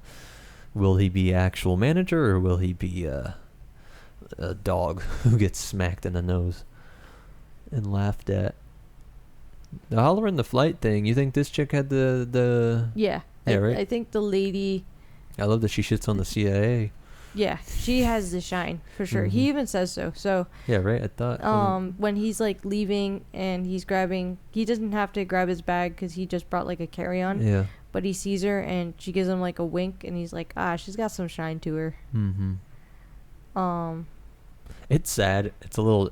All the non-NPCs. I'm like, he's like the NPC meme. Stephen King's like, yeah, if you do, like, interesting shit, if you have a real strong virtu of the ancients, like, then you probably got the shine. Even if they have simple jobs, like the guy that's on the snowplow, like, he just looks at the world more romantic in the real sense, like the super rational, beyond just plain, lifeless view of the world. They have vigor. They have something. Halloran does mention he tried to call the police, like the rangers, to go check on the family, and they were like, well, we lost a family of climbers. That's true. There was a whole thing. Yeah. He's like, whatever, good luck. And he knows. He's like, y'all tried calling them. They didn't answer, did they? Yeah, which does freak him out. They're like, but it's 9 o'clock at night over here, so they might be sleeping.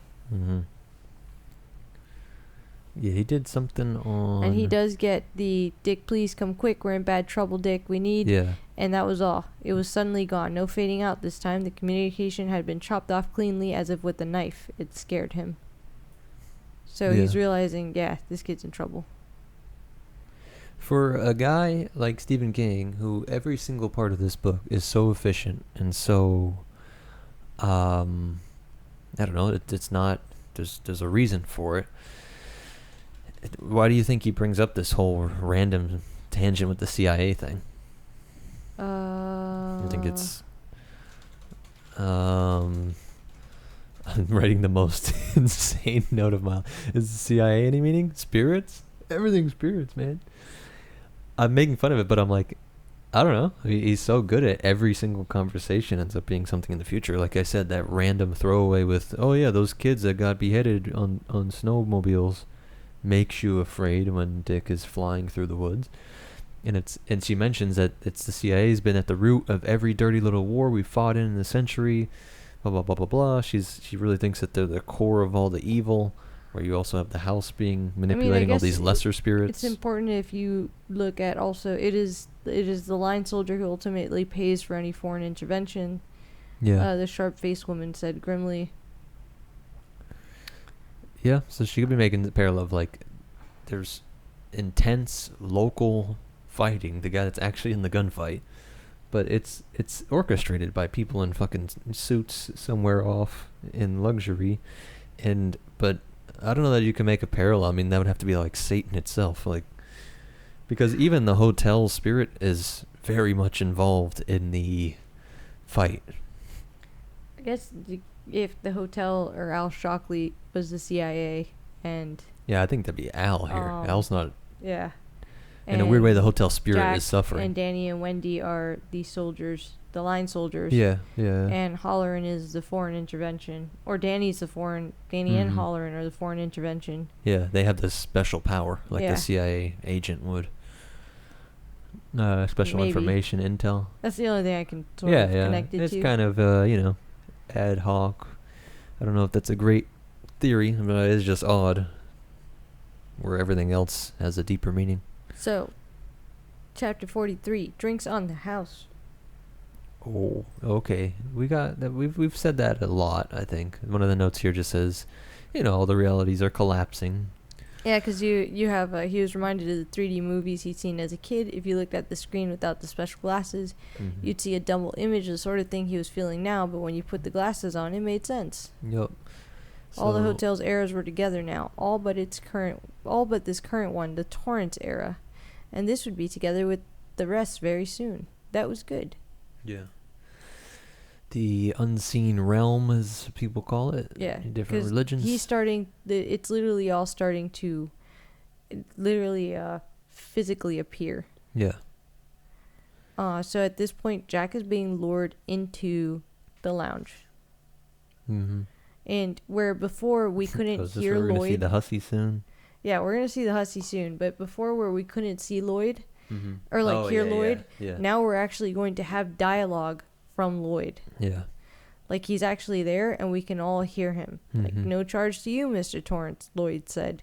Where before all we heard was Lloyd agreed, Lloyd was thankful, Lloyd this, Lloyd that, Mm-hmm. through Jack. Now we're actually hearing Lloyd speaking to him. Yeah. So it's becoming so powerful that we can all see and hear these ghosts. Yeah.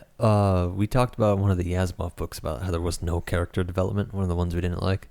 It's like everything development, like environment development, like the ghost development, the side character, everything gets developed further. Like it's pretty cool, right? I'm like even the way the abilities work, the magic system, like you might say if it was a fantasy book, like the way that the shine works. The way that the hotel Everything. is becoming more powerful. Yeah. It's so subtle, but if you're paying attention, you start to realize like, oh, we're all slipping into this nonsense. Yeah. The history of the hotel has development. Like you learn more and more and more, and from everything, from the literal history to the metaphysic of how it works to all of it. Beautiful. So we have no charge to you, Mr. Torrance, Lloyd said, putting the drink down on Jack's 20. Your money is no good here. Orders from the manager. Manager? A faint unease came over him. Nevertheless, he picked up the martini glass and swirled it, watching the olive at the bottom bob slightly in the drink's chilly depths. Of course, the manager, Lloyd's smile broadened, but his eyes were socketed in shadow and his skin was horribly white like the skin of a corpse. Later, he expects to see your son's well-being himself. He's very interested in your son. Danny's a talented boy. The juniper fumes of the gin were pleasantly maddening, but they also seemed to be blurring his reason. Danny? What was all this about Danny? And what was he doing in a bar with a drink in his hand? Mm-hmm. He had taken the pledge. He had gone the wagon. He had sworn off. Mm-hmm. What could they want with his son? What could they want with Danny? Winnie and Danny weren't in it. He tried to see into Lloyd's shadowed eyes, but it was too dark, too dark. It was like trying to read emotion into the empty orbs of a skull. Yeah. Yeah, because he's dead. It's me they want, isn't it? I'm the one. Not Danny. Not Wendy. I'm the one who loves it here. They wanted to leave. I'm the one who took care of the snowmobile, went through the old records, dumped the press on the boiler, lied, practically sold my soul. Practically. What could they want with him? Mm-hmm. You highlighted that, right? Yeah. Practically sold my soul. Yeah. And using it against you. This guy, like we pointed out countless times, he's a liar. He lies in so many creative ways and to himself.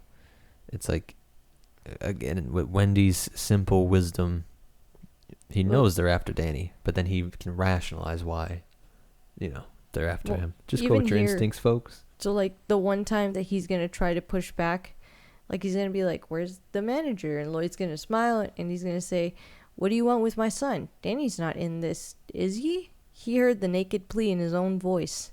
Lloyd's face seemed to be running, changing, becoming something pestilent.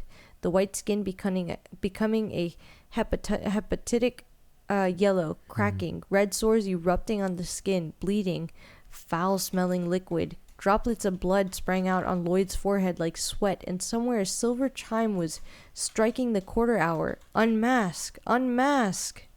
Drink your drink, Mr. Torrance, Lloyd said softly. It isn't a matter that concerns you. Not at this point. He picked his drink up again, raised it to his lips, and hesitated. He heard the hard, horrible snap as Danny's arm broke. He saw the bicycle flying brokenly up over the hood of Al's car, starring the windshield. He saw a single wheel lying in the road, twisted spokes poking into the sky like jags of piano wire. He became aware that all conversation had stopped. He looked back over his shoulder. They were all looking at him expectantly, silently. The man beside the woman in the sarong had removed his fox head, and Jack saw that it was Horst Derwent, his pallid blonde hair spilling across his forehead. Everyone at the bar was watching too. The woman beside him was looking at him closely as if trying to focus. Her dress had slipped off one shoulder, and looking down he could see a loosely puckered nipple capping out one sagging breast. Looking back at her face, he began to think this might be the woman from 217, the one who had tried to strangle Danny. On his other hand, the man in the sharp blue suit had removed a small pearl-handled 32 from his jacket pocket and was idly spinning it on the bar like a man with the Russian roulette on his mind. He realized the words were not passing through his frozen vocal cords and tried again. I want to see the manager. I don't think he understands. My son is not a part of this. Mr. Torrance, Lloyd said, his voice coming with hideous gentleness from inside his plague-riddled face. You will meet the manager in due time. He has, in fact, decided to make you his agent in this matter. Now drink your drink. Yeah. Drink your drink, they all echoed. Yeah, that when you will meet the manager in due time, that was just, that's a great, why is that such a great line? That's so simple. I loved it, but I was like, he's talking about Satan. Like you're going to meet the devil. You know, it's a play on like you're going to meet the maker. Like you're going to meet the opposite. When he drinks the drink, everything is going to basically fall back into place. Everyone's going to look normal again. Lloyd is going to be a normal person again. Everyone's going to start singing, roll out the barrel and we'll have a barrel of fun, because the gang's all here. Yeah, all these different lines that are coming through. And he's going to literally tell him, like, drink another one. Yeah. Yes, sir. Do it again, please, he said, and pushed the empty glass toward Lloyd. Yes, sir, Lloyd said, taking the glass. Lloyd looked perfectly normal again. The olive-skinned man had put his 32 away. The woman on his right was staring into her Singapore sling again. One breast was woolly exposed now, leaning on the bar's leather buffer. Yeah, so like you said, this is the woman that is a bloated, dead, zombie corpse woman. And she's like young and thriving right now. And he's attracted to her, of course. But it's so perfect. It's like that's what it is. That in reality, it's actually a dead monster, and that's what you're gonna get. You're gonna go.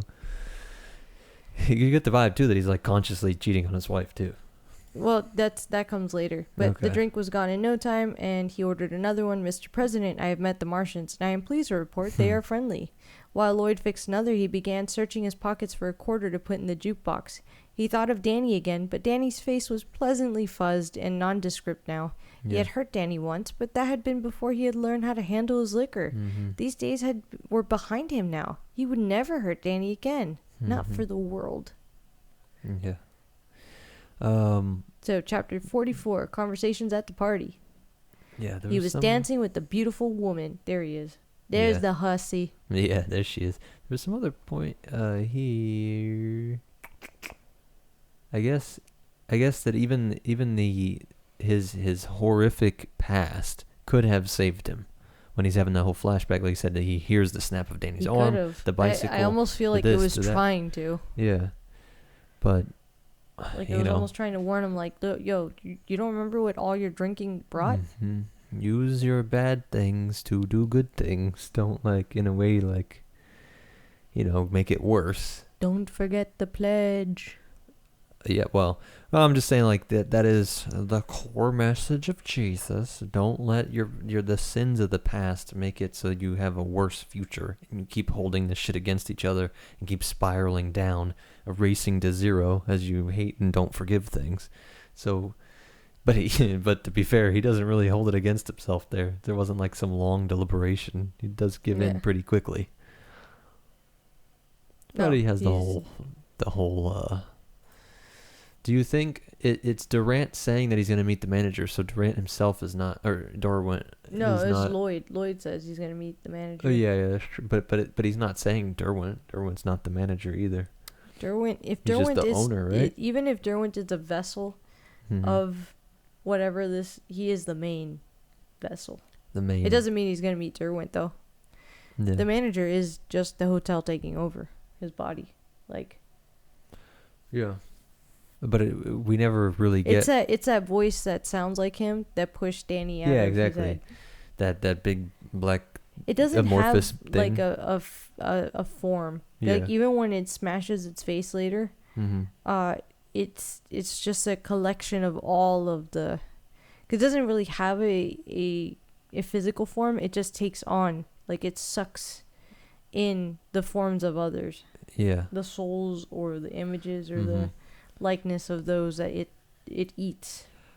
Yeah, which I think makes for a intuitive, more realistic, like scary thing. Like I say, this is a little mini hell. Like it's like a little whirlpool, a black hole, tide pool. It's just locked. Like your soul just gets stuck and locked here if you get captured by this thing. Yeah, it does. And you could hope for the opposite. Like that's what maybe these different religions are. And people have these really good experiences, and it's like I don't know, maybe like that's a local version of that. And that's why both he and Danny have said that. So like you asked, does he ever say about like living forever? Yeah. And all we really get is like, the Torrance era will be added to all the different eras that are stuck in the hotel. Yeah, those important key moments in history that you get to stay in forever. Does he realize, like, it's not necessarily living forever? They're going to be a ghost? No, at this point, he's so drunk on this place. Yeah. No. And especially now that he's been broken and has a drink, like... But I think that's why his point of view of this existence could be as horrific as it'd be like a real life people that have the sleep paralysis shit see like demons standing over them and stuff, or even the succubus and incubus that like rape you and like that have sex with you in your sleep, these spirit things throughout all cultures. But it's actually, you might have a great time when that's happening, but if your soul gets stuck by that, you're actually suffering while it's using your energy, however our consciousness is formed. It's using that to pull in other people, where you're just a bloated fucking corpse in a tub. You know, your mental energy, however that works, is being used to seduce future people, to bring in even more people, you know? Because like we said, we think he's been fully manipulated since the time in Boston, right? Boston was where they were living? East Coast somewhere, I forget. I don't remember. Yeah, I know, right? Wherever the school was, he's been manipulated for a long time. They were just in weren't they in like Denver? Where the academy was? His little shirt? Or was it Boston? I don't so. remember. Yeah. Who knows? Either way, you want to keep going? Yeah. Yeah. Chapter 44. So Conversations this opens up. He's at the bar. Like, he's dancing with this lady. Time has ceased to matter. The big glass globe on the porch ceiling was on, and night insects bumped and flitted against it. And a part of him, perhaps the last tiny spark of sobriety, tried to tell him that it was 6 a.m. on a morning in December, but time had been canceled. Where is that, or can you just highlight that? Refresh if you Okay, refresh, you already got it. Yeah. I got you. Wait, why didn't it? Okay, time. No, it's here. Okay. I got you. Time had ceased to matter. Perfect. We got King also being more explicit with some of the stuff, which is great writing style. Like letting more deep readers have more fun early on and make theories, but eventually he's just dancing with this lady that's basically butt naked under her dress, and she's rough. like, "We could go upstairs if you want. I'm supposed to be with Harry, but he'll never notice. He's too busy teasing Roger." So Roger's that dog character, yeah. Which down that here is had where you been get sent the up creepy to part. make sure that Danny doesn't come downstairs. Yeah, this part's so weird. Yeah. In front of Derwent and the girl in the sarong, Roger was capered grotesquely on all fours, his tail dragging limply behind him. He was barking. "Speak, boy, speak," Harry Derwent cried. "Roof, roof, roof," Roger responded. Everyone clapped. A few of the men whistled. "Now sit up, doggy." Roger clambered up on his haunches. The muzzle of his mask was frozen in its eternal snarl. Inside the eye holes, Roger's eyes rolled with frantic, sweaty hilarity.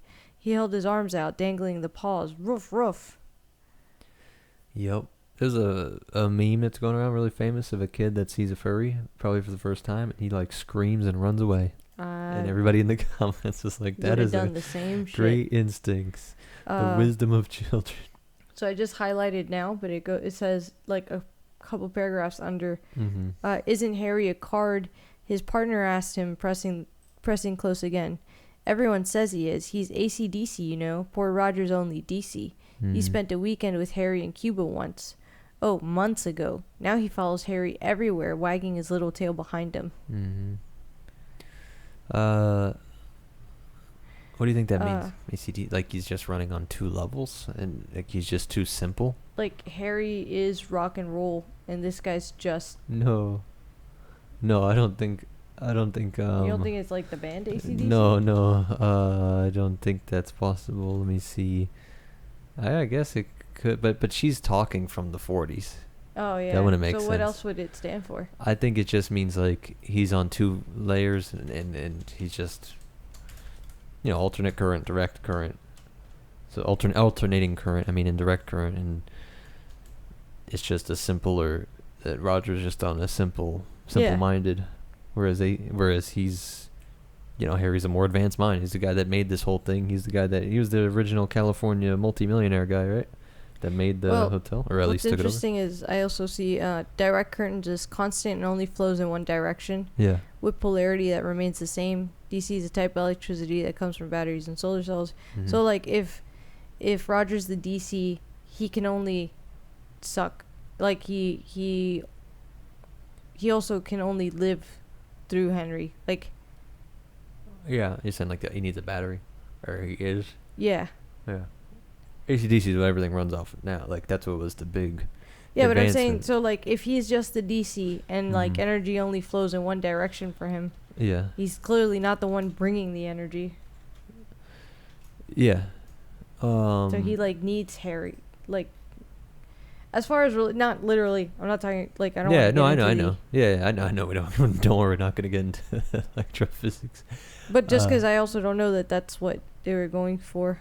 It's just because right after it goes, she googled the shy scent of lilies drifted up, but of course Harry never goes back for seconds, not on his DC side anyway, and Roger is just wild. Harry told him if he came to the mass ball as a doggy, a cute little doggy, he might reconsider, and Roger's such a silly that but like, what would he reconsider other than not coming to the thing at all, or no. So Harry told him if he came to the mass ball as a doggy, a cute little doggy, Harry might reconsider, and Roger is such a silly just as silly that The number ended. There was more applause. The band members were filing down for a break. "Excuse me, sweetness," she said. "There's someone I just must." And then she like leaves. Yeah. I don't know if he's trying to play with time, though, that they're going back and forth through time in a sense. They're living in the past and living forwards. That's my only alternating current, going back and. No, I really think this whole like it goes to your like saying that Roger is the dog man and he could potentially be the dog man. Yeah, subhuman, and so could Jack. Yeah. Yeah, losing his humanity and being the little pet to these creatures, really. Because what we have... Derwent's not a human. Because we have that part where almost like, what if Roger had also been given the option, like, you could be manager, and Harry was like, I don't know if you have what it takes to be manager. Yeah. So if you come to the mass ball as a cute little doggy, maybe I'll reconsider. Like I don't know if you have what it takes to hang with me, not even manager. But maybe if you come as a cute little dog, I might reconsider. Yeah. Like there's something he's reconsidering, and him coming as a dog, and it's silly that he's coming as a dog. And then all these secret rich people party groups. I'm saying today, when you see conspiracies online, like why was this actor dressing like this in public or something? Yeah, we don't know. They call them public humiliation rituals, which are like, according to the theories, part of a huge thing to show demand, and what do you know, that actor ends up blowing up, or he got this and that role. And so, like you said, maybe if you're a good little doggy, like literally, like you're treating me like a dog. Maybe I'll reconsider. We don't know what it is that he's reconsidering. We just know Roger, clearly Harry's the one with the power, and Roger is feeding off of this, or needs and they went it, somewhere or to is get attracted to it. Yeah. And so we have right at the bottom and at the top of the page you're on now, up by the refreshment table, Derwent was now holding a tiny triangular sandwich over Roger's head and urging him, to the general merriment of the onlookers, to do a somersault. The dog mask was turned upward. The silver sides of the dog costume bellowed in and out. Roger suddenly leaped, tucking his head under, and tried to roll in midair. His leap was too low and exhausted. He landed awkwardly on his back, rapping his head smartly on the tiles. A hollow groan drifted out of the dog mask. Derwin led the applause. "Try again, doggy. Try again." Yeah. The onlookers took up the chant. "Try again. Try again." And Jack staggered off the other way, feeling vaguely ill. Yeah. To what you're saying, like seeing this man literally bend over backward, hurt himself, humiliate himself, and he's just becoming like he doesn't realize he looks like a dog. Yeah, and that's what Jack looks like. Yeah. As he's literally putting his family before after the hotel. Yeah, freezing them. And literally cutting off, going even lower than he wanted to just to make extra sure the boiler doesn't explode. But the hotel can sense that something it's bothering him. Yeah. Actually, we have here, sorry, Jack said thickly. He suddenly felt closed in and claustrophobic. He wanted to get out. He wanted the Overlook back the way it had been, free of these unwanted guests. His place was not honored as the true opener of the way. He was only another of the 10,000 cheering extras, a doggy rolling over and sitting up on command. Mm-hmm. And so that's when we have the introduction of the next character, which is, in fact, Grady. Yeah. Who, has to come in to relate to him. Somebody that's closer to his era. And literally right before him. Is he's going to ask him, weren't you once a caretaker here but he couldn't finish. He couldn't say, "Why, no, sir, I don't believe, sir. But your wife, your daughters. My wife is helping in the kitchen, sir. The girls are asleep, of course. It's much too late for them. Mm-hmm. You were the caretaker. Oh, say it. You killed them." Yeah. Grady's face remained blankly polite. Yeah. "I don't have any recollection of that at all, sir." His glass was empty. Grady plucked it from Jack's unresisting fingers and set about making another drink for him. There was a small white plastic bucket in his cart that was filled with olives. For some reason, they reminded Jack of tiny severed heads. Grady speared one deftly, dropped it into the glass, and handed it to him. Yeah. "But you're the caretaker, sir," Grady said and let's mildly. pause right there real quick. We'll come back for a quick baby break. We're back. Baby's all right. Yeah. You were saying I literally had to cut you off mid-sentence there. Poor baby. I don't remember. Oh, that he's You're the up caretaker. there. Yeah, the caretaker. I love that. I'll just add that. So we get to see what it looks like if you are captured. Your reward is that you don't even remember anything, any of the bad parts. You're just chilling at this kind of weird party. I mean, in his mind, and probably his daughters and wife are there. Yeah. Yeah. I mean, does it just... Or does it only take you and then play with your mind? Yeah. I know how much you love Lovecraft. And if you listen to our last talk, it didn't go very well. She's going to read more Lovecraft. We'll see. But the whole idea that there are entities that are so much stronger than you that they just manipulate your mind completely. Yeah. So, like, what if, like you said, what if the wife and kids, their bodies has literally been massacred, but they're stuck in this weird infantile matrix where they don't even have free will? That's literally what's going to happen, right? Yeah. So whether his wife and kids are actually there or not, he's going to tell Jack, "Look, you need to discipline your kid. I had to discipline my kids." And it's interesting because we find out how his family dealt with his psychosis, Grady. And he says he needs to be corrected, Danny, if you don't mind me saying so. He needs a good talking to and perhaps a bit more. My own girls, sir, didn't care for the Overlook at first. One of them actually stole a pack of my matches and tried to burn it down. Yeah. I corrected them. I corrected them most harshly. And when my wife tried to stop me from doing my duty, I corrected her. Yeah. He offered Jack a bland, meaningless smile. "I find it a sad but true fact that women rarely understand a father's responsibility to his children. Husbands and fathers do have certain responsibilities, don't they, sir?" Reference to all mothers have the shine, Halloran thinks. And it's like, they call it the female intuition, feminine intuition, instincts. Being attuned, I think psychic expression, a lot of people think is a little higher. So it's interesting that, like, the little girl had this intuition, and Wendy throughout this whole book has the idea that you know, what you should do, just leave. I have a feeling Grady's daughter, at least one of them, had the shine. Mm-hmm. That's probably the one. If not together, they teamed up to try to burn the place down. Yeah, because something similar with Danny. Like, who one did it was want to like, get? One was 6 and one was, Yeah. I want to say like 3 or 9. Mm-hmm. They were only a couple years apart. And you get this Holy Spirit / intuition / something. And there was 2 of them. Yeah. So imagine if Danny had someone close in age. But what make her try to purposely burn down her house? You know, that's pretty crazy. So. For sure, she has to have either started seeing that the house was going to do this to him. Yeah. Or had someone like Tony come to her and try to save her. Yeah. Not Tony. Yeah, her because Tony's future just self, Danny, of course. but future self, or just someone else with the shine, or some other. Like, we don't know, because that could honestly be its own book. must have been there too, right? That would be its own book with the sad ending. For sure. Jesus Christ. Yeah.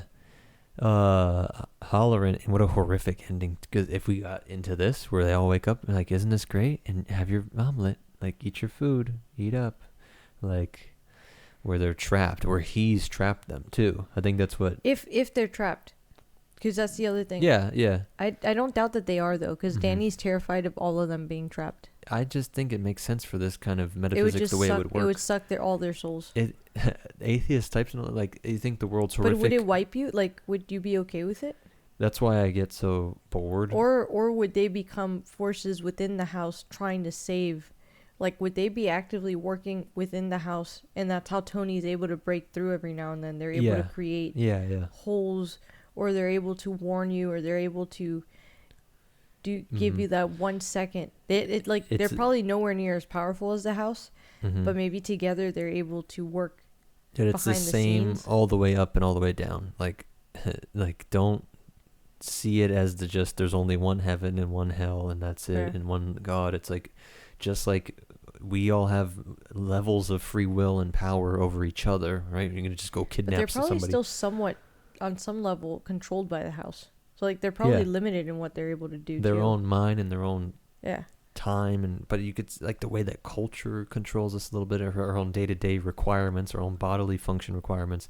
The house is manipulating them, but like you said, I would think that they can't just be completely dominated. So, like, the good luck that he has when he finds the snowmobile parts, any time that the light side comes through, it might be because the equivalent of angels or demons. Yeah.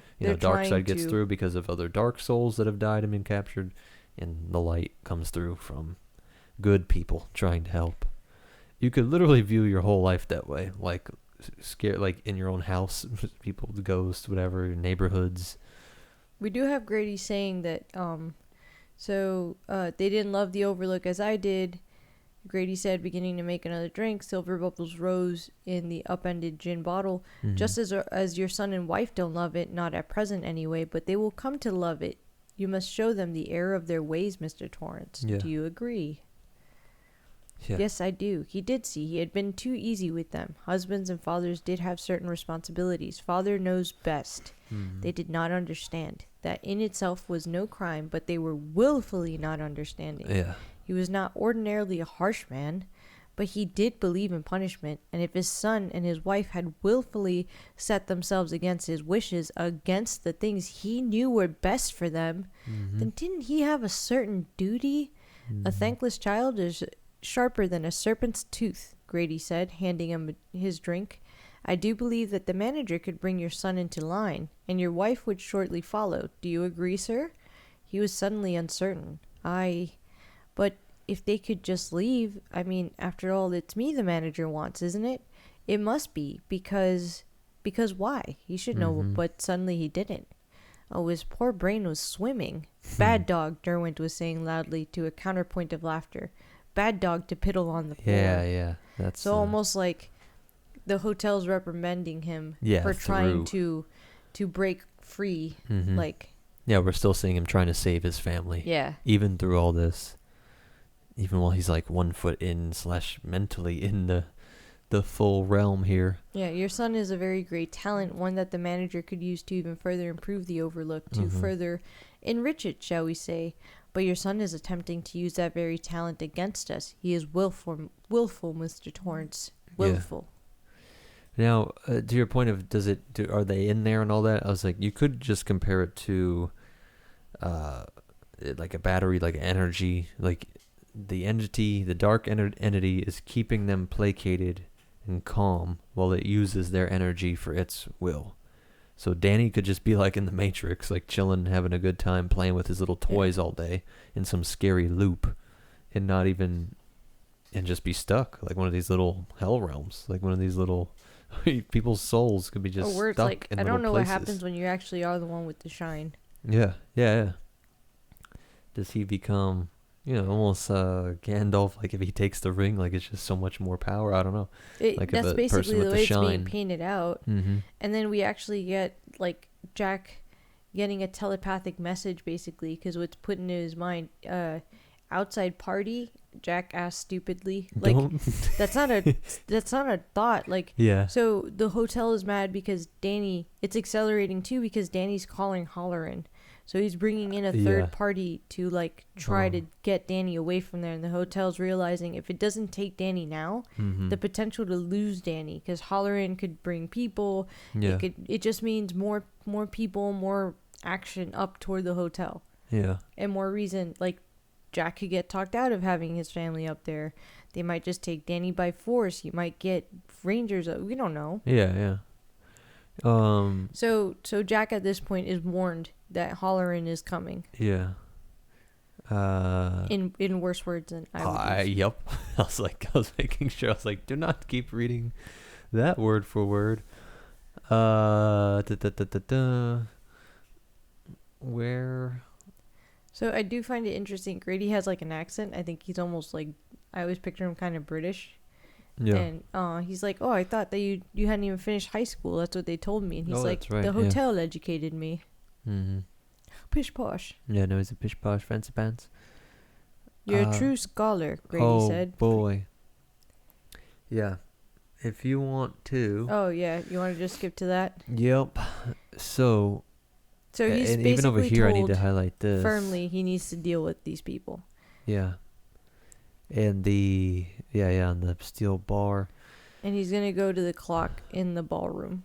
Mm-hmm. So the steel mallet. But this is what I was saying, that he's seeing them get beaten, right? Let me just read this whole part here. Yeah, because he's seeing a figure get beaten in the glass, right? Well, first, it's going to go through the same, like if I was a director, I would have the clock do the same exact motions that it did when Danny was watching it and he fell into the trance with Tony. Yeah.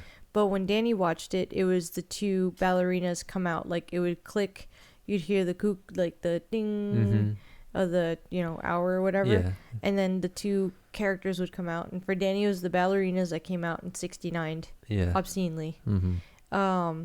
So for Jack, what's happening is that it's going to ding and the two characters are going to come out, but it's a man and the other little character is a little boy with the dunce cap. Yeah, it says fool on his head. Yeah. And so what's going to happen is that the man has a mallet in his hand and he's just going to start to beat the little boy doll.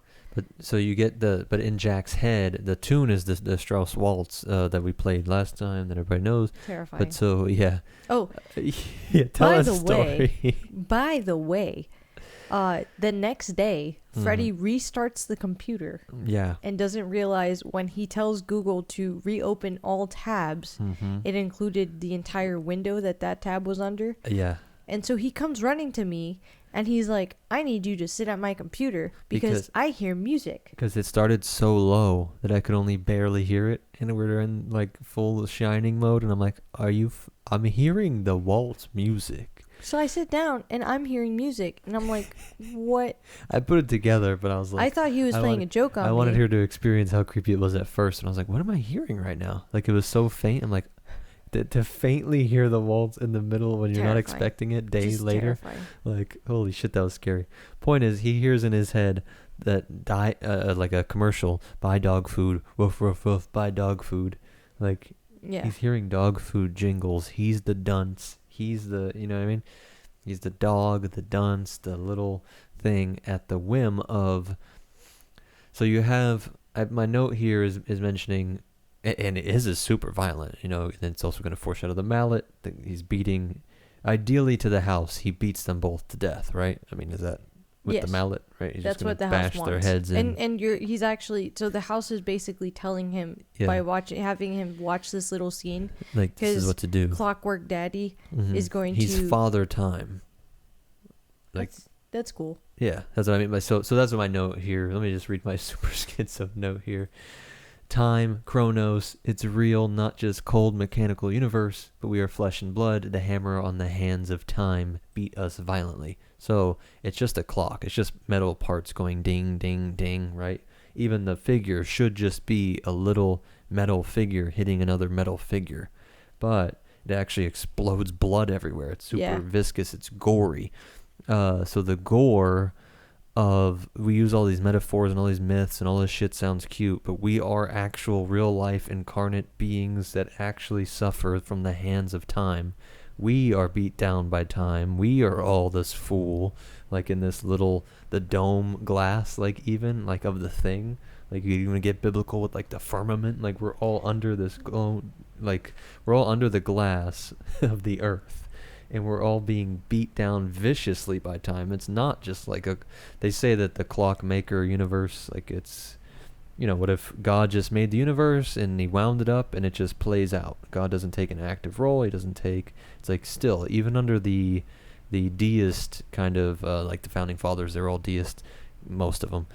Like, God doesn't get involved. And it's like, all right, that's not an excuse. We all still suffer. It's not a clean clockwork mechanism thing. We are thinking, suffering, gory, like bloody beings that are being beaten, like I say here, by the hammer blows of time. So like he says, they're no longer mechanical tink tink tink noises of a mechanical hammer striking against a mechanical head, but the soft and squashy thudding sounds of a real hammer slicing down and whacking into a spongy, muddy ruin. A ruin that had once been, and he gets cut off, unmasked. The Red Death holds sway over all. So it's all this countdown. It's the most Gnostic kind of like dark view of this reality. Is just a horrific game, and we're all trapped in here, and we are all just being bludgeoned, beaten by superior forces. In this case, literally time, Father Time, disciplining us, beating us. Also, the house just painting a very vivid picture of what it wants him to do. Mm-hmm. And so he's going to run away from the clock screaming. Yeah. And this is going to be basically like he's going to run with a miserable rising scream. He turned away from the clock, his hands outstretched, his feet stumbling against one another like wooden blocks as he begged them to stop, to take him, Danny, Wendy, to take the whole world if they wanted, but only to stop and leave him a little sanity, a little light. Yeah. And it's around here that he's going to stumble. What do you mean? Stumble? Like he's going to fall. Oh, yeah, he stumbled across the cold, shadowy lobby through the dining room. Yeah. He struck his nose hard on the floor and began to bleed. He got up snuffling blood back and wiping his nose with the back of his hand. Yeah. Yeah. And that's... but the bar was fully stocked. God be praised. Glass and silver edging on the labels glowed warmly. Basically, and he's going to continue to hear roll over, play dead, fetch, play dead, sit up, play dead. Yeah. Yeah, that's so cool. because he basically wants another drink. Mm-hmm. So halfway on the bar, he lost his balance and pitched forward, hitting his head, a muffled blow on the ground. He got up on his hands and knees, his eyeballs moving disjointed from side to side, fuzzy muttering sounds coming from his mouth. Then he collapsed, his face turned to one side, breathing in harsh snores. Outside, the wind whooped louder, driving the thickening snow before it. It was 8:30 a.m. Yeah. So he's been doing this all night. That's what's crazy. Well, no, remember he woke up at 6. Oh, yeah, sorry. So, it's been... So because one night he was reading the papers until like 5:30 in the morning, right? Yeah, he basically wakes up at like 5:30, and I believe that it's 6 when he leaves to go upstairs. Yeah. From the basement. And like you said, there's really cool. Literally, the next minute, we were getting like minute by minute. Yeah, 6:45, Holler's flight. But now it's at 8:31. I'm saying that chapter ends. It was 8:30 a.m. The next chapter starts at 8:31 a.m. Like, how cool is that for the whole? Again, this whole is just playing with time. But that's what we meant a couple talks back when we said it feels like it goes so much faster towards the end of this book. Like, faster in the sense of we're knowing what every literal minute is going on here at this point, because it's the clock is ticking, literally. Yep. So we're at the airport, 8:31. I don't think there's tons of important landed. stuff here. No, this is just roll through this. We're gonna roll through this because it's just him basically So we already talking to all the talked people about who this. shine. And even on 46 with Wendy about her setting up the knife. Yeah. Getting basically mentally prepared, which I was saying I think this did one of the best jobs of Well, what I like about the Wendy chapter is we start to see how she's literally, like, she doesn't just believe Danny. She's gonna start utilizing him. Like, where's your dad? Yeah. Like, what's well, I'm saying the I like hotel that up she to? also Like, is still realistic for this character. She's really realistically written. That she doesn't. Is she really gonna kill her husband? Like, what? That's fucking crazy. But the walls are talking. Everything's crazy about this scenario. she lit that right here on 5:38. Admit it. It isn't just Jack. He's I was just looking at the that. one solid thing in all of this you can hang the other things on. The things you can't believe and yet are being forced to believe. That things about the hedges, the party favor in the elevator, the mask. She tried to stop the thought, but it was too late. And the voices. Yeah, because all of these things, that dissolving of the barrier between Halloween, basically the between the spirit and the physical realm. She held the mask. I mean, the mask and the confetti. She's the one that threw all of it out of the elevator. Yeah. So It's because from time to time it had not seemed that there was a solitary crazy man below them, shouting at and holding conversations with phantoms on his own crumbling mind, but from time to time, like a radio signal fading in and out, she had heard, or thought she heard, other voices and music and laughter. At one point, she would hear Jack holding a conversation with someone named Grady. The name was vaguely familiar to her, but she made no actual connection. Making statements and asking questions into silence, yet speaking loudly, as if to make himself heard over a steady background racket. And then eerily other sounds would be there, seeming to slip into place. A dance band, people clapping, a man with an amused yet authoritative voice who seemed to be trying to persuade somebody to make a speech. Yeah. You think that's, what's his name? Big Dog? Maybe. The Big Dog, look at that. For a period of 30 seconds to a minute, she would hear this long enough to grow faint with terror, and then it would be gone again, and she would only hear Jack, talking in the commanding yet slightly slurred way she remembered as his drunk-speak voice. So, because he's not actually drinking, right? We don't know. I know, because in That's the last the one it beauty says of it this book. was filled, but I think He will smell it, and Danny will admit. So earlier in this book, he says, like, she had asked him, is your dad drinking? And not yet. he says no, but in his mind he says not yet. Yeah. So the issue with the hotel, like, and the beauty of this book is that we don't know if Jack has had a physical drink or if the hotel's just getting him drunk off its power. But it because the hotel's also able to materialize exactly things. So I'm like that, because I think that's what it could have been trying to get to over here, but the place was empty, but the bar was fully stocked. So was he really seeing the alcohol there? Like, looking at it, he would seen just another drunk, fresh off the wagon, with his bloody nose, untucked shirt, hair rumpled, cheeks stubbly. Because when Wendy comes into the bar is empty. Yeah. And even now, for him, the bar is empty. But he said the bar was fully stocked here. Like. Yeah, but when he wakes up, he's gonna wake up and it's all empty. Okay. But like you said, if it could make anything material, then it could make anything. Like the alcohol, perhaps. But like you said, we don't know. I think he is drunk in the spirit realm, the same way you can be, doing a lot of emotions. You can be doing a lot of things in a dream or something like that. I mean, you can literally have nightly discharges, let's call it, for the youths, because of sexy time you had in a dream. So, like, he's physically drunk because he's drinking in the Yeah. spirit realm.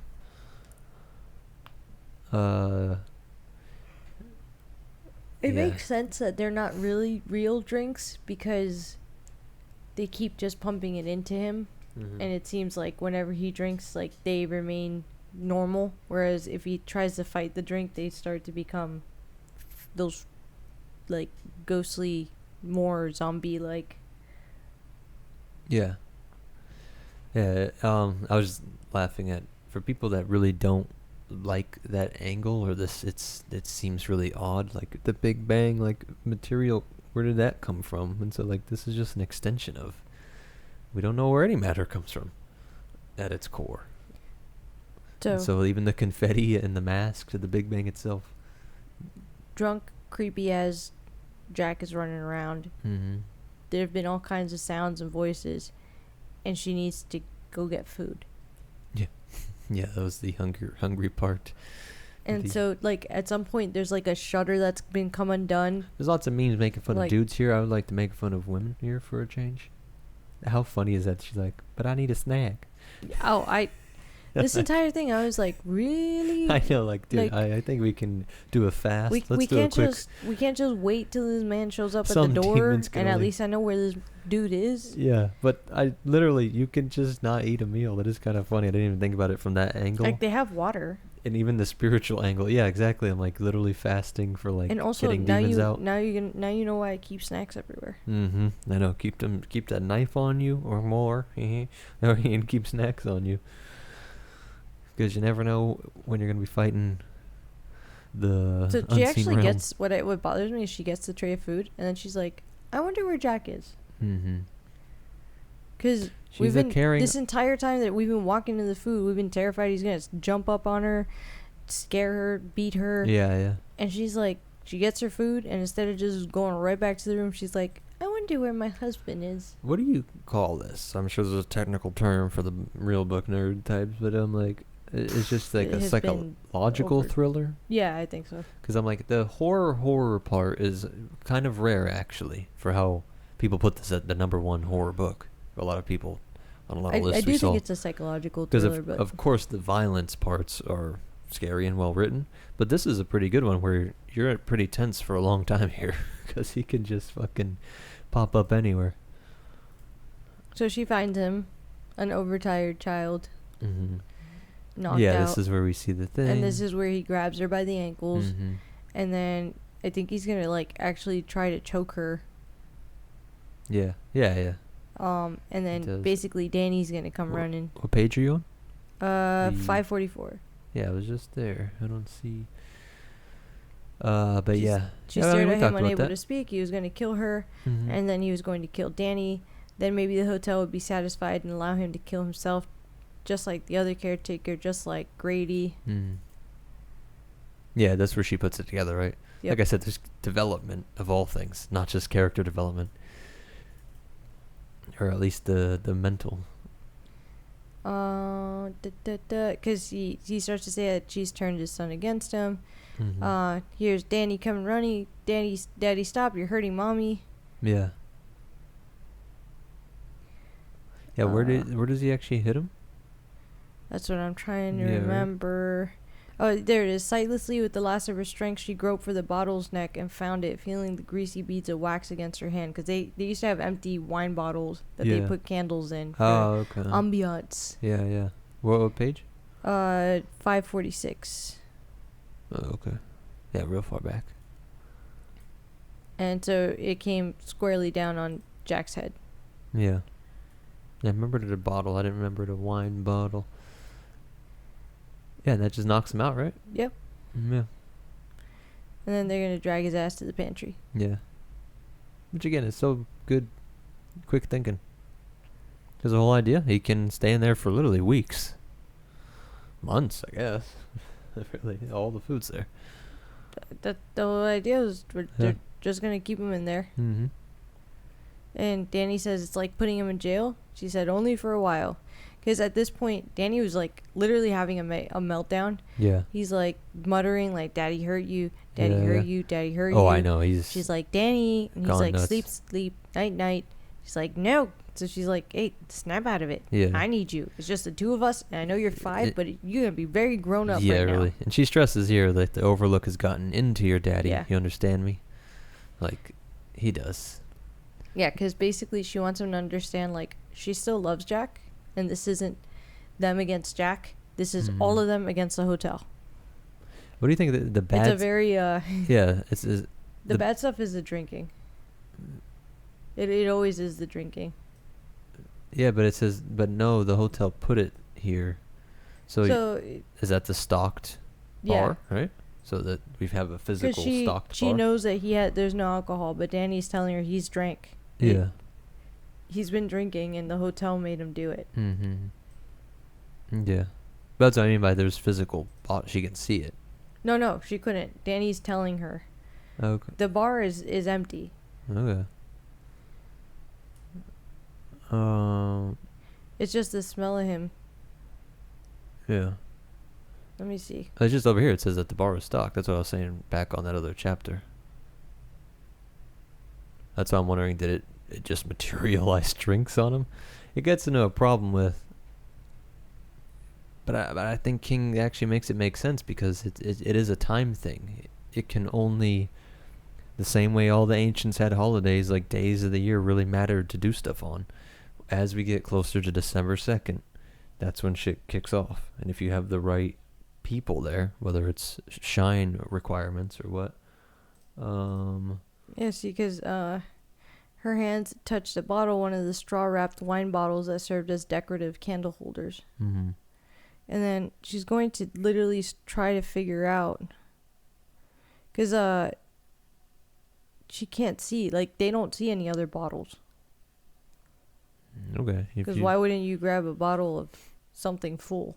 Slam it on his head? Yeah, it's just the nearest thing, I imagine. It was quick. But the hotel put it here. As you said, none of it was here before. The hotel put it here.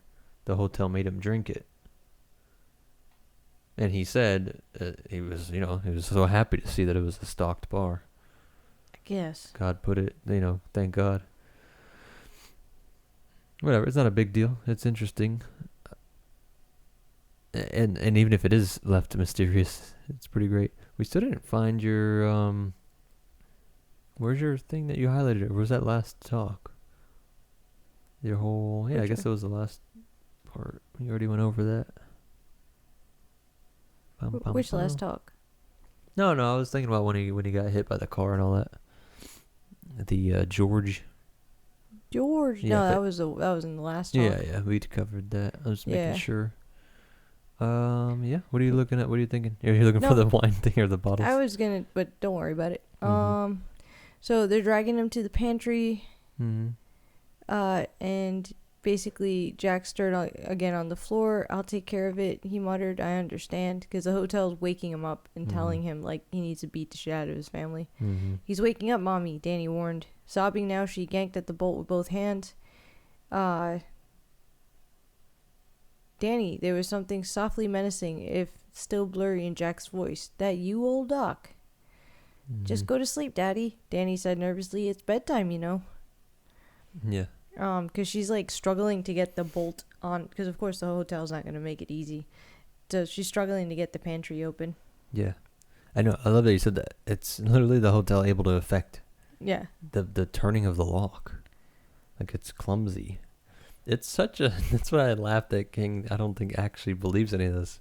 But it's in the mind of what a worldview would be like for, I don't know, some of these Catholic dudes I listen to and stuff. But all pagans saw the world this way too. Like, it's literally alive. She's gonna open the door, Mm-hmm. start to drag his ass in, and he's gonna start waking up. What are you doing, Wendy? What are you doing? She stepped over him. He was quick, amazingly quick. One hand lashed out she had to sidestep and nearly fall out the door to avoid his grasp. Still, he had caught a handful of her bathrobe, and there was a heavy purring noise as it ripped. So that's how quick he was. Yeah.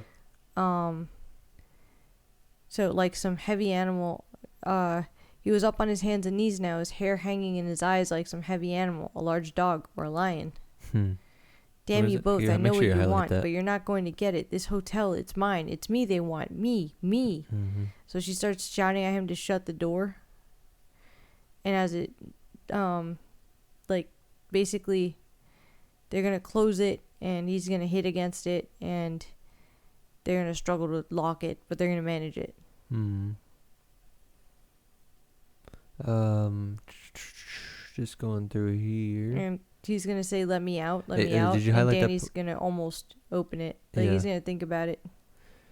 I was just saying, make sure you highlight the part with the. Oh, I got it here. Or a lion, or a large dog, or a lion, because it's cool. It's just playing with, Jack is seeing himself not wanting to be that pathetic dog character in the costume, but then Danny's really scared of the lion, right? Wasn't it the lion topiary There's that a attacked lion him? topiary. Yeah. It's a lion topiary that's also going to attack Holleran. Yeah, I was gonna say it seems to be the bad guy. And it plays with, like you said, like you lose your identity, the blob collective darkness monster. But and you could just argue all those souls are dead. He's not really talking to Grady. He's talking to the hotel. basically an AI, a construct of these creatures. So we're going to have Danny, they're basically falling asleep in the little room. Mm-hmm. And, she's like, oh, all three of us will get out of here and we'll go fishing and it'll be a good time and everything's going to be okay. And I love you, Mommy. I love you too, Daddy. And it's going to be, they'll be hearing his dad screaming, and they'll even have the record player playing. Yeah. But then it'll kind of stop. Somehow the silence was worse, more ominous, and the screams and the blows against the strong pantry door. Was Daddy asleep again, or dead, or what? Did he get out? I know, I love that part. Did he get out? Such good, because he paints it so creepily. Like, they're just trying to have a normal-ass life and wait until they can just wait out the whole damn winter, right? That's the plan? And so... If they have to, but they're it's hoping so funny someone to will know. notice that they haven't checked in. Yeah. It is hilarious, though, to know that can't be what happens in this book. And so, but the characters are so well written that they think, yeah, we're just going to wait for months with Dad screaming his lungs off down there. And like you said, what's scarier than Dad screaming? Dad not screaming. I think her idea is, they'll figure out, either someone will come for them or her and Danny will be able to, regroup and leave. Yeah, but it's still going to be days. And then they can send... I mean, he's got food and stuff, so, No, I know, but just days of him screaming in the background while they're trying to play with their toys. That's such a good creepy factor. So weird. They're just playing the records. These old-timey records. And he's just banging away, being possessed. So going backward a little bit, Jack is in the pantry. And the reason it gets quiet is because the door... through the door, he's actually going to hear Grady. Yeah. Oh, yes, but where did the liquor come from? Isn't that really the central point? You know what happens when you drink. You know it from bitter experience. When you drink, you lose your wits. Hey, I got you. I'm That was highlighting his that whole little thing. voice nagging at him. Mm-hmm. But basically, Grady's going to... He's not wrong here. Living by your wits is always knowing where the wasps are. It's like... Yeah. Did you do that? No. You didn't even listen to your wife. He could begin to sympathize with his father on the next page. Yeah. The thing he'd never asked himself, Jack realized now, was exactly what had driven his daddy to drink in the first place. Mm-hmm. And really, when you came right down to it, what his old students would have been pleased to call the nitty-gritty, hadn't it been the woman he was married to, a milksop sponge of a woman, always dragging silently around the house with an expression of doom or martyrdom on her face, a ball and chain around Daddy's ankle. No, not ball and chain. She had never actively tried to make Daddy a prisoner, the way Wendy had done for him. For Jack's father must have been more like the fate of McTeagle, the dentist at the end of Frank Norris's great novel, handcuffed to a dead man in the wasteland. Yes, that was better. Mm-hmm. He finds ways to blame people. What we skipped over was just him. He's literally locked up in a hotel by his wife and son that he just attacked. And he's over here thinking about how Jack Torrance, best-selling author, the acclaimed playwright and winner of New York City's Critics. It's like, where does he say, a Pulitzer Prize at 70 for his trenchant book of memoirs? My Life in the 20th Century. Yeah. Yeah. It's so funny. That's how he pictures himself. Mm-hmm. Yeah, he's probably going to end up a Pulitzer Prize winner. A staple of American literature. I also love that he's just like kind of drunk and eating in the pantry. Mm-hmm. And he's eating crackers. Like, it is kind of funny. He's just pure hangover mode. You have a note here. Why have the son when you could have the father? Why have the son? Yeah.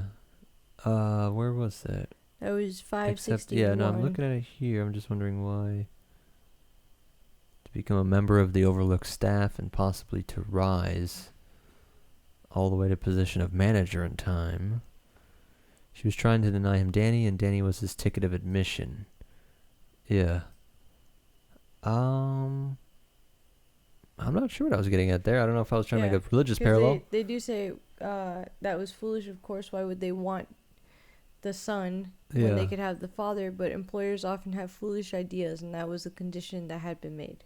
Yeah, I love that I spelled son S-U-N here. What is that about? I don't know. Maybe you were half asleep. Yeah, that's pretty funny. No, I think I was trying to think of something religious. You know, the son being sacrificed, and that was my point back with Kronos being the bad guy. Kronos devours his own children, and then so on the positive side, you have Jesus giving himself up for us, but a cynical side could be that Yahweh, his dad, so he sacrificed his own son again to like redeem himself, because Jesus is Yahweh according to like Orthodox views. But like to get out of the sin system that he set up, he had to kill his own son. Like to get out of that, instead of just figuring out another way. Do you think that's? I don't know. That's his ticket of admission. I don't know if he's just trying to play with some sort of theme like that with the father and the son. Whether he was or not, it fits. Yeah. Something might be there. So Grady basically starts to tease him like, I don't know if you got what it takes to kill your people. To get them in line. I guess my point, a funny critique of Christianity is always like, it sounds like a simplistic neckbeard critique of Christianity, but it's not. It's like the IQ meme with the lowest and the highest kind of agreeing. It's like, but why did God have to follow his own thing like that? He set up the rules. Like he set up the system where the son has to be redeemed. So there's a force bigger than him. The joke is like, so who the hell's above God that's gonna like enforce this rule against him? He can't just forgive people. You got to go through this whole sacrificial, bloody ritual, and apparently that's how the house works. Apparently the house will give you something in exchange for blood. Well, so the house twists him so bad. Mm-hmm. There's this line here. Maybe we should have, because the house tells him, your wife is turning out to be much more kind of like cunning or smarter than we thought she would be. Yeah. Maybe we should have been dealing with her from the beginning. Yeah. I love that. You highlighted that, right? I guess my point is that make sure you highlight, and my point is that all of them are blood magic, whether it's voodoo, cutting chicken blood, or you're sacrificing your own kids. A lot of what they say the Canaanites and all that did, and Isaac, right? With the binding of Isaac, with the God was testing him to see if he would sacrifice his son. And then, of course, Jesus is a blood sacrifice. Like, blood has to be spilled in order to bring about these metaphysical changes. And so, that's what we're seeing in the house. Because they all kill themselves. Like, there's death. Yeah. What happens in the original party? Like, that whole sex party? How are they still there? It's just an orgy. But why are they there? We don't actually know. That's what I mean. I think they all fucking died. Probably. Because they don't get locked here if you weren't killed. So I think somebody done did something. But I wonder how, like a fire, the house doesn't like fires. So no. I don't think it's that. Tommy guns, machine guns, like how do you kill that many people? That's what's weird.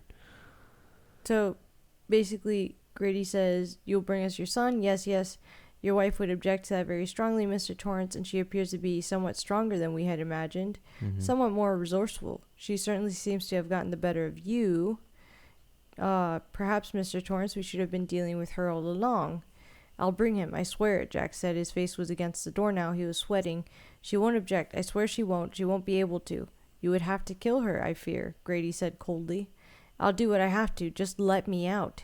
You'll give your word on it, sir? Grady Mhm. persisted. My word, my promise, my sacred vow, whatever the hell you want. If you...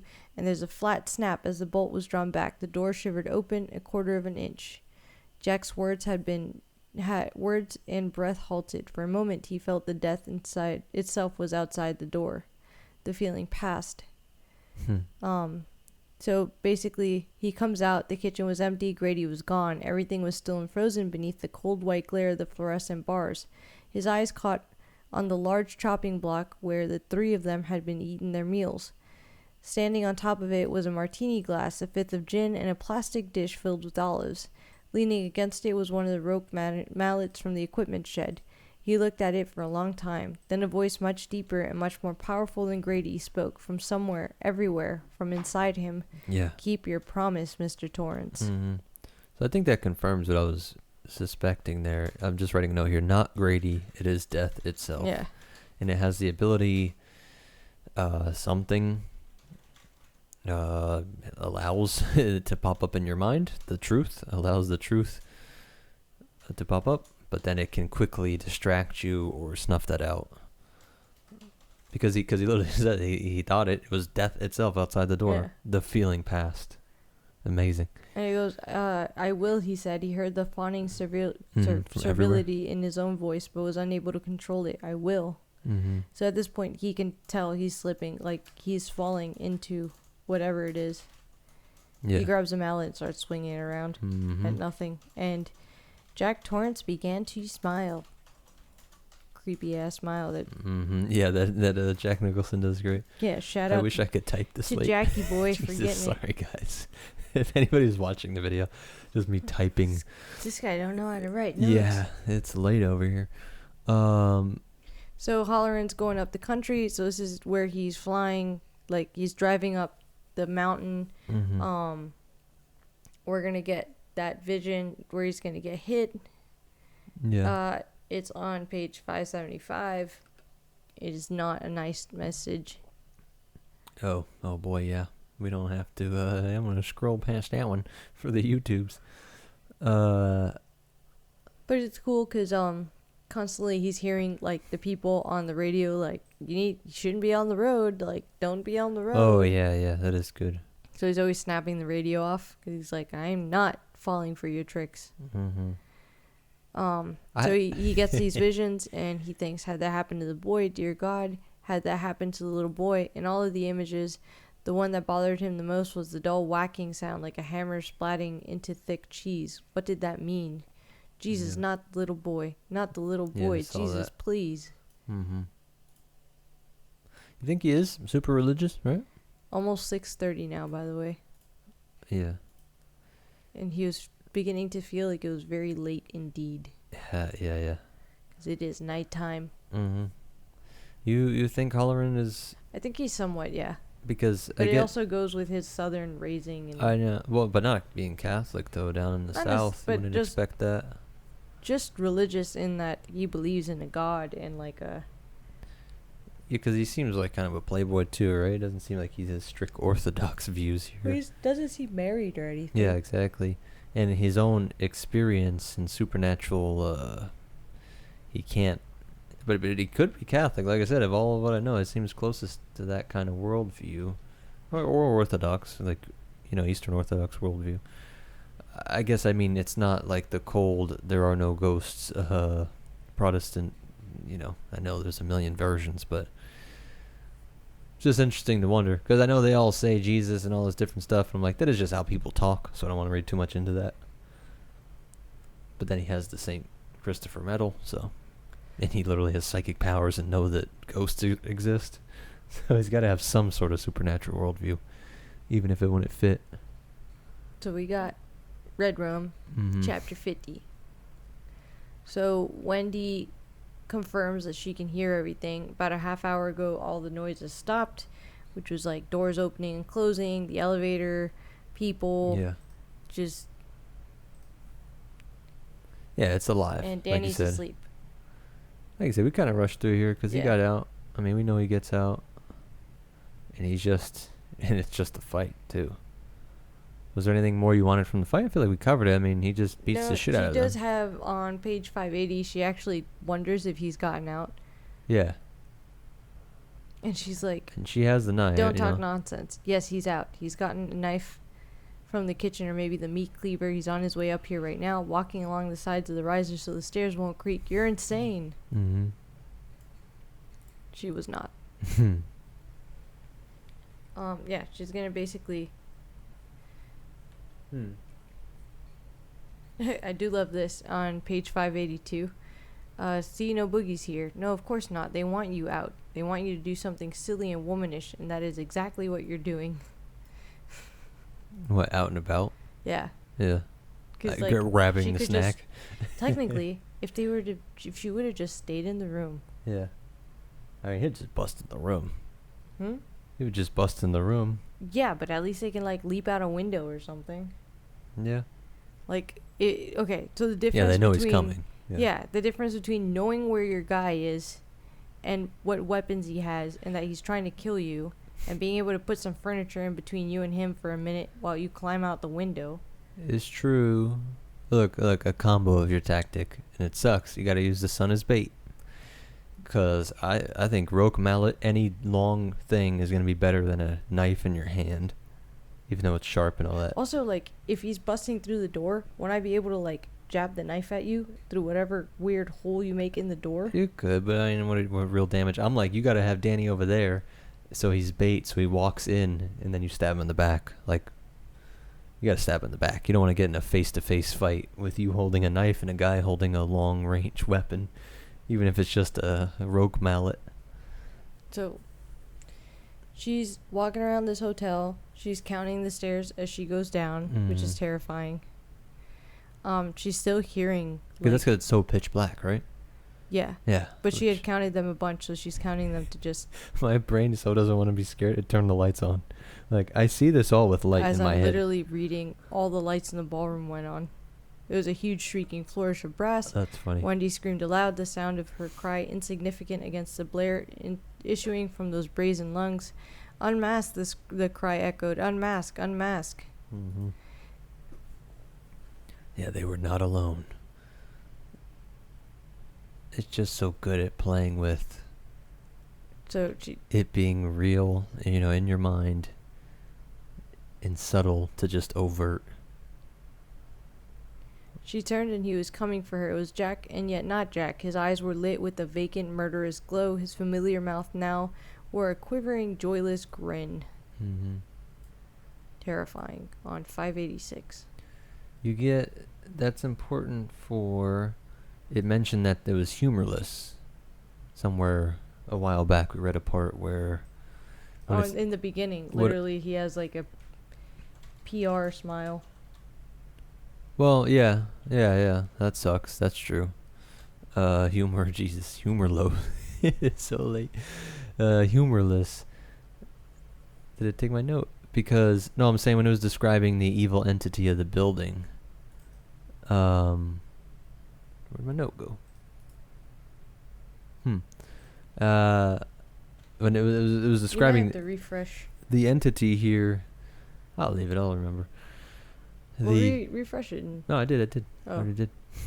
But I don't know if you remember that part. It said that when it was describing what must be the actual entity, it described it as some sort of humor, like a lack of humor, something like that. Like a Cheshire cat type grin, or... It wasn't even a grin thing. It was just that it was describing qualities. I'll find it. You want? Don't know if I remember. I don't know if you want to. She kind of moved a little. It's a little more. Yeah. Yeah, and this is where you get where she stabs her. She gets stabbed in the back. Now we say that he could have actually died here. You killed me. Yeah. But he comes through at the end. You know what I mean? He comes through and whacks himself with the mallet, right? So. No, the demon, I think, like whatever this entity is, comes through, takes over, and whacks. So we can get to that quickly. Yeah. Because it is taking long. Yeah. No, we gotta get there. But basically, Halloran gets there. Mm-hmm. This is gonna be him. Put this under your hood. This is him getting the snowmobile, I think. Yeah, he gets the snowmobile. To 52. We find out the town hates the hotel. They feel it has a bad reputation. Mm-hmm. So off he goes. Yeah, they get back up. He gets hit by the lion. Mm-hmm. I don't really have anything to add to that. That was just weird. I mean, I think it's just the hotel knowing. Like, as far as time, I do wonder if it's around the time that he's getting hit by the lion that the hotel's reporting to Jack. Or maybe not. No, never mind. That's the king needing to put his own style. I'm like, it's so odd, but at least like ChatGPT won't ever make it. Like, it's so strange. The opening of this is my super slow motion, because she's pulling herself up the stairs. Wendy and Jack, chapter 52, and Jack is like slowly coming up behind her. Mm-hmm. Yeah, when you're visualizing how the movie's gonna go. Yeah. Let's get some pizza tomorrow and watch it. Oh my god. Go watch it during the day. You won't be scared. Tomorrow's like a random Monday. I know. That's the best time to watch it. I don't know about that. We'll see. Yeah, I'm already at 53. I mean, you don't really have to. We can fly back up into the main fight, I guess. Yeah. So she goes into the room. She's looking you for just Danny. Can't stop with this, though. There's a funny line here. The wasp-like buzz of the approaching engine suddenly began to move laboriously down the hallway. Yeah, that literally is the sound that saves her. Yeah. And she somehow knows it's someone's coming, a ranger, Dick Halloran. But it's inverted again here. You see how the wasp is now Halloran? Yeah. Wasp is actually good guy. We also have this. So in all the images that Danny ever got, there was always a hand limp with blood in the bathtub. But here she collapses on the mattress. So it's the first kind of sign in my mind that we're not reliving whatever dream. Yeah, we're in the Danny's current picturing. Yeah, you want me to go in and move? No, she's okay. I can see. Yeah, we're in the current timeline. Yeah. Yeah. Something is already taking us off the track. That of whatever Tony was sending images of. Yeah.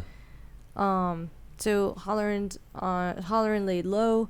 He's on the snowmobile. He's gonna fight off the lion. Yeah. He's gonna dunk it in fire. It's a big old action scene. It's so funny that I'm like, I don't know, leave the action scenes for movies and games. But he's gonna get chased by the other animals, but he's gonna make it onto the porch and he's gonna run through the doors. Yeah. And then he's gonna say, "Danny," he cried hoarsely. "Danny, where are you?" Silence came back. Yeah. That sounded bad that I just shit on action scenes in books. I just mean, like, I always laugh at how I don't know, there's nothing deep to add there. It's just a cool, but, but what's creepy straightforward fight scene. He's going to keep shouting for Danny. The hotel silence seems to mock him with echoes, which were almost there, sly and oblique.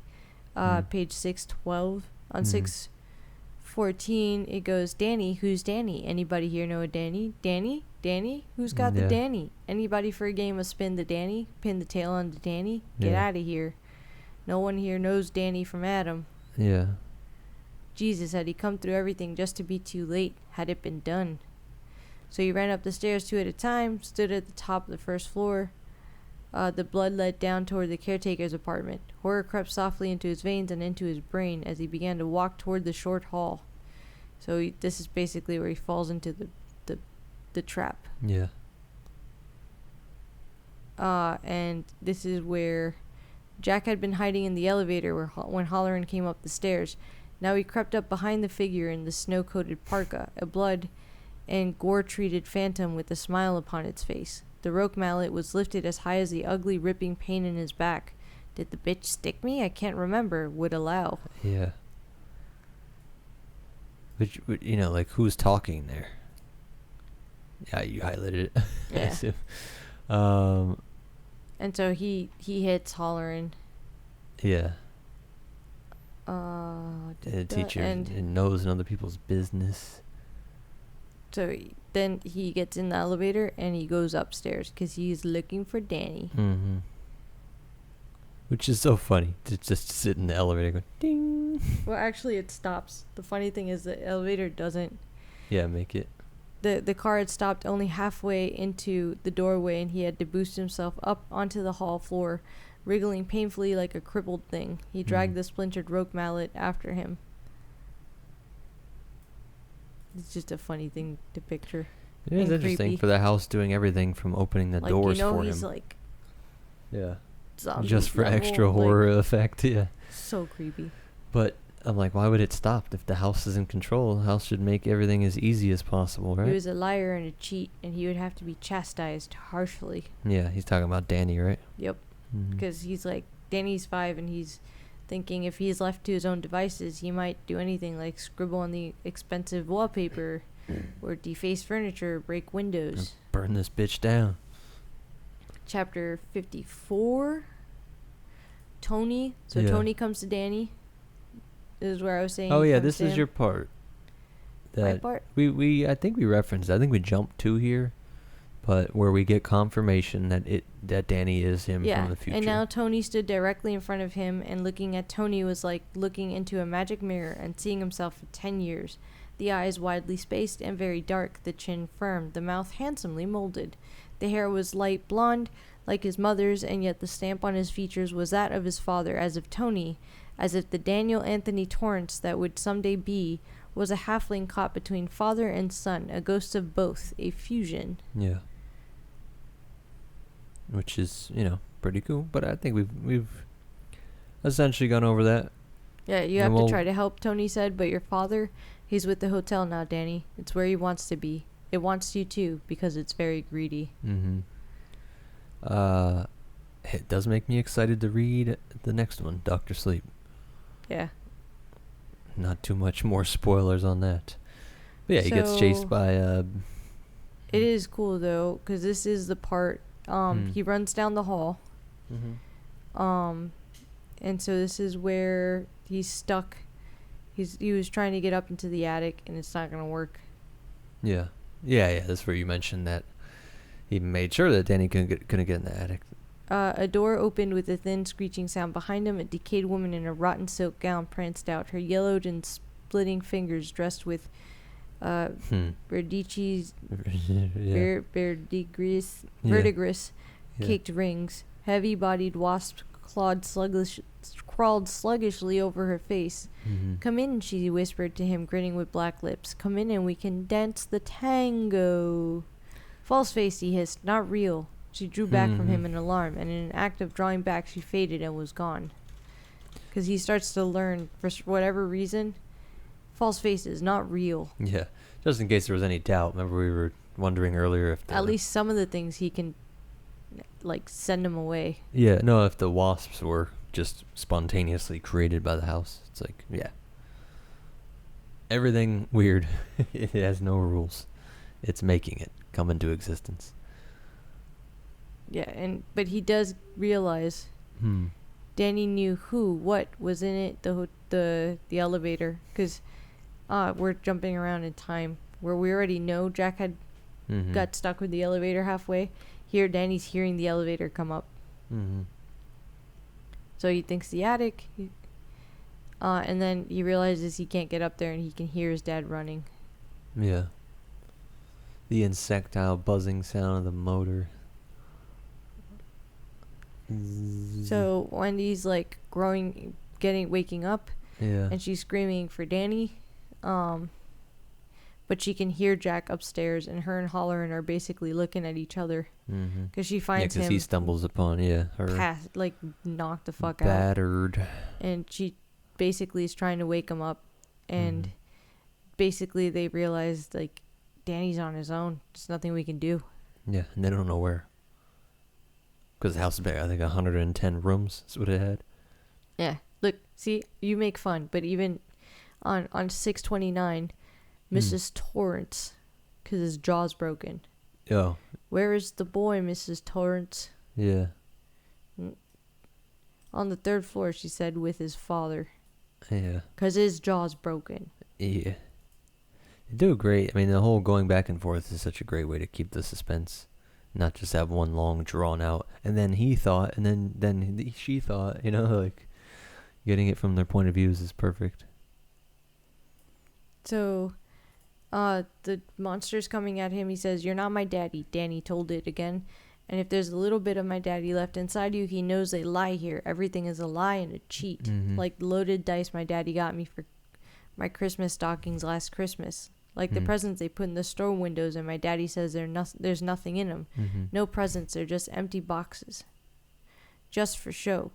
You're it, not my daddy. You're the hotel, and when you get what you want, you won't give my daddy anything because you're selfish. And my daddy knows that. You had to make him drink the bad stuff. That's the only way you could get him, you lying false face." Mm-hmm. You highlighted that, right? Yeah. Yeah.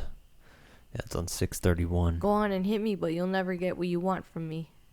The face in front of him changed. It was hard to say how. There was no melting or merging of the features. The body trembled slightly, and then the bloody hands opened like broken claws.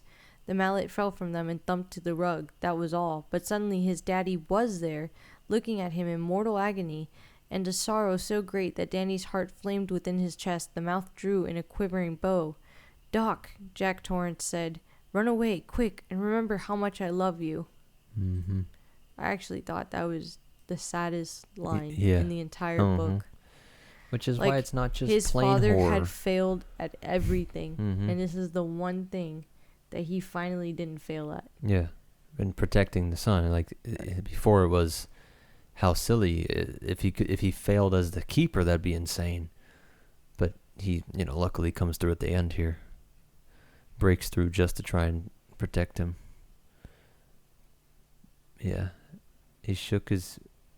I love that. I mean, he shook his. He took one of his father's bloody hands and kissed it. It's almost over. It's crazy. Like we said, he's almost like a saint. The way that this little boy is totally unaffected by your sins, your shortcomings, the grossness. I mean, the way that some of these guys kiss feet, some of these priests and all that stuff, and not supposed to be bothered. In the past, they'd be around all the plague victims and stuff. Well, we have, basically Holleran's gonna be like, "Can we help him?" And like, "Is he dead?" And Wendy and Holleran are like, Wendy's like, I don't know. Mm-hmm. They're basically sitting there, and the elevator comes to life, and it's just freaking weird for them. So Danny's not moving. He recognized suddenly, fully, painlessly, for the first time in his life, he had an adult thought, an adult feeling, the essence of his experience in this bad place, a sorrowful distillation. "Mommy and Daddy can't help me, and I'm alone." Yeah. "Go away," he said to the bloody stranger in front of him. "Go on, get out of here." It bent over, exposing the knife handle in its back. Its hands closed around the mallet again, but instead of aiming at Danny, it reversed the handle, aiming the hard side of the rope mallet at its own face. Understanding rushed through Danny. Then the mallet began to rise and descend, destroying the last of Jack Torrance's image. The thing in the hall danced an eerie, shuffling polka, the beat counterpointed by the hideous sound of the mallet head striking again and again. Blood splattered across the wallpaper. Shards of bone leaped into the air like broken piano keys. It was impossible to say just how long it went on, but when it turned its attention back to Danny, his father was gone forever. What remained of the face became a strange, shifting composite, many faces mixed imperfectly into one. That's why I was saying it almost like it can, like it's just going to take on, like all the people it sucked in are in there. Mm-hmm. Danny saw the woman in 217, the dog man, the hungry boy thing that had been in the concrete ring. Yeah. "Mask off then," it whispered. "No more interruptions." Huh. And that's great. That the masks are all of the... Yep. Yeah, how would you word that? The masks are... Like, its masks, it had the form of all these different things. But then they don't really exist, right? I mean, or at least... as imperfectly as his own dad was in there. His dad was in there. His dad wasn't. It's not. So that's why I said his dad's not anymore. Once it turns the mallet on itself, Mm-hmm. and it basically squashes the last of the dad. Like, nothing is left of him. Well, nothing of his physical body. She's okay. I think even his spirit is gone at that point. But you thought I thought it was Jack killing himself to protect him. No. You're saying it's the house. I'm saying it's the house. Yeah. And that's killing it the to shut him up. understanding. Yeah. Yeah, because he's being nice guy. Yeah. Before you know it, he's gonna say, "Go to the boiler," or something. He might give him some advice. Like it stopped the house. It stopped Mm-hmm. it from attacking Danny. And like the dad could potentially try to take control of the body. Yeah. And stop the house from killing Danny at all. Yeah. We're gonna do a quick baby break. We'll finish this talk. Okay, we're back.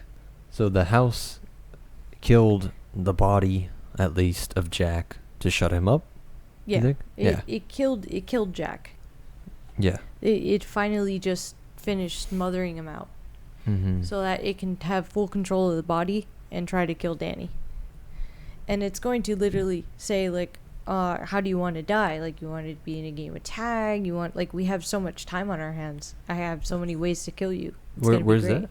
Right after the mallet rose for the final time, a ticking sound filled Danny's ears. Yeah, the ticking sound, I put a note because it's literally the ticking of the clock when it strikes the midnight thing, that this whole vision. This is it going differently from, just the father of time crushing the dunce boy. We've already diverted, so... Mm-hmm. Anything else to say? And inquired, are you sure you wouldn't like to run? A game of tag, perhaps? All we have is time, an eternity of time. Or shall we end it? Might as well. After all, we're missing the party. Yeah. Yeah, and that's great. And this is the house talking. Yeah. Mm-hmm. Yeah. So that's when he's going to remind it that the boiler hasn't been dumped since this morning. It's going up. It's going to explode. So the creature's going to run downstairs, and he's going to run down, grab Hollerin, grab his mom. He's going to grab... So, chapter 56, Explosion. He's going to literally grab his shoes, grab his coat, grab his mom's shoes, grab her coat, grab Hollerin. Hollerin's going to really grab them. Yeah. And they're going to run. My little note here is, it only comes to him finally what it means, the boiler, after you're saying that his dad was removed from the body. Yeah. So I just say, we don't know that it destroyed his soul. Yeah, it could be him. Did his dad help? To your theory, to your point of, like, bad things and good things seem to be affecting, letting good things happen, letting bad things happen. Maybe once it finally killed his dad, in quotation marks, like... Yeah, killed the body. Freed his dad so that his spirit can talk to him, can affect him in these really subtle ways, these subconscious ways, these really tiny little effects that the disembodied can do for good or bad. Interesting. Yeah, and like you said, explosion, people get blown up, sent through the air like Superman. Yep. And so you'll hear, like, on 637, it says, no, it won't be allowed. The manager and caretaker cried. Because this creature runs downstairs. Yeah. Actually lowers the boiler thing. Like lets the steam out. Mm-hmm. And it's like, all right, I did it. Not too late. Where's that? That's actually on 6:30 night. I win, it cried. It capered obscenely in the hot, rising mist, waving its flaming hands over its head. Not too late. I win. Not too late. Not too late. Not. And then... the words turned into a shriek of triumph, and the shriek was swallowed in a shattering roar as the Overlook's boiler exploded. Now, why does he have flaming hands? Because it was literally so hot. Yeah. That when he turned, like, but he catches fire? Like, it's not steaming hands. It says raising mist, but then his hands are flaming hands over its head. I'll tell you, it's on the previous page. Mm-hmm. It laid its Jack Torrance hands on the valve, unmindful of the burning smell which arose, or the searing of flesh as the red-hot wheel sank in, as if into a mud rut. The wheel gave, and with a triumphant scream, the thing spun it wide open. A giant roar of escaping steam bellowed out of the boiler, and a dozen dragons hissing in concert. But before the steam obscured the pressure needle entirely, the needle had visibly begun to swing back. Yeah. I don't think it means actual flame. I think, like... Yeah. I know, just burning. He was literally... He probably almost got melted. Like... Yeah. I know. I mean, it could... I was thinking, like, his clothing could catch fire. As someone who touched something hot recently... Yeah. I have to assume other people throughout human history have experienced worse pain. I guess. I mean, I'm being gracious, but I got a level, not the weakest one, not the worst one. I think right in between, level whatever you call it, 2. That shit was nuts. So yeah. So he That's the story if y'all ever want to hear it. yeah. So maybe it's not literally flaming hands. I'm just trying to visualize it. Is it like made of flame? But I don't think so. I was just picturing it as a black mist. Like you said, funny enough, flame is actually the good thing. Flame is burning away the bad thing. Well, that's what ends up. So because of that explosion, there will be flame everywhere. Yeah, yeah. And that's, I mean, you want the flame. From everything from the little girl trying to burn it down to the tension where you're like, wait, the fucking evil spirit's still in the little shed. This little tiny shed acts as a node for this spirit. So once that burns down is when we finally get like burning autumn leaves below a wasp nest, they whirled and blackened. Oh, is this where we see his actual, the actual dark spirit thing? Windows Not shattered, yet. the dome over the mantle. Yeah. I think it's on the next page. Split into the clock. Flame belched out of the Overlook's 5 chimneys at the breaking clouds. No, mustn't, it shrieked, but now it was voiceless, and it was only screaming panic and doom and damnation in its own ear, dissolving, losing thought and will, the webbing falling apart, searching, not finding, going out to fleeing, going out to emptiness, notness, crumbling. The party was over. It's cool. So, chapter 57, exit. Yeah, don't worry. Go ahead with that. I'm just putting this. This is for the upcoming video that will be very interesting to make. I mean, basically here, we're gonna see everybody scrambling. We're gonna get some clothes on. He's gonna realize that she's in her bare feet, picking up her coat and boots, because, like, they all got flown. There's clothes and people everywhere. And he's realizing these people are in their PJs. Mm-hmm. And Wendy's horribly pale, the side of her neck coated with blood that was now freezing. So she's basically gonna be like, I don't know if I can make it. And he's gonna be like, you have to. Yeah. Get this coat on.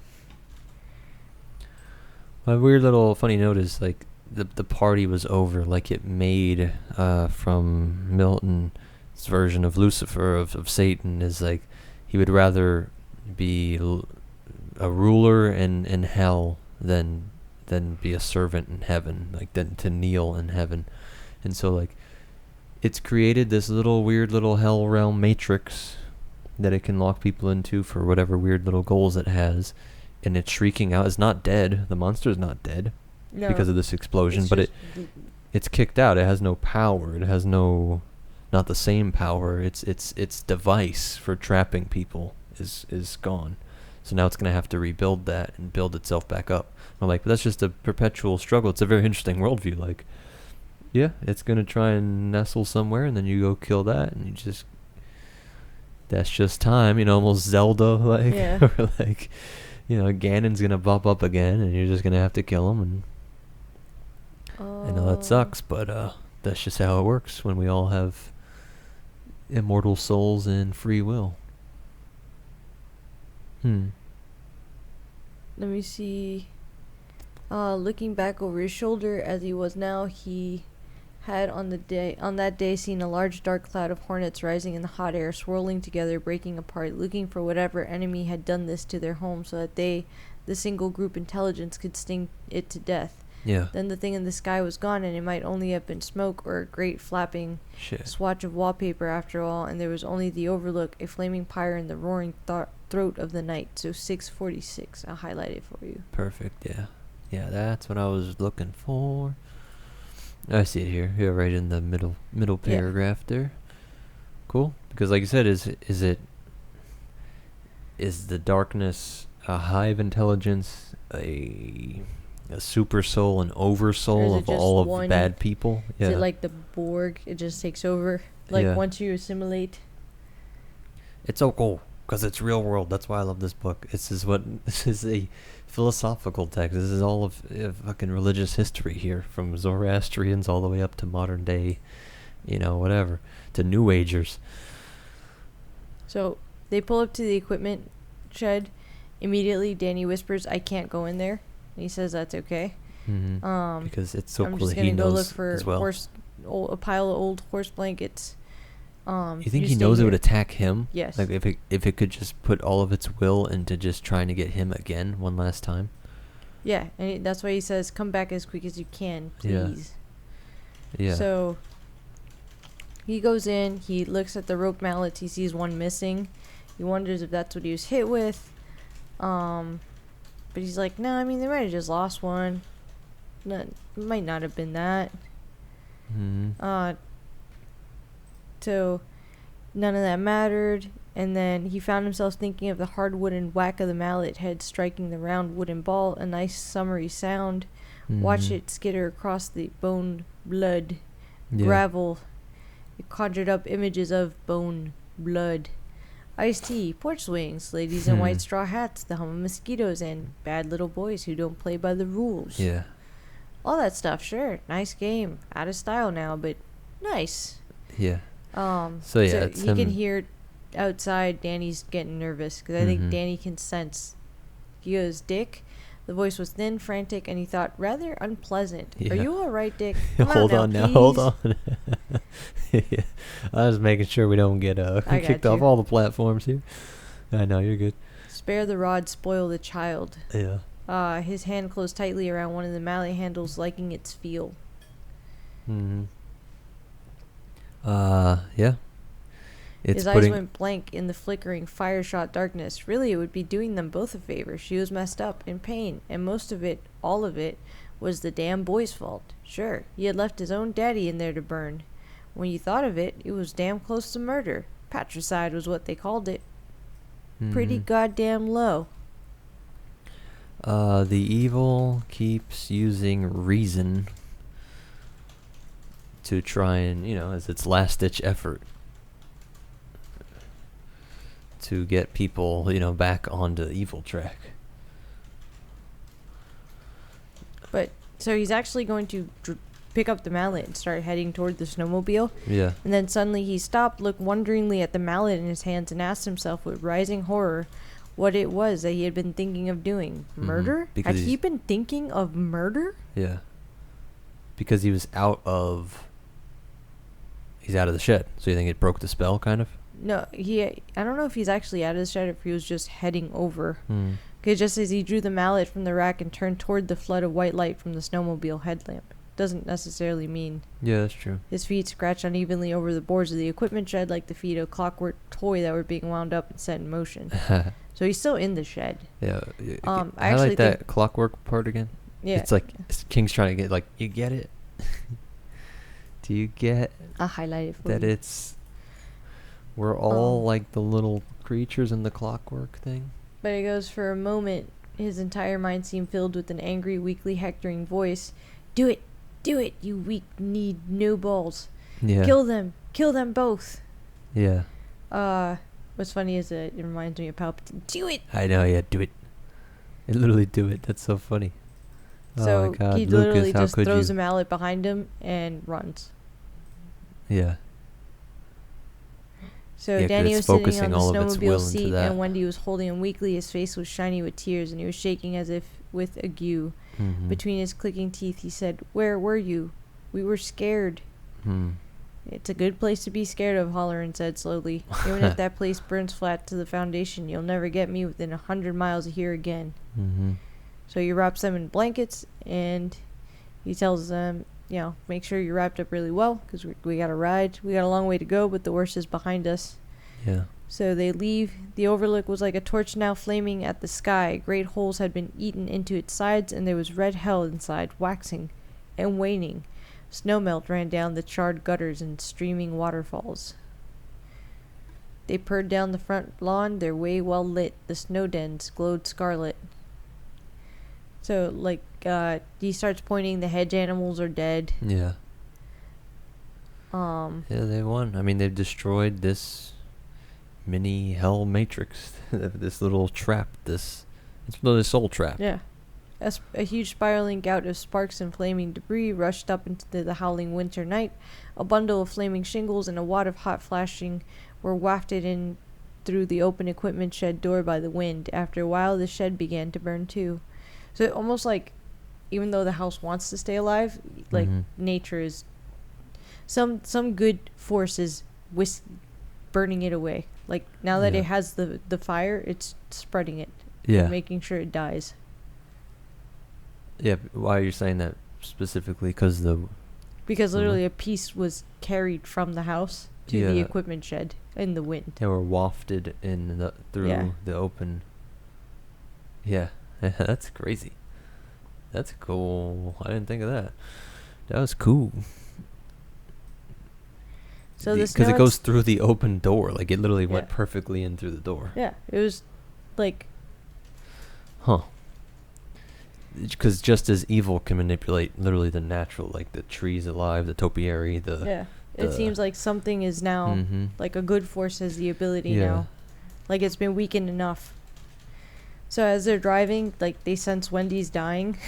But the snow had stopped and a silver dollar moon had peeked out through the raftering clouds. Far down the road, but coming toward them, coming upward through a series of S-shaped switchbacks, was a pearly chain of lights. The wind dropped for a moment, and Halloran heard the faraway buzzing snarl of snowmobile engines. Halloran and Danny and Wendy reached them 15 minutes later. They had brought extra clothes and brandy and Dr. Edmonds, and the long darkness was over. 'Cause I'm telling you, I think the town, almost like a spell had been lifted. Yeah. Either they could see the hotel burning like a beacon, or they knew, because there's no way that they would have reached them in 15 minutes, even if you saw the hotel burning. Like, it didn't take Halloran 30 minutes to an hour. Like, it takes an hour to get from Sidewinder to the hotel, I think, even by snowmobile. So they had been... Someone down in the town must have known we should just get up there. Yeah. That is a good point. Yeah, I'm gonna put respond too quick. Man, does Stephen King even know what he wrote? I don't know. No, right? So, Epilogue in Summer, chapter 58. Yeah, if you want. I feel like we covered it. I mean, yeah. It's just cute, like, just for anyone. Because the whole Al Shockley thing, I got highlighted, but yeah. Yeah, that's really the only line that super matters. I've decided to take Al, Mr. Shockley, up on his offer, she said. Sounds like a good job, something you could get interested in. When do you start? Right after Labor Day. When Danny and I leave here, we'll be going right on to Maryland to look for a place. Yeah, that's true. We know where it should be taking place. Yeah. The Shockley trilogy that we should be getting. Maybe he'll come back to it. Like the Asimov books, remember originally they were like 30 years apart, some of them? Which is insane. That feels crazy to say, but I'm like... I mean, for this it'd be 2007. So that anything now would be literally 50 years later. I really gotta read Dr. Sleep. I know. I'm about to have a Dr. Sleep. I was to say, we need to get to Dr. Sleep. With our... She's not even a newborn. She's officially 10 months today. It's crazy. That's why, there was pauses... for us to go check on that. Yeah. Is she okay? Whoa. Yeah. She's good. She rolled that way, but she's good. Sleeping position. I know. She's sleeping so funny. She's sleeping fine. And the angle I'm at is... Man, I love this. I can't wait. I really gotta make sure I pick all this apart and make it into one cohesive, like, breakdown video of this, because I think there's so much that can be missed. And you see that from the stuff we Googled, where people are debating on stuff that's actually pretty clear in here. I think so. The whole George thing, he got hit for sure. People were Googling if Danny, who the hell Tony is. And it's like, no, I mean, that was absolutely explained. So. Well. And then just understanding the whole metaphysics of how this works is fascinating. We hear Danny kind of like sad about the shine. Dick tells him he'll be there for him, even in Maryland. Yeah. And then he catches something and he says, "Help me, Dick. I got him. Help me." Holler and laughed. You're doing fine all by yourself, little man. I don't know if it's a pink whale or a trout, but it'll do. It'll do just fine. He put an arm around Danny's shoulders, and the boy reeled the fish in little by little. Wendy sat on Danny's other side, and the three of them sat at the end of the dock in the afternoon sun. So that's why I almost feel like the end of the book is really to show Dick being like, I'll be here to guide you, but you really are going to have to learn to do things by yourself. Kind of like that revelation he had where he was like, oh, mom and dad are not here. I'm alone. Like, Dick is like, that, you know. Yeah. Yeah, there's even a whole exposition before that on, the problem of evil, basically. Halloran saying, sometimes bad things happen to good people and bad guys seem to live pretty well. But it's our love for each other, basically, our making meaning and being here to help each other. Which is why, do you think there's anything here that would indicate that the soul of Jack is helping and involved? I don't think so, really, as much Not as right it'd now. be interesting. But yeah, it doesn't seem to be there. If anything, it's showing Halloran is okay with being a guiding force for Danny, knowing that he doesn't have a father now. Yeah, I think that's it. Just straightforward. Yeah. So that's it. That's The Shining in I know, right? 5 parts. Literally, I don't know how many hours it's gonna be. A lot. Let me know if you like when I do speed runs of the book. Yeah, we'll do some sort of summary like that. I think. I enjoy that. Yeah, we'll do that. I've always done that for Freddie because he always asked me what the book was about. I'm like, what in tarnation? What do you give it out of 10? I love this book. It's crazy to say. I told you off air. I said I'll tell it on here. I don't think I mentioned it before, right? Yeah, Did I? you change your mind? No. I don't know what would be a 10. I'm like, I said I think I know you shouldn't be giving out 10s easily. 10. But yeah, I'm like, I mean, how would it not be a 10 if I think that so many parts are tied together? Maybe it was a little on the nose towards the end where it's like, yeah, he felt like a wind-up toy. I'm like, but I don't think, and especially our Googling on some of the questions, like, people miss a lot of this stuff. We aren't reading it closely if we weren't doing this podcast thing. It's like, that's what I love about doing this. Like, honestly, even we're as a sitting fun here read, talking it's just to a each 10 other. out of 10 if you're looking for something spooky to read. But I guess that's what even makes it more 10 out of 10 to me. Like, you can read it superficially for fun, just to go through it, and you'll be like, that was great. I read it the second time and it was still spooky. Yeah. But even if you want to break it down, I'm saying, even if this future video I want to make, if you want to break it down with like pulling from real world religions and this and that and historical takes on the implications of the X and Y, like, you could do that again. If you can enjoy it at such a simple, fun, summertime, spooky time read, and this level of like, then that's a 10 out of 10. And I think technically it's a 10 out of 10. Like, with even the way he cuts off the sentences is such a cool like writing style. There's like just pure actual writing style choices and things that he does that are great. Where I don't feel like that's true. I know you like the Mercedes trilogy, like, not to critique and compare all these different things. No, but I'm you like, can't compare them. So I really love the Mercedes trilogy. but even creativeness. But you can't compare it to The Shining. Yeah, just pure creativity on everything from the world building to the but the actual sentence structures, like technical things he does. Like Finders Keepers was really weak. Yeah.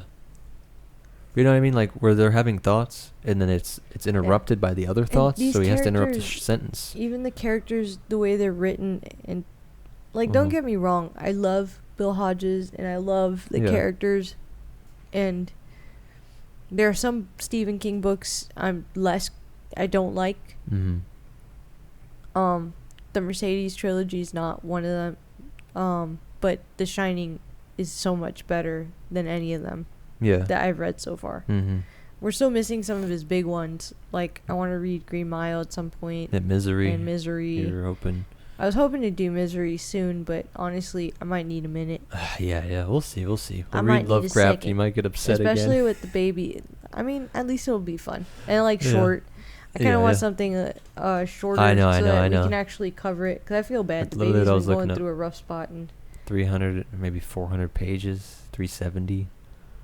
Well, that's not bad. I can compare it more directly this way. I think The Shining's like 600. Yeah. Let's see.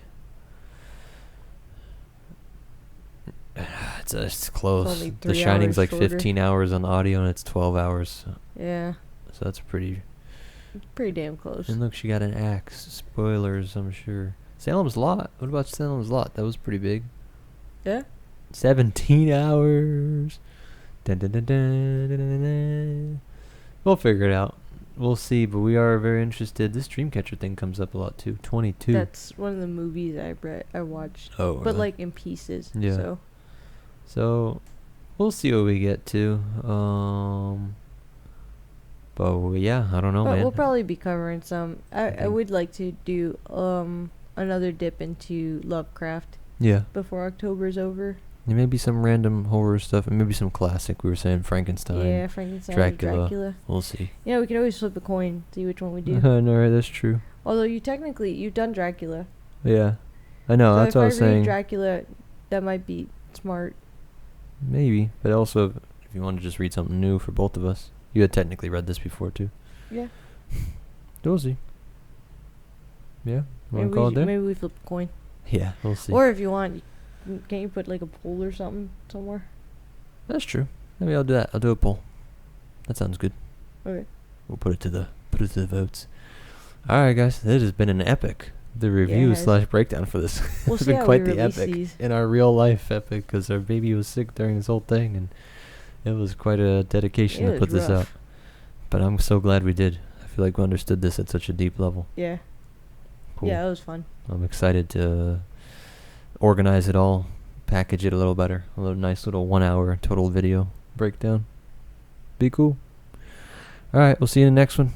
Do all the stuff. Like, subscribe, help us out. Yes, please. I'll see you. Bye. Bye.